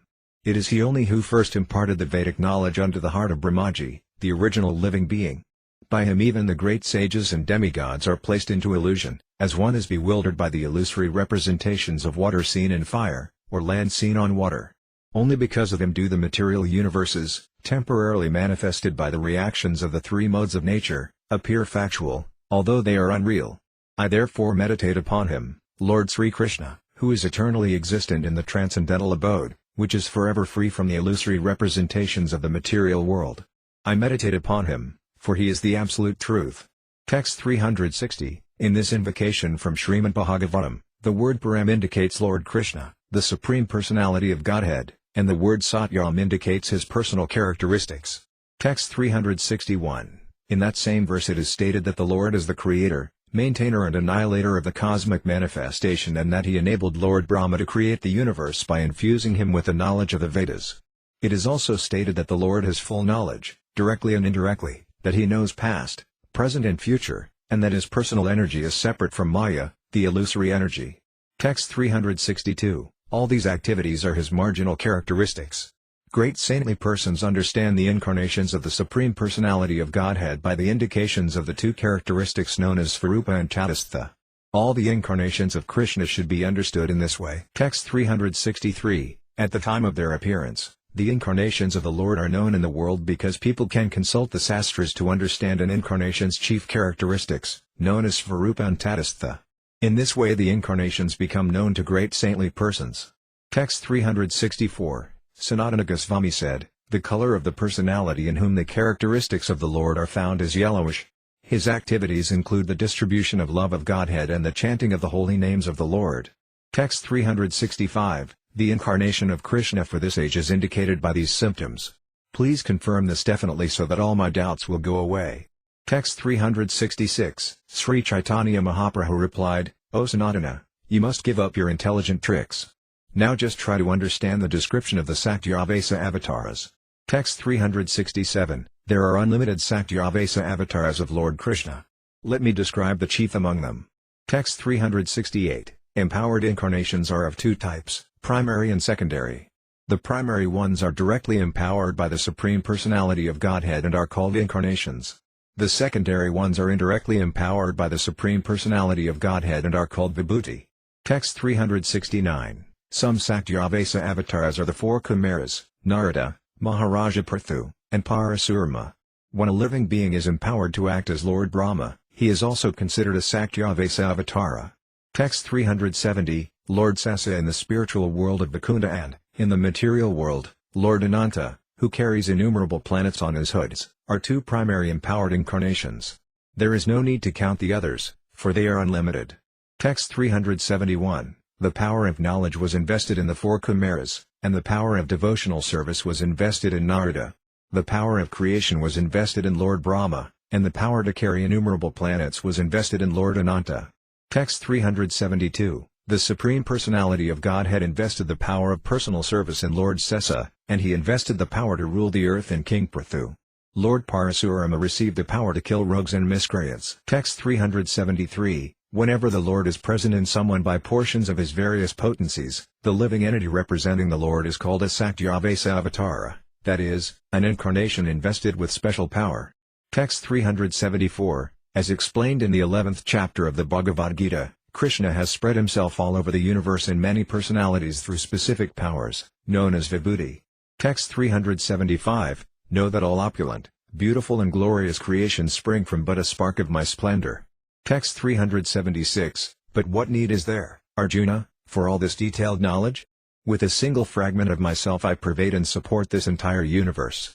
Text 377, thus I have explained specifically empowered incarnations. Now please hear about the characteristics of Lord Krishna's childhood, boyhood and youth. Text 378, as the son of Maharaja Nanda, Lord Krishna is by nature the paragon of Kisora, youth. He chooses to exhibit his pastimes at that age. Text 379, before his personal appearance, the Lord causes some of his devotees to appear as his mother, father and intimate associates. He then appears later as if he were taking birth and growing from a baby to a child and gradually into a youth. Text 380, The Supreme Personality of Godhead is eternally enjoying himself, and he is the shelter of all kinds of devotional service. Although his ages are various, his age known as Kisora, pre-youth, is best of all. Text 381. When Lord Krishna appears, from moment to moment he exhibits his different pastimes, beginning with the killing of Putana. All these pastimes are eternally being demonstrated one after another. Text 382. The consecutive pastimes of Krishna are being manifested in one of the innumerable universes moment after moment. There is no possibility of counting the universes, but in any case some pastime of the Lord is being manifested at every moment in one universe or another. Text 383. Thus the Lord's pastimes are like the flowing Ganges water. In this way all the pastimes are manifested by the son of Nanda Maharaja. Text 384. Lord Krishna exhibits his pastimes of childhood, boyhood and pre-youth. When he reaches pre-youth, he continues to exist eternally to perform his rasa dance and other pastimes. Text 385. Descriptions of Krishna's eternal pastimes are in all the revealed scriptures. But one cannot understand how they are continuing eternally. Text 386. Let me give an example by which people may understand Lord Krishna's eternal pastimes. An example can be found in the zodiac. Text 387. The sun moves across the zodiac day and night and crosses the oceans between the 7 islands one after the other. Text 388. According to Vedic astronomical calculations, the rotation of the sun consists of 60 dandas, and it is divided into 3600 palas. Text 389. The sun rises in steps consisting of 60 palas. 60 palas equal 1 danda, and 8 dandas comprise 1 prahara. Text 390. The day and the night are divided into 8 praharas, 4 belonging to the day and 4 belonging to the night. After 8 praharas, the sun rises again. Text 391. Just as there is an orbit of the sun, there is an orbit of Krishna's pastimes, which are manifested one after the other. During the lifetime of 14 manas, this orbit expands through all the universes, and gradually it returns. Thus Krishna moves with his pastimes through all the universes, one after another. Text 392. Krishna remains within the universe for 125 years, and he enjoys his pastimes both in Vrindavana and Dvaraka. Text 393. The cycle of his pastimes turns like a wheel of fire. Thus Krishna exhibits his pastimes one after the other in every universe. Text 394. Krishna's pastimes, appearance, childhood, boyhood and youth, are all manifested, beginning with the killing of Putana and extending to the end of the Mashala Līlā, the annihilation of the Yadu dynasty. All of these pastimes are rotating in every universe. Text 395. Since all Krishna's pastimes are taking place continuously, at every moment some pastime is existing in one universe or another. Consequently these pastimes are called eternal by the Vedas and Puranas. Text 396. The spiritual abode known as Goloka, which is a pasturing land for Surabi cows, is as powerful and opulent as Krishna. By the will of Krishna, the original Goloka and Gokula Dhammas are manifested with him in all the universes. Text 397. The eternal pastimes of Krishna are continuously taking place in the original Goloka Vrindavana planet. These same pastimes are gradually manifested within the material world, in each and every Brahmanda. Text 398. Krishna is complete in the spiritual sky, Vakunta, he is more complete in Mathura and Dvaraka, and he is most complete in Vrindavana, Vraya, due to his manifesting all his opulences. Text 399. This is stated in the dramatic literatures as perfect, more perfect and most perfect. Thus Lord Krishna manifests himself in 3 ways, perfect, more perfect and most perfect. Text 400. When the Supreme Personality of Godhead does not manifest all his transcendental qualities, he is called complete. When all the qualities are manifested, but not fully, he is called more complete. When he manifests all his qualities in fullness, he is called most complete. This is the version of all learned scholars in the devotional science. Text 401. The most complete qualities of Krishna are manifested within Vrindavana, and his complete and more complete qualities are manifested in Dvaraka and Mathura. Text 402. Lord Krishna is the most complete Supreme Personality of Godhead in Vrindavana. Elsewhere all his expansions are either complete or more complete. Text 403. Thus I have briefly described Krishna's manifestation of transcendental forms. This subject matter is so large that even Lord Ananta cannot describe it fully. Text 404. In this way Krishna's transcendental forms are expanded unlimitedly. No one can count them. Whatever I have explained is simply a little glimpse. It is like showing the moon through the branches of a tree. Text 405. Whoever hears or recites these descriptions of the expansions of Krishna's body is certainly a very fortunate man. Although this is very difficult to understand, one can nonetheless acquire some knowledge about the different features of Krishna's body. Text 406, praying at the lotus feet of Sri Rupa and Sri Raghunatha, always desiring their mercy, I, Krishnadasa, narrate Sri Caitanya-caritamrta, following in their footsteps. Chapter 21 The opulence and sweetness of Lord Sri Krishna. Srila Bhaktivinoda Thakur gives the following summary of the 21st chapter. In this chapter Sri Caitanya Mahaprabhu fully describes Krishnalika, the spiritual sky, the causal ocean and the material world, which consists of innumerable universes. Sri Caitanya Mahaprabhu then describes Lord Brahma's interview with Krishna at Dwaraka and the Lord's curbing the pride of Brahma. There is also a description of one of Krishna's pastimes with Brahma. In this chapter the author of the Caitanya-caritamrta has presented some nice poems about the pastimes of Krishna and Krishna's super excellent beauty. Throughout the rest of the chapter, our intimate relationship, Sambandha, with Krishna is described. Text 1, offering my obeisances unto Sri Caitanya Mahaprabhu, let me describe a particle of his opulence and sweetness. He is most valuable for a fallen conditioned soul bereft of spiritual knowledge, and he is the only shelter for those who do not know the real goal of life. Text 2, all glories to Sri Caitanya Mahaprabhu. All glories to Nityananda Prabhu. All glories to Advaita Acharya. And all glories to all the devotees of Sri Caitanya Mahaprabhu. Text 3, Sri Caitanya Mahaprabhu continued, all the transcendental forms of the Lord are situated in the spiritual sky. They preside over spiritual planets in that abode, but there is no counting those Vaikuntha planets. Text 4, the breadth of each Vaikuntha planet is described as 8 miles multiplied by 100, by 1,000, by 10,000, by 100,000 and by 10 million. In other words, each Vaikuntha planet is expanded beyond our ability to measure. Text 5, each Vaikuntha planet is very large, and each is made of spiritual bliss. The inhabitants are all associates of the Supreme Lord, and they have full opulence like the Lord himself. This is how the Vaikuntha planets are all situated. Text 6, since all the Vaikuntha planets are located in a certain corner of the spiritual sky, who can measure the spiritual sky? Text 7, the shape of the spiritual sky is compared to a lotus flower. The topmost region of that flower is called the whorl, and within that whorl is Krishna's abode. The petals of the spiritual lotus flower consist of many Vaikuntha planets. Text 8, each Vaikuntha planet is full of spiritual bliss, complete opulence and space, and each is inhabited by incarnations. If Lord Brahma and Lord Shiva cannot estimate the length and breadth of the spiritual sky and the Vaikuntha planets, how can ordinary living entities begin to imagine them? Text 9, O Supreme Great One! O Supreme Personality of Godhead! O Supersoul, Master of all mystic power! Your pastimes are taking place continuously in these worlds, but who can estimate where, how and when you are employing your spiritual energy and performing your pastimes? No one can understand the mystery of these activities. Text 10, the spiritual qualities of Krishna are also unlimited. Great personalities like Lord Brahma, Lord Shiva and the 4 Kumaras cannot estimate the spiritual qualities of the Lord. Text 11, in time, great scientists may be able to count all the atoms of the universe, all the stars and planets in the sky, and all the particles of snow, but who among them can count the unlimited transcendental qualities of the Supreme Personality of Godhead? He descends on the surface of the globe for the benefit of all living entities. Text 12, to say nothing of Lord Brahma, even Lord Ananta, who has thousands of heads, cannot reach the end of the Lord's transcendental qualities, even though he is continuously chanting their praises. Text 13, if I, Lord Brahma, and your elder brothers, the great saints and sages, cannot understand the limits of the Supreme Personality of Godhead, who is full of various energies, who else can understand them?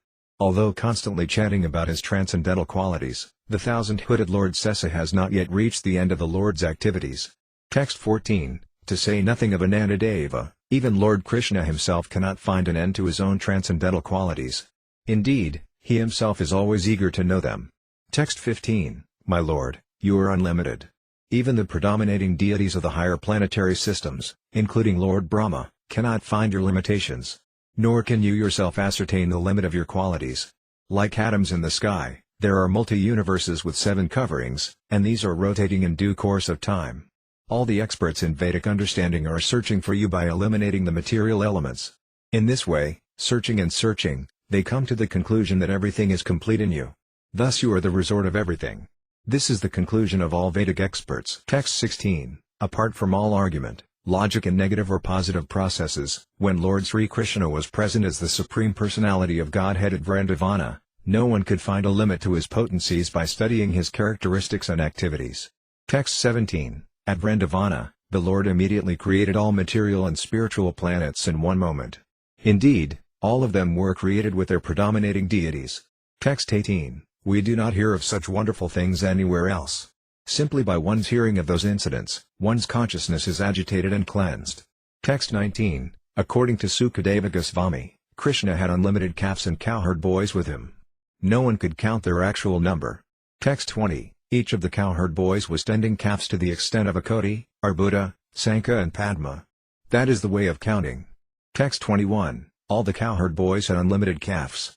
Similarly, their canes, flutes, lotus flowers, horns, garments and ornaments were all unlimited. They cannot be limited by writing about them. Text 22. The cowherd boys then became four-handed Narayanas, predominating deities of the Kunda planets. All the separate Brahmas from different universes began to offer their prayers unto the Lords. Text 23. All these transcendental bodies emanated from the body of Krishna, and within a second they all entered again into his body. Text 24. When the Lord Brahma from this universe saw this pastime, he was astonished and struck with wonder. After offering his prayers, he gave the following conclusion. Text 25. Lord Brahma said, if someone says that he knows everything about Krishna's opulence, let him think that way. But as far as I am concerned, with my body and mind I consider it in this way. Text 26. My Lord, your opulence is like an unlimited ocean of nectar, and it is verbally and mentally impossible for me to realize even a drop of that ocean. Text 27. There are people who say, I know everything about Krishna. Let them think that way. As far as I am concerned, I do not wish to speak very much about this matter. O my Lord, let me say this much. As far as your opulences are concerned, they are all beyond the reach of my mind, body and words. Text 28. Let the glories of Lord Krishna be. Who could be aware of all of them? His abode, Vrindavana, has many wonderful opulences. Just try to see them all. Text 29. According to the revelations of revealed scripture, Vrindavana extends only 16 crores, 32 miles. Nonetheless, all the Vaikunta planets and innumerable universes are located in one corner of this tract. Text 30. No one can estimate the opulence of Krishna. That is unlimited. However, just as one sees the moon through the branches of a tree, I wish to give a little indication. Text 31. While describing the transcendental opulences of Krishna, the ocean of opulence manifested in the mind of Sri Caitanya Mahaprabhu, and his mind and senses were immersed in this ocean. Thus he was perplexed. Text 32. Sri Caitanya Mahaprabhu personally recited the following verse from Srimad Bhagavatam, and to relish the meaning, he began to explain it himself. Text 33. The Supreme Personality of Godhead, Krishna, is the master of the three worlds and the three principal demigods, Brahma, Vishnu and Shiva. No one is equal to or greater than him. By his spiritual potency, known as Virajalakshmi, all his desires are fulfilled. While offering their dues and presents in worship, the predominating deities of all the planets touch the lotus feet of the Lord with their helmets. Thus they offer prayers to the Lord. Text 34. Krishna is the original Supreme Personality of Godhead, therefore he is the greatest of all. No one is equal to him, nor is anyone greater than him. Text 35. Krishna, known as Govinda, is the Supreme Controller. He has an eternal, blissful, spiritual body. He is the origin of all. He has no other origin, for he is the prime cause of all causes. Text 36. The primary predominating deities of this material creation are Lord Brahma, Lord Shiva, and Lord Vishnu. Nonetheless, they simply carry out the orders of Lord Krishna, who is master of them all. Text 37. Lord Brahma said, following the will of the Supreme Personality of Godhead, I create, Lord Shiva destroys, and he himself in the form of Kshirodakashayi Vishnu maintains all the affairs of material nature. Thus the supreme controller of the three modes of material nature is Lord Vishnu. Text 38. This is only a general description. Please try to understand another meaning of Triadisa. The three Purusa incarnations of Vishnu are the original cause of the material creation. Text 39. Mahavishnu, Padmanabha and Kshirodakashayi Vishnu are the supercells of all subtle and gross existences. Text 40. Although Mahavishnu, Padmanabha and Kshirodakashayi Vishnu are all shelters and controllers of the entire universe, they are nonetheless but plenary portions or portions of the plenary portions of Krishna. Therefore he is the original personality of Godhead. Text 41. The Brahmas and other lords of the mundane worlds appear from the pores of Mahavishnu and remain alive for the duration of his one exhalation. I adore the primeval Lord, Govinda, of whom Mahavishnu is a portion of a plenary portion. Text 42, this is the middle meaning. Now please hear the confidential meaning. Lord Krishna has three places of residence, which are well known from the revealed scriptures. Text 43, the internal abode is called Goloka Vrindavana. It is there that Lord Krishna's personal friends, associates, father and mother live. Text 44, Vrindavana is the storehouse of Krishna's mercy and the sweet opulences of conjugal love. That is where the spiritual energy, working as a maidservant, exhibits the rasa dance, the quintessence of all pastimes. Text 45, Vrindavana Dhamma is very soft due to the mercy of the Supreme Lord, and it is especially opulent due to conjugal love. The transcendental glories of the son of Maharaja Nanda are exhibited here. Under the circumstances, not the least anxiety is awakened within us. Text 46, below the Vrindavana planet is the spiritual sky, which is known as Vishnu Loka. In Vishnu Loka there are innumerable Vaikuntha planets controlled by Narayana and innumerable other expansions of Krishna.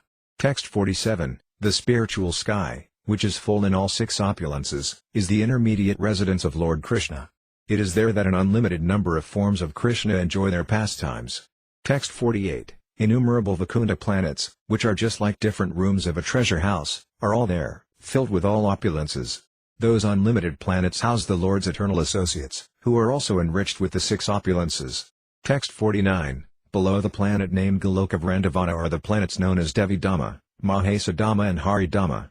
These are opulent in different ways. They are managed by the Supreme Personality of Godhead, Govinda, the original Lord. I offer my obeisances unto him. Text 50, between the spiritual and the material world is a body of water known as the river Viraja.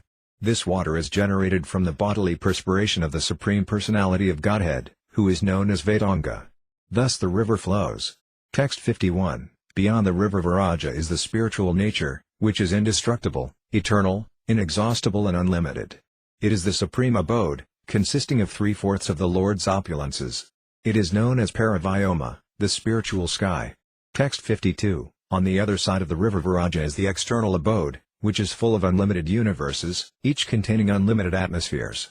Text 53, the abode of the external energy is called Devi Dhamma, and its inhabitants are the conditioned souls. It is there that the material energy, Durga, resides with many opulent maidservants.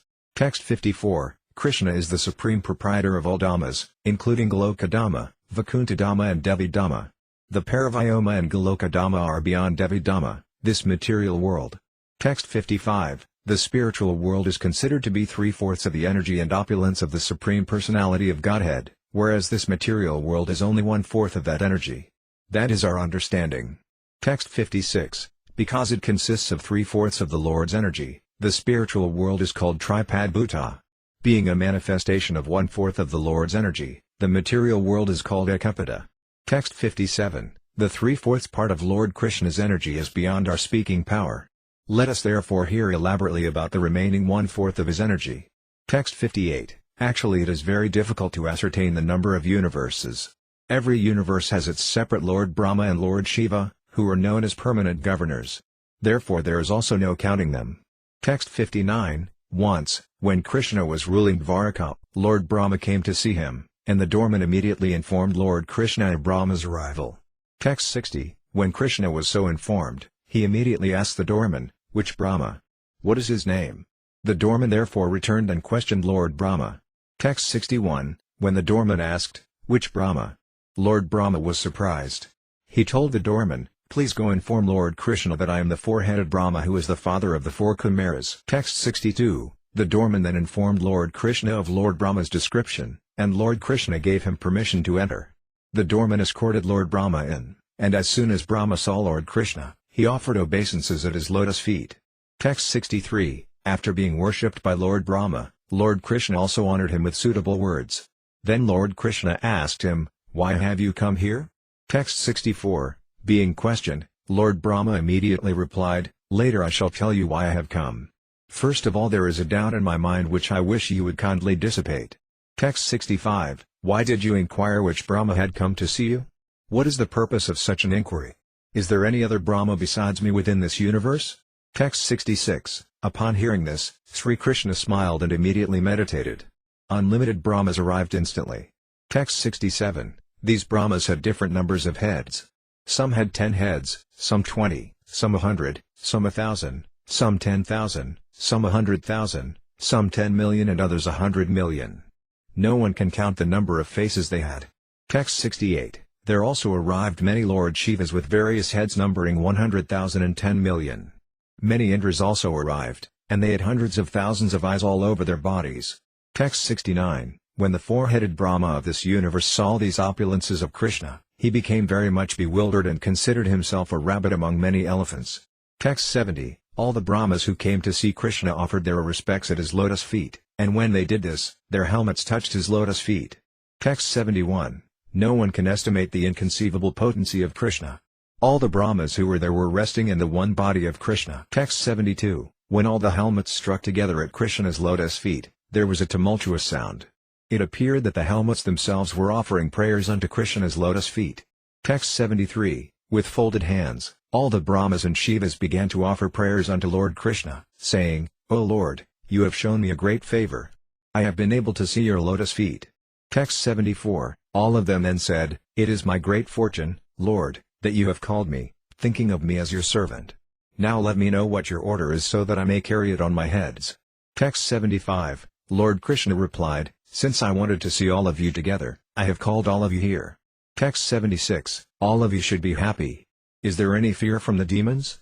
Text 77. Whatever burden was upon the earth you have taken away by descending to that planet. Text 78. This is the proof of Dvaraka's opulence. All the Brahmas thought, Krishna is now staying in my jurisdiction. Text 79. Thus the opulence of Dvaraka was perceived by each and every one of them. Although they were all assembled together, no one could see anyone but himself. Text 80. Lord Krishna then bade farewell to all the Brahmas there, and after offering their obeisances, they all returned to their respective homes. Text 81. After observing all these opulences, the four-headed Brahma of this universe was astonished. He again came before the lotus feet of Krishna and offered him obeisances. Text 82. Brahma then said, Whatever I formerly decided about my knowledge I have just now had personally verified. Text 83. There are people who say, I know everything about Krishna. Let them think in that way. As far as I am concerned, I do not wish to speak very much about this matter. O my Lord, let me say this much.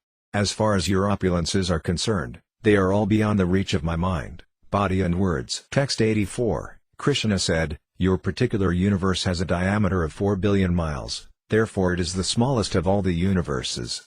Consequently you have only 4 heads. Text 85. Some of the universes are 1 billion yojanas in diameter, some 1 trillion, some 10 trillion and some 100 trillion yojanas. Thus they are almost unlimited in area. Text 86. According to the size of the universe, there are so many heads on the body of Brahma. In this way I maintain innumerable universes, Brahmandas.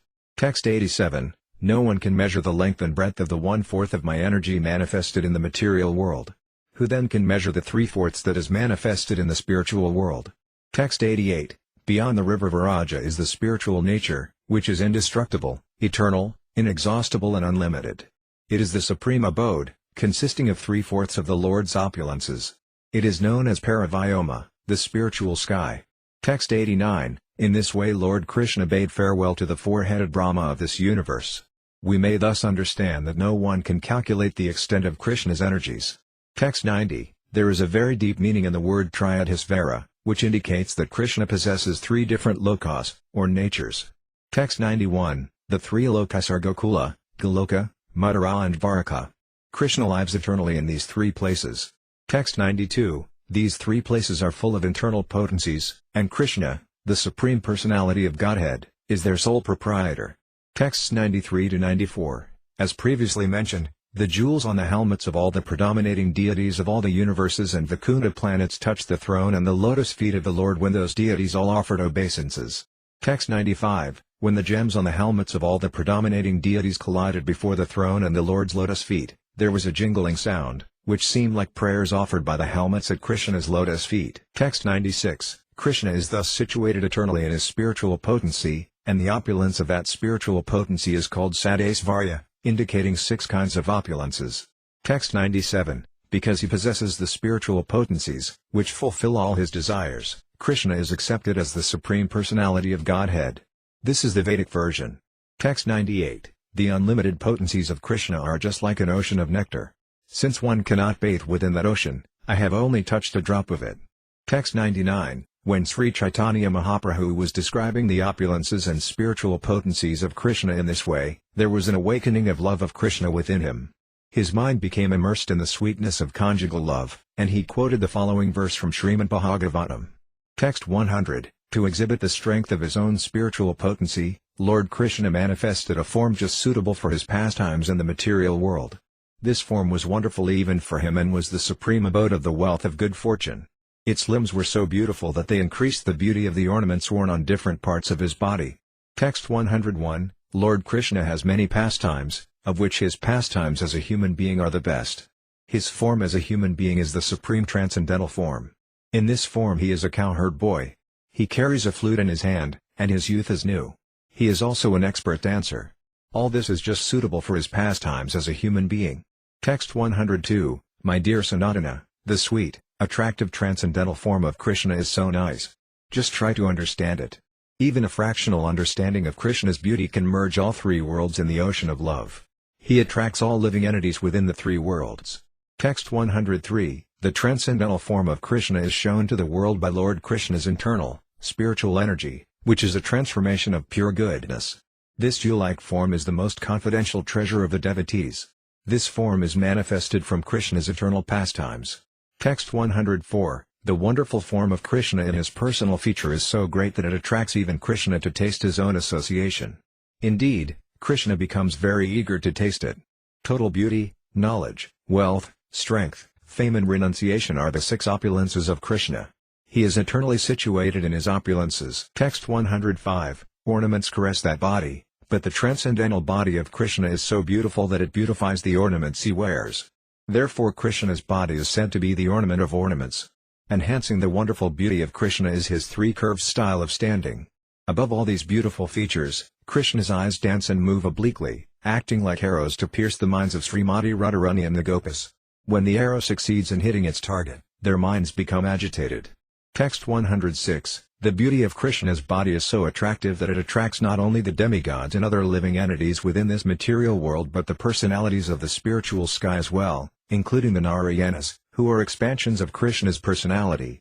The minds of the Narayanas are thus attracted by the beauty of Krishna's body. In addition, the goddesses of fortune, Lakshmis, who are the wives of the Narayanas and are the women described in the Vedas as most chaste, are also attracted by the wonderful beauty of Krishna. Text 107. Favoring the Gopis, Krishna rides on the chariots of their minds, and just to receive loving service from them, he attracts their minds like Cupid. Therefore he is also called Madana Mohana, the attractor of Cupid. Cupid has 5 arrows, representing form, taste, smell, sound and touch. Krishna is the owner of these 5 arrows, and with his Cupid-like beauty he conquers the minds of the Gopis, though they are very proud of their super-excellent beauty. Becoming a new Cupid, Krishna attracts their minds and engages in the Rasa dance. Text 108. When Lord Krishna wanders in the forest of Vrindavana with his friends on an equal level, there are innumerable cows grazing. This is another of the Lord's blissful enjoyments. When he plays on his flute, all living entities, including trees, plants, animals and human beings, tremble and are saturated with jubilation. Tears flow constantly from their eyes. Text 109. Krishna wears a pearl necklace that appears like a chain of white herons around his neck. The peacock feather in his hair appears like a rainbow, and his yellow garments appear like lightning in the sky. Krishna appears like a newly risen cloud, and the Gopis appear like newly grown grains in the field. Constant rains of nectarian pastimes fall upon these newly grown grains, and it seems that the Gopis are receiving beams of life from Krishna, exactly as grains receive life from the rains. Text 110. The Supreme Personality of Godhead, Krishna, is full in all 6 opulences, including his attractive beauty, which engages him in conjugal love with the Gopis. Such sweetness is the quintessence of his qualities. Sukadeva Goswami, the son of Vyasadeva, has described these pastimes of Krishna throughout Srimad Bhagavatam. Hearing the descriptions, the devotees become mad with love of God. Text 111. Just as the women of Mathura ecstatically described the fortune of the Gopis of Vrindavana and the transcendental qualities of Krishna, Sri Caitanya Mahaprabhu described the different mellows of Krishna and became overwhelmed with ecstatic love. Grasping the hand of Sanatana Goswami, he recited the following verse. Text 112. What austerities must the Gopas have performed? With their eyes they always drink the nectar of the form of Lord Krishna, which is the essence of loveliness and is not to be equaled or surpassed. That loveliness is the only abode of beauty, fame and opulence. It is self-perfect, ever fresh and unique. Text 113. The bodily beauty of Sri Krishna is like a wave in the ocean of eternal youth. In that great ocean is the whirlpool of the awakening of ecstatic love. The vibration of Krishna's flute is like a whirlwind, and the flickering minds of the Gopas are like straws and dry leaves. After they fall down in the whirlwind, they never rise again but remain eternally at the lotus feet of Krishna. Text 114. O my dear friend, what severe austerities have the Gopas performed to drink his transcendental beauty and sweetness through their eyes in complete fulfillment? Thus they glorify their births, bodies and minds. Text 115. The sweetness of Krishna's beauty enjoyed by the Gopas is unparalleled. Nothing is equal to or greater than such ecstatic sweetness.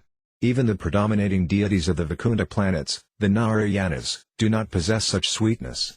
Indeed, none of the incarnations of Krishna up to Narayana possess such transcendental beauty. Text 116. The vivid evidence in this regard is that the dearest consort of Narayana, the goddess of fortune, who is worshipped by all chaste women, gave up everything in her desire to enjoy Krishna, being captivated by his unparalleled sweetness. Thus she took a great vow and underwent severe austerities. Text 117. The quintessence of Krishna's sweet bodily luster is so perfect that there is no perfection above it. He is the immutable mind of all transcendental qualities. In his other manifestations and personal expansions, there is only a partial exhibition of such qualities. We understand all his personal expansions in this way. Text 118. Both the Gopas and Krishna are complete. The Gopas' ecstatic love is like a mirror that becomes newer and newer at every moment and reflects Krishna's bodily luster and sweetness. Thus competition increases. Since neither give up, their pastimes become newer and newer, and both sides constantly increase. Text 119. The transcendental mellows generated from the dealings between the Gopas and Krishna cannot be tasted by means of fruitive activity, yogic austerities, speculative knowledge, regulative devotional service, mantra yoga or meditation. This sweetness can be tasted only through the spontaneous love of liberated persons who chant the holy names with great ecstatic love.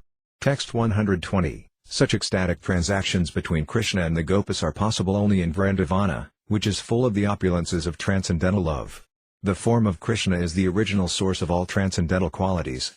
It is like a mine of gems. The opulences belonging to all the personal expansions of Krishna are to be understood to be bestowed by Krishna, therefore Krishna is the original source and shelter of everyone. Text 121. Beauty, humility, mercy, merit, patience and expert intelligence are all manifested in Krishna. But besides these, Krishna has other qualities like good behavior, mildness and magnanimity. He also performs welfare activities for the whole world. All these qualities are not visible in expansions like Narayana. Text 122. After seeing Krishna, various people criticize the blinking of their eyes. In Vrindavana especially, all the Gopas criticize Lord Brahma because of this defect in the eyes. Then Sri Caitanya Mahaprabhu recited some verses from Srimad Bhagavatam and explained them vividly, thus enjoying the taste of transcendental sweetness with great happiness. Text 123. All men and women were accustomed to enjoying the beauty of the shining face of Lord Krishna, as well as his shark-shaped earrings swinging on his ears.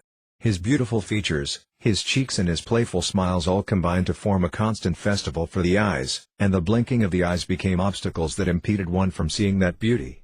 For this reason, men and women became very angry at the Creator, Lord Brahma. Text 124. O Krishna, when you go to the forest during the day and we do not see your sweet face, which is surrounded by beautiful curly hair, half a second becomes as long as an entire age for us. And we consider the Creator, who has put eyelids on the eyes we use for seeing you, to be simply a fool. Text 125. Krishna, the Supreme Personality of Godhead, is identical with the Vedic hymn known as the Kama Gayatri, which is composed of 24.5 syllables. Those syllables are compared to moons that arise in Krishna. Thus all three worlds are filled with desire. Text 126. The face of Krishna is the king of all moons, and the body of Krishna is the throne. Thus the king governs a society of moons. Text 127. Krishna has two cheeks that shine like glowing gems. Both are considered full moons. His forehead is considered a half moon, and the spot of sandalwood there is considered a full moon. Text 128. His fingernails are many full moons, and they dance on the flute in his hands. Their song is the melody of that flute. His toenails are also many full moons, and they dance on the ground. Their song is the jingling of his ankle bells. Text 129, Krishna's face is the enjoyer king. That full moon face makes his shark-shaped earrings and lotus eyes dance. His eyebrows are like bows, and his eyes are like arrows. His ears are fixed on the string of that bow, and when his eyes spread to his ears, he pierces the hearts of the gopas. Text 130, the dancing features of his face surpass all other full moons and expand the marketplace of full moons. Although priceless, the nectar of Krishna's face is distributed to everyone. Some purchase the moon rays of his sweet smiles, and others purchase the nectar of his lips. Thus he pleases everyone. Text 131, Krishna has two reddish, widely spread eyes. These are ministers of the king, and they subdue the pride of Cupid, who also has beautiful eyes. That face of Govinda, which is full of happiness, is the home of the pastimes of beauty, and it is very pleasing to everyone's eyes.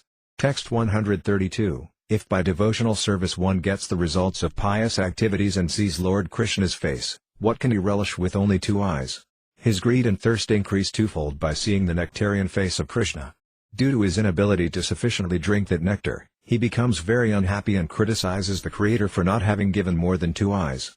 Text 133, when the onlooker of Krishna's face becomes dissatisfied in this way, he thinks, why didn't the Creator give me thousands and millions of eyes? Why has he given me only two? Even these two eyes are disturbed by blinking, which keeps me from continuously seeing Krishna's face. Thus one accuses the Creator of being dry and tasteless due to engaging in severe austerities. The Creator is only a dry manufacturer. He does not know how to create and set things in their proper places. Text 134, the Creator says, let those who will see Krishna's beautiful face have two eyes. Just see the lack of consideration exhibited by this person posing as a creator. If the Creator took my advice, he would give millions of eyes to the person who intends to see Sri Krishna's face. If the Creator will accept this advice, then I would say that he is competent in his work. Text 135, the transcendental form of Lord Sri Krishna is compared to an ocean. A particularly extraordinary vision is the moon above that ocean, Sri Krishna's face, and an even more extraordinary vision is his smile, which is sweeter than sweet and is like shining beams of moonlight. While speaking of these things with Sanatana Goswami, Sri Caitanya Mahaprabhu began to remember one thing after another. Moving his hands in ecstasy, he recited a verse. Text 136, O my Lord, the transcendental body of Krishna is very sweet, and his face is even sweeter than his body. But his soft smile, which has the fragrance of honey, is sweeter still. Text 137, my dear Sanatana, the sweetness of Krishna's personality is just like an ocean of ambrosia. Although my mind is now afflicted by convulsive diseases and I wish to drink that entire ocean, the repressive physician does not allow me to drink even one drop. Text 138, Krishna's body is a city of attractive features, and it is sweeter than sweet. His face, which is like the moon, is sweeter still. And the supremely sweet gentle smile on that moon-like face is like rays of moonshine. Text 139, the beauty of Krishna's smile is the sweetest feature of all. His smile is like a full moon that spreads its rays throughout the three worlds, Goloka Vrindavana, the spiritual sky of the Vaikunthas, and Devi Dhamma, the material world. Thus Krishna's shining beauty spreads in all 10 directions. Text 140, his slight smiling and fragrant illumination are compared to camphor, which enters the sweetness of his lips. That sweetness is transformed and enters into space as vibrations from the holes of his flute. Text 141, the sound of Krishna's flute spreads in the 4 directions. Even though Krishna vibrates his flute within this universe, its sound pierces the universal covering and goes to the spiritual sky. Thus the vibration enters the ears of all inhabitants. It especially enters Goloka Vrindavana Dhamma and attracts the minds of the young damsels of Vrajabhumi, bringing them forcibly to where Krishna is present. Text 142, the vibration of Krishna's flute is very aggressive, and it breaks the vows of all chaste women.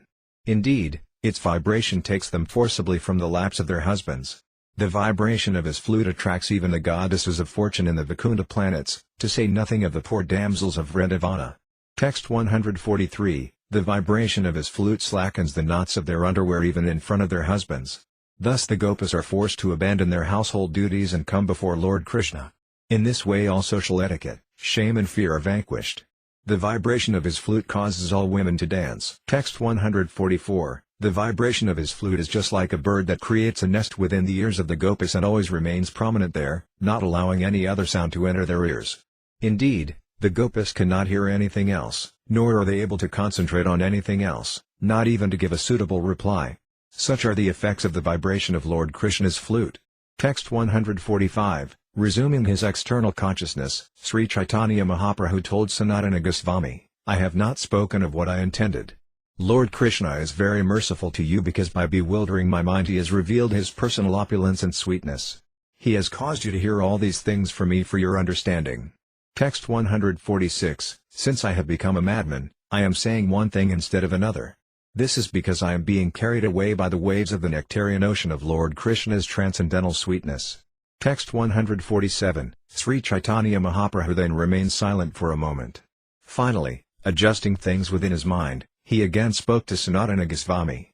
Text 148. If anyone gets an opportunity to hear about the sweetness of Krishna in this chapter of Sri Caitanya-caritamrta, he will certainly be eligible to float in the transcendentally blissful ocean of love of God.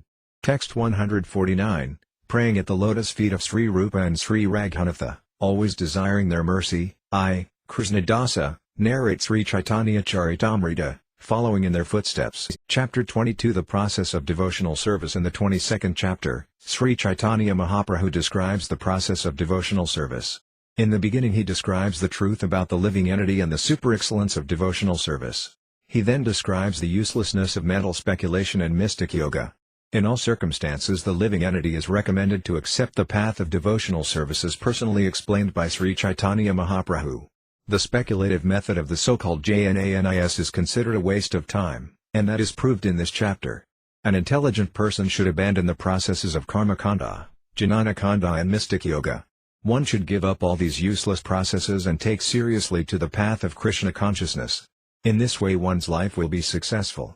If one takes to Krishna consciousness fully, even though he may sometimes be agitated due to having previously practiced mental speculation and yogic mysticism, he will be saved by Lord Krishna himself. The fact is that devotional service is bestowed by the blessings of a pure devotee, Samahatma Sudurlabha. A pure devotee is the supreme transcendentalist, and one has to receive his mercy for one's dormant Krishna consciousness to be awakened. One has to associate with pure devotees. If one has firm faith in the words of a great soul, pure devotional service will awaken. In this chapter Sri Caitanya Mahaprabhu differentiates between a pure devotee and others. He also describes the characteristics of a pure devotee. A devotee's most formidable enemy is association with women in an enjoying spirit. Association with non-devotees is also condemned because it is also a formidable enemy on the path of devotional service. One has to fully surrender unto the lotus feet of Krishna and give up attraction for women and non-devotees. The 6 symptoms of fully surrendered souls are also described in this chapter. Devotional service has been divided into 2 categories, regulative devotional service and spontaneous love. There are 64 items listed in regulative devotional service, and out of these 64 the last 5 are considered very important. By practicing even one of the 9 processes of devotional service, one can become successful. Speculative knowledge and mystic yoga can never help one in devotional service. Pious activity, nonviolence, sense control and regulation are not separate from devotional service in its pure form. If one engages in devotional service, all good qualities follow. One does not have to cultivate them separately. Spontaneous devotional service arises when one follows a pure devotee who is awakened to spontaneous love of God. Sri Caitanya Mahaprabhu describes the symptoms of devotees who are already situated in spontaneous love of God. He also describes the devotees who are trying to follow in the footsteps of the pure devotees. Text 1. I offer my respectful obeisances unto Lord Sri Caitanya Mahaprabhu. He is an ocean of transcendental mercy, and although the subject matter of Bhakti Yoga is very confidential, he has nonetheless manifested it so nicely, even in this age of Kali, the age of quarrel. Text 2. All glories to Sri Caitanya Mahaprabhu. All glories to Nityananda Prabhu. All glories to Advaita Kendra. And all glories to all the devotees of Sri Caitanya Mahaprabhu. Text 3. Sri Caitanya Mahaprabhu said, I have described one's relationship with Krishna in various ways. This is the subject matter of all the Vedas. Krishna is the center of all activities. Text 4. Now I shall speak about the characteristics of devotional service, by which one can attain the shelter of Krishna and his loving transcendental service. Text 5. A human being's activities should be centered only on devotional service to Lord Krishna. That is the verdict of all Vedic literatures, and all saintly people have firmly concluded this. Text 6. When the mother Vedas, Shruti, is questioned as to whom to worship, she says that you are the only Lord and worshipable object. Similarly, the corollaries of the Shruti Sastras, the Samarthi Sastras, give the same instructions, just like sisters. The Puranas, which are like brothers, follow in the footsteps of their mother. O enemy of the demon Mora, the conclusion is that you are the only shelter. Now I have understood this in truth. Text 7, Krishna is the non-dual absolute truth, the Supreme Personality of Godhead. Although he is one, he maintains different personal expansions and energies for his pastimes. Text 8, Krishna expands himself in many forms. Some of them are personal expansions, and some are separate expansions. Thus he performs pastimes in both the spiritual and the material worlds. The spiritual worlds are the Vaikuntha planets, and the material universes are the Brahmandas, gigantic globes governed by Lord Brahma. Text 9, expansions of his personal self, like the quadruple manifestations of Sankarsana, Pradyumna, Aniruddha and Vasudeva, descend as incarnations from Vaikuntha to this material world. The separated expansions are the living entities. Although they are expansions of Krishna, they are counted among his different potencies. Text 10, the living entities, jivas, are divided into two categories. Some are eternally liberated, and others are eternally conditioned. Text 11, those who are eternally liberated are always awake to Krishna consciousness, and they render transcendental loving service at the feet of Lord Krishna. They are to be considered eternal associates of Krishna, and they are eternally enjoying the transcendental bliss of serving Krishna. Text 12, apart from the ever-liberated devotees, there are the conditioned souls, who always turn away from the service of the Lord. They are perpetually conditioned in this material world and are subjected to the material tribulations brought about by different bodily forms in hellish conditions. Text 13, due to his being opposed to Krishna consciousness, the conditioned soul is punished by the witch of the external energy, Maya. He is thus ready to suffer the threefold miseries brought about by the body and mind, the inimical behavior of other living entities and natural disturbances caused by the demigods. Texts 14 to 15. In this way the conditioned soul becomes the servant of lusty desires, and when these are not fulfilled, he becomes the servant of anger and continues to be kicked by the external energy, Maya. Wandering and wandering throughout the universe, he may by chance get the association of a devotee physician, whose instructions and hymns make the witch of the external energy flee. The conditioned soul thus gets into touch with devotional service to Lord Krishna, and in this way he can approach nearer and nearer to the Lord. Text 16, O my Lord, there is no limit to the unwanted orders of lusty desires. Although I have rendered these desires so much service, they have not shown any mercy to me. I have not been ashamed to serve them, nor have I even desired to give them up. O my Lord, O head of the Yadu dynasty, recently, however, my intelligence has been awakened, and now I am giving them up. Due to transcendental intelligence, I now refuse to obey the unwanted orders of these desires, and I now come to you to surrender myself at your fearless lotus feet. Kindly engage me in your personal service and save me. Text 17, devotional service to Krishna is the chief function of the living entity. There are different methods for the liberation of the conditioned soul, karma, jnana, yoga and bhakti, but all the others are dependent on bhakti. Text 18, without devotional service, all other methods for spiritual self-realization are weak and insignificant. Unless one comes to the devotional service of Lord Krishna, jnana and yoga cannot give the desired results. Text 19, when pure knowledge is beyond all material affinity but is not dedicated to the Supreme Personality of Godhead, Krishna, it does not appear very beautiful, although it is knowledge without a material tinge. What, then, is the use of fruitive activities, which are naturally painful from the beginning and transient by nature, if they are not utilized for the devotional service of the Lord? How can they be very attractive? Text 20, those who perform severe austerities and penances, those who give away all their possessions out of charity, those who are very famous for their auspicious activity, those who are engaged in meditation and mental speculation, and even those who are very expert in reciting the Vedic mantras are not able to obtain any auspicious results, although they are engaged in auspicious activities, if they do not dedicate their activities to the service of the Supreme Personality of Godhead. I therefore repeatedly offer my respectful obeisances unto the Supreme Personality of Godhead, whose glories are always auspicious. Text 21, speculative knowledge alone, without devotional service, is not able to give liberation. On the other hand, even without knowledge one can obtain liberation if one engages in the Lord's devotional service. Text 22, my dear Lord, devotional service unto you is the only auspicious path. If one gives it up simply for speculative knowledge or the understanding that these living beings are spirit souls and the material world is false, he undergoes a great deal of trouble. He only gains troublesome and inauspicious activities. His endeavors are like beating a husk that is already devoid of rice. his labor becomes fruitless. Text 23, this divine energy of mine, consisting of the three modes of material nature, is difficult to overcome. But those who have surrendered unto me can easily cross beyond it. Text 24, the living entity is bound around the neck by the chain of Maya because he has forgotten that he is eternally a servant of Krishna. Text 25, if the conditioned soul engages in the service of the Lord and simultaneously carries out the orders of his spiritual master and serves him, he can get out of the clutches of Maya and become eligible for shelter at Krishna's lotus feet. Text 26, the followers of the Varnasrama institution accept the regulative principles of the four social orders, Brahmana, Kshatriya, Vaisya and Sudra, and four spiritual orders, Brahmacharya, Gaza, Vanaprastha and Sannyasa.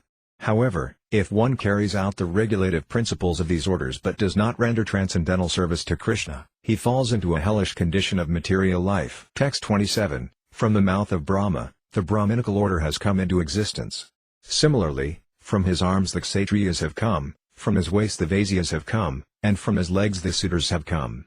These four orders and their spiritual counterparts, Brahmacharya, Gaza, Vanaprastha and Sannyasa, combine to make human society complete.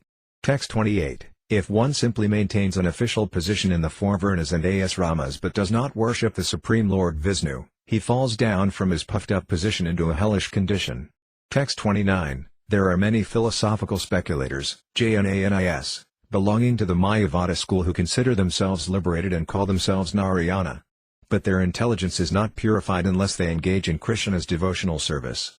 Text 30, O lotus-eyed one, those who think they are liberated in this life but do not render devotional service to you must be of impure intelligence.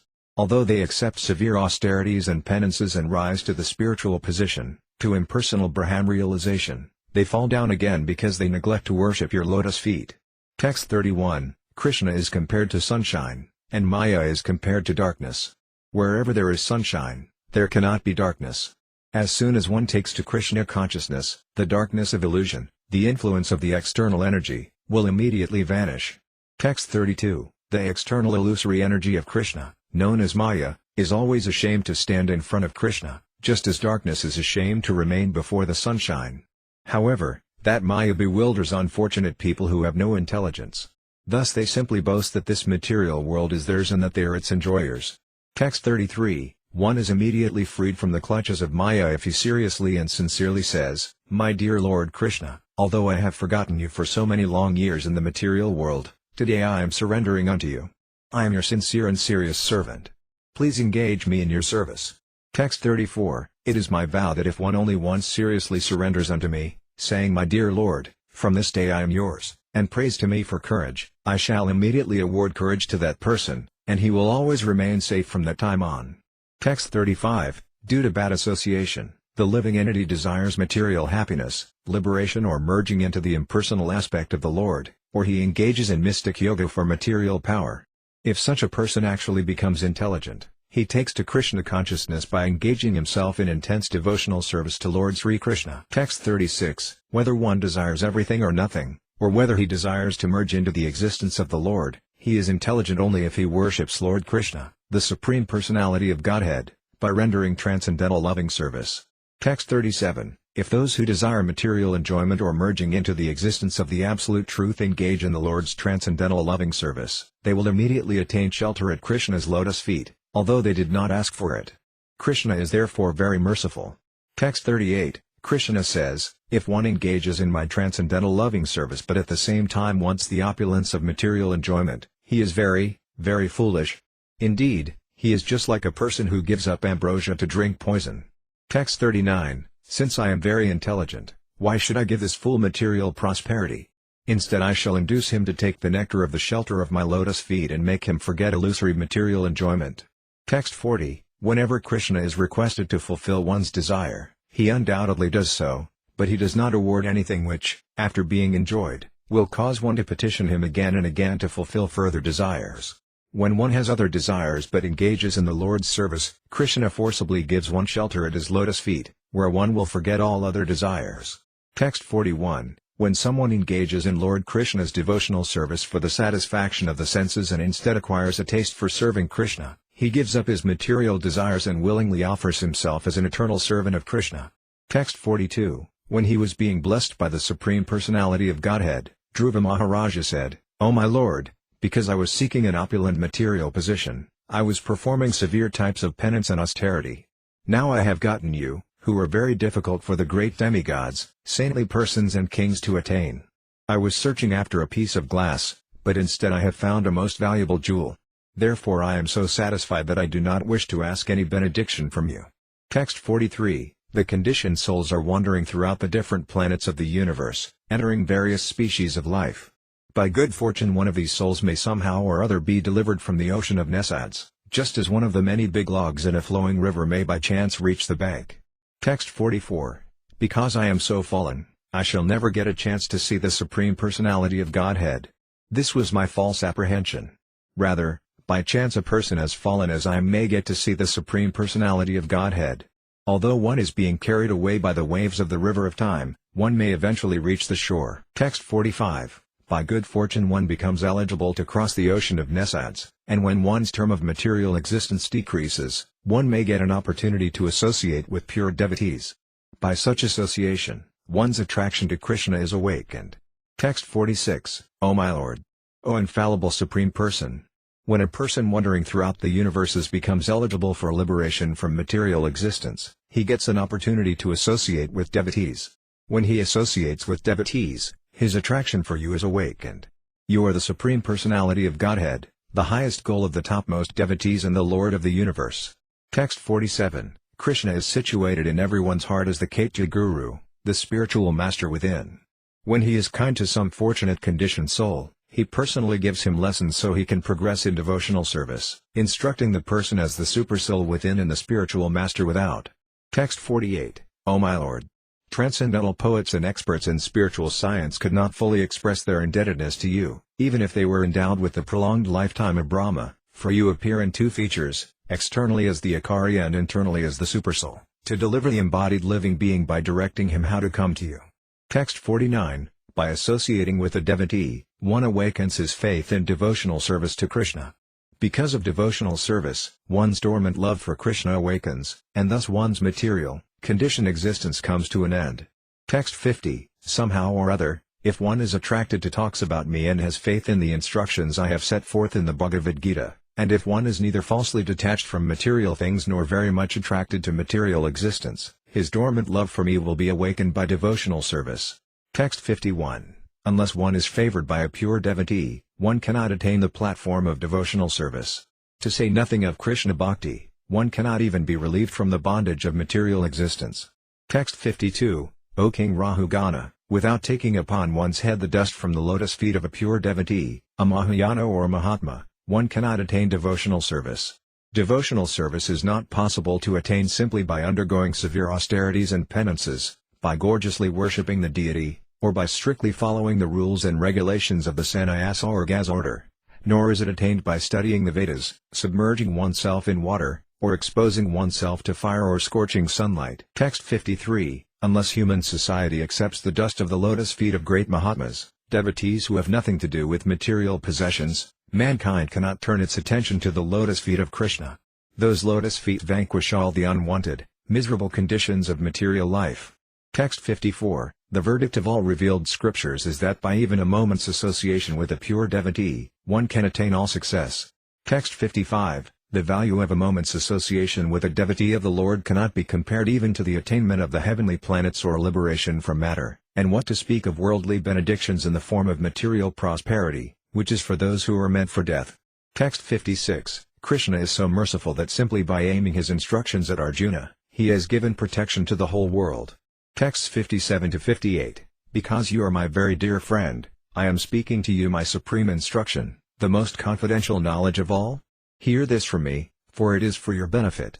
Always think of me and become my devotee, worship me and offer your homage unto me. Thus you will come to me without fail. I promise you this because you are my very dear friend.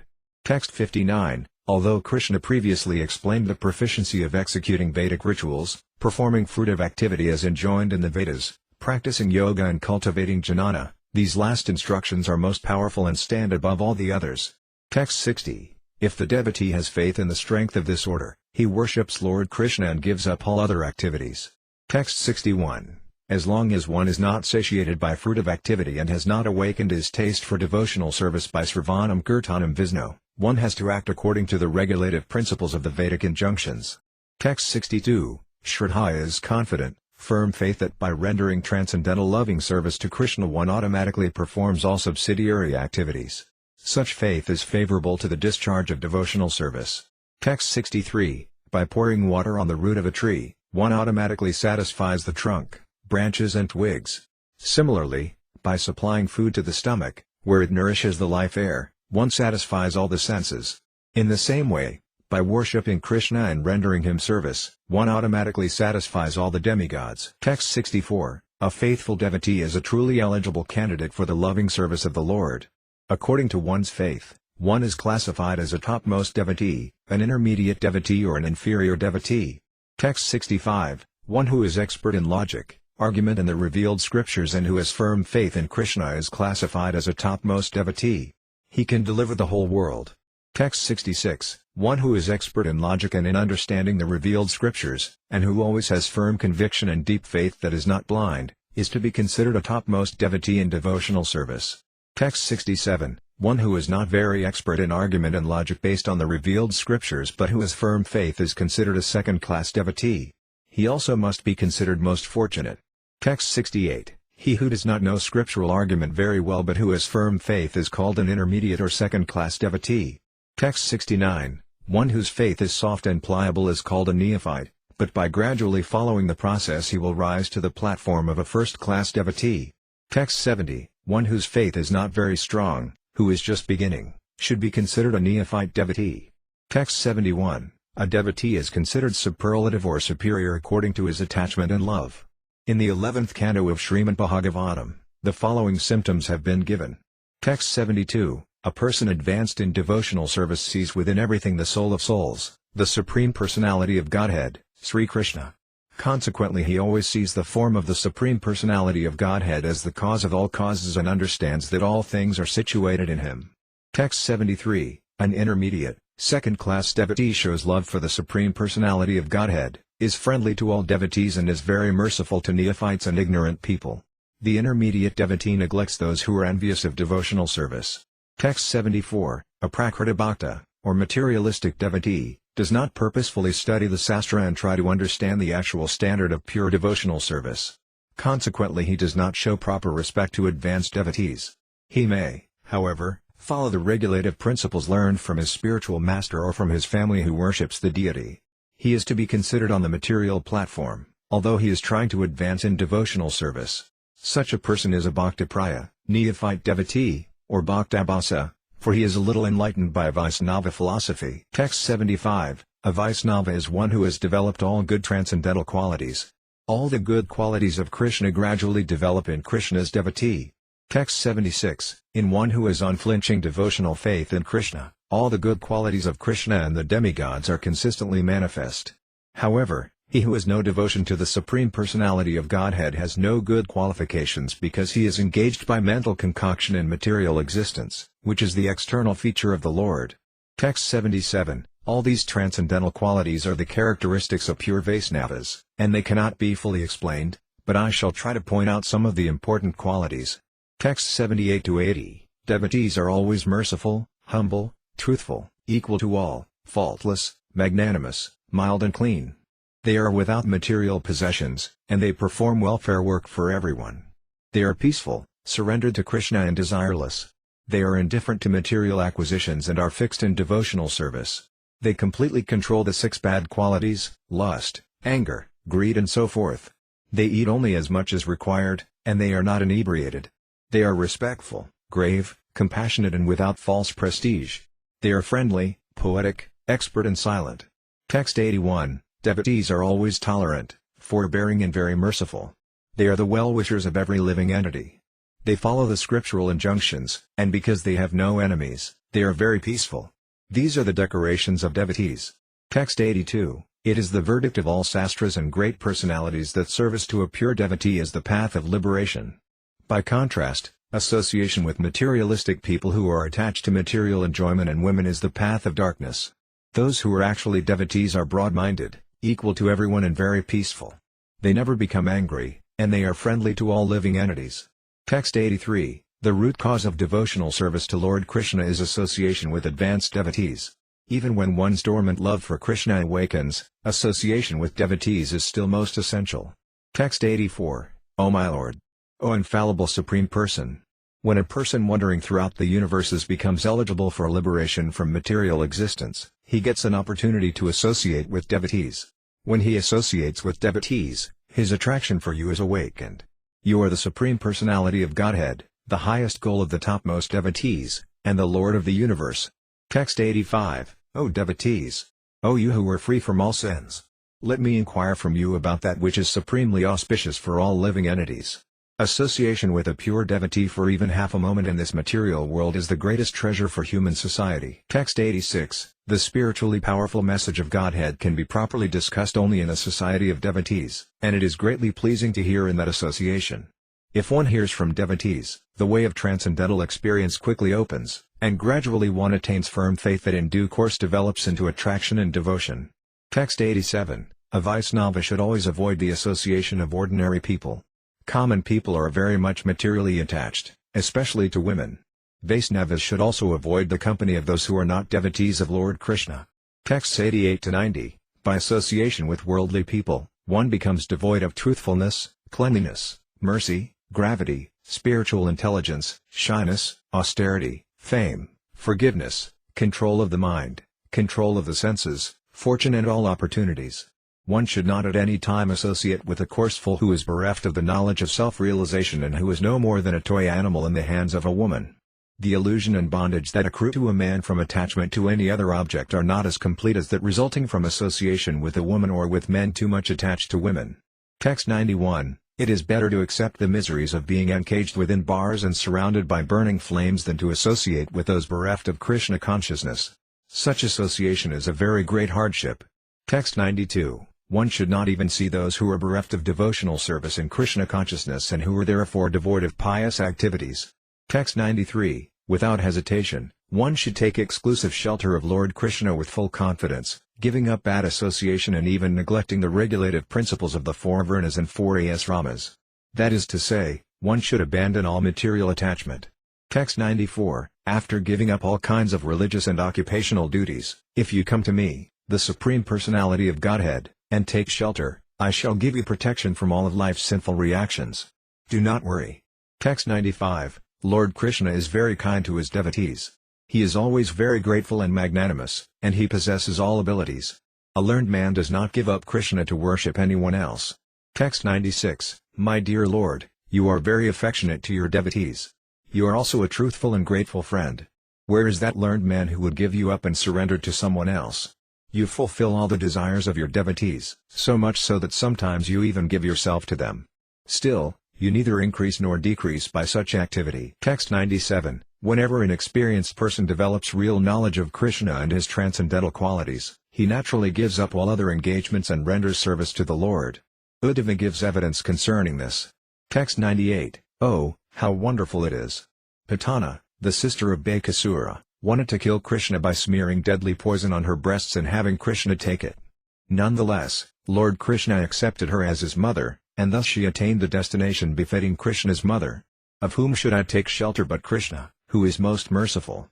Text 99. There are two kinds of devotees, those who are fully satiated and free from all material desires and those who are fully surrendered to the lotus feet of the Lord.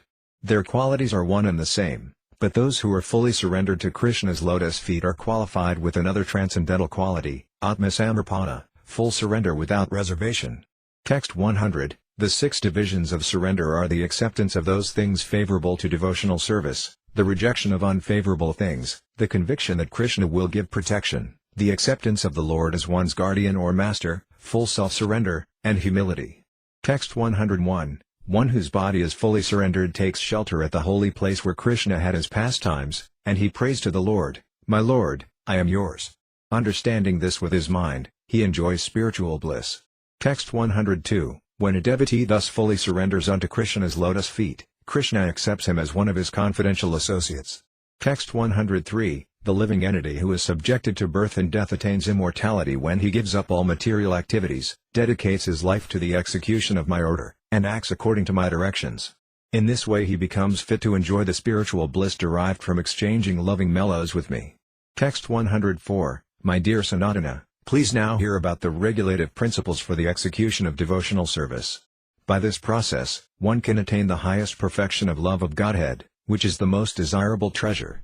Text 105, When transcendental devotional service, by which love for Krishna is attained, is executed by the senses, it is called sadhana bhakti, or the regulative discharge of devotional service. Such devotion eternally exists within the heart of every living entity. The awakening of this eternal devotion is the potentiality of devotional service in practice. Text 106, The spiritual activities of hearing, chanting, remembering and so forth are the natural characteristics of devotional service. The marginal characteristic is that it awakens pure love for Krishna. Text 107, Pure love for Krishna is eternally established in the hearts of the living entities. It is not something to be gained from another source. When the heart is purified by hearing and chanting, this love naturally awakens.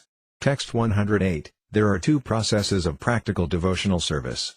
One is regulative devotional service, and the other is spontaneous devotional service. Text 109, Those who have not attained the platform of spontaneous attachment in devotional service render devotional service under the guidance of a bona fide spiritual master according to the regulative principles mentioned in the revealed scriptures. According to the revealed scriptures, this kind of devotional service is called Vaya Bhakti. Text 110, O descendant of Bharata! O Maharaja Pariksit! The Supreme Personality of Godhead, who is situated in everyone's heart as Paramatma, who is the Supreme Controller, and who always removes the miseries of the living entities, must always be heard about from reliable sources, and he must be glorified and remembered by one who wishes to become fearless. Text 111, From the mouth of Brahma, the Brahminical order has come into existence. Similarly, from his arms the Kshatriyas have come, from his waist the Vaisyas have come, and from his legs the Sudras have come. These four orders and their spiritual counterparts, Brahmacharya, Gaza, Vanaprastha and Sannyasa, combine to make human society complete. Text 112, If one simply maintains an official position in the four Varnas and asramas but does not worship the Supreme Lord Vishnu, he falls down from his puffed-up position into a hellish condition. Text 113, Krishna is the origin of Lord Vishnu. He should always be remembered and never forgotten at any time. All the rules and prohibitions mentioned in the Sastras should be the servants of these two principles. Text 114, I shall say something about the various practices of devotional service, which is expanded in so many ways. I wish to speak briefly of the essential practices. Text 115, On the path of regulative devotional service, one must observe the following items. 1. One must accept a bona fide spiritual master. 2. One must accept initiation from him. 3. One must serve him. 4. One must receive instructions from the spiritual master and make inquiries in order to learn devotional service. 5. One must follow in the footsteps of the previous acharyas and follow the directions given by the spiritual master. Text 116, The next steps are as follows. 6. One should be prepared to give up everything for Krishna's satisfaction, and one should also accept everything for Krishna's satisfaction. 7. One must live in a place where Krishna is present, a city like Vrindavana or Mathura or a Krishna temple. 8. One should acquire a livelihood that is just sufficient to keep body and soul together. 9. One must fast on the Ekadashi day. Text 117, 10. One should worship Dhatri trees, banyan trees, cows, brahmanas and devotees of Lord Vishnu. 11. One should avoid offenses against devotional service and the holy name. Text 118, The 12th item is to give up the company of non-devotees. 13. One should not accept an unlimited number of disciples. 14. One should not partially study many scriptures just to be able to give references and expand explanations. Text 119, 15. The devotee should treat loss and gain equally. 16. The devotee should not be overwhelmed by lamentation. 17. The devotee should not worship demigods, nor should he disrespect them. Similarly, the devotee should not study or criticize other scriptures. Text 120, 18. The devotee should not hear Lord Vishnu or his devotees blasphemed. 19. The devotee should avoid reading or hearing newspapers or mundane books that contain stories of love affairs between men and women or subjects palatable to the senses. 20. Neither by mind nor word should the devotee cause anxiety to any living entity, regardless how insignificant he may be. Text 121. After one is established in devotional service, the positive actions are, 1. Hearing, 2. Chanting, 3. remembering, 4. worshipping, 5. praying, 6. serving, 7. accepting servitorship, 8. becoming a friend, and 9. surrendering fully. Text 122. One should also 10. dance before the deity, 11. sing before the deity, 12. open one's mind to the deity, 13. offer obeisances to the deity, 14. stand up before the deity and the spiritual master just to show them respect, 15. follow the deity or the spiritual master, and 16. visit different places of pilgrimage or go see the deity in the temple. Text 123. One should 17. circumambulate the temple, 18. recite various prayers, 19. chant softly, 20. chant congregationally, 21. smell the incense and flower garlands offered to the deity, and 22. eat the remnants of food offered to the deity. Text 124. One should 23. attend Arati and festivals, 24. see the deity, 25. present what is very dear to oneself to the deity, 26. meditate on the deity, and 27 to 30. serve those related to the Lord. Text 125. Tadya means the Tulasi leaves, the devotees of Krishna, the birthplace of Krishna, Madhya, and the Vedic literature Srimad Bhagavatam. Krishna is very eager to see his devotees serve Tulasi, Vaisnavas, Madhya, and Bhagavatam. Text 126, 31. One should perform all endeavors for Krishna. 32. One should look forward to his mercy. 33. One should partake of various ceremonies with devotees. Ceremonies like Lord Krishna's birthday or Ramakandra's birthday. Text 127, 34. One should surrender to Krishna in all respects. 35. One should observe particular vows like Kartika Vrata. These are some of the 64 important items of devotional service. Text 128. One should associate with devotees, chant the holy name of the Lord, hear Srimad Bhagavatam, reside at Madhya and worship the deity with faith and veneration. Text 129. These 5 limbs of devotional service are the best of all. Even a slight performance of these 5 awakens love for Krishna. Text 130. With love and full faith one should worship the lotus feet of the deity. Text 131. One should taste the meaning of Srimad Bhagavatam in the association of pure devotees, and one should associate with the devotees who are more advanced than oneself and who are endowed with a similar type of affection for the Lord. Text 132. One should congregationally chant the holy name of the Lord and reside in Vrindavana. Text 133. The power of these 5 principles is very wonderful and difficult to understand. Even without faith in them, a person who is offenseless can awaken his dormant love of Krishna simply by being a little connected with them. Text 134. When one is firmly fixed in devotional service, whether he executes one or many processes of devotional service, the waves of love of Godhead will awaken. Text 135. There are many devotees who execute only one of the 9 processes of devotional service. Nonetheless, they get ultimate success. Devotees like Maharaja Ambarasa execute all 9 items, and they also get ultimate success. Text 136. Maharaja Pariksit attained the highest perfection, shelter at Lord Krishna's lotus feet, simply by hearing about Lord Vishnu. Sukadeva Goswami attained perfection simply by reciting Srimad Bhagavatam. Prahlada Maharaja attained perfection by remembering the Lord. The goddess of fortune attained perfection by massaging the transcendental legs of Mahavishnu. Maharaja Prithu attained perfection by worshipping the deity, and Akrura attained perfection by offering prayers unto the Lord. Virangaji, Hanuman, attained perfection by rendering service to Lord Ramakandra, and Arjuna attained perfection simply by being Krishna's friend. Bali Maharaja attained perfection by dedicating everything to the lotus feet of Krishna. Texts 137 to 139.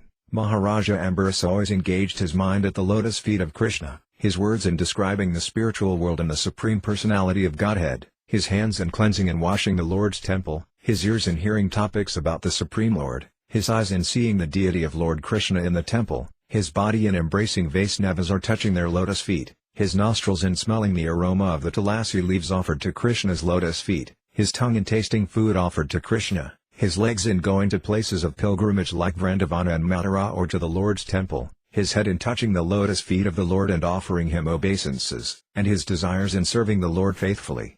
In this way Maharaja Ambarasa engaged his senses in the transcendental loving service of the Lord. As a result, he awakened his dormant loving propensity for the Lord's service. Text 140. If a person gives up all material desires and completely engages in the transcendental loving service of Krishna, as enjoined in the revealed scriptures, he is never indebted to the demigods, sages or forefathers.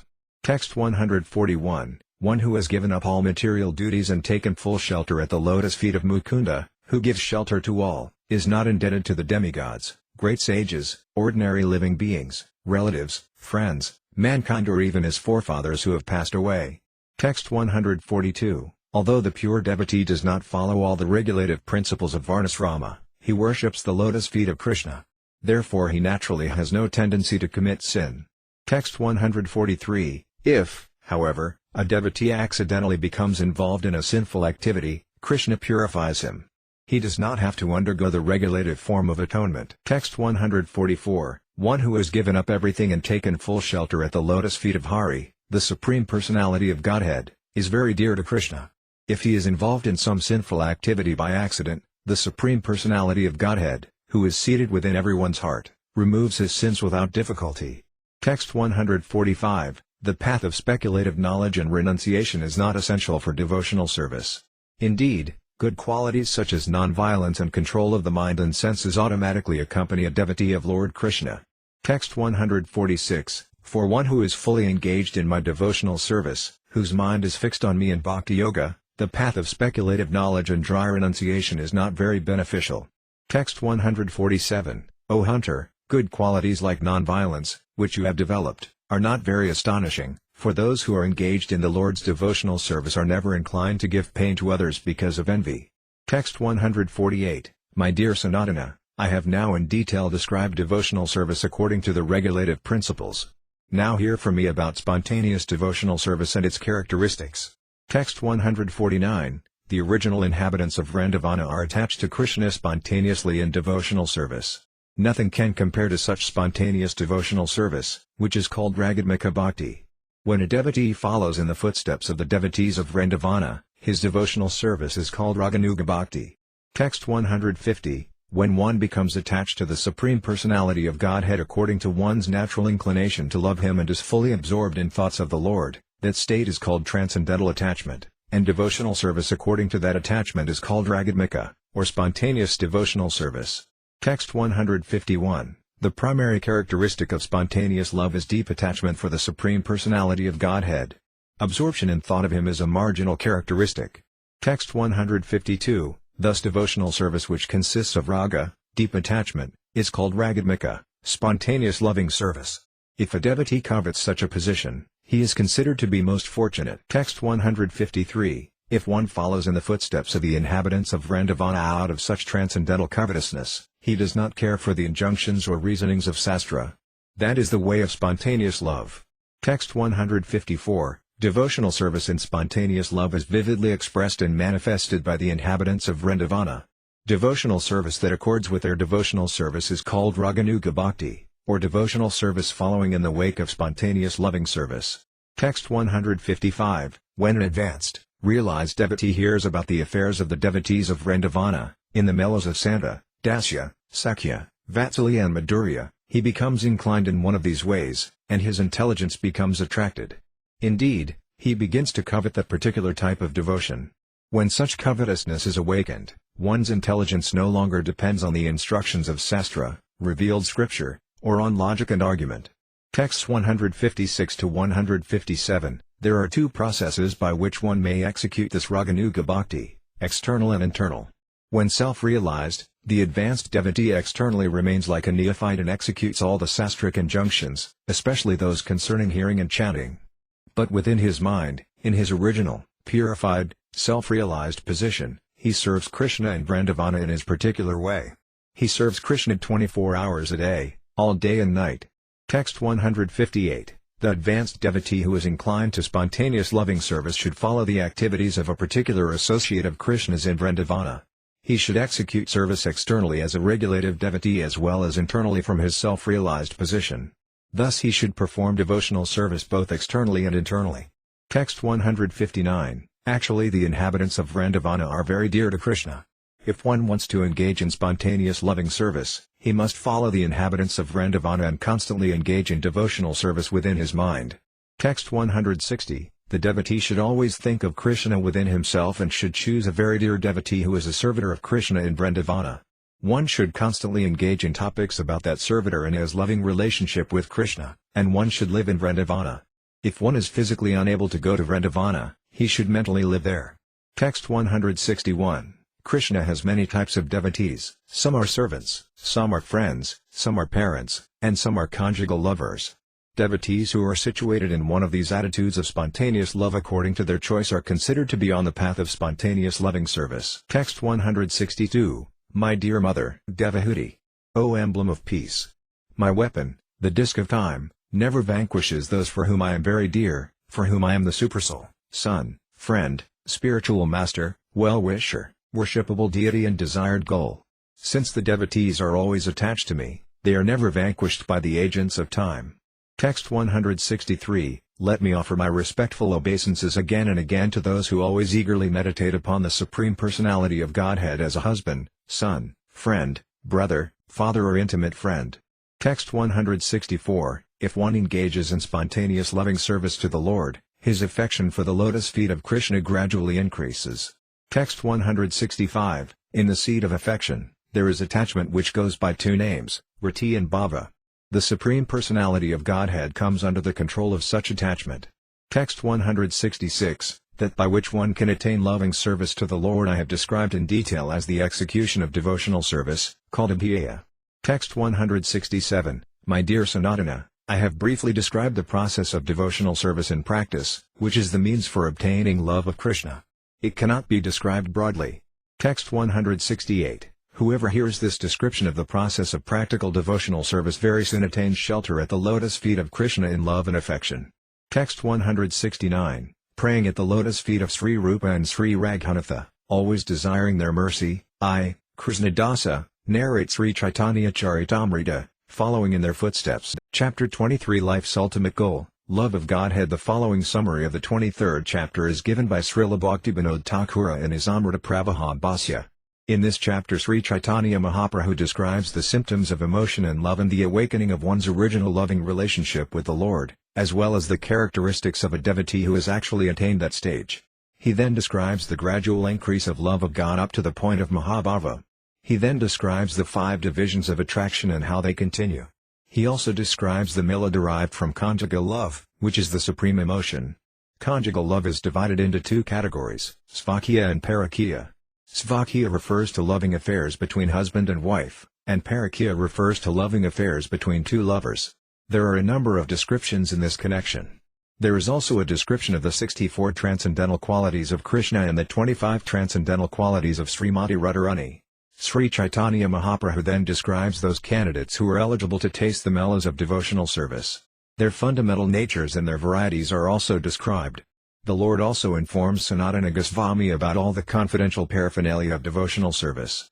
He gives a description of Goloka Vrindavana, where the Lord is engaged in his eternal pastimes described in the Harivamsa. There is also an opposing description and a favorable description of Kesavatara. All these instructions are mentioned herein. In this way Sri Caitanya Mahaprabhu blessed Sanatana Goswami, placing his hand on his head. Thus Sanatana received the power to describe these subjects in books like Hari Bhakti Vilasa. Text 1. The most munificent Supreme Personality of Godhead, known as Gaurakrishna, distributed to everyone, even the lowest of men, his own confidential treasury in the form of the nectar of love of himself and the holy name. This was never given to the people at any time before. I therefore offer my respectful obeisances unto him. Text 2. All glories to Sri Caitanya Mahaprabhu. All glories to Lord Nityananda. All glories to Advaita Acharya. And all glories to all the devotees of Lord Chaitanya Mahaprabhu. Text 3. Sri Caitanya Mahaprabhu continued, Now hear, O Sanatana, about the result of devotional service, which is love of Godhead, life's ultimate goal. One who hears this description will be enlightened in the transcendental melas of devotional service. Text 4. When affection for Krishna becomes deeper, one attains love of Godhead in devotional service. Such a position is called sthāyi bhava, permanent enjoyment of the melas of devotional service to Krishna.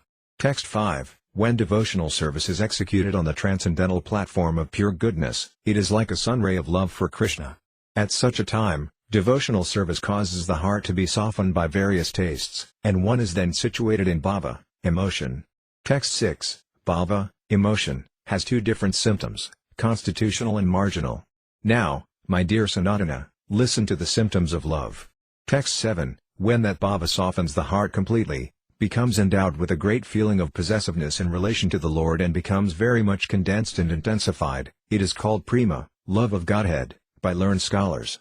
Text 8, when one develops an unflinching sense of ownership or possessiveness in relation to Lord Vishnu, or, in other words, when one thinks Vishnu and no one else to be the only object of love, such an awakening is called bhakti, devotion, by exalted persons like Bhisma, Prahlada, Uddhava, and Narada.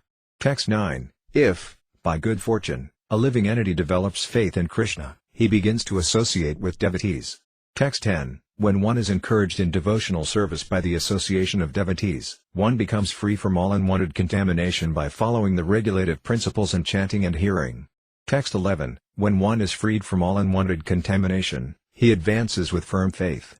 When firm faith in devotional service awakens, a taste for hearing and chanting also awakens. Text 12, after taste is awakened, a deep attachment arises, and from that attachment the seed of love for Krishna grows in the heart. Text 13, when that ecstatic emotional stage intensifies, it is called love of Godhead. Such love is life's ultimate goal and the reservoir of all pleasure. Texts 14 to 15, in the beginning there must be faith. Then one becomes interested in associating with pure devotees. Thereafter one is initiated by the spiritual master and executes the regulative principles under his orders. Thus one is freed from all unwanted habits and becomes firmly fixed in devotional service. Thereafter, one develops taste and attachment. This is the way of sadhana bhakti, the execution of devotional service according to the regulative principles. Gradually emotions intensify, and finally there is an awakening of love. This is the gradual development of love of Godhead for the devotee interested in Krishna consciousness. Text 16, the spiritually powerful message of Godhead can be properly discussed only in a society of devotees, and it is greatly pleasing to hear in that association. If one hears from devotees, the way of transcendental experience quickly opens, and gradually one attains firm faith that in due course develops into attraction and devotion. Text 17, if one actually has the seed of transcendental emotion in his heart, the symptoms will be visible in his activities. That is the verdict of all revealed scriptures. Texts 18 to 19. When the seed of ecstatic emotion for Krishna fructifies, the following 9 symptoms manifest in one's behavior: forgiveness, concern that time should not be wasted, detachment, absence of false prestige, hope, eagerness, a taste for chanting the holy name of the Lord, attachment to descriptions of the transcendental qualities of the Lord, and affection for those places where the Lord resides, that is, a temple or a holy place like Vrindavana. These are all called anubhava, subordinate signs of ecstatic emotion. They are visible in a person in whose heart the seed of love of God has begun to fructify. Text 20, if love for Krishna in a seedling state has fructified in one's heart, one is not agitated by material things. Text 21, O Brahmanas, just accept me as a completely surrendered soul, and let Mother Ganges, the representative of the Lord, also accept me in that way, for I have already taken the lotus feet of the Lord into my heart. Let the snakebird, or whatever magical thing the Brahmana created, bite me at once. I only desire that you all continue singing the deeds of Lord Vishnu. Text 22, not a moment should be lost. Every moment should be utilized for Krishna or connected with him. Text 23, with their words, they offer prayers to the Lord. With their minds, they always remember the Lord. With their bodies, they offer obeisances to the Lord. Despite all these activities, they are still not satisfied. This is the nature of pure devotees. Shedding tears from their eyes, they dedicate their whole lives to the Lord's service. Text 24, in the material field, people are interested in material enjoyment, mystic power and sense gratification. But these things do not appeal to the devotee at all. Text 25, King Bharata was very eager to attain the association of the Supreme Personality of Godhead, Krishna, who is called Uttam because poems and prayers are offered to him for his favor. In his youth, King Bharata gave up his attractive wife and children, as well as his beloved friends and opulent kingdom, just as one gives up stool after passing it. Text 26, although a pure devotee's standard is above all, he still considers himself to be in the lowest stage of life. Text 27, King Bhagiratha always carried affection for Krishna within his heart. Although King Bhagiratha was the crown jewel of kings, he was still wandering about and begging alms in the city of his enemies. He was even offering respects to Kandalas, low-class men who eat dogs. Text 28, a fully surrendered devotee always hopes that Lord Krishna will be kind to him. This hope is very firm in him. Text 29, O my Lord, I do not have any love for you, nor am I qualified for discharging devotional service by chanting and hearing. Nor do I possess the mystic power of a Vaisnava, knowledge or pious activities. Nor do I belong to a very high caste family. On the whole, I do not possess anything. Still, O beloved of the Gopas, because you bestow your mercy on the most fallen, I have an unbreakable hope that is constantly in my heart. That hope is always giving me pain. Text 30, this eagerness is chiefly characterized by an ardent desire to associate with the Lord. Text 31, O Krishna, O flute player, the sweetness of your early age is wonderful within these three worlds. You know my unsteadiness, and I know yours. No one else knows about this. I want to see your beautiful, attractive face somewhere in a solitary place, but how can this be accomplished? Text 32, due to having great relish for the holy name, one is inclined to chant the Hare Krishna Mahamantra constantly. Text 33, O Govinda, this youthful girl named Radhika is today constantly pouring forth tears like nectar falling from flowers as she sings your holy names in a sweet voice. Text 34, at this stage of bhava, a devotee has awakened the tendency to chant and describe the transcendental qualities of the Lord. He has attachment for this process. Text 35, O my Lord, the transcendental body of Krishna is very sweet, and his face is even sweeter than his body. But his soft smile, which has the fragrance of honey, is sweeter still. Text 36, a devotee absorbed in ecstatic emotion for Krishna always resides in a place where Krishna's pastimes were performed. Text 37, O Lord Pundarakaksa, while chanting your holy name with tears in my eyes, when shall I dance in ecstasy on the bank of the Yamuna? Text 38, these are the symptoms of a person who has developed attraction, bhava, for Krishna. Now let me describe the symptoms of a person who is actually elevated to love of Krishna. O Sanatana, please hear this from me. Text 39, even the most learned man cannot understand the words, activities and symptoms of a person situated in love of Godhead. Text 40, even a most learned scholar cannot understand the activities and symptoms of an exalted personality in whose heart love of Godhead has awakened. Text 41, when a person is actually advanced and takes pleasure in chanting the holy name of the Lord, who is very dear to him, he is agitated and loudly chants the holy name. He also laughs, cries, becomes agitated and chants just like a madman, not caring for outsiders. Text 42, love of Godhead increases and is manifested as affection, counterlove, love, attachment, subattachment, ecstasy and sublime ecstasy. Text 43, this development is compared to sugarcane seeds, sugarcane plants, sugarcane juice, molasses, crude sugar, refined sugar, sugar candy and rock candy. Text 44, one should understand that just as the taste of sugar increases as it is gradually purified, so when love of Godhead increases from riti, which is compared to the beginning seed, its taste increases.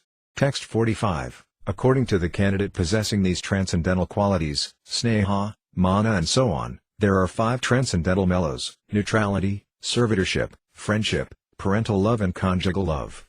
Text 46, these 5 transcendental mellows exist permanently. The devotee may be attracted to one of these mellows, and thus he becomes happy. Krishna also becomes inclined towards such a devotee and comes under his control. Text 47, when the permanent ecstasies, neutrality, servitorship and so on, are mixed with other ingredients, devotional service in love of Godhead is transformed and becomes composed of transcendental mellows. Text 48, permanent ecstasy becomes a more and more relishable transcendental mellow through the mixture of special ecstasy, subordinate ecstasy, natural ecstasy and transitory ecstasy. Text 49, yogurt mixed with sugar candy, black pepper and camphor is very palatable and tasty. Similarly, when permanent ecstasy mixes with other ecstatic symptoms, it becomes unprecedentedly tasty. Text 50, there are 2 kinds of particular ecstasies, vibhava. One is called the support, and the other is called the awakening. The vibration of Krishna's flute is an example of the awakening, and Lord Krishna himself is an example of the support. Text 51, the subordinate ecstasies are smiling, dancing and singing, as well as different manifestations in the body. The natural ecstasies, such as being stunned, are considered among the subordinate ecstasies, anubhava. Text 52, there are other ingredients, beginning with complete despondency and jubilation. Altogether there are 33 varieties, and when these combine, the mellow becomes very wonderful. Text 53, there are 5 transcendental mellows: neutrality, servitorship, friendship, parental affection and conjugal love, which is also known as the mellow of sweetness. Conjugal love excels all the others. Text 54, The position of neutrality increases up to the point where one can appreciate love of Godhead. The mellow of servitorship gradually increases to the point of spontaneous love of Godhead. Text 55. After the mellow of servitorship, there are the mellows of friendship and parental love, which increase to subordinate spontaneous love. The greatness of the love found in friends like Subala extends to the standard of ecstatic love of Godhead. Text 56. There are two divisions of each of the five mellows, yoga, connection, and viyoga, separation. Among the mellows of friendship and parental affection, there are many divisions of connection and separation. Text 57. Only in the conjugal mellow are there two ecstatic symptoms called ruda, advanced, and adhirata, highly advanced. The advanced ecstasies are found among the queens of Dwarka, and the highly advanced ecstasies are found among the gopas. Text 58. Highly advanced ecstasy is divided into two categories, Madana and Mohana. Meeting together is called Madana, and separation is called Mohana. Text 59. On the Madana platform there are kissing and many other symptoms, which are unlimited. In the Mohana stage, there are two divisions, Ajurna, unsteadiness, and Siddharajalpa, varieties of mad emotional talks. Text 60. Mad emotional talks include 10 divisions, called Prajalpa and other names. An example of this is the 10 verses spoken by Srimati Radharani called the Song to the Bumblebee. Text 61. Ajurna, unsteadiness, and Vivasasesta, boastful activities, are aspects of transcendental madness. In separation from Krishna, one experiences the manifestation of Krishna, and one thinks oneself to be Krishna. Text 62. In conjugal love, Sringara, there are two departments, meeting and separation. On the platform of meeting, there are unlimited varieties that are beyond description. Text 63. Vipralambha has four divisions, Purvaraga, Mana, Pravasa and Premavasacha. Text 64. Of the four kinds of separation, 3, Purvaraga, Pravasa and Mana, are celebrated in Srimati Radharani and the Gopas. In Dwarka, among the queens, feelings of Premavasacha are very prominent. Text 65. My dear friend Kurari, it is now night, and Lord Sri Krishna is sleeping. You yourself are not asleep or resting but are lamenting. Should I presume that you, like us, are affected by the smiling, liberal, playful glances of lotus-eyed Krishna? If so, your heart is deeply pierced. Is that why you are showing these signs of sleepless lamentation? Text 66. Lord Krishna, the Supreme Personality of Godhead, who appeared as the son of Nanda Maharaja, is the supreme hero in all dealings. Similarly, Srimati Radharani is the topmost heroine in all dealings. Text 67. Krishna is the Supreme Personality of Godhead himself, and he is the crown jewel of all heroes. In Krishna, all transcendental good qualities are permanently situated. Text 68. The transcendental goddess Srimati Radharani is the direct counterpart of Lord Sri Krishna. She is the central figure for all the goddesses of fortune. She possesses all the attraction to attract the all-attractive personality of Godhead. She is the primeval internal potency of the Lord. Text 69. The transcendental qualities of Lord Krishna are unlimited. Out of these, 64 are considered prominent. The ears of the devotees are satisfied simply by hearing all these qualities one after the other. Text 70. Krishna, the supreme hero, has the most beautiful transcendental body. This body possesses all good features. It is radiant and very pleasing to the eyes. His body is powerful, strong and youthful. Text 71. Krishna is the linguist of all wonderful languages. He is a truthful and very pleasing speaker. He is expert in speaking, and he is a very wise, learned scholar and a genius. Text 72. Krishna is very expert in artistic enjoyment. He is highly cunning, expert, grateful and firmly determined in his vows. He knows how to deal according to time, person and country, and he sees through the scriptures and authoritative books. He is very clean and self-controlled. Text 73. Lord Krishna is steady, his senses are controlled, and he is forgiving, grave and calm. He is also equal to all. Moreover, he is magnanimous, religious, chivalrous and kind. He is always respectful to respectable people. Text 74. Krishna is very simple and liberal, he is humble and bashful, and he is the protector of the surrendered souls. He is very happy, and he is always the well-wisher of his devotees. He is auspicious, and he is submissive to love. Text 75. Krishna is very influential and famous, and he is the object of attachment for everyone. He is the shelter of the good and the virtuous. He is attractive to the minds of women, and he is worshipped by everyone. He is very, very rich. Text 76. Krishna is the supreme, and he is always glorified as the supreme Lord and controller. Thus all the previously mentioned transcendental qualities are in him. The 50 qualities of the Supreme Personality of Godhead mentioned above are as deep as an ocean. In other words, they are difficult to fully comprehend. Text 77. These qualities are sometimes very minutely exhibited in living beings, but they are fully manifested in the Supreme Personality of Godhead. Text 78. Apart from these 50 qualities, there are 5 other qualities found in the Supreme Personality of Godhead that are partially present in demigods like Shiva. Text 79-81. These qualities are: 1. The Lord is always situated in his original position. 2. He is omniscient. 3. He is always fresh and youthful. 4. He is the concentrated form of eternity, knowledge and bliss. And 5. He is the possessor of all mystic perfection. There are another 5 qualities, which exist in the Vaikuntha planets in Narayana, the Lord of Lakshmi. These qualities are also present in Krishna, but they are not present in demigods like Lord Shiva or in other living entities. These are: 1. The Lord possesses inconceivable supreme power. 2. He generates innumerable universes from his body. 3. He is the original source of all incarnations. 4. He bestows salvation upon enemies he kills. And 5. He has the ability to attract exalted persons who are satisfied in themselves. Although these qualities are present in Narayana, the dominating deity of the Vaikuntha planets, they are even more wonderfully present in Krishna. Texts 82-83. Apart from these 60 transcendental qualities, Krishna has an additional 4 transcendental qualities, which are not manifested even in the personality of Narayana. These are: 1. Krishna is like an ocean filled with waves of pastimes that evoke wonder within everyone in the 3 worlds. 2. In his activities of conjugal love, he is always surrounded by his dear devotees who possess unequaled love for him. 3. He attracts the minds of all 3 worlds with the melodious vibration of his flute. 4. His personal beauty and opulence are beyond compare.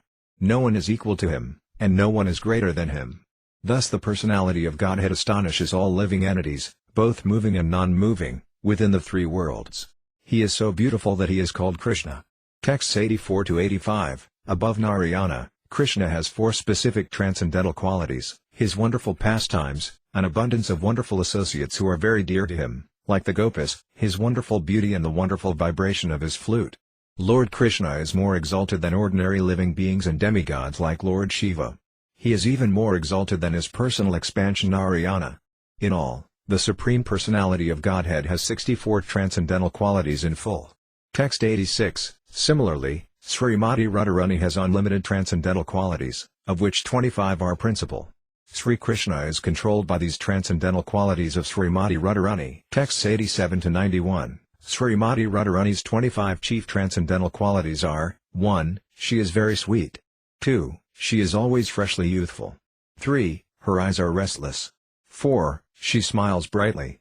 5. She has beautiful, auspicious lines. 6. She makes Krishna happy with her bodily aroma.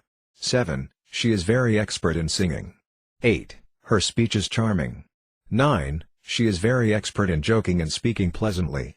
10. She is very humble and meek. 11. She is always full of mercy. 12. She is cunning. 13. She is expert in executing her duties. 14. She is shy. 15. She is always respectful. 16. She is always calm. 17. She is always grave. 18. She is expert in enjoying life.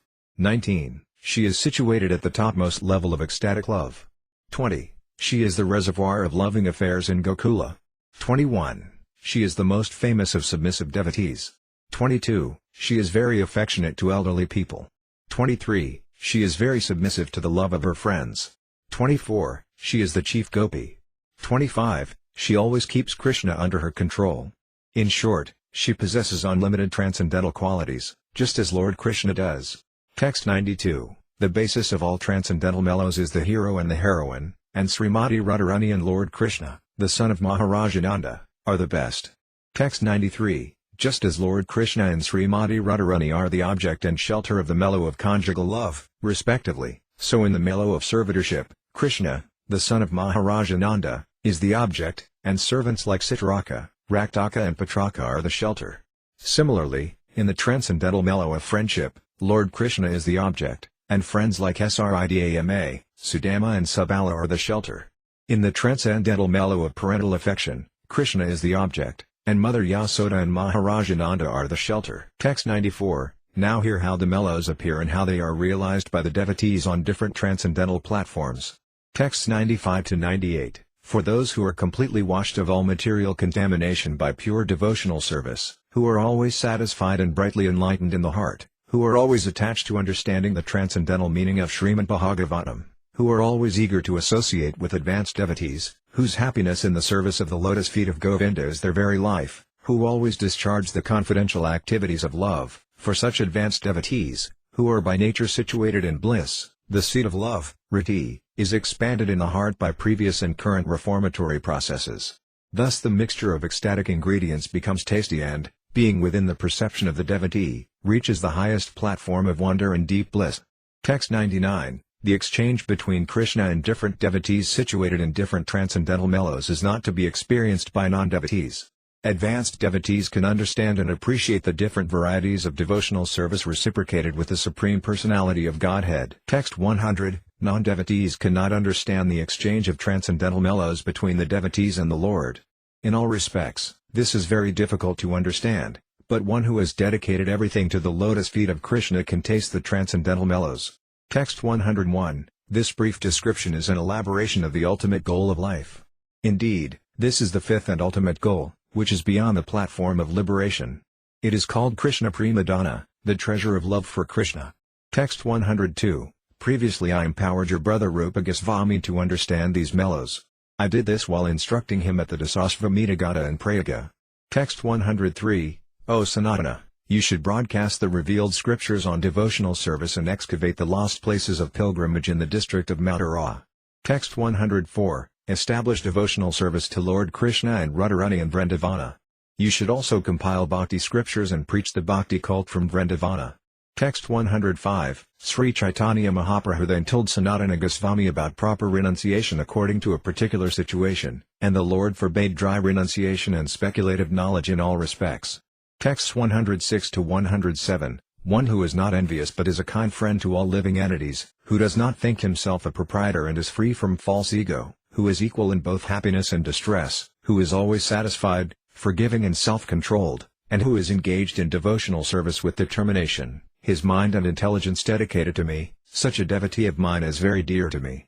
Text 108. He by whom no one is put into difficulty or anxiety and who is not disturbed by anyone, who is liberated from jubilation, anger, fear and anxiety, is very dear to me. Text 109. A devotee who is not dependent on others but is dependent solely on me, who is clean inwardly and outwardly, who is expert, indifferent to material things, without cares and free from all pains, and who rejects all pious and impious activities is very dear to me.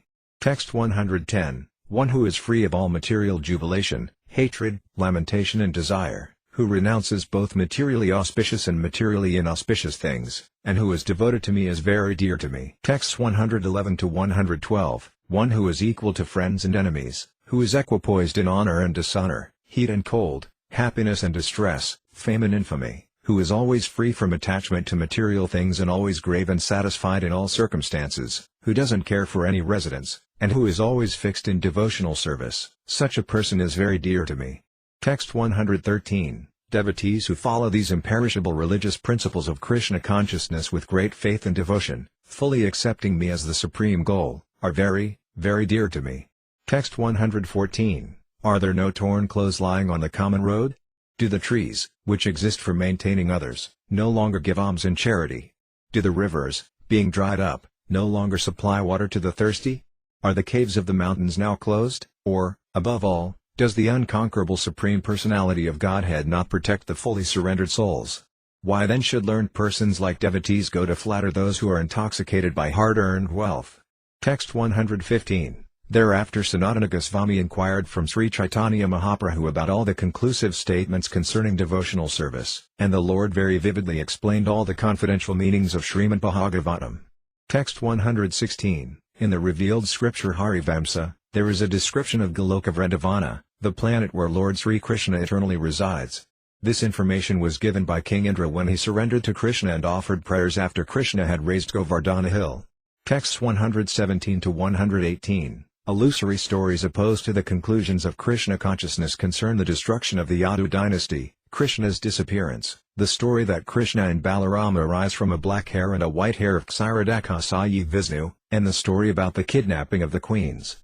Sri Caitanya Mahaprabhu explained to Sanatana Goswami the proper conclusions of these stories. Text 119. Sanatana Goswami then humbly accepted his position as lower than a piece of straw, and symbolically holding some straw in his mouth, he fell down, clasped the lotus feet of Sri Caitanya Mahaprabhu and submitted the following petition. Text 120. Sanatana Goswami said, "My dear Lord, I am a very low-born person.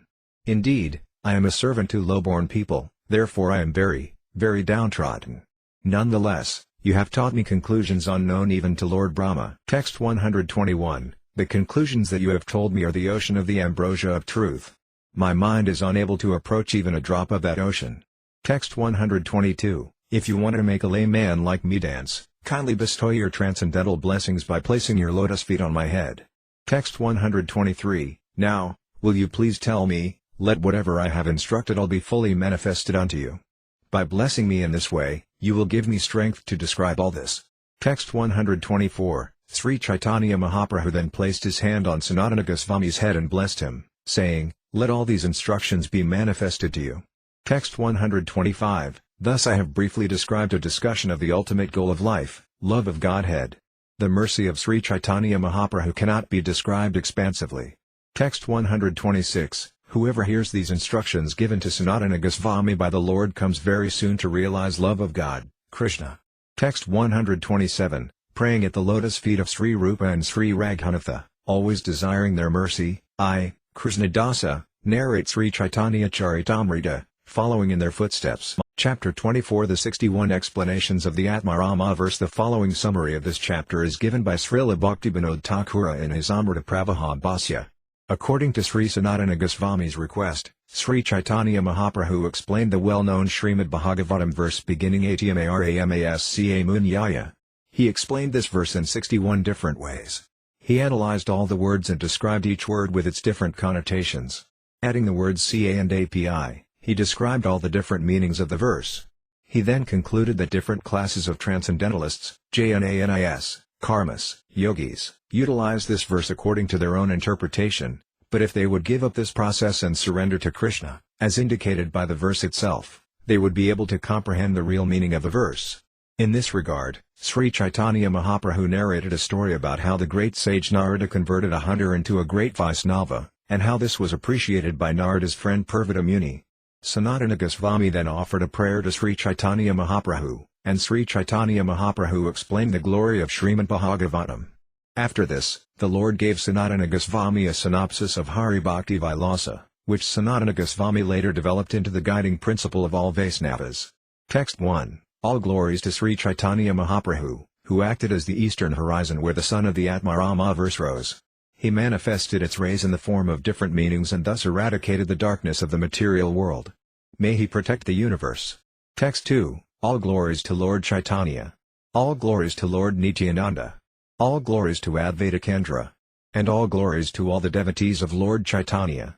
Text 3. Thereafter, Sanatana Goswami clasped the lotus feet of Sri Caitanya Mahaprabhu and humbly submitted the following petition.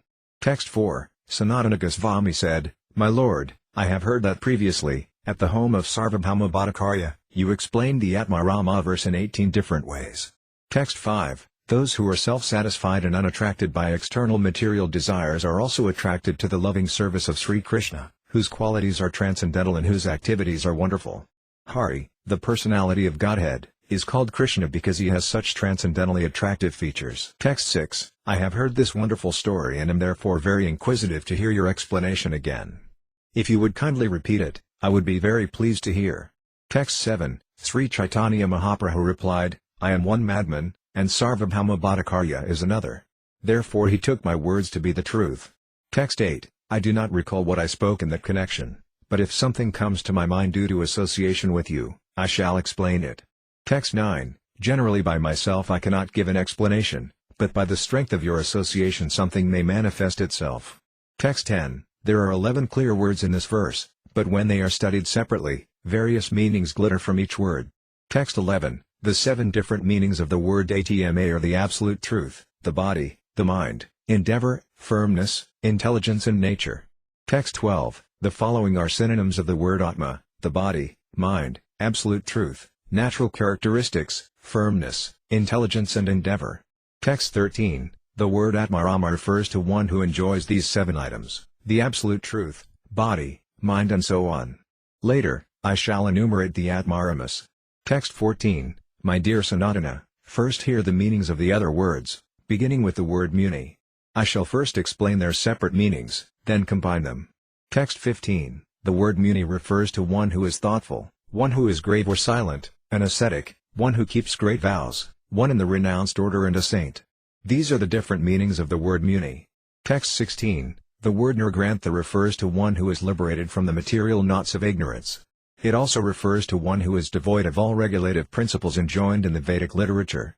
It also refers to one who does not have knowledge. Text 17. Nirgrantha also refers to one who is illiterate, lowborn, misbehaved, unregulated and devoid of respect for the Vedic literature.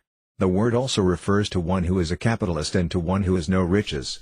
Text 18. The prefix ni may be used for a sense of ascertainment, gradation, construction or forbidding. The word grantha means riches, thesis and composition. Text 19. The word urakrama refers to one whose krama, step, is great. The word krama means throwing the foot forward, that is, stepping. Text 20. Krama also means power, trembling, a systematic method, argument and a forcible attack by stepping forward. Thus Vamana caused the 3 worlds to tremble. Text 21. Even if a learned man is able to count all the minute atoms in this material world, he still cannot count the potencies of Lord Vishnu. In the form of the Vamana incarnation, Lord Vishnu, without hindrance, captured all the planets, extending from the root of the material world up to Satyaloka. Indeed, he caused every planetary system to tremble by the force of his steps. Text 22. Through his all-pervasive feature, the Supreme Personality of Godhead has expanded the entire creation. He is holding and maintaining this creation by his extraordinary potency. By his conjugal potency, he maintains the planetary system known as Goloka Vrindavana. Through his 6 opulences, he maintains many Vaikunta planets. Text 23. The word urakrama indicates the Supreme Personality of Godhead, who, by his external potency, has perfectly created innumerable universes. Text 24. These are the different meanings of the word krama. It is used in the sense of potency, systematic arrangement, step, moving or trembling. Text 25. The word kurvanti means they do something for others, since it is a form of the verb to do indicating things done for others. It is used in connection with devotional service, which must be executed for the satisfaction of Krishna. That is the purport of the word kurvanti. Text 26. The terminations of the Atman pada are employed when the fruit of the action accrues to the agent of verbs having an indicatory and tilde or a svarita accent. Text 27. The word etu, cause, means that a thing is done for some motive. There can be 3 motives. One may act to enjoy the result personally, to achieve some material perfection, or to attain liberation. Text 28. First we take the word bhukshi, material enjoyment, which is of unlimited variety. We may also take the word siddhi, perfection, which has 18 varieties. Similarly, the word mukti has 5 varieties. Text 29. Causeless devotional service is unmotivated by sense enjoyment, perfection or liberation. When one is freed from all these contaminations, he can bring Lord Krishna, who is very funny, under control. Text 30. There are 10 meanings for the word bhakti, devotional service. One is sadhana bhakti, execution of devotional service according to the regulative principles, and the other 9 are varieties of prema bhakti, ecstatic love of Godhead.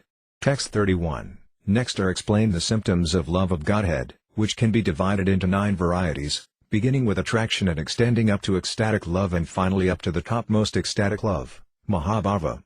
Text 32. The attraction to Krishna of devotees on the platform of neutrality increases up to love of Godhead, Prema, and the attraction of devotees on the platform of servitorship increases to spontaneous attachment, Raga. Text 33. Devotees in Vrindavana who are friends of the Lord can increase their ecstatic love to the point of anuraga. Parental affectionate lovers, Krishna's father and mother, can increase their love of Godhead up to the end of anuraga. Text 34. The Gopas of Vrindavana who are attached to Krishna in conjugal love can increase their ecstatic love up to the point of Mahabhava, the greatest ecstatic love. These are some of the glorious meanings of the word bhakti. Text 35. Please hear the meaning of the word itham bhuta guna, which is found in the Atmarama verse. Itham bhuta has different meanings, and guna has other meanings. Text 36. The word Ithambhuta is transcendentally exalted because it means full of transcendental bliss. Before this transcendental bliss, the bliss derived from merging into the existence of the Absolute, Brahmananda, becomes like a piece of straw in comparison. Text 37. My dear Lord, O Master of the Universe, since I have directly seen you, my transcendental bliss has taken the shape of a great ocean. Being situated in that ocean, I now realize all other so-called happiness to be like the water contained in the hoofprint of a calf. Text 38. Lord Krishna is so exalted that he is more attractive than anything else and more pleasing than anything else. He is the most sublime abode of bliss. By his own strength, he causes one to forget all other ecstasies. Text 39. Pure devotional service is so sublime that one can very easily forget the happiness derived from material enjoyment, material liberation and mystic or yogic perfection. Thus the devotee is bound by Krishna's mercy and his uncommon power and qualities. Text 40. When one is attracted to Krishna on the transcendental platform, there is no longer any logical argument on the basis of revealed scripture, nor are there considerations of such conclusions. This is his transcendental quality that is the essence of all transcendental sweetness. Text 41. The word guna means quality. The qualities of Krishna are transcendentally situated and are unlimited in quantity. All of the spiritual qualities are full of transcendental bliss. Text 42. Krishna's transcendental qualities of opulence, sweetness and mercy are perfect and full. As far as Krishna's affectionate leaning toward his devotees is concerned, he is so magnanimous that he can give himself to his devotees. Text 43. Krishna has unlimited qualities. The devotees are attracted by his uncommon beauty, mellows and fragrance. Thus they are differently situated in the different transcendental mellows. Therefore Krishna is called all-attractive. Text 44. The minds of the four boy sages, Sanaka, Sanatana, Sanandana and Sanatkumara, were attracted to the lotus feet of Krishna by the aroma of the tulasi that had been offered to the Lord. Text 45. When the breeze carrying the aroma of tulasi leaves and saffron from the lotus feet of the lotus-eyed personality of Godhead entered through the nostrils into the hearts of those sages, the Kumaras, they experienced a change in both body and mind, even though they were attached to the impersonal Brahman understanding. Text 46. Sukadeva's mind was carried away by hearing the pastimes of the Lord. Text 47. Sukadeva Goswami addressed Pariksit Maharaja, My dear king, although I was fully situated in the transcendental position, I was nonetheless attracted to the pastimes of Lord Krishna. Therefore I studied Srimad Bhagavatam from my father. Text 48. I offer my respectful obeisances unto Srila Sukadeva Goswami, the son of Vyasadeva and the destroyer of all sinful reactions. Being full in self-realization and bliss, he had no material desire. Still, he was attracted by the transcendental pastimes of the Supreme Personality of Godhead, and out of compassion for the people he described the transcendental historical literature called Srimad Bhagavatam. This is compared to the light of the Absolute Truth. Text 49. Lord Sri Krishna attracts the minds of all the gopas with his beautiful, transcendental bodily features. Text 50. Dear Krishna, we have simply surrendered ourselves as your maidservants, for we have seen your beautiful face decorated with tresses of hair, your earrings falling upon your cheeks, the nectar of your lips, and the beauty of your smile. Indeed, because we have also been embraced by your arms, which give us courage, and seen your chest, which is beautiful and broad, we have surrendered ourselves. Text 51. The queens in Dwaraka, headed by Rukmini, are also attracted to Krishna simply by hearing about his transcendental beauty and qualities. Text 52. O most beautiful Krishna, I have heard about your transcendental qualities from others, and therefore all my bodily miseries are relieved. If someone sees your transcendental beauty, his eyes have attained everything profitable in life. O infallible one, I have become shameless after hearing of your qualities, and I have become attracted to you. Text 53. Lord Krishna even attracts the mind of the goddess of fortune simply by vibrating his transcendental flute. Text 54. O Lord, we do not know how the serpent Kaliya attained such an opportunity to be touched by the dust of your lotus feet. For this end, the goddess of fortune performed austerities for centuries, giving up all other desires and taking austere vows. Indeed, we do not know how this serpent Kaliya got such an opportunity. Text 55. Krishna attracts not only the minds of the gopas and the goddesses of fortune but the minds of all the young girls in the three worlds as well. Text 56. My dear Lord Krishna, where is that woman within the three worlds who would not be captivated by the rhythms of the sweet songs coming from your wonderful flute? Who would not fall down from the path of chastity in this way? Your beauty is the most sublime within the three worlds. Upon seeing your beauty, even cows, birds, animals and trees in the forest become stunned in jubilation. Text 57. The women of Vrindavana who are on the level of superior guardians are attracted to Lord Krishna maternally. The men of Vrindavana are attracted as servants, friends and fathers. Text 58. The qualities of Krishna captivate and attract everything, living and non-living. Even birds, animals and trees are attracted to Krishna's qualities. Text 59. Although the word Hari has many different meanings, two of them are foremost. One meaning is that the Lord takes away all inauspicious things from his devotee, and the second meaning is that he attracts the mind by ecstatic love for God.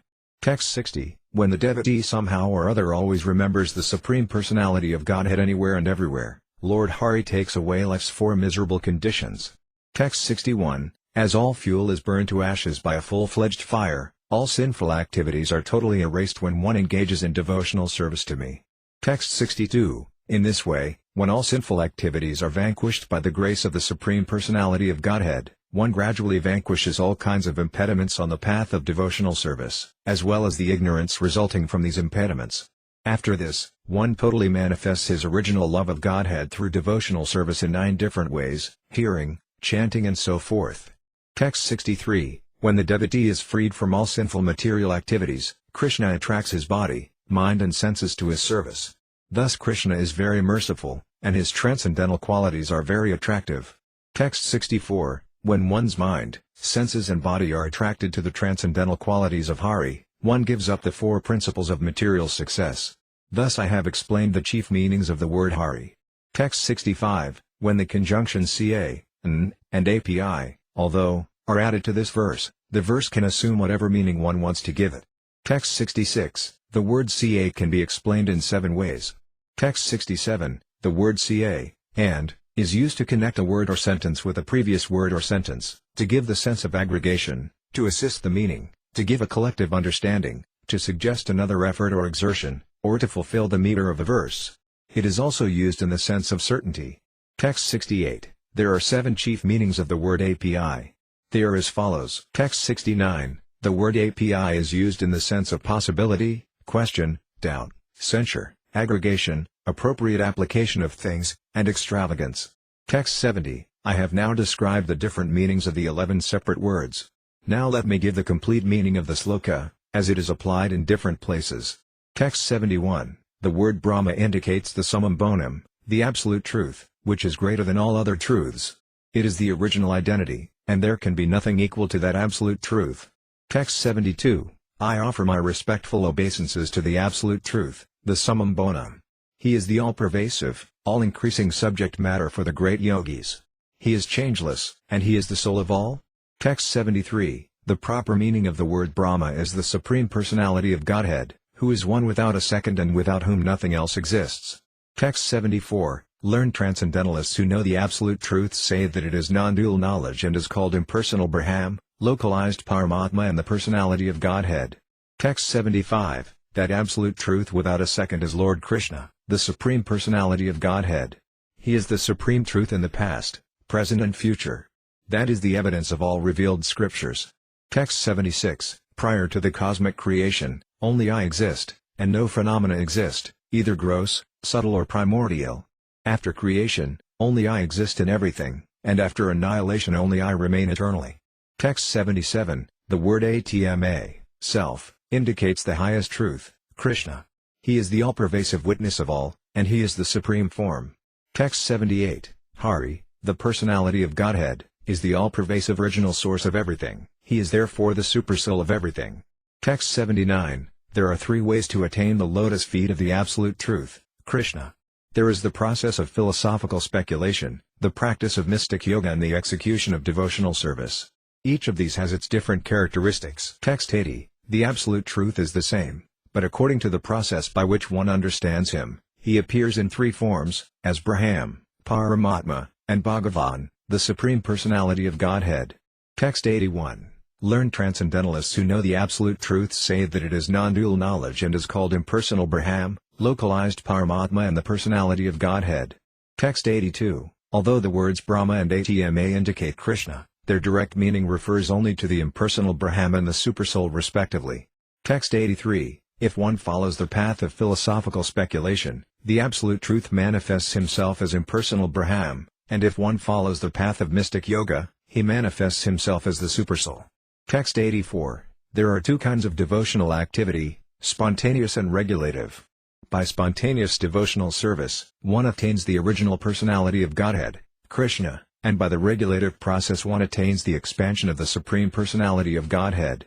Text 85. By executing spontaneous devotional service in Vrindavana, one attains the original Supreme Personality of Godhead, Krishna. Text 86. The Supreme Personality of Godhead, Krishna, the son of Mother Yasoda, is accessible to those devotees engaged in spontaneous loving service, but he is not as easily accessible to mental speculators, to those striving for self-realization by severe austerities and penances, or to those who consider the body the same as the self. Text 87. By executing regulative devotional service, one becomes an associate of Narayana and attains the Vaikuntha-lokas, the spiritual planets and the spiritual sky. Text 88. Those who discuss the activities of Lord Krishna are on the highest platform of devotional life, and they evince the symptoms of tears in the eyes and bodily jubilation. Such persons discharge devotional service to Krishna without practicing the rules and regulations of the mystic yoga system. They possess all spiritual qualities, and they are elevated to the Vaikuntha planets, which exist above us. Text 89. The devotees are divided into three categories: akama, desireless; mokshakama, desiring liberation; and sarvakama, desiring material perfection. Text 90. One who is actually intelligent, although he may be a devotee free from material desires, a karmi desiring all kinds of material facilities, or a jnani desiring liberation, should seriously engage in bhakti yoga for the satisfaction of the Supreme Personality of Godhead.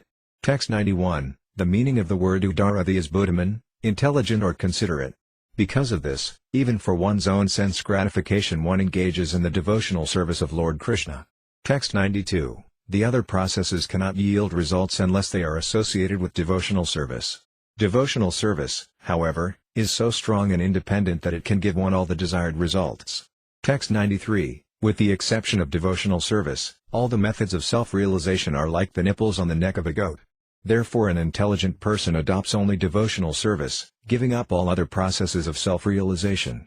Text 94. Are best among the Bharatas, Arjuna, four kinds of pious men render devotional service unto me: the distressed, the desirer of wealth, the inquisitive and he who is searching for knowledge of the Absolute. Text 95. Materialistic devotees take to devotional service and worship Krishna when they are distressed or in need of money. Those who are actually inquisitive to understand the supreme source of everything and those who are in search of knowledge are called transcendentalists, for they desire liberation from all material contamination. Text 96. Because they have a pious background, all four types of people are to be considered greatly fortunate. Such people gradually give up material desires and become pure devotees.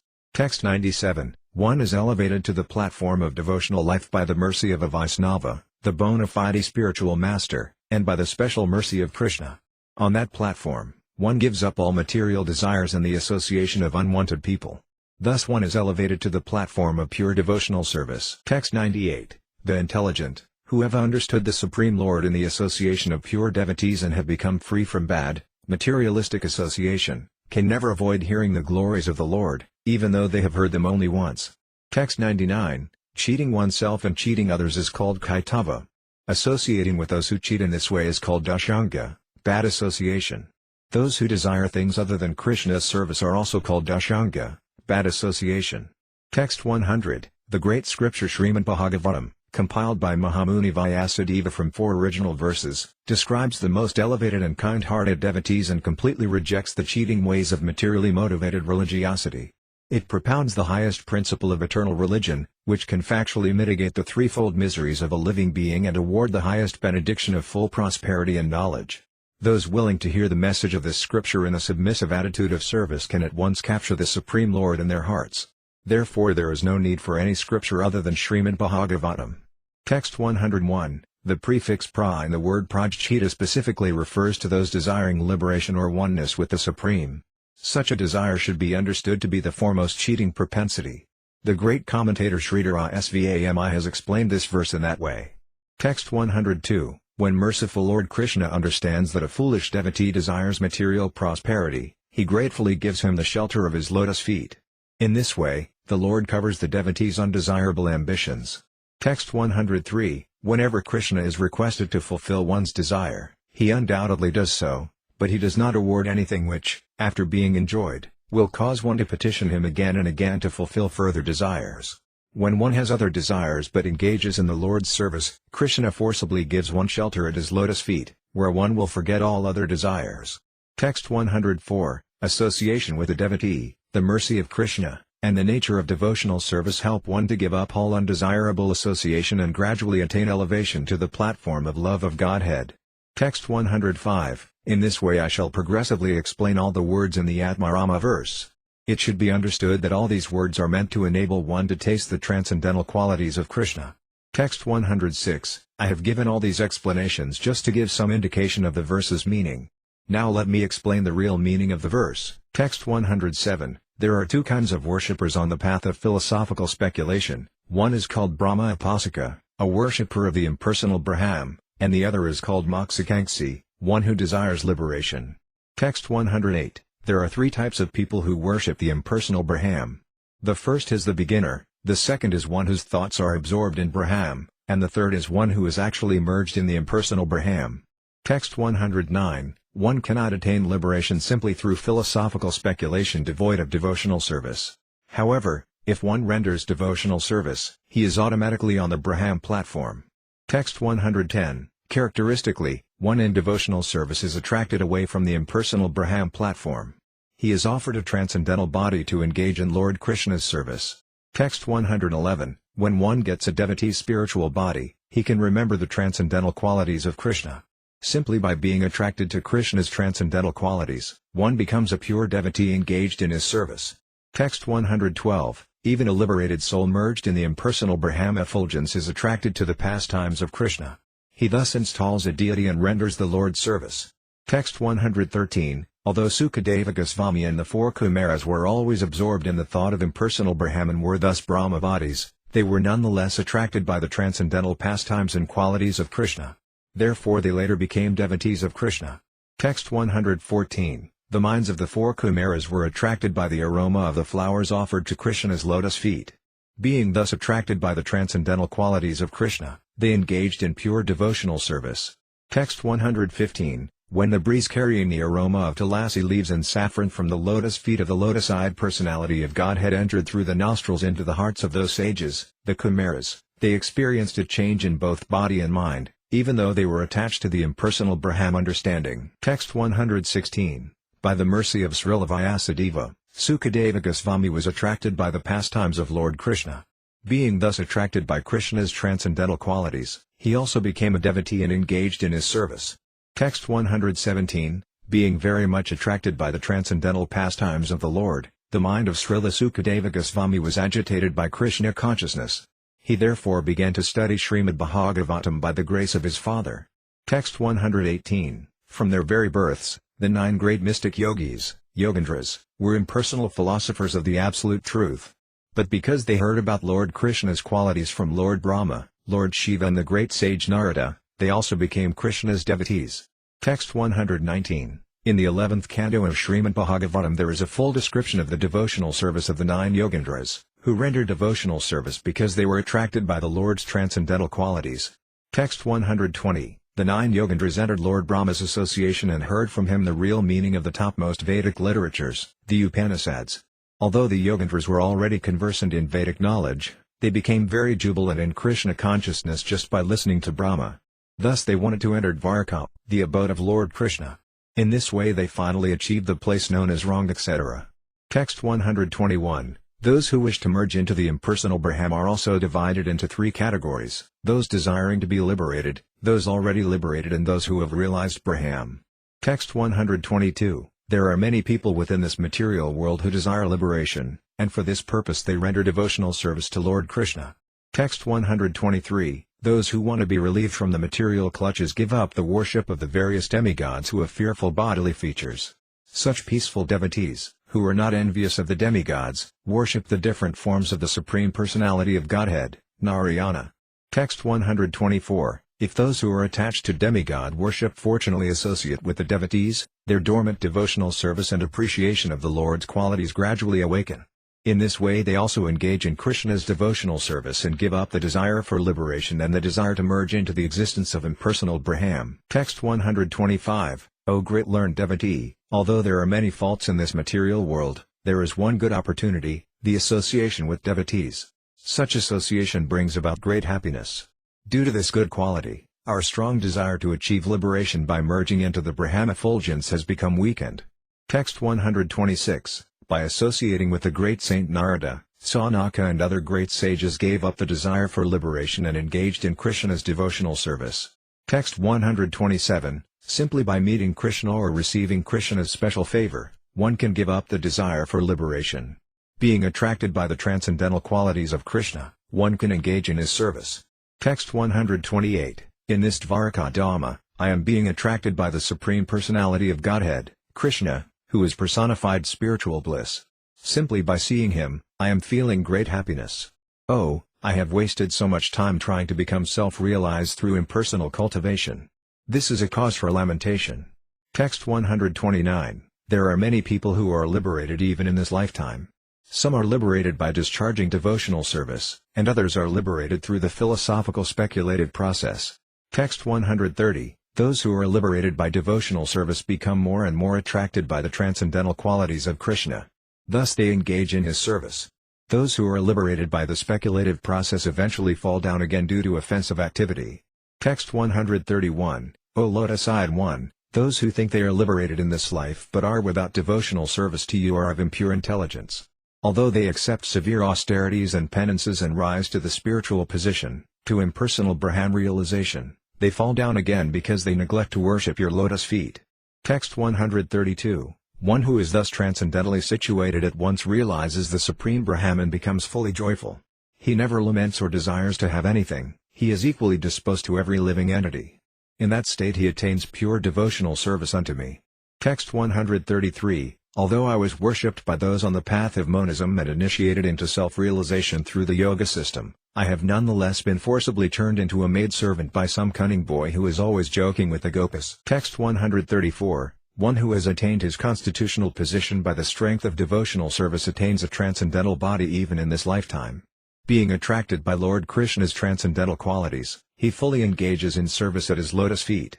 Text 135. The living entities and other potencies merge into Mahavishnu as the Lord lies down and winds up, destroys, the cosmic manifestation. Liberation means being situated in one's eternal, original form after giving up the changeable gross and subtle bodies. Text 136. By opposing Krishna consciousness, one becomes conditioned and fearful due to the influence of Maya. By executing devotional service faithfully, one is liberated from Maya. Text 137. When the living entity is attracted by the material energy, which is separate from Krishna, he is overpowered by fear. Because he is separated from the Supreme Personality of Godhead by the material energy, his conception of life is reversed. In other words, instead of being the eternal servant of Krishna, he becomes Krishna's competitor. This is called viparayosmarsh. To nullify this mistake, one who is actually learned and advanced worships the Supreme Personality of Godhead as his spiritual master, worshipful deity and source of life. He thus worships the Lord by the process of unalloyed devotional service. Text 138. This divine energy of mine, consisting of the three modes of material nature, is difficult to overcome. But those who have surrendered unto me can easily cross beyond it. Text 139. One does not attain liberation without rendering devotional service. Liberation is attained only by devotional service. Text 140. My dear Lord, devotional service unto you is the only auspicious path. If one gives it up simply for speculative knowledge or the understanding that these living beings are spirit souls and the material world is false, he undergoes a great deal of trouble. He only gains troublesome and inauspicious activities. His actions are like beating a husk that is already devoid of rice. His labor becomes fruitless. Text 141. O lotus-eyed one, those who think they are liberated in this life but are without devotional service to you are of impure intelligence.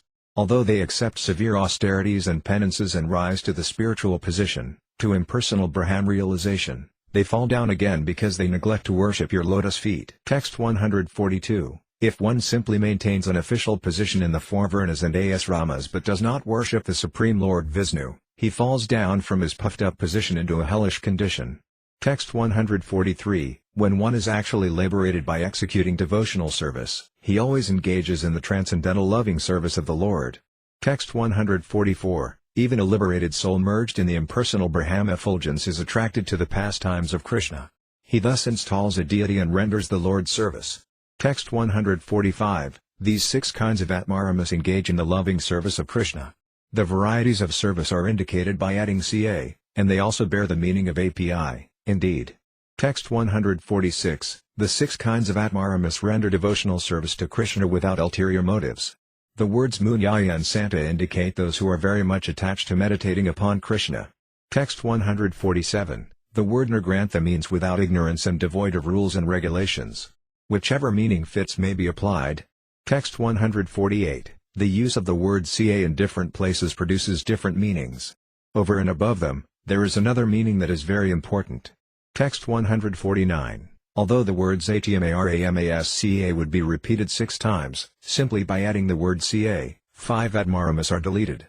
Text 150. Therefore there is no need to repeat the word Atmarama. One is sufficient, and that one word indicates 6 persons. Text 151. Of words having the same form and case termination, the last one is the only one retained.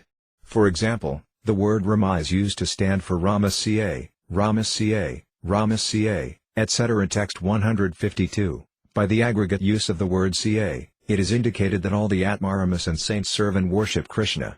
Text 153. API added to the word Nirgrantha is used for exposition. Thus I have tried to clarify 7 meanings of the Atmarama verse. Text 154. The yogi who worships the supersoul within himself is also called Atmarama. There are 2 types of Atmarama yogis. Text 155. The 2 types of Atmarama yogis are called Sagarbha and Nagarbha. Each of these is divided into 3, therefore there are 6 types of worshippers of the supersoul. Text 156. Some yogis think of the Lord within their hearts as measuring about 6 inches. The Lord has 4 hands, in which he holds a conch shell, club, disc and lotus flower. Those who worship this form of Vishnu within the heart are called Sagarbha yogis.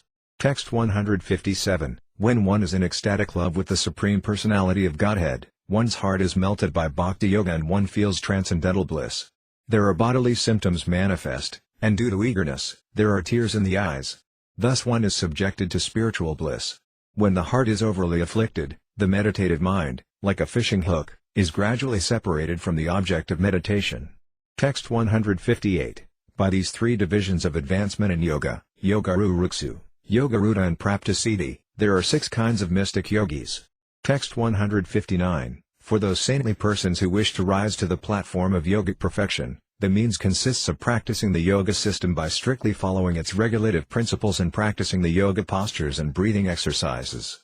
And for those who are already elevated to this platform, the means consists of maintaining mental equilibrium, sama, by rejecting all material activity and practicing meditation to keep the mind on the Supreme Lord.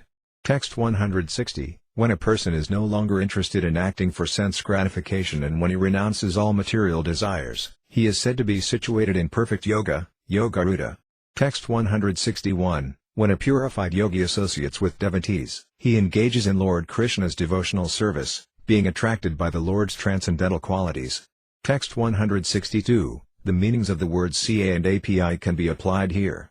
The meanings of the words Muni and Nirgrantha are the same as before. Text 163. The word Ahayatuki is always applicable to the Supreme Personality of Godhead, Urakrama. In this way I have described 13 complete meanings of the Atmarama verse. Text 164. These 13 types of yogis and munis are called Santabhaktas, for they render transcendental loving service to the Supreme Personality of Godhead in the neutral stage. Text 165. The word Atma sometimes means the mind. In this case the word Atmarama means a person who is satisfied by mental speculation. When such a person associates with a pure devotee, he takes to devotional service at the lotus feet of Krishna. Text 166. Those who follow the path of great, saintly mystic yogis take to the yogic gymnastic process and begin worshipping from the abdomen, where it is said that Brahman is located. Such people are called Sarkariksa, which means that they are situated in the gross bodily conception. There are also followers of the RSI known as Aruna. Following his path, they observe the activities of the arteries.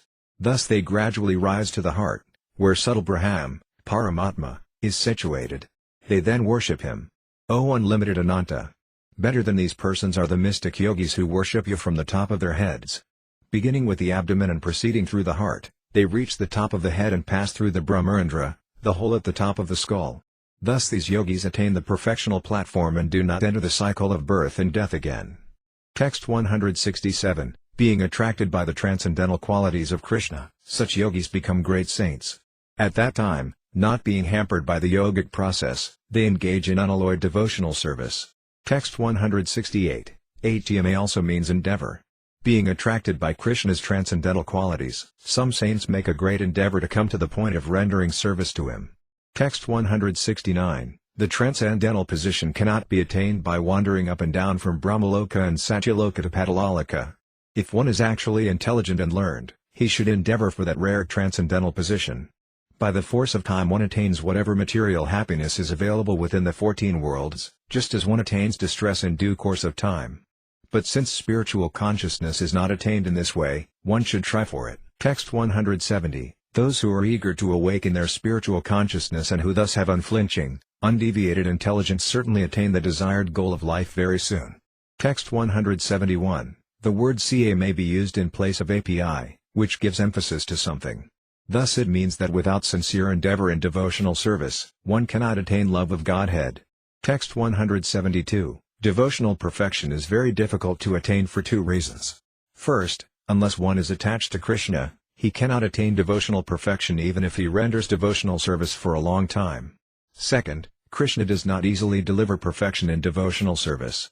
Text 173, to those who are constantly devoted to serving me with love, I give the understanding by which they can come to me. Text 174, another meaning of atma is triti, or endurance. A person who endeavors with endurance is atmarama. With endurance, such a person engages in devotional service. Text 175, the word muni also means bird and bumblebee. The word nirgrantha refers to foolish people. By the mercy of Krishna, such creatures contact a sadhu, spiritual master, and thus engage in devotional service.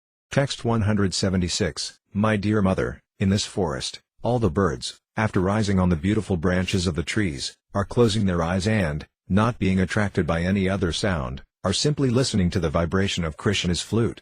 Such birds must be on the same level as great saints. Text 177, O good fortune personified. O original personality of Godhead, all these bees are chanting about your transcendental fame, which will purify the entire universe. Indeed, they are following your path in the forest and are worshipping you. Actually they are all saintly persons, but now they have taken the form of bees. Although you are playing like a human being, they could not forget that you are their worshipable deity. Text 178, all the cranes and swans in the water are being enchanted by the melodious song of Krishna's flute. They have approached and are worshipping the Supreme Personality of Godhead with full attention. Alas, they are closing their eyes and are becoming completely silent. Text 179, Kiratas, Hunas, Andras, Pulandas, Pakasas, Abhiras, Sumbras, Yavanas and members of the Kasa races, and even others who are addicted to sinful acts, can be purified by taking shelter of the devotees of the Lord, due to his being the supreme power. I beg to offer my respectful obeisances unto him. Text 180, the word driti is also used when one is fully perfect in knowledge. When, due to having obtained the lotus feet of the Supreme Personality of Godhead, one has no material miseries, he attains Mahapurna, the highest level of perfection. Text 181, driti is the fullness felt due to the absence of misery and the attainment of knowledge of the Supreme Lord and pure love for him. The lamentation that accrues from not obtaining a goal or from losing something already attained does not affect this completeness. Text 182, a devotee of Krishna is never in a miserable condition, nor does he have any desire other than to serve Krishna. He is experienced and advanced.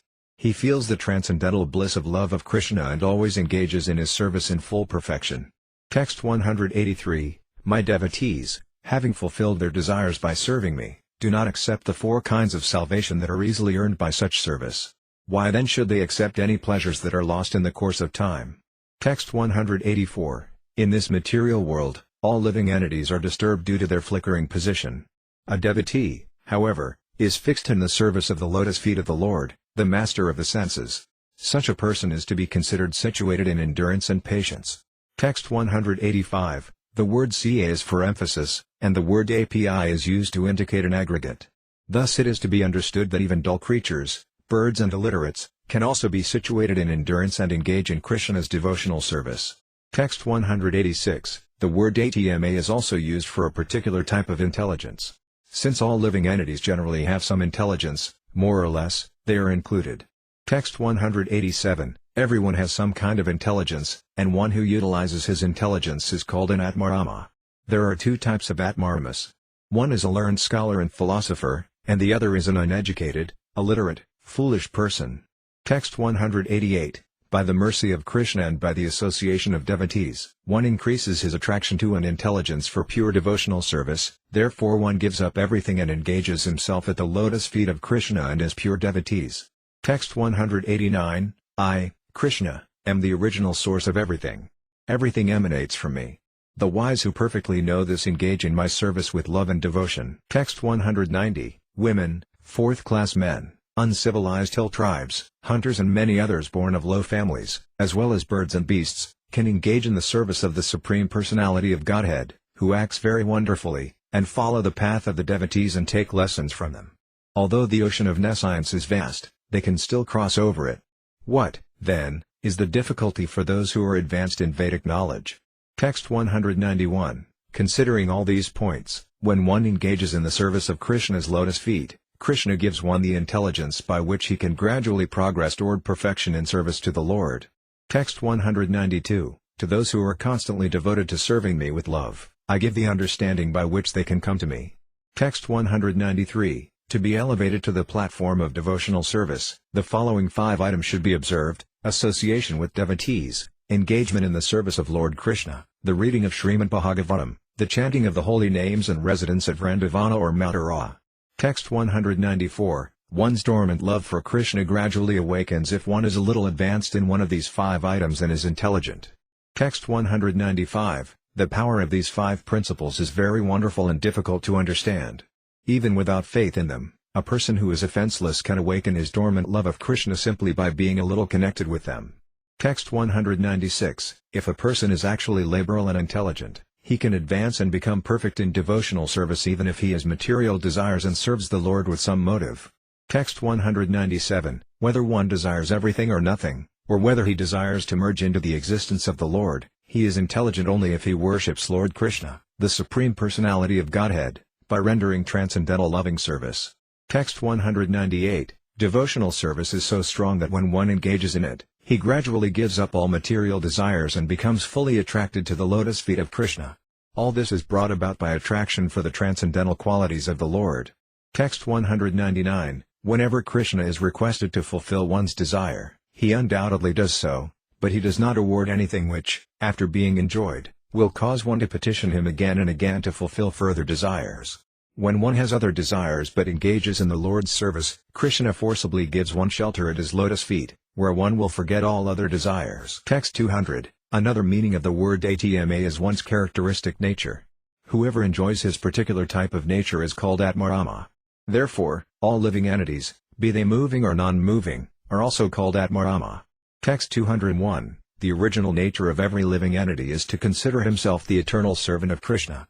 But under the influence of Maya he thinks himself to be the body, and thus his original consciousness is covered. Text 202. In that case, by the word Ca, the word Eva is meant. The word API can be taken in the sense of aggregation. Thus the verse would read Atmarama Eva, that is, even all kinds of living beings worship Krishna. Text 203. Living entities include great personalities like the 4 Kumaras, and also low-class foolish people, trees, plants, birds and beasts. Text 204. The devotional service of Vyasa, Sukha and the 4 Kumaras has already been well celebrated. Now let me explain how immovable living entities like trees and plants engage in the Lord's devotional service. Text 205. Everyone is eligible to receive Krishna's mercy, including Vyasadeva, the 4 Kumaras, Sukadeva Goswami, low-born creatures, trees, plants and beasts. By Krishna's mercy they are elevated and engaged in his service. Text 206. This land of Vrindavana, Vrajabhumi, is glorified today because your lotus feet have touched her earth and grass, your fingernails have touched her trees and creepers, and your merciful eyes have glanced upon her rivers, hills, birds and beasts. The gopas have been embraced by your arms, and even the goddess of fortune desires this. Now all of these are glorified. Text 207. My dear friend, Krishna and Balarama are passing through the forest leading their cows with their cowherd boyfriends. They both carry ropes with which, at the time of milking, they bind the rear legs of the cows. When they play on their flutes, all moving living entities are stunned, and non-moving living entities experience ecstatic jubilation by their sweet music. All these things are certainly very wonderful. Text 208, the plants, creepers and trees were full of fruits and flowers due to ecstatic love of Krishna. Indeed, being so full, they were bowing down. They were inspired by such deep love for Krishna that they were constantly pouring showers of honey.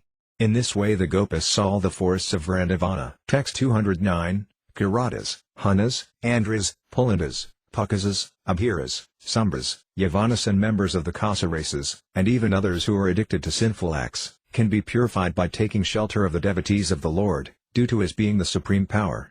I beg to offer my respectful obeisances unto him.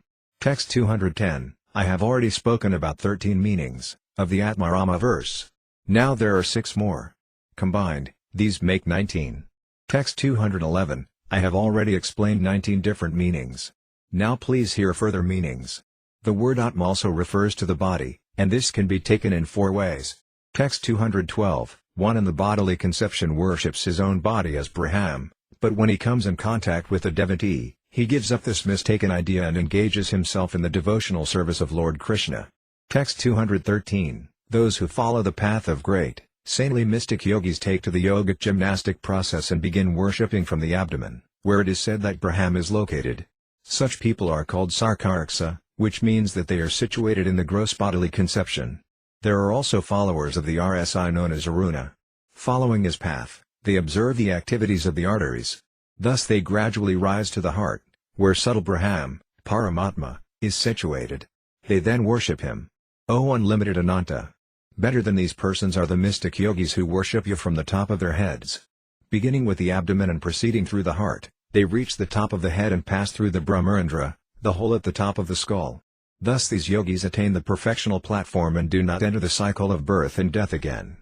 Text 214, those who are in the bodily conception mainly engage in fruitive activity. Those who perform yajnas and ritualistic ceremonies are also considered in the same category. However, when such persons come in contact with the pure devotee, they give up their fruitive activity and fully engage in the service of the Lord. Text 215, we have just begun performing this fruitive activity, a sacrificial fire, but due to the many imperfections in our action, we are not certain of its result. Our bodies have become black from the smoke, but we are factually pleased by the nectar of the lotus feet of the personality of Godhead, Govinda, which you are distributing. Text 216, the Tapasvas, those who undergo severe austerities and penances to elevate themselves to the higher planetary systems, are also in the same category.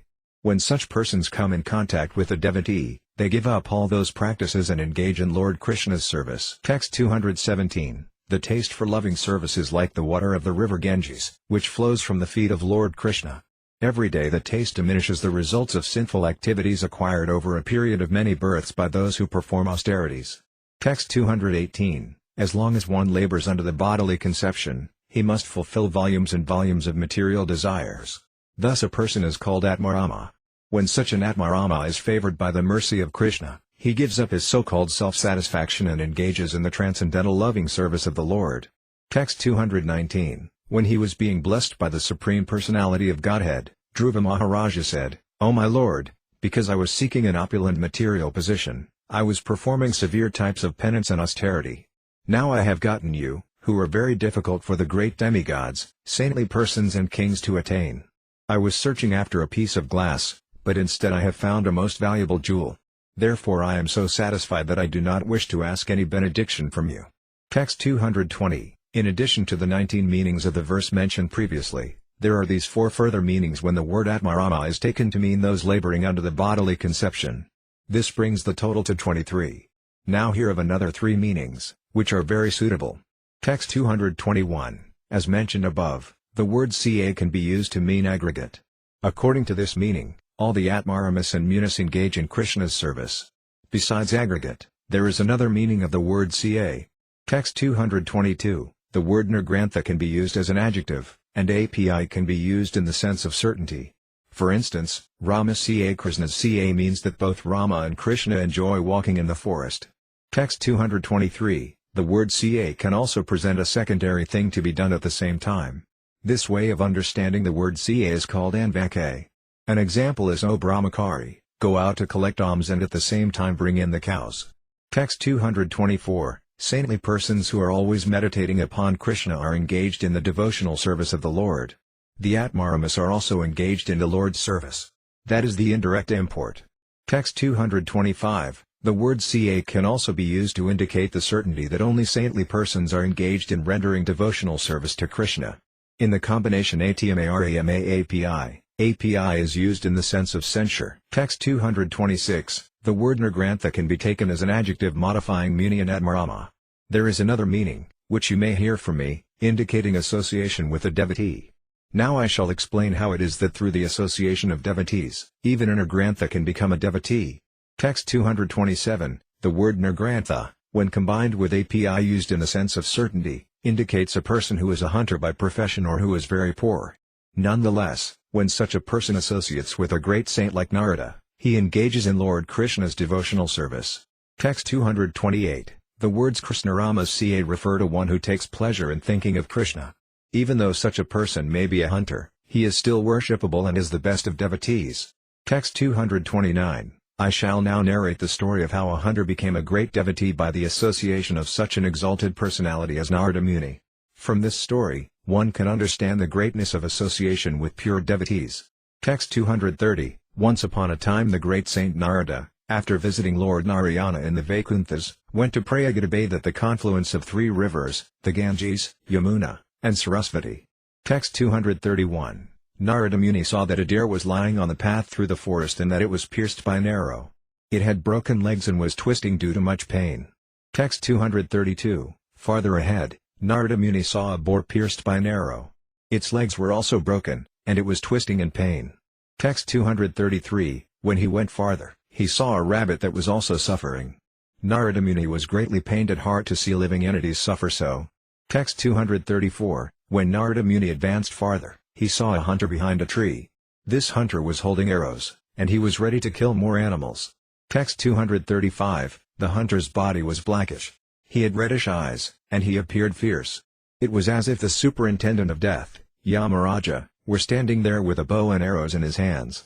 Text 236. When Narada Muni left the forest path and went to the hunter, all the animals immediately saw him and fled. Text 237. When all the animals fled, the hunter wanted to chastise Narada with abusive language, but due to Narada's presence, he could not utter anything abusive. Text 238. The hunter addressed Narada Muni, O Gosvami. O great saintly person! Why have you left the general path through the forest to come to me? Simply by seeing you, all the animals I was hunting have now fled. Text 239. Narada Muni replied, leaving the path, I have come to you to settle a doubt that is in my mind. Text 240. I was wondering whether all the boars and other animals that are half killed belong to you. Text 241. Narada Muni then inquired, why did you not kill the animals completely? Why did you half kill them by piercing their bodies with arrows? Text 242. The hunter replied, my dear saintly person, my name is Murgari, enemy of animals. My father taught me to kill them in that way. Text 243. When I see half-killed animals suffer, I feel great pleasure. Text 244. Narada Muni then told the hunter, I have one thing to beg of you. Text 245. I have many skins, if you would like them. I shall give you either a deer skin or a tiger skin. Text 246. Narada Muni said, I do not want any of the skins. I am asking only one thing from you in charity. Text 247. I beg you that from this day on you will kill animals completely and not leave them half dead. Text 248. The hunter replied, my dear sir, what are you asking of me? What is wrong with the animals lying there half killed? Will you please explain this to me? Text 249. Narada Muni replied, if you leave the animals half dead, you are purposefully giving them pain. Therefore you will have to suffer in retaliation. Text 250. Narada Muni continued, my dear hunter, your business is killing animals. That is a slight offense on your part. But when you consciously give them unnecessary pain by leaving them half dead, you incur very great sins. Text 251. Narada Muni continued, all the animals that you have killed and given unnecessary pain will kill you one after the other in your next life and in life after life. Text 252. In this way, through the association of the great sage Narada Muni, the hunter was a little convinced of his sinful activity. He therefore became somewhat afraid due to his offenses. Text 253. The hunter then admitted that he was convinced of his sinful activity, and he said, I have been taught this business from my very childhood. Now I am wondering how I can become freed from these unlimited volumes of sinful activity. Text 254, the hunter continued, My dear sir, please tell me how I can be relieved from the reactions of my sinful life. Now I fully surrender unto you and fall down at your lotus feet. Please deliver me from sinful reactions. Text 255, Narada Muni assured the hunter, If you listen to my instructions, I shall find the way you can be liberated. Text 256, the hunter then said, My dear sir, whatever you say I shall do. Text 257, the hunter replied, If I break my bow, how shall I maintain myself? Text 258, being thus assured by the great sage Narada Muni, the hunter broke his bow, immediately fell down at the saint's lotus feet and fully surrendered. After this, Narada Muni raised him with his hand and gave him instructions for spiritual advancement. Text 259, Narada Muni then advised the hunter, Return home and distribute whatever riches you have to the pure Brahmanas who know the absolute truth. After you have distributed all your riches to the Brahmanas, you and your wife should leave home, each of you taking only one cloth to wear. Text 260, Narada Muni continued, Leave your home and go to the river. There you should construct a small cottage, and in front of the cottage you should grow a tulasi plant on a raised platform. Text 261, After planting the tulasi tree before your house, you should daily circumambulate that tulasi plant, serve her by giving her water and other things, and continuously chant the Hare Krishna Mahamantra. Text 262, Narada Muni continued, Every day I shall send sufficient food to you both. You can take as much food as you want. Text 263, The three animals that were half killed were then brought to their consciousness by the sage Narada. Indeed, the animals got up and swiftly fled. Text 264, When the hunter saw the half-killed animals flee, he was certainly struck with wonder. He then offered his respectful obeisances to the sage Narada and returned home. Text 265, After all this, Narada Muni went to his destination. After the hunter returned home, he exactly followed the instructions of his spiritual master, Narada. Text 266, The news that the hunter had become a Vaisnava spread all over the village. Indeed, all the villagers brought alms and presented them to the Vaisnava who had formerly been a hunter. Text 267, In one day enough food was brought for 10 or 20 people, but the hunter and his wife would accept only as much as they could eat.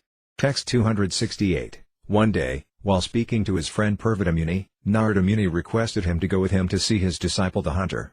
Text 269, As the saintly sages approached the hunter's place, the hunter could see them from a distance.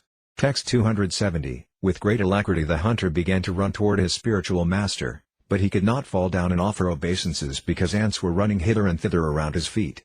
Text 271, Seeing the ants, the hunter whisked them away with a piece of cloth. After thus clearing the ants from the ground, he fell down flat to offer his obeisances. Text 272, Narada Muni said, My dear hunter, such behavior is not at all astonishing. A man in devotional service is automatically non-violent. He is the best of gentlemen. Text 273, O hunter, good qualities like non-violence, which you have developed, are not very astonishing, for those engaged in the Lord's devotional service are never inclined to give pain to others because of envy. Text 274, The hunter then received the two great sages in the courtyard of his house. He spread out a straw mat for them to sit upon, and with great devotion he begged them to sit down. Text 275, He then fetched water and washed the sages' feet with great devotion. Then both husband and wife drank that water and sprinkled it on their heads.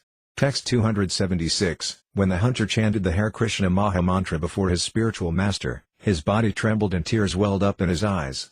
Filled with ecstatic love, he raised his hands and began to dance, waving his garments up and down. Text 277, When Purvata Muni saw the ecstatic loving symptoms of the hunter, he told Narada, Certainly you are a touchstone. Text 278, Purvata Muni continued, My dear friend Narada Muni, you are glorified as the sage among the demigods. By your mercy, even a low-born person like this hunter can immediately become attached to Lord Krishna. Text 279, Narada Muni then asked the hunter, My dear Vaisnava, do you have some income for your maintenance? Text 280, the former hunter said, Please do not send so much grain. Only send what is sufficient for 2 people, no more. Text 281, Narada Muni approved his not wanting more than a daily supply of food, and he blessed him, saying, You are fortunate. Narada Muni and Purvata Muni then disappeared from that place. Text 282, Thus I have narrated the incident of the hunter. By hearing this narration, one can understand the influence of association with devotees. Text 283, in this way we have found 3 more meanings of the Atmarama verse. Combine these with the other meanings, and the total number of meanings adds up to 26 in all. Text 284, there is yet another meaning, which is full of a variety of imports. Actually there are 2 gross meanings and 32 subtle meanings. Text 285, the word Atma refers to all the different personalities of Godhead. One of them is the Supreme Personality of Godhead himself, Krishna, and the others are different incarnations or expansions of Krishna. Text 286, one who always engages in the service of the Supreme Personality of Godhead is called Atmarama. There are 2 types of Atmaramas. One is an Atmarama engaged in regulative devotional service, and the other is an Atmarama engaged in spontaneous devotional service. Text 287, both the Atmaramas engaged in regulative devotional service and those engaged in spontaneous devotional service are further categorized into 4 groups. There are the eternal associates, the associates who have become perfect by devotional service, and those who are practicing devotional service and are called sadhakas, of whom there are 2 varieties. Text 288, those who are practicing devotional service are either mature or immature. Therefore the sadhakas are of 2 types. Since the devotees execute either regulative devotional service or spontaneous devotional service and there are 4 groups within these 2 divisions, altogether there are 8 varieties. Text 289, by executing regulative devotional service, one is elevated to the platform of an eternally perfect associate, such as a servant, friend, superior or beloved woman. Each of these is of 4 varieties. Text 290, among those who have perfected themselves by devotional service, there are servants, friends, superiors and beloved damsels. Similarly, there are 4 types of mature devotees. Text 291, within the category of regulative devotional service, there are also immature devotees. These are also of 4 varieties. Thus in regulative devotional service there are altogether 16 varieties. Text 292, on the path of spontaneous devotional service, there are also 16 categories of devotees. Thus there are 32 types of Atmaramas enjoying the Supreme Lord on these 2 paths. Text 293, when these 32 types of devotees are qualified with the words Muni, Nirgrantha, Ca and API, the meanings can be increased in different ways and very soundly elaborated upon. Text 294, when we add the 26 types of devotees to these 32, they altogether number 58. You may now hear from me of further manifestations of meanings. Text 295, in this way, as I add the word Ca to one word after another, I make a compound. Thus the different names of Atmaramas can be taken 58 times. Text 296, in this way, one can repeat the word Atmaramah with Ca for each of the 58 meanings. By following the rule previously stated and rejecting all but the last, we retain that which represents all the meanings. Text 297, of words having the same form and case termination, the last one is the only one retained. Text 298, when all the Ca-karas, or additions of the word Ca, are taken away, 58 different meanings can still be understood by the one word Atmarama. Text 299, by the plural word Vrksah, trees, all trees, such as banyan trees, fig trees, kapitha trees and mango trees, are indicated. Text 300, the Atmarama verse is like the sentence in this forest many different trees bear fruit. All Atmaramas render devotional service to Lord Krishna. Text 301, after uttering the word Atmaramah 58 times and taking Ca in a sense of aggregation, one may add the word Munyaya. That will mean that great sages also render devotional service to Lord Krishna. In this way there are 59 meanings. Text 302, then taking the word Nirgrantha and considering API in the sense of sustenance, I have tried to explain a 59th meaning of a verse. Text 303, taking all the words together, there is another meaning. Whether one is an Atmarama, a great sage or a Nirgrantha, everyone must engage in the service of the Lord. Text 304, the word API is then used in the sense of ascertainment, and then the word Eva can be uttered 4 times with 4 words. Text 305, the words Urakrama, Bhakti, Ahayatuki and Kurvanti are added to the word Eva again and again. Thus another meaning is explained. Text 306, now I have given 60 different meanings of the verse, and yet there is another meaning which is also very strongly evident. Text 307, the word Atma also refers to the living entity who knows about his body. That is another symptom. From Lord Brahma down to the insignificant ant, everyone is counted as the marginal potency of the Lord. Text 308, the potency of Lord Vishnu is summarized in 3 categories. namely the spiritual potency, the living entities and ignorance. The spiritual potency is full of knowledge, the living entities, although belonging to the spiritual potency, are subject to bewilderment, and the third energy, which is full of ignorance, is always visible in fruit of activities. Text 309, the word kshetrajna refers to the living entity, the enjoyer, the chief and material nature. Text 310, the living entities are wandering in different species of life on different planets, but if by chance they get the association of a pure devotee, sadhu, they give up all other engagements and engage in the service of Lord Krishna. Text 311, I have thus explained 60 different meanings, and all of them aim at the service of Lord Krishna. After giving so many examples, that is the only meaning. Text 312, now, due to your association, another meaning has awakened. It is due to your devotional service that these waves of meaning are arising. Text 313, Lord Shiva said, I may know, Sukadeva Goswami, the son of Vyasadeva, may know, and Vyasadeva may know or may not know Srimad Bhagavatam. On the whole, Srimad Bhagavatam, the spotless Purana, can be learned only through devotional service, not by material intelligence, speculative methods or imaginary commentaries. Text 314, after hearing all the explanations of all the different meanings of the Atmarama verse, Sanatana Goswami was struck with wonder. He fell down at the lotus feet of Sri Caitanya Mahaprabhu and began to offer prayers. Text 315, Sanatana Goswami said, My dear Lord, you are the Supreme Personality of Godhead, Krishna, the son of Maharajananda. All the Vedic literatures are vibrated through your breathing. Text 316, My dear Lord, you are the original speaker of the Bhagavatam. You therefore know its real import. But for you, no one can understand the confidential meaning of Srimad Bhagavatam. Text 317, Sri Caitanya Mahaprabhu replied, Why are you glorifying me personally? You should understand the transcendental position of Srimad Bhagavatam. Why don't you consider this important point? Text 318, Srimad Bhagavatam is as great as Krishna, the Supreme Lord and shelter of everything. In each and every verse of Srimad Bhagavatam and in each and every syllable, there are various meanings. Text 319, the form of Srimad Bhagavatam is given in questions and answers. Thus the conclusion is established. By hearing these questions and answers, one is highly astonished. Text 320, now that Sri Krishna, the Absolute Truth, the Master of all mystic powers, has departed for his own abode, please tell us by whom religious principles are presently protected. Text 321, after Lord Krishna departed for his abode along with religious principles and transcendental knowledge, this Purana, Srimad Bhagavatam, has arisen like the sun in this age of Kali to enlighten those who have no spiritual vision. Text 322, in this way, like a madman, I have explained the meaning of just one verse. I do not know who will take this as evidence. Text 323, if one becomes a madman like me, he may also understand the meaning of Srimad Bhagavatam by this process.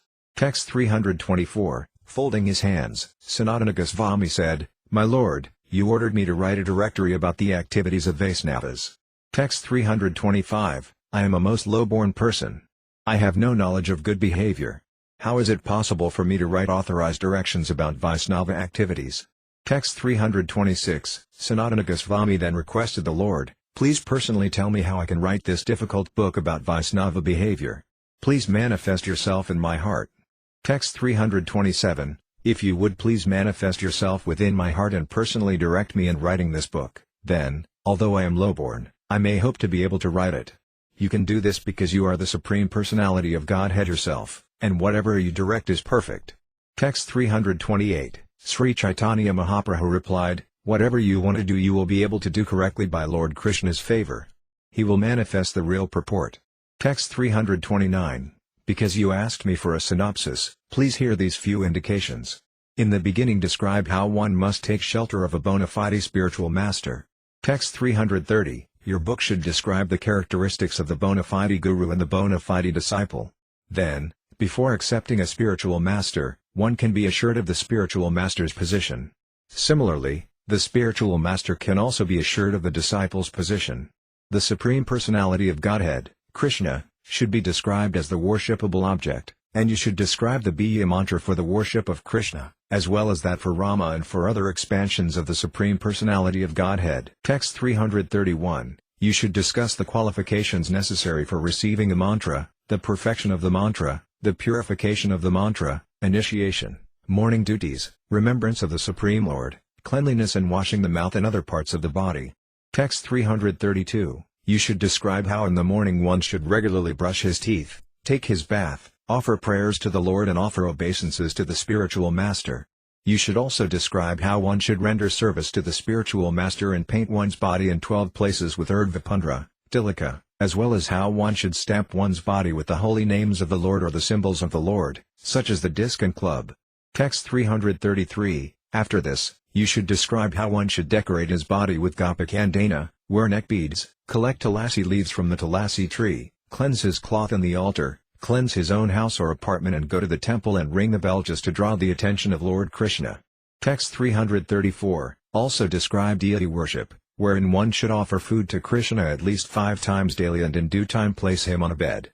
You should also describe the process for offering arati and the worship of the Lord according to the list of 5, 16 or 50 ingredients.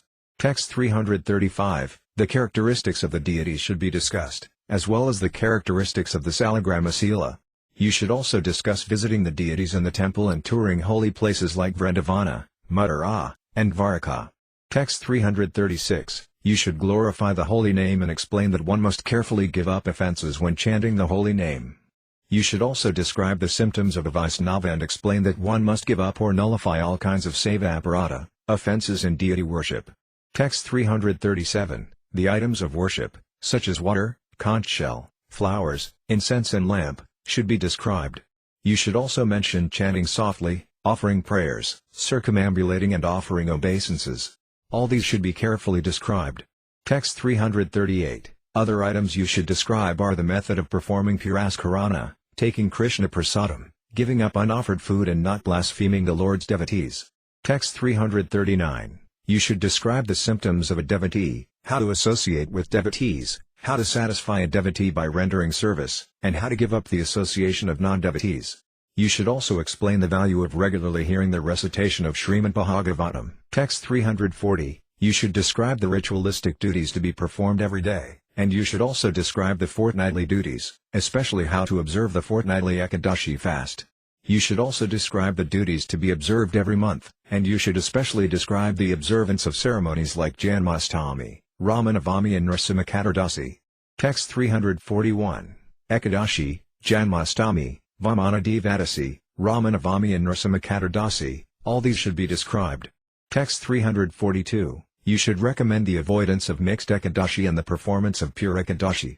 You should also describe the fault in not observing Ekadashi. One should be very careful as far as these items are concerned. If one is not careful, one will be negligent in executing devotional service.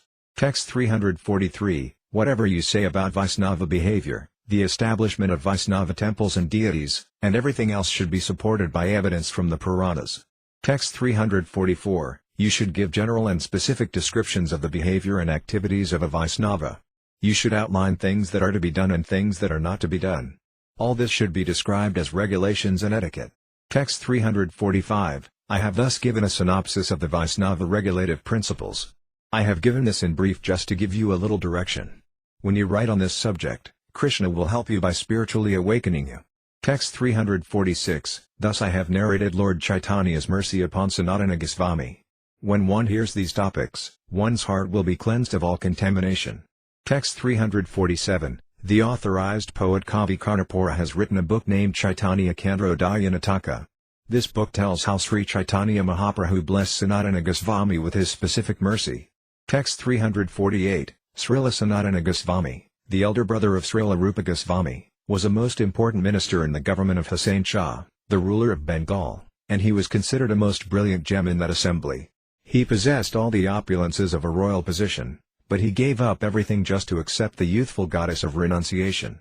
Although he externally appeared to be a mendicant who had renounced everything, he was filled with the pleasure of devotional service within his heart. Thus he can be compared to a deep lake covered with moss. He was the object of pleasure for all the devotees who knew the science of devotional service. Text 349. As soon as Sanatana Goswami arrived in front of Lord Chaitanya, the Lord, seeing him, became merciful to him. The Lord, who has the complexion of a golden kampaka flower, opened his arms and embraced him while expressing great affection. Text 350. In the course of time, the transcendental news of Krishna's pastimes in Vrindavana was almost lost. To enunciate explicitly those transcendental pastimes, Sri Caitanya Mahaprabhu empowered Srila Rupa Goswami and Sanatana Goswami with the nectar of his mercy to carry out this work in Vrindavana.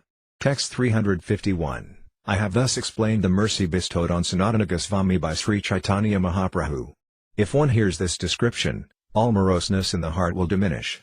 Text 352. By reading these instructions to Sanatana Goswami, one will become fully aware of Lord Krishna's various expansions and the process of devotional service according to the regulative principles and spontaneous love. Thus everything can be fully known. Text 353. By reading these instructions, a pure devotee can understand love of Krishna, the milos of devotional service and the conclusion of devotional service. Everyone can understand all these things to their ultimate end by studying these instructions. Text 354. The conclusion of these instructions can be known to one whose life and soul are the lotus feet of Sri Caitanya Mahaprabhu, Nityananda Prabhu, and Advaita Prabhu.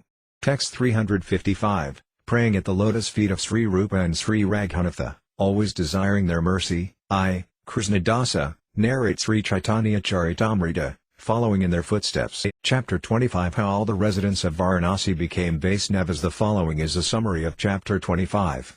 A Maharashtrian Brahmana who was living in Benares was a great devotee of Sri Caitanya Mahaprabhu. He was always very happy to hear the glories of the Lord, and it was by his arrangement that all the sannyasis of Varanasi became devotees of Lord Chaitanya Mahaprabhu. He invited all the sannyasis to his house to meet Sri Caitanya Mahaprabhu, and this incident has been described in the 7th chapter of the Adi Līlā.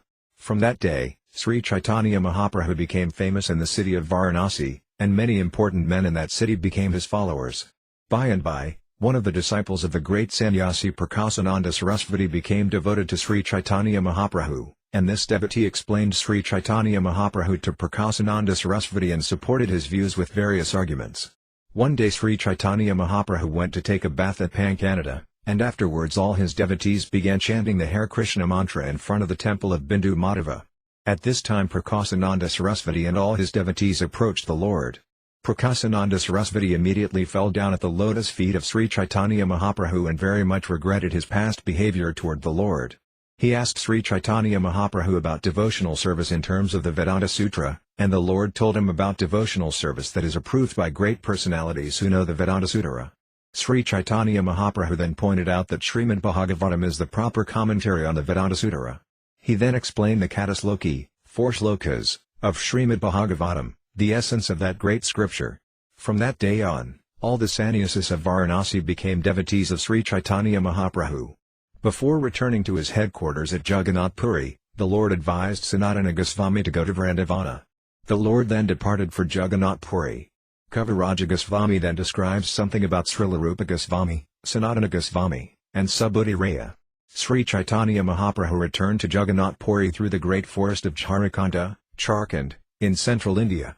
At the end of this chapter, Kaviraja Goswami sums up the incidents of the Madhya Līlā and instructs every living being to read this sublime book of Sri Caitanya Mahaprabhu's pastimes. Text 1. After converting into Vaisnavas all the residents of Varanasi, who were headed by the sannyasis, and after completely educating and instructing Sanatana Goswami there, Sri Caitanya Mahaprabhu returned to Jagannath Puri.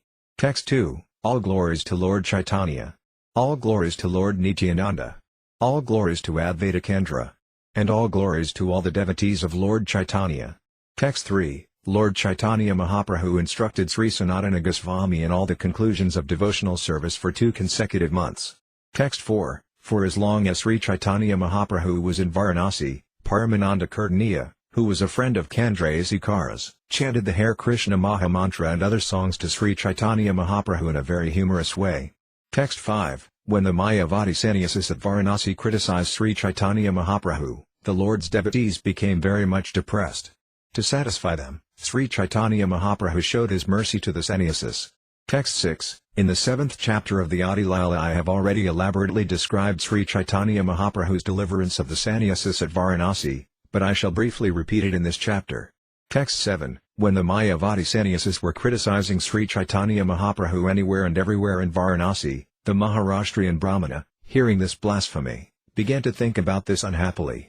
Text 8. The Maharashtrian Brahmana thought, whoever closely sees the characteristics of Sri Caitanya Mahaprabhu immediately realizes his personality and accepts him as the Supreme Lord. Text 9. If by some means I can assemble all the sannyasas together, they will certainly become his devotees after seeing his personal characteristics. Text 10. I shall have to reside at Varanasi the rest of my life. If I do not try to carry out this plan, I shall certainly continue to suffer mental depression. Text 11. Thinking like this, the Maharashtrian Brahmana extended an invitation to all the sannyasas of Varanasi. After doing this, he finally approached Sri Caitanya Mahaprabhu to extend him an invitation. Text 12. At this time, Kandrasekara and Tapana Misra both heard blasphemous criticism against Sri Caitanya Mahaprabhu and felt very unhappy. They came to Sri Caitanya Mahaprabhu's lotus feet to submit a request. Text 13. They submitted their request, and Sri Caitanya Mahaprabhu, seeing his devotees' unhappiness, decided to turn the minds of the Mayavadi sannyasas. Text 14. While Sri Caitanya Mahaprabhu was seriously considering meeting with the Mayavadi sannyasas, the Maharashtrian Brahmana approached him and extended an invitation. The Brahmana submitted his invitation with great humility, and he touched the lotus feet of Sri Caitanya Mahaprabhu. Text 15. Sri Caitanya Mahaprabhu accepted his invitation, and the next day, after finishing his noontime activities, he went to the Brahmana's house. Text 16. I have already described Sri Caitanya Mahaprabhu's deliverance of the Mayavadi sannyasas in the 7th chapter of the Adi Līlā, when I described the glories of the Pankatattva, Sri Caitanya Mahaprabhu, Sri Nityananda Prabhu, Advaita Prabhu, Gadadhara Prabhu, and Srivasa. Text 17. Since I have already described this incident very elaborately in the 7th chapter of the Adi Līlā, I do not wish to increase the size of this book by giving another description. However, I shall try to include in this chapter whatever was not described there. Text 18. Beginning from the day on which Sri Caitanya Mahaprabhu showed his mercy to the Mayavadi sannyasas, there were vivid discussions about this conversion among the inhabitants of Varanasi. Text 19. Crowds of people came to see Sri Caitanya Mahaprabhu from that day on, and scholars of various scriptures discussed different subject matters with the Lord. Text 20. When people came to Sri Caitanya Mahaprabhu to discuss the principles of various scriptures, the Lord defeated their false conclusions and established the predominance of devotional service to the Lord. With logic and argument he very politely changed their minds. Text 21. As soon as people received instructions from Sri Caitanya Mahaprabhu, they began to chant the Hare Krishna Maha Mantra. Thus everyone laughed, chanted and danced with the Lord. Text 22. All the Mayavadi sannyasas offered their obeisances unto Sri Caitanya Mahaprabhu and then began to discuss his movement, giving up their studies of Vedanta and Mayavada philosophy. Text 23. One of the disciples of Prakasananda Sarasvati, who was as learned as his guru, began to speak in that assembly, offering all respects to Sri Caitanya Mahaprabhu. Text 24. He said, Sri Caitanya Mahaprabhu is the Supreme Personality of Godhead, Narayana himself. When he explains the Vedanta Sutra, he does so very nicely. Text 25. Sri Caitanya Mahaprabhu explains the direct meaning of the Upanishads. When all learned scholars hear this, their minds and ears are satisfied. Text 26. Giving up the direct meaning of the Vedanta Sutra and the Upanishads, Sankaracharya imagines some other interpretation. Text 27. All the interpretations of Sankaracharya are imaginary. Such imaginary interpretations are verbally accepted by learned scholars, but they do not appeal to the heart. Text 28. The words of Sri Krishna Caitanya Mahaprabhu are firm and convincing, and I accept them as true. In this age of Kali, one cannot be delivered from the material clutches simply by formally accepting the renounced order. Text 29. Sri Caitanya Mahaprabhu's explanation of the verse beginning Hare Nama is not only pleasing to the ear but is strong, factual evidence. Text 30. In this age of Kali, one cannot attain liberation without taking to the devotional service of the Lord. In this age, even if one chants the holy name of Krishna imperfectly, he still attains liberation very easily. Text 31. My dear Lord, devotional service unto you is the only auspicious path. If one gives it up simply for speculative knowledge or the understanding that these living beings are spirit souls and the material world is false, he undergoes a great deal of trouble. He only gains troublesome and inauspicious activities. His actions are like beating a husk that is already devoid of rice. His labor becomes fruitless. Text 32. O lotus-eyed one, those who think they are liberated in this life but who are devoid of devotional service to you are of impure intelligence. Although they accept severe austerities and penances and rise to the spiritual position, to impersonal Brahman realization, they fall down again because they neglect to worship your lotus feet. Text 33. The word Brahman, the greatest, indicates the Supreme Personality of Godhead, full in all six opulences. But if we take the one-sided impersonalist view, his fullness is diminished. Text 34, the Vedas, the Upanishads, the Brahma Sutra and the Puranas all describe the activities of the spiritual potency of the Lord. If one cannot accept the personal activities of the Lord, he jokes foolishly and gives an impersonal description. Text 35, the Mayavadis do not recognize the personal form of the Lord as spiritual and full of bliss. This is a great sin. Sri Caitanya Mahaprabhu's statements are actually factual. Text 36, O Supreme One, the transcendental form I am now seeing is full of transcendental bliss. It is not contaminated by the external energy. It is full of effulgence. My Lord, there is no better understanding of you than this. You are the Supreme Soul and the creator of this material world, but you are not connected with this material world. You are completely different from created form and variety. I sincerely take shelter of that form of yours which I am now seeing. This form is the original source of all living beings and their senses. Text 37, Lord Sri Krishna, the Supreme Personality of Godhead, is the cause of all causes. He is past, present and future, and he is the movable and immovable. He is the greatest and the smallest, and he is visible and directly experienced. He is celebrated in the Vedic literature.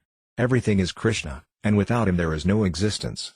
He is the root of all understanding, and he is that which is understood by all words. Text 38, O most auspicious one!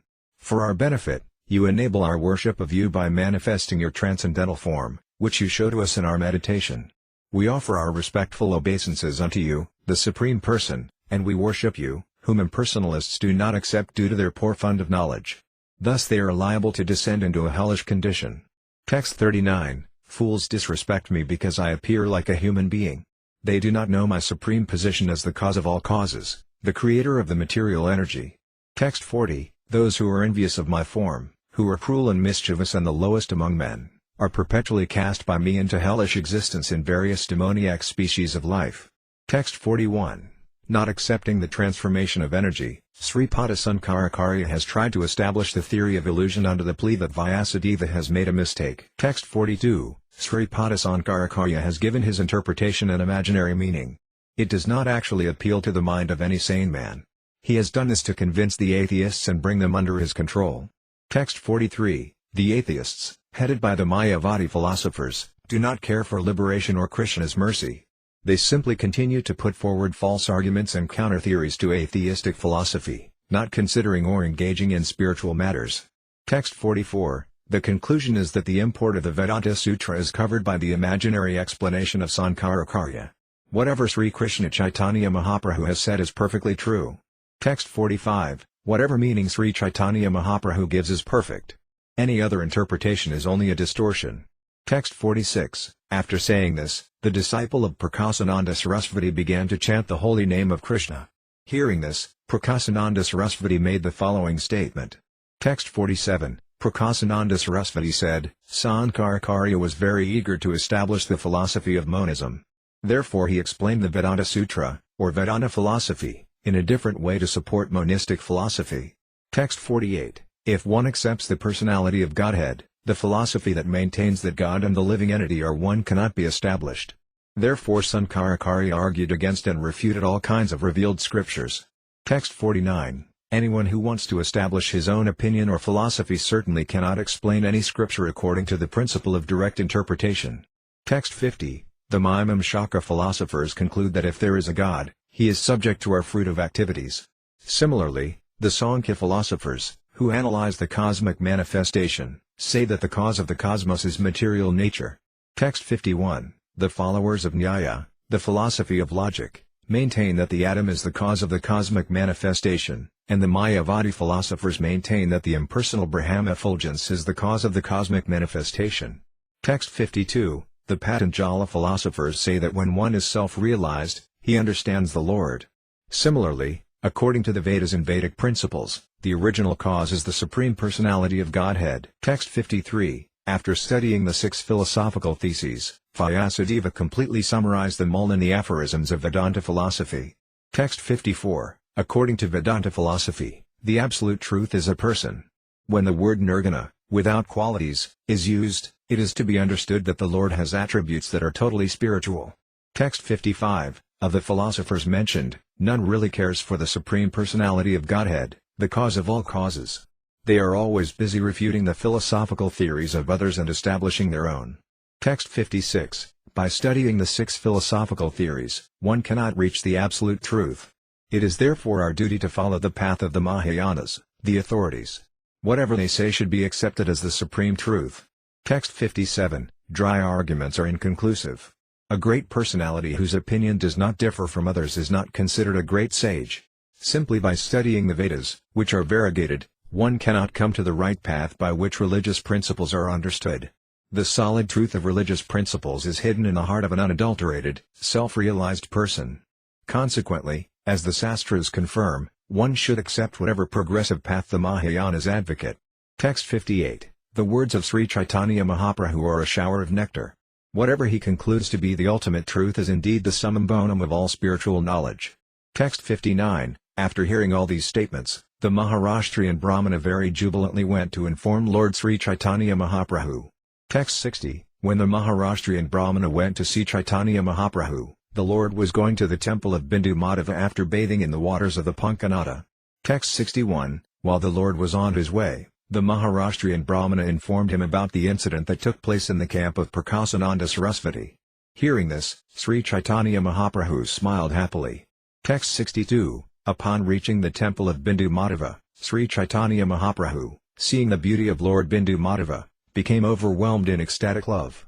He then began to dance in the courtyard of the temple. Text 63. There were 4 people accompanying Sri Caitanya Mahaprabhu, and these were Kandre Sikara, Paramananda Puri, Tapana Misra, and Sanatana Goswami.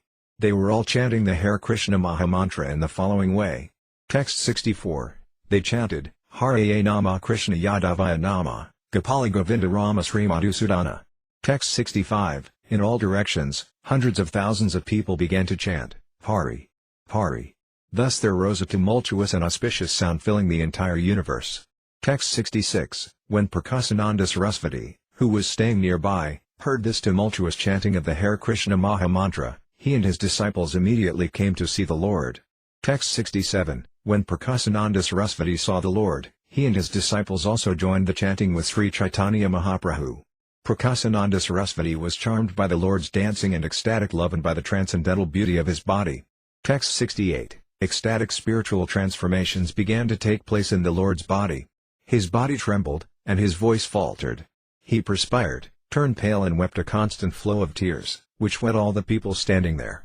The eruptions on the Lord's body appeared like kadamba flowers.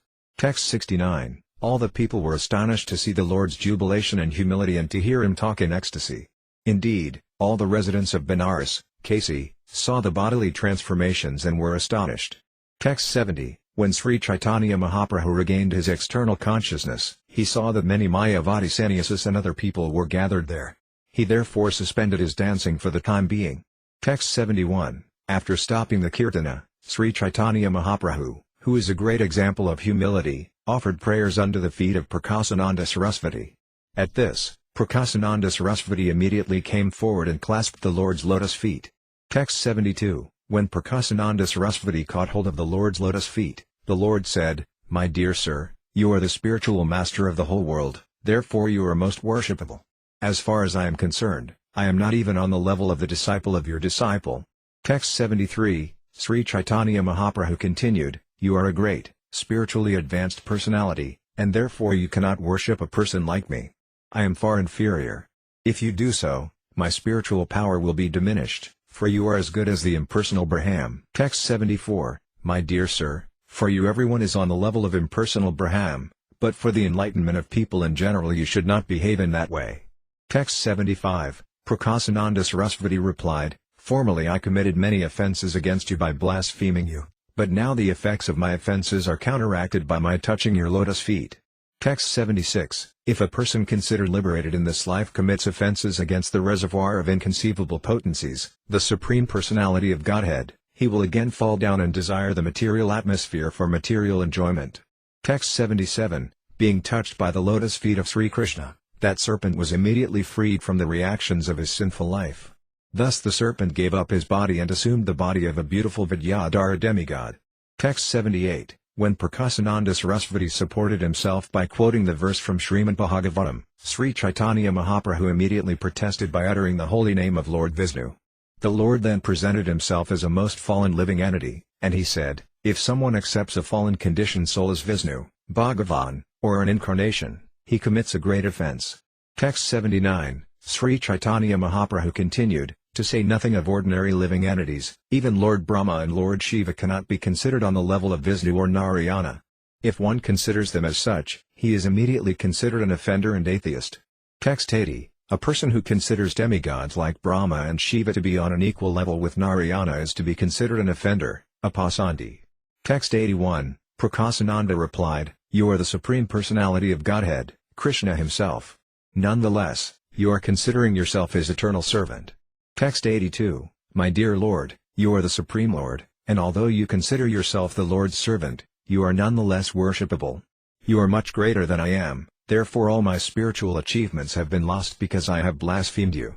Text 83, O great sage, out of many millions of materially liberated people who are free from ignorance, and out of many millions of siddhas who have nearly attained perfection, there is hardly one pure devotee of Narayana. Only such a devotee is actually completely satisfied and peaceful. Text 84, when a person mistreats great souls, his lifespan, opulence, reputation, religion, possessions and good fortune are all destroyed. Text 85, unless human society accepts the dust of the lotus feet of great Mahatmas, devotees who have nothing to do with material possessions, mankind cannot turn its attention to the lotus feet of Krishna. Those lotus feet vanquish all the unwanted, miserable conditions of material life. Text 86, henceforward I shall certainly develop devotional service unto your lotus feet. For this reason I have come to you and have fallen down at your lotus feet. Text 87, after saying this, Prakasananda Sarasvati sat down with Sri Caitanya Mahaprabhu and began to question the Lord as follows. Text 88, Prakasananda Sarasvati said, we can understand the faults you have pointed out in the Mayavada philosophy. All the explanations given by Sankaracharya are imaginary. Text 89, my dear Lord, whatever direct meaning you have given when explaining the Brahma Sutra is certainly very wonderful to all of us. Text 90, you are the Supreme Personality of Godhead, and therefore you have inconceivable energies. I wish to hear from you briefly about the Brahma Sutra. Text 91, Sri Caitanya Mahaprabhu replied, I am an ordinary living being, and therefore my knowledge is very insignificant. However, the meaning of the Brahma Sutra is very grave because its author, Vyasadeva, is the Supreme Personality of Godhead himself. Text 92, the purport of the Vedanta Sutra is very difficult for an ordinary person to understand, but Vyasadeva, out of his causeless mercy, has personally explained the meaning. Text 93, if the Vedanta Sutra is explained by Vyasadeva himself, who has written it, its original meaning can be understood by the people in general. Text 94, the meaning of the sound vibration Omkara is present in the Gayatri mantra. The same is elaborately explained in the 4 shlokas of Srimad Bhagavatam known as the Katasloki. Text 95, whatever was spoken by the Supreme Personality of Godhead to Lord Brahma in those 4 verses of Srimad Bhagavatam was also explained to Narada by Lord Brahma. Text 96, whatever Lord Brahma told Narada Muni was again explained by Narada Muni to Vyasadeva. Vyasadeva later considered these instructions in his mind. Text 97, Srila Vyasadeva considered that whatever he had received from Narada Muni as an explanation of Omkara he would elaborately explain in his book Srimad Bhagavatam as a commentary on the Brahma Sutra. Text 98, Vyasadeva collected whatever Vedic conclusions were in the 4 Vedas and 108 Upanishads and placed them in the aphorisms of the Vedanta Sutra. Text 99, in the Vedanta Sutra, the purport of all Vedic knowledge is explained, and in Srimad Bhagavatam the same purport has been explained in 18,000 verses. Text 100, therefore it is to be concluded that the Brahma Sutra is explained vividly in Srimad Bhagavatam. Also, what is explained in the verses of Srimad Bhagavatam has the same purport as what is explained in the Upanishads.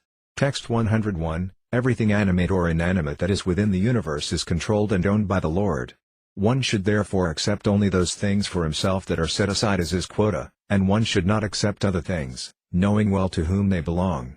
Text 102, the essence of Srimad Bhagavatam, our relationship with the Supreme Lord, our activities in that connection and the goal of life, is manifest in the 4 verses of Srimad Bhagavatam known as the Katasloki.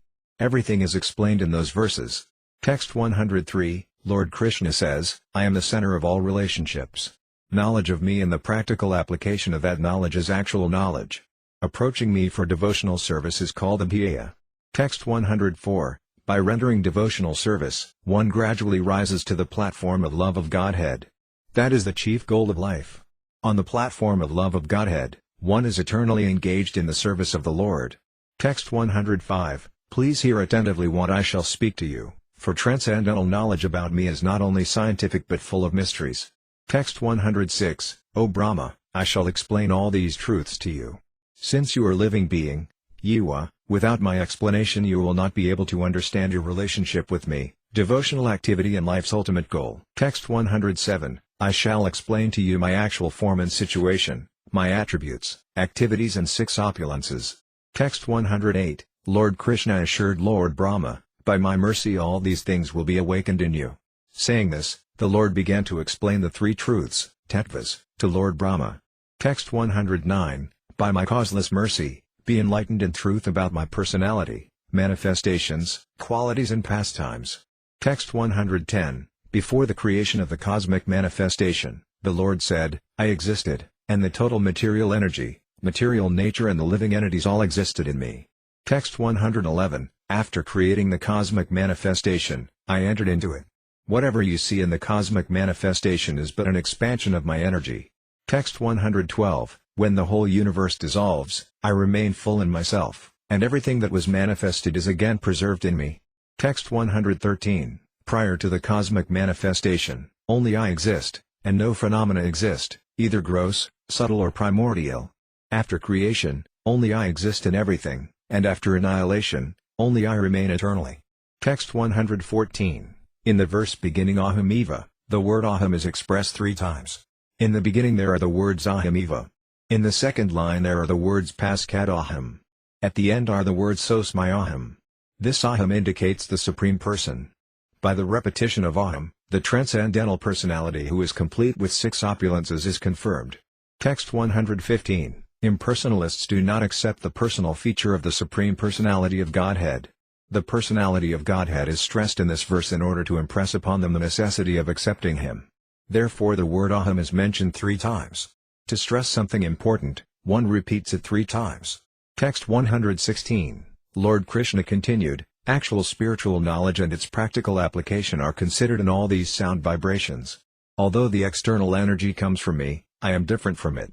Text 117. Sometimes a reflection of the sun is experienced in place of the sun, but its illumination is never possible independent of the sun. Text 118. When one is transcendentally situated, he can perceive me. This perception is the basis of one's relationship with the Supreme Lord. Now let me further explain this subject matter. Text 119. What appears to be truth without me is certainly my illusory energy, for nothing can exist without me. It is like a reflection of a real light in the shadows, for in the light there are neither shadows nor reflections. Text 120. Now please hear from me about the process of devotional service, which is applicable in any country, for any person, at all times and in all circumstances. Text 121. As far as religious principles are concerned, there is a consideration of the person, the country, the time and the circumstance. In devotional service, however, there are no such considerations. Devotional service is transcendental to all such considerations. Text 122. It is therefore the duty of every man, in every country, in every circumstance and at all times, to approach a bona fide spiritual master, question him about devotional service and listen to him explain the process. Text 123. A person interested in transcendental knowledge must therefore always directly and indirectly inquire about it to know about the all-pervading truth. Text 124. Supreme affection for me is called love of Godhead, and that is the ultimate goal of life. Let me explain by a practical example the natural characteristics of such love. Text 125. The 5 material elements are existing inside and outside of every living entity. Similarly, I, the Supreme Personality of Godhead, am manifest within the heart of the devotee as well as outside his body. Text 126. As the material elements enter the bodies of all living beings and yet remain outside them all, I exist within all material creations and yet am not within them. Text 127. A highly elevated devotee can bind me, the Supreme Personality of Godhead, in his heart by love. Wherever he looks, he sees me and nothing else. Text 128. Hari, the Supreme Personality of Godhead, who destroys everything inauspicious for his devotees, does not leave the hearts of his devotees even if they remember him and chant about him inattentively. This is because the rope of love always binds the Lord within the devotees' hearts. Such devotees should be accepted as most elevated. Text 129. A person advanced in devotional service sees within everything the soul of souls, the Supreme Personality of Godhead, Sri Krishna. Consequently, he always sees the form of the Supreme Personality of Godhead as the cause of all causes and understands that all things are situated in him. Text 130. All the gopis assembled to chant the transcendental qualities of Krishna very loudly, and they began to wander from one forest to another like mad women. They began to inquire about the Lord, who is situated in all living entities, internally and externally.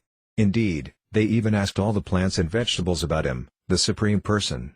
Text 131. Sri Caitanya Mahaprabhu continued, thus one's relationship with the Lord, activities in devotional service, and the attainment of the highest goal of life, love of Godhead, are the subject matters of Srimad Bhagavatam.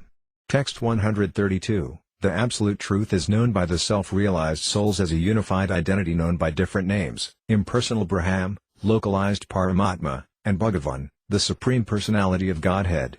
Text 133. Before the cosmic manifestation was created, the creative propensity was merged in the Supreme Lord's person. At that time all potencies and manifestations were preserved in his personality. The Lord is the cause of all causes, and he is the all-pervading, self-sufficient person. Before the creation, he existed with his spiritual potency in the spiritual world, wherein various Vaikuntha planets are manifested. Text 134. All these incarnations of Godhead are either plenary portions or parts of the plenary portions of the Purusa avatars. But Krishna is the Supreme Personality of Godhead himself. In every age he protects the world through his different features when the world is disturbed by the enemies of Indra. Text 135. This is one's eternal relationship with the Supreme Personality of Godhead. Now please hear about the execution of devotional service. This principle pervades each and every verse of Srimad Bhagavatam. Text 136. Lord Krishna said, being very dear to the devotees and sadhus, I am attained through unflinching faith and devotional service. This bhakti yoga system, which gradually increases attachment for me, purifies even a human being born among dog-eaters. That is to say, everyone can be elevated to the spiritual platform by the process of bhakti yoga. Text 137. The Supreme Personality of Godhead, Krishna, said, my dear Uddhava, neither through Ashtanga yoga, the mystic yoga system to control the senses, nor through impersonal monism or an analytical study of the absolute truth, nor through study of the Vedas, nor through austerities, charity or acceptance of sannyasa can one satisfy me as much as by developing unalloyed devotional service unto me. Text 138. When the living entity is attracted by the material energy, which is separate from Krishna, he is overpowered by fear. Because he is separated from the Supreme Personality of Godhead by the material energy, his conception of life is reversed. In other words, instead of being the eternal servant of Krishna, he becomes Krishna's competitor. This is called viparayosmarsh. To nullify this mistake, one who is actually learned and advanced worships the Supreme Personality of Godhead as his spiritual master, worshipful deity and source of life. He thus worships the Lord by the process of unalloyed devotional service. Text 139. Now hear from me what actual love of Godhead is. It is the prime object of life and is symptomized by bodily trembling, tears in the eyes, chanting and dancing. Text 140. Pure devotees manifest spiritual bodily symptoms of ecstatic love simply by remembering and reminding others of the Supreme Personality of Godhead, Hari, who takes away everything inauspicious from the devotee. This position is attained by rendering devotional service according to the regulative principles and then rising to the platform of spontaneous love. Text 141. When a person is actually advanced and takes pleasure in chanting the holy name of the Lord, who is very dear to him, he is agitated and loudly chants the holy name. He also laughs, cries, becomes agitated and chants like a madman, not caring for outsiders. Text 142. Srimad Bhagavatam gives the actual meaning of the Vedanta Sutra. The author of the Vedanta Sutra is Vyasadeva, and he himself has explained those aphorisms in the form of Srimad Bhagavatam. Texts 143 to 144, the meaning of the Vedanta Sutra is present in Srimad Bhagavatam. The full purport of the Mahabharata is also there. The commentary of the Brahma Gayatri is also there and fully expanded with all Vedic knowledge. Srimad Bhagavatam is the Supreme Purana, and it was compiled by the Supreme Personality of Godhead in his incarnation as Vyasadeva. There are 12 cantos, 335 chapters and 18,000 verses. Text 145. The essence of all Vedic literature and all histories has been collected in Srimad Bhagavatam. Text 146. Srimad Bhagavatam is accepted as the essence of all Vedic literature and Vedanta philosophy. Whoever tastes the transcendental mellow of Srimad Bhagavatam is never attracted to any other literature. Text 147. In the beginning of Srimad Bhagavatam there is an explanation of the Brahma Gayatri mantra. The absolute truth, Satyam Param, indicates the relationship, and we meditate, Damahi, on him indicates the execution of devotional service and the ultimate goal of life. Text 148. O my Lord, Sri Krishna, son of Vasudeva, O all-pervading personality of Godhead, I offer my respectful obeisances unto you. I meditate upon Lord Sri Krishna because he is the absolute truth and the primeval cause of all causes of the creation, sustenance and destruction of the manifested universes. He is directly and indirectly conscious of all manifestations, and he is independent because there is no other cause beyond him. It is he only who first imparted the Vedic knowledge unto the heart of Brahmaji, the original living being. By him even the great sages and demigods are placed into illusion, as one is bewildered by the illusory representations of water seen in fire, or land seen on water. Only because of him do the material universes, temporarily manifested by the reactions of the three modes of nature, appear factual, although they are unreal. I therefore meditate upon him, Lord Sri Krishna, who is eternally existent in the transcendental abode, which is forever free from the illusory representations of the material world. I meditate upon him, for he is the absolute truth. Text 149. Completely rejecting all religious activities which are materially motivated, this Bhagavata Purana propounds the highest truth, which is understandable by those devotees who are fully pure in heart.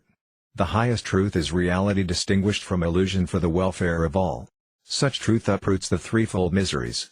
This beautiful Bhagavatam, compiled by the great sage Vyasadeva, in his maturity, is sufficient in itself for God realization. What is the need of any other scripture? As soon as one attentively and submissively hears the message of Bhagavatam, by this culture of knowledge the Supreme Lord is established within his heart. Text 150, Srimad Bhagavatam gives direct information of the mila derived from service to Krishna. Therefore Srimad Bhagavatam is above all other Vedic literatures. Text 151, the Srimad Bhagavatam is the essence of all Vedic literatures, and it is considered the ripened fruit of the wish-fulfilling tree of Vedic knowledge. It has been sweetened by emanating from the mouth of Sukadeva Goswami. You who are thoughtful and who relish mellows should always try to taste this ripened fruit. O thoughtful devotees, as long as you are not absorbed in transcendental bliss, you should continue tasting the Srimad Bhagavatam, and when you are fully absorbed in bliss, you should go on tasting its mellows forever. Text 152, we never tire of hearing the transcendental pastimes of the personality of Godhead, who is glorified by hymns and prayers. Those who enjoy association with him relish hearing his pastimes at every moment. Text 153, Sri Caitanya Mahaprabhu advised Prakasananda Sarasvati, study Srimad Bhagavatam very scrutinizingly. Then you will understand the actual meaning of the Brahma Sutara. Text 154, Sri Caitanya Mahaprabhu continued, always discuss Srimad Bhagavatam and constantly chant the holy name of Lord Krishna. In this way you will be able to attain liberation very easily, and you will be elevated to the enjoyment of love of Godhead. Text 155, one who is thus transcendentally situated at once realizes the Supreme Brahman and becomes fully joyful. He never laments or desires to have anything. He is equally disposed toward every living entity. In that state he attains pure devotional service unto me. Text 156, even a liberated soul merged in the impersonal Brahma effulgence is attracted to the pastimes of Krishna. He thus installs a deity and renders the Lord's service. Text 157, Sukadeva Goswami addressed Pariksit Maharaja, my dear king, although I was fully situated in the transcendental position, I was nonetheless attracted to the pastimes of Lord Krishna. Therefore I studied Srimad Bhagavatam from my father. Text 158, when the breeze carrying the aroma of tulasi leaves and saffron from the lotus feet of the lotus-eyed personality of Godhead entered through the nostrils into the hearts of those sages, the Kumaras, they experienced a change in both body and mind, even though they were attached to the impersonal Brahman understanding. Text 159, those who are self-satisfied and unattracted by external material desires are also attracted to the loving service of Sri Krishna, whose qualities are transcendental and whose activities are wonderful. Hari, the personality of Godhead, is called Krishna because he has such transcendentally attractive features. Text 160, at this time the Brahmana from the province of Maharashtra mentioned Lord Chaitanya's explanation of the Atmarama verse. Text 161, the Maharashtrian Brahmana stated that Sri Caitanya Mahaprabhu had already explained that verse in 61 ways. Everyone was astonished to hear this. Text 162, when all the people gathered there expressed the desire to hear again the 61 different meanings of the Atmarama sloka, Sri Caitanya Mahaprabhu again explained them. Text 163, when everyone heard Sri Caitanya Mahaprabhu's explanation of the Atmarama Sloka, everyone was astonished and struck with wonder. They concluded that Sri Caitanya Mahaprabhu was none other than Lord Krishna himself. Text 164, after giving those explanations again, Sri Caitanya Mahaprabhu arose and took his leave. All the people there offered their obeisances unto him and chanted the Maha Mantra. Text 165, all the inhabitants of Kasi, Varanasi, began chanting the Hare Krishna Maha Mantra in ecstatic love. Sometimes they laughed, sometimes they cried, sometimes they chanted, and sometimes they danced. Text 166, after this, all the Mayavadi sannyasis and learned scholars at Varanasi began discussing Srimad Bhagavatam. In this way Sri Caitanya Mahaprabhu delivered them. Text 167, Sri Caitanya Mahaprabhu then returned to his residence with his personal associates. Thus he turned the whole city of Varanasi into another Navadvipa, Nadia Nagara. Text 168, among his own associates, Sri Caitanya Mahaprabhu laughingly said, I came here to sell my emotional ecstatic love. Text 169, although I came to Varanasi to sell my goods, there were no customers, and it appeared necessary for me to carry them back to my own country. Text 170, all of you were feeling unhappy that no one was purchasing my goods and that I would have to carry them away. Therefore, by your will only, I have distributed them without charging. Text 171, all the Lord's devotees then said, you have incarnated to deliver fallen souls. You have delivered them in the east and in the south, and now you are delivering them in the west. Text 172, only Varanasi was left because the people there were against your missionary activities. Now you have delivered them, and we are all very happy. Text 173, after the news of these events was broadcast, everyone from the surrounding neighborhoods began to pour in to see Sri Caitanya Mahaprabhu. Text 174, hundreds of thousands of people came to see Sri Caitanya Mahaprabhu. There was no counting the number. Because the Lord's residence was very small, not everyone could see him. Text 175, when Sri Caitanya Mahaprabhu went to take his bath in the Ganges and to see the temple of Visvesvara, people would line up on both sides to see the Lord. Text 176, when Sri Caitanya Mahaprabhu passed by the people, he would raise his arms and say, please chant Krishna. Please chant Hari. All the people received him by chanting Hare Krishna, and they offered their respects to him by this chanting. Text 177, in this way, for 5 days Sri Caitanya Mahaprabhu delivered the people of Varanasi. Finally, on the next day, he became very eager to leave. Text 178, after rising very early on the 6th day, Sri Caitanya Mahaprabhu started to leave, and 5 devotees began to follow him. Text 179, these 5 devotees were Tapanam Isra, Raghunatha, the Maharashtrian Brahmana, Chandrasekhara and Paramananda Kirtaniya. Text 180, these 5 wanted to accompany Sri Caitanya Mahaprabhu to Jagannath Puri, but the Lord attentively bade them farewell. Text 181, Sri Caitanya Mahaprabhu said, if you want to see me, you may come later, but for the time being I shall go alone through the Jharikhanda forest. Text 182, Sri Caitanya Mahaprabhu advised Sanatana Goswami to proceed toward Vrindavana, and he informed him that his 2 brothers had already gone there.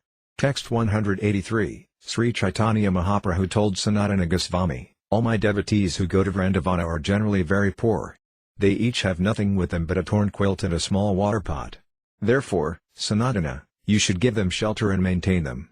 Text 184, after saying this, Sri Caitanya Mahaprabhu embraced them all and began to proceed on his way, and they all fainted and fell down. Text 185, after some time, all the devotees got up and returned to their homes very much grief-stricken. Sanatana Goswami proceeded toward Vrindavana alone. Text 186, when Rupa Goswami reached Mathura, he met Subhuti Raya on the banks of the Yamuna, at a place called Dhruvagada. Text 187, formerly Subhuti Raya had been a big landholder in Gauda Desa, Bengal. Siata Hussain Khan was then a servant of Subhuti Raya. Text 188, Subhuti Raya put Hussain Khan in charge of digging a big lake, but once, finding fault with him, he struck him with a whip. Text 189, later Hussain Khan somehow or other was appointed Nawab by the central Muslim government. As a matter of obligation, he increased the opulences of Subhuti Raya. Text 190, later, when the wife of Nawab Siata Hussain Khan saw the whip marks on his body, she requested him to kill Subhuti Raya. Text 191, Hussain Khan replied, Subhuti Raya has maintained me very carefully. He was just like a father to me, he said. "Now you are asking me to kill him. This is not a very good proposal." Text 192. As a last alternative, the wife suggested that the Nawab take away Subudhi Raya's caste and turn him into a Muslim, but Hussain Khan replied that if he did this, Subudhi Raya would not live. Text 193. This became a perplexing problem for him because his wife kept requesting him to kill Subudhi Raya. Finally the Nawab sprinkled a little water on Subudhi Raya's head from a pitcher that had been used by a Muslim. Text 194. Taking the Nawab sprinkling water upon him as an opportunity, Subudhi Raya left his family and business affairs and went to Varanasi. Text 195. When Subudhi Raya consulted the learned Brahmanas at Varanasi, asking them how his conversion to Islam could be counteracted, they advised him to drink hot ghee and give up his life. Text 196. When Subudhi Raya consulted some other Brahmanas, they told him that he had not committed a grievous fault and that consequently he should not drink hot ghee and give up his life. As a result, Subudhi Raya was doubtful about what to do. Text 197. In his state of perplexity, Subudhi Raya met Sri Caitanya Mahaprabhu when the Lord was at Varanasi. Subudhi Raya explained his position and asked Sri Caitanya Mahaprabhu what he should do. Text 198. The Lord advised him, "Go to Vrindavana and chant the Hare Krishna mantra constantly." Text 199. Sri Caitanya Mahaprabhu further advised Subudhi Raya, "Begin chanting the Hare Krishna mantra, and when your chanting is almost pure, all your sinful reactions will go away. After you chant perfectly, you will get shelter at the lotus feet of Krishna." Text 200. When you are situated at the lotus feet of Krishna, no sinful reaction can touch you. This is the best solution to all sinful activity. Text 201. Thus receiving the order from Sri Caitanya Mahaprabhu to go to Vrindavana, Subudhi Raya left Varanasi and went through Prayaga, Ayodhya and Naimisaranya toward Vrindavana. Text 202. Subudhi Raya stayed for some time at Naimisaranya. During that time, Sri Caitanya Mahaprabhu went to Prayaga after visiting Vrindavana. Text 203. After reaching Madhya, Subudhi Raya received information of the Lord's itinerary. He became very unhappy because he was not able to contact the Lord. Text 204. Subudhi Raya would collect dry wood in the forest and take it to the city of Madhya to sell. For each load he would receive 5 or 6 paise. Text 205. Earning his livelihood by selling dry wood, Subudhi Raya would live on only 1 paisa's worth of fried chickpeas, and he would deposit whatever other paise he had with some merchant. Text 206. Subudhi Raya used to spend his savings to supply yogurt to Bengali Vaisnavas who came to Madhya. He also gave them cooked rice and oil massages. When he saw a poverty-stricken Vaisnava, he would use his money to feed him. Text 207. When Rupa Goswami arrived at Madhya, Subudhi Raya, out of love and affection for him, wanted to serve him in so many ways. He personally took Rupa Goswami to see all the 12 forests of Vrindavana. Text 208. Rupa Goswami remained in Madhya and Vrindavana for 1 month in the association of Subudhi Raya. After that, he left Vrindavana to search for his elder brother, Sanatana Goswami. Text 209. When Rupa Goswami heard that Sri Caitanya Mahaprabhu had gone to Prayaga on the road along the banks of the Ganges, Rupa and his brother Anupama went that way to meet the Lord. Text 210. After reaching Prayaga, Sanatana Goswami, following the order of Sri Caitanya Mahaprabhu, went to Vrindavana along the public road. Text 211. When Sanatana Goswami met Subudhi Raya at Madhya, Subudhi Raya explained everything about his younger brothers Rupa Goswami and Anupama. Text 212. Since Sanatana Goswami went along the public road to Vrindavana and Rupa Goswami and Anupama went on the road along the Ganges banks, it was not possible for them to meet. Text 213. Subudhi Raya and Sanatana Goswami had known each other before accepting the renounced order. Therefore Subudhi Raya showed much affection to Sanatana Goswami, but Sanatana Goswami hesitated to accept his sentiments and affections. Text 214. Being very advanced in the renounced order, Sanatana Goswami used to wander from forest to forest, never taking shelter of any habitation built of stone. He used to live under trees or beneath bushes both day and night. Text 215. Srila Sanatana Goswami collected some books about archaeological excavations in Mathura, and wandering in the forest, he sought to renovate all those holy places. Text 216. Sanatana Goswami remained in Vrindavana, and Rupa Goswami and Anupama returned to Varanasi. Text 217. When Rupa Goswami arrived at Varanasi, he met the Maharashtrian Brahmana, Chandrasekhara and Taipana Misra. Text 218. While Rupa Goswami was staying at Varanasi, he resided at the house of Chandrasekhara and took prasadam at the house of Taipana Misra.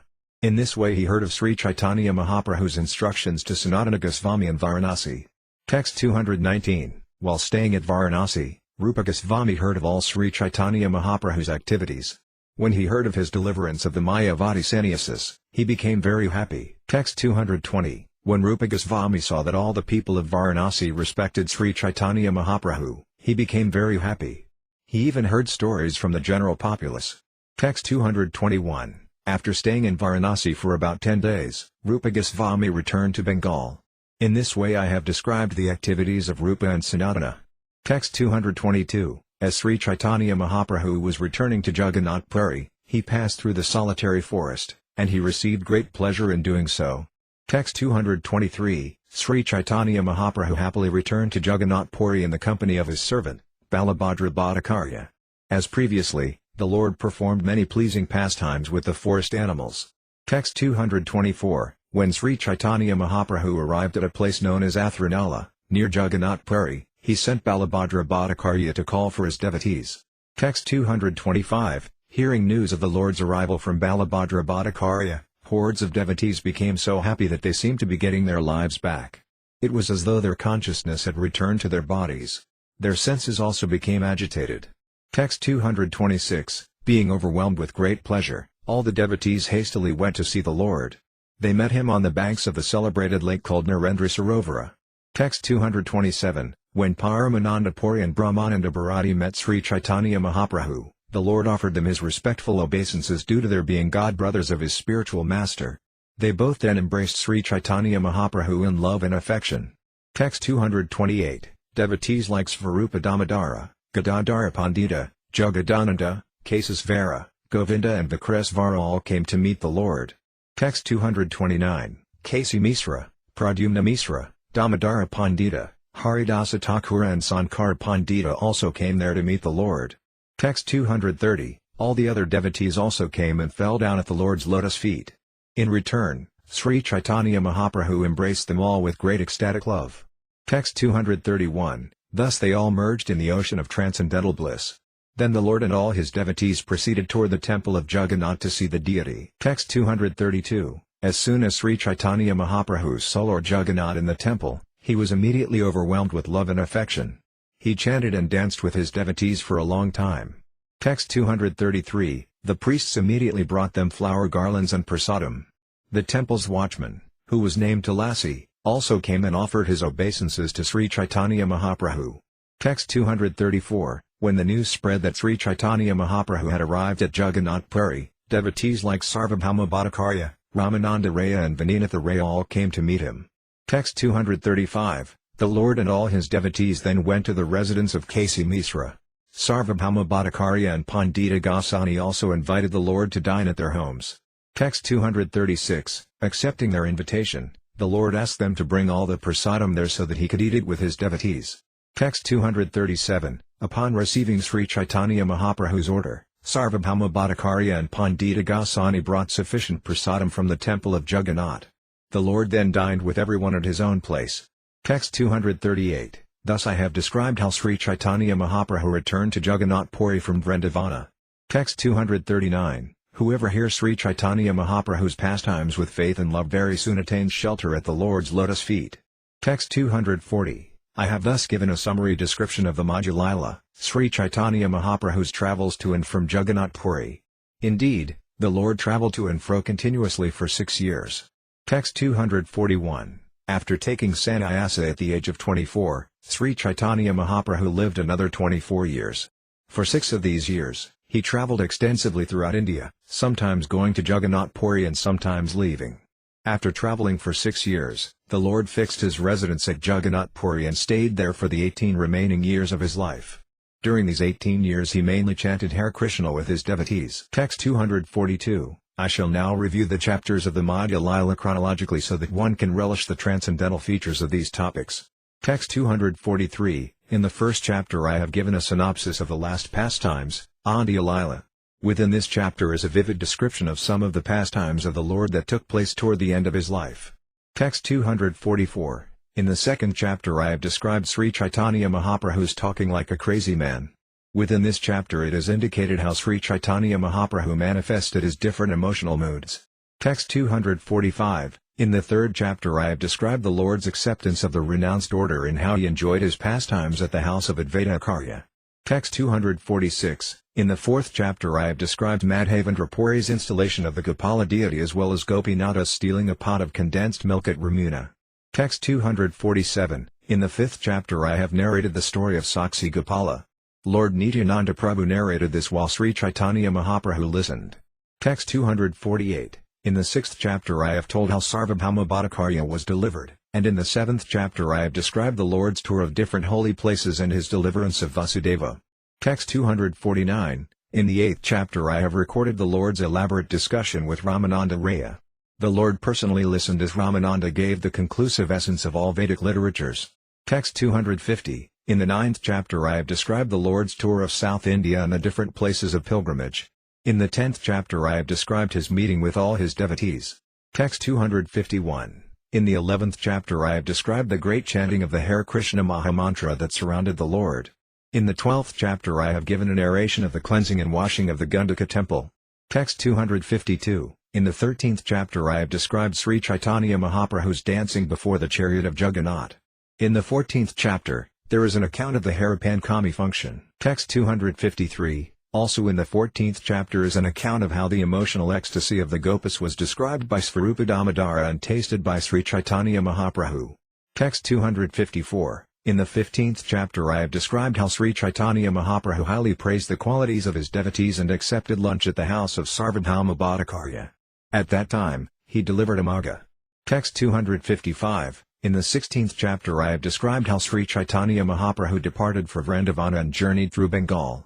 He later returned to Jagannath Puri from Kanai-e-Natasala.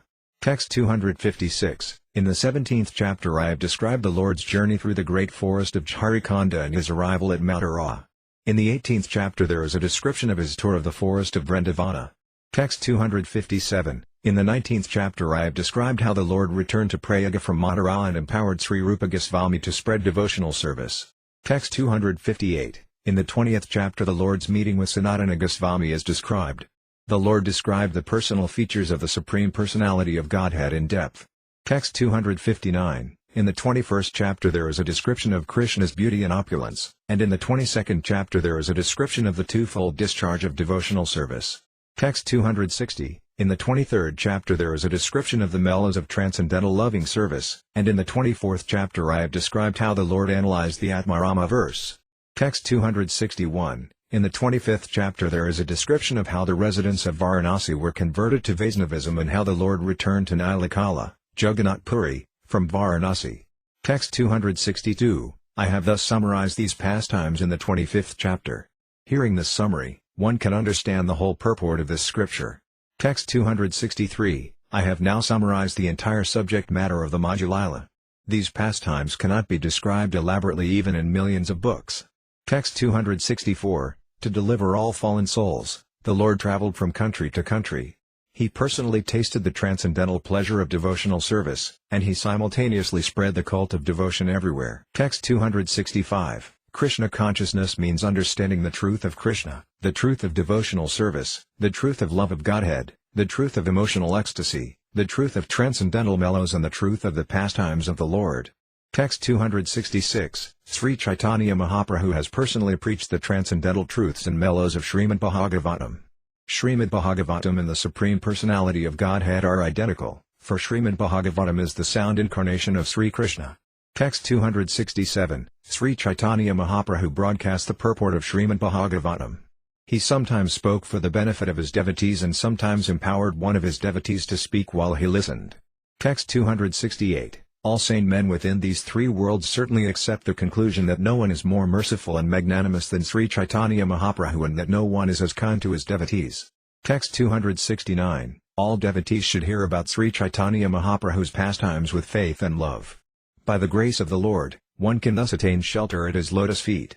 Text 270. By understanding the pastimes of Sri Caitanya Mahaprabhu, one can understand the truth about Krishna. By understanding Krishna, one can understand the limit of all knowledge described in various revealed scriptures. Text 271. The pastimes of Lord Krishna are the essence of all nectar, and that nectar is flowing in hundreds of rivers in all directions. The pastimes of Sri Caitanya Mahaprabhu are an eternal reservoir, and one is advised to let his mind swim like a swan on this transcendental lake.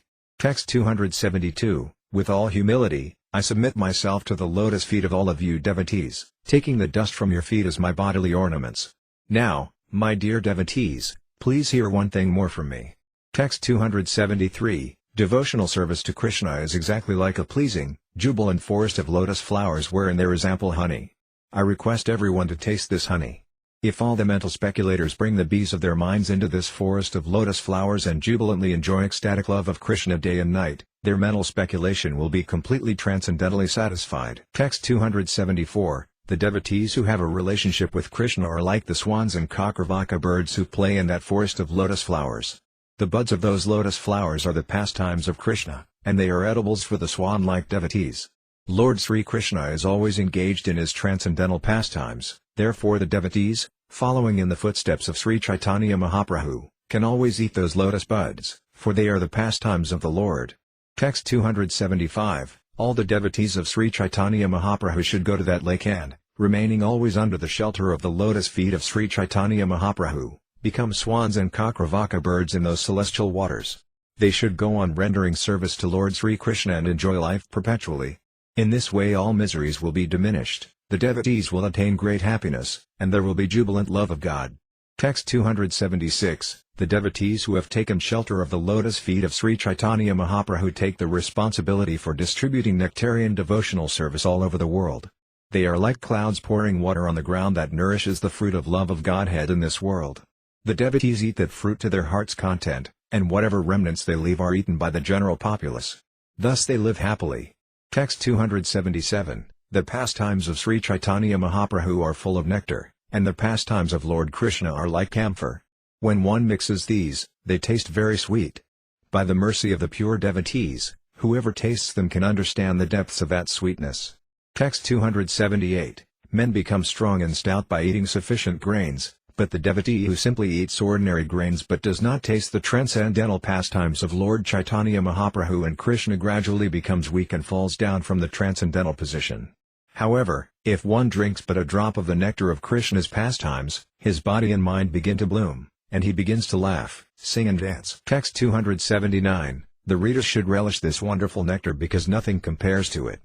Keeping their faith firmly fixed within their minds, they should be careful not to fall into the pit of false arguments or the whirlpools of unfortunate situations. If one falls into such positions, he is finished. Text 280, In conclusion, I submit to Sri Caitanya Mahaprabhu, Nityananda Prabhu, Advaita Prabhu and all the other devotees and readers that I accept your lotus feet as the helmet on my head. In this way, all my purposes will be served. Text 281, Taking the feet of Srila Rupa Goswami, Sri Sanatana Goswami, Raghunatha Dasa Goswami, Raghunatha Bhatta Goswami and Yiva Goswami on my head, I always desire their mercy. Thus I, Krishna Dasa, humbly try to describe the nectar of the pastimes of Sri Caitanya Mahaprabhu, which are mixed with the pastimes of Lord Krishna. Text 282, For the satisfaction of Sri Madanagopala and Govindadeva, we pray that this book, Sri Caitanya-caritamrta, may be offered to Sri Krishna Caitanya Mahaprabhu. Text 283, The Caitanya-caritamrta pastimes of Lord Sri Caitanya Mahaprabhu constitute a very secret literature. It is the life and soul of all devotees. Those who are not fit to relish this literature, who are envious like hogs and pigs, will certainly not adore it. However, this will not harm my attempt.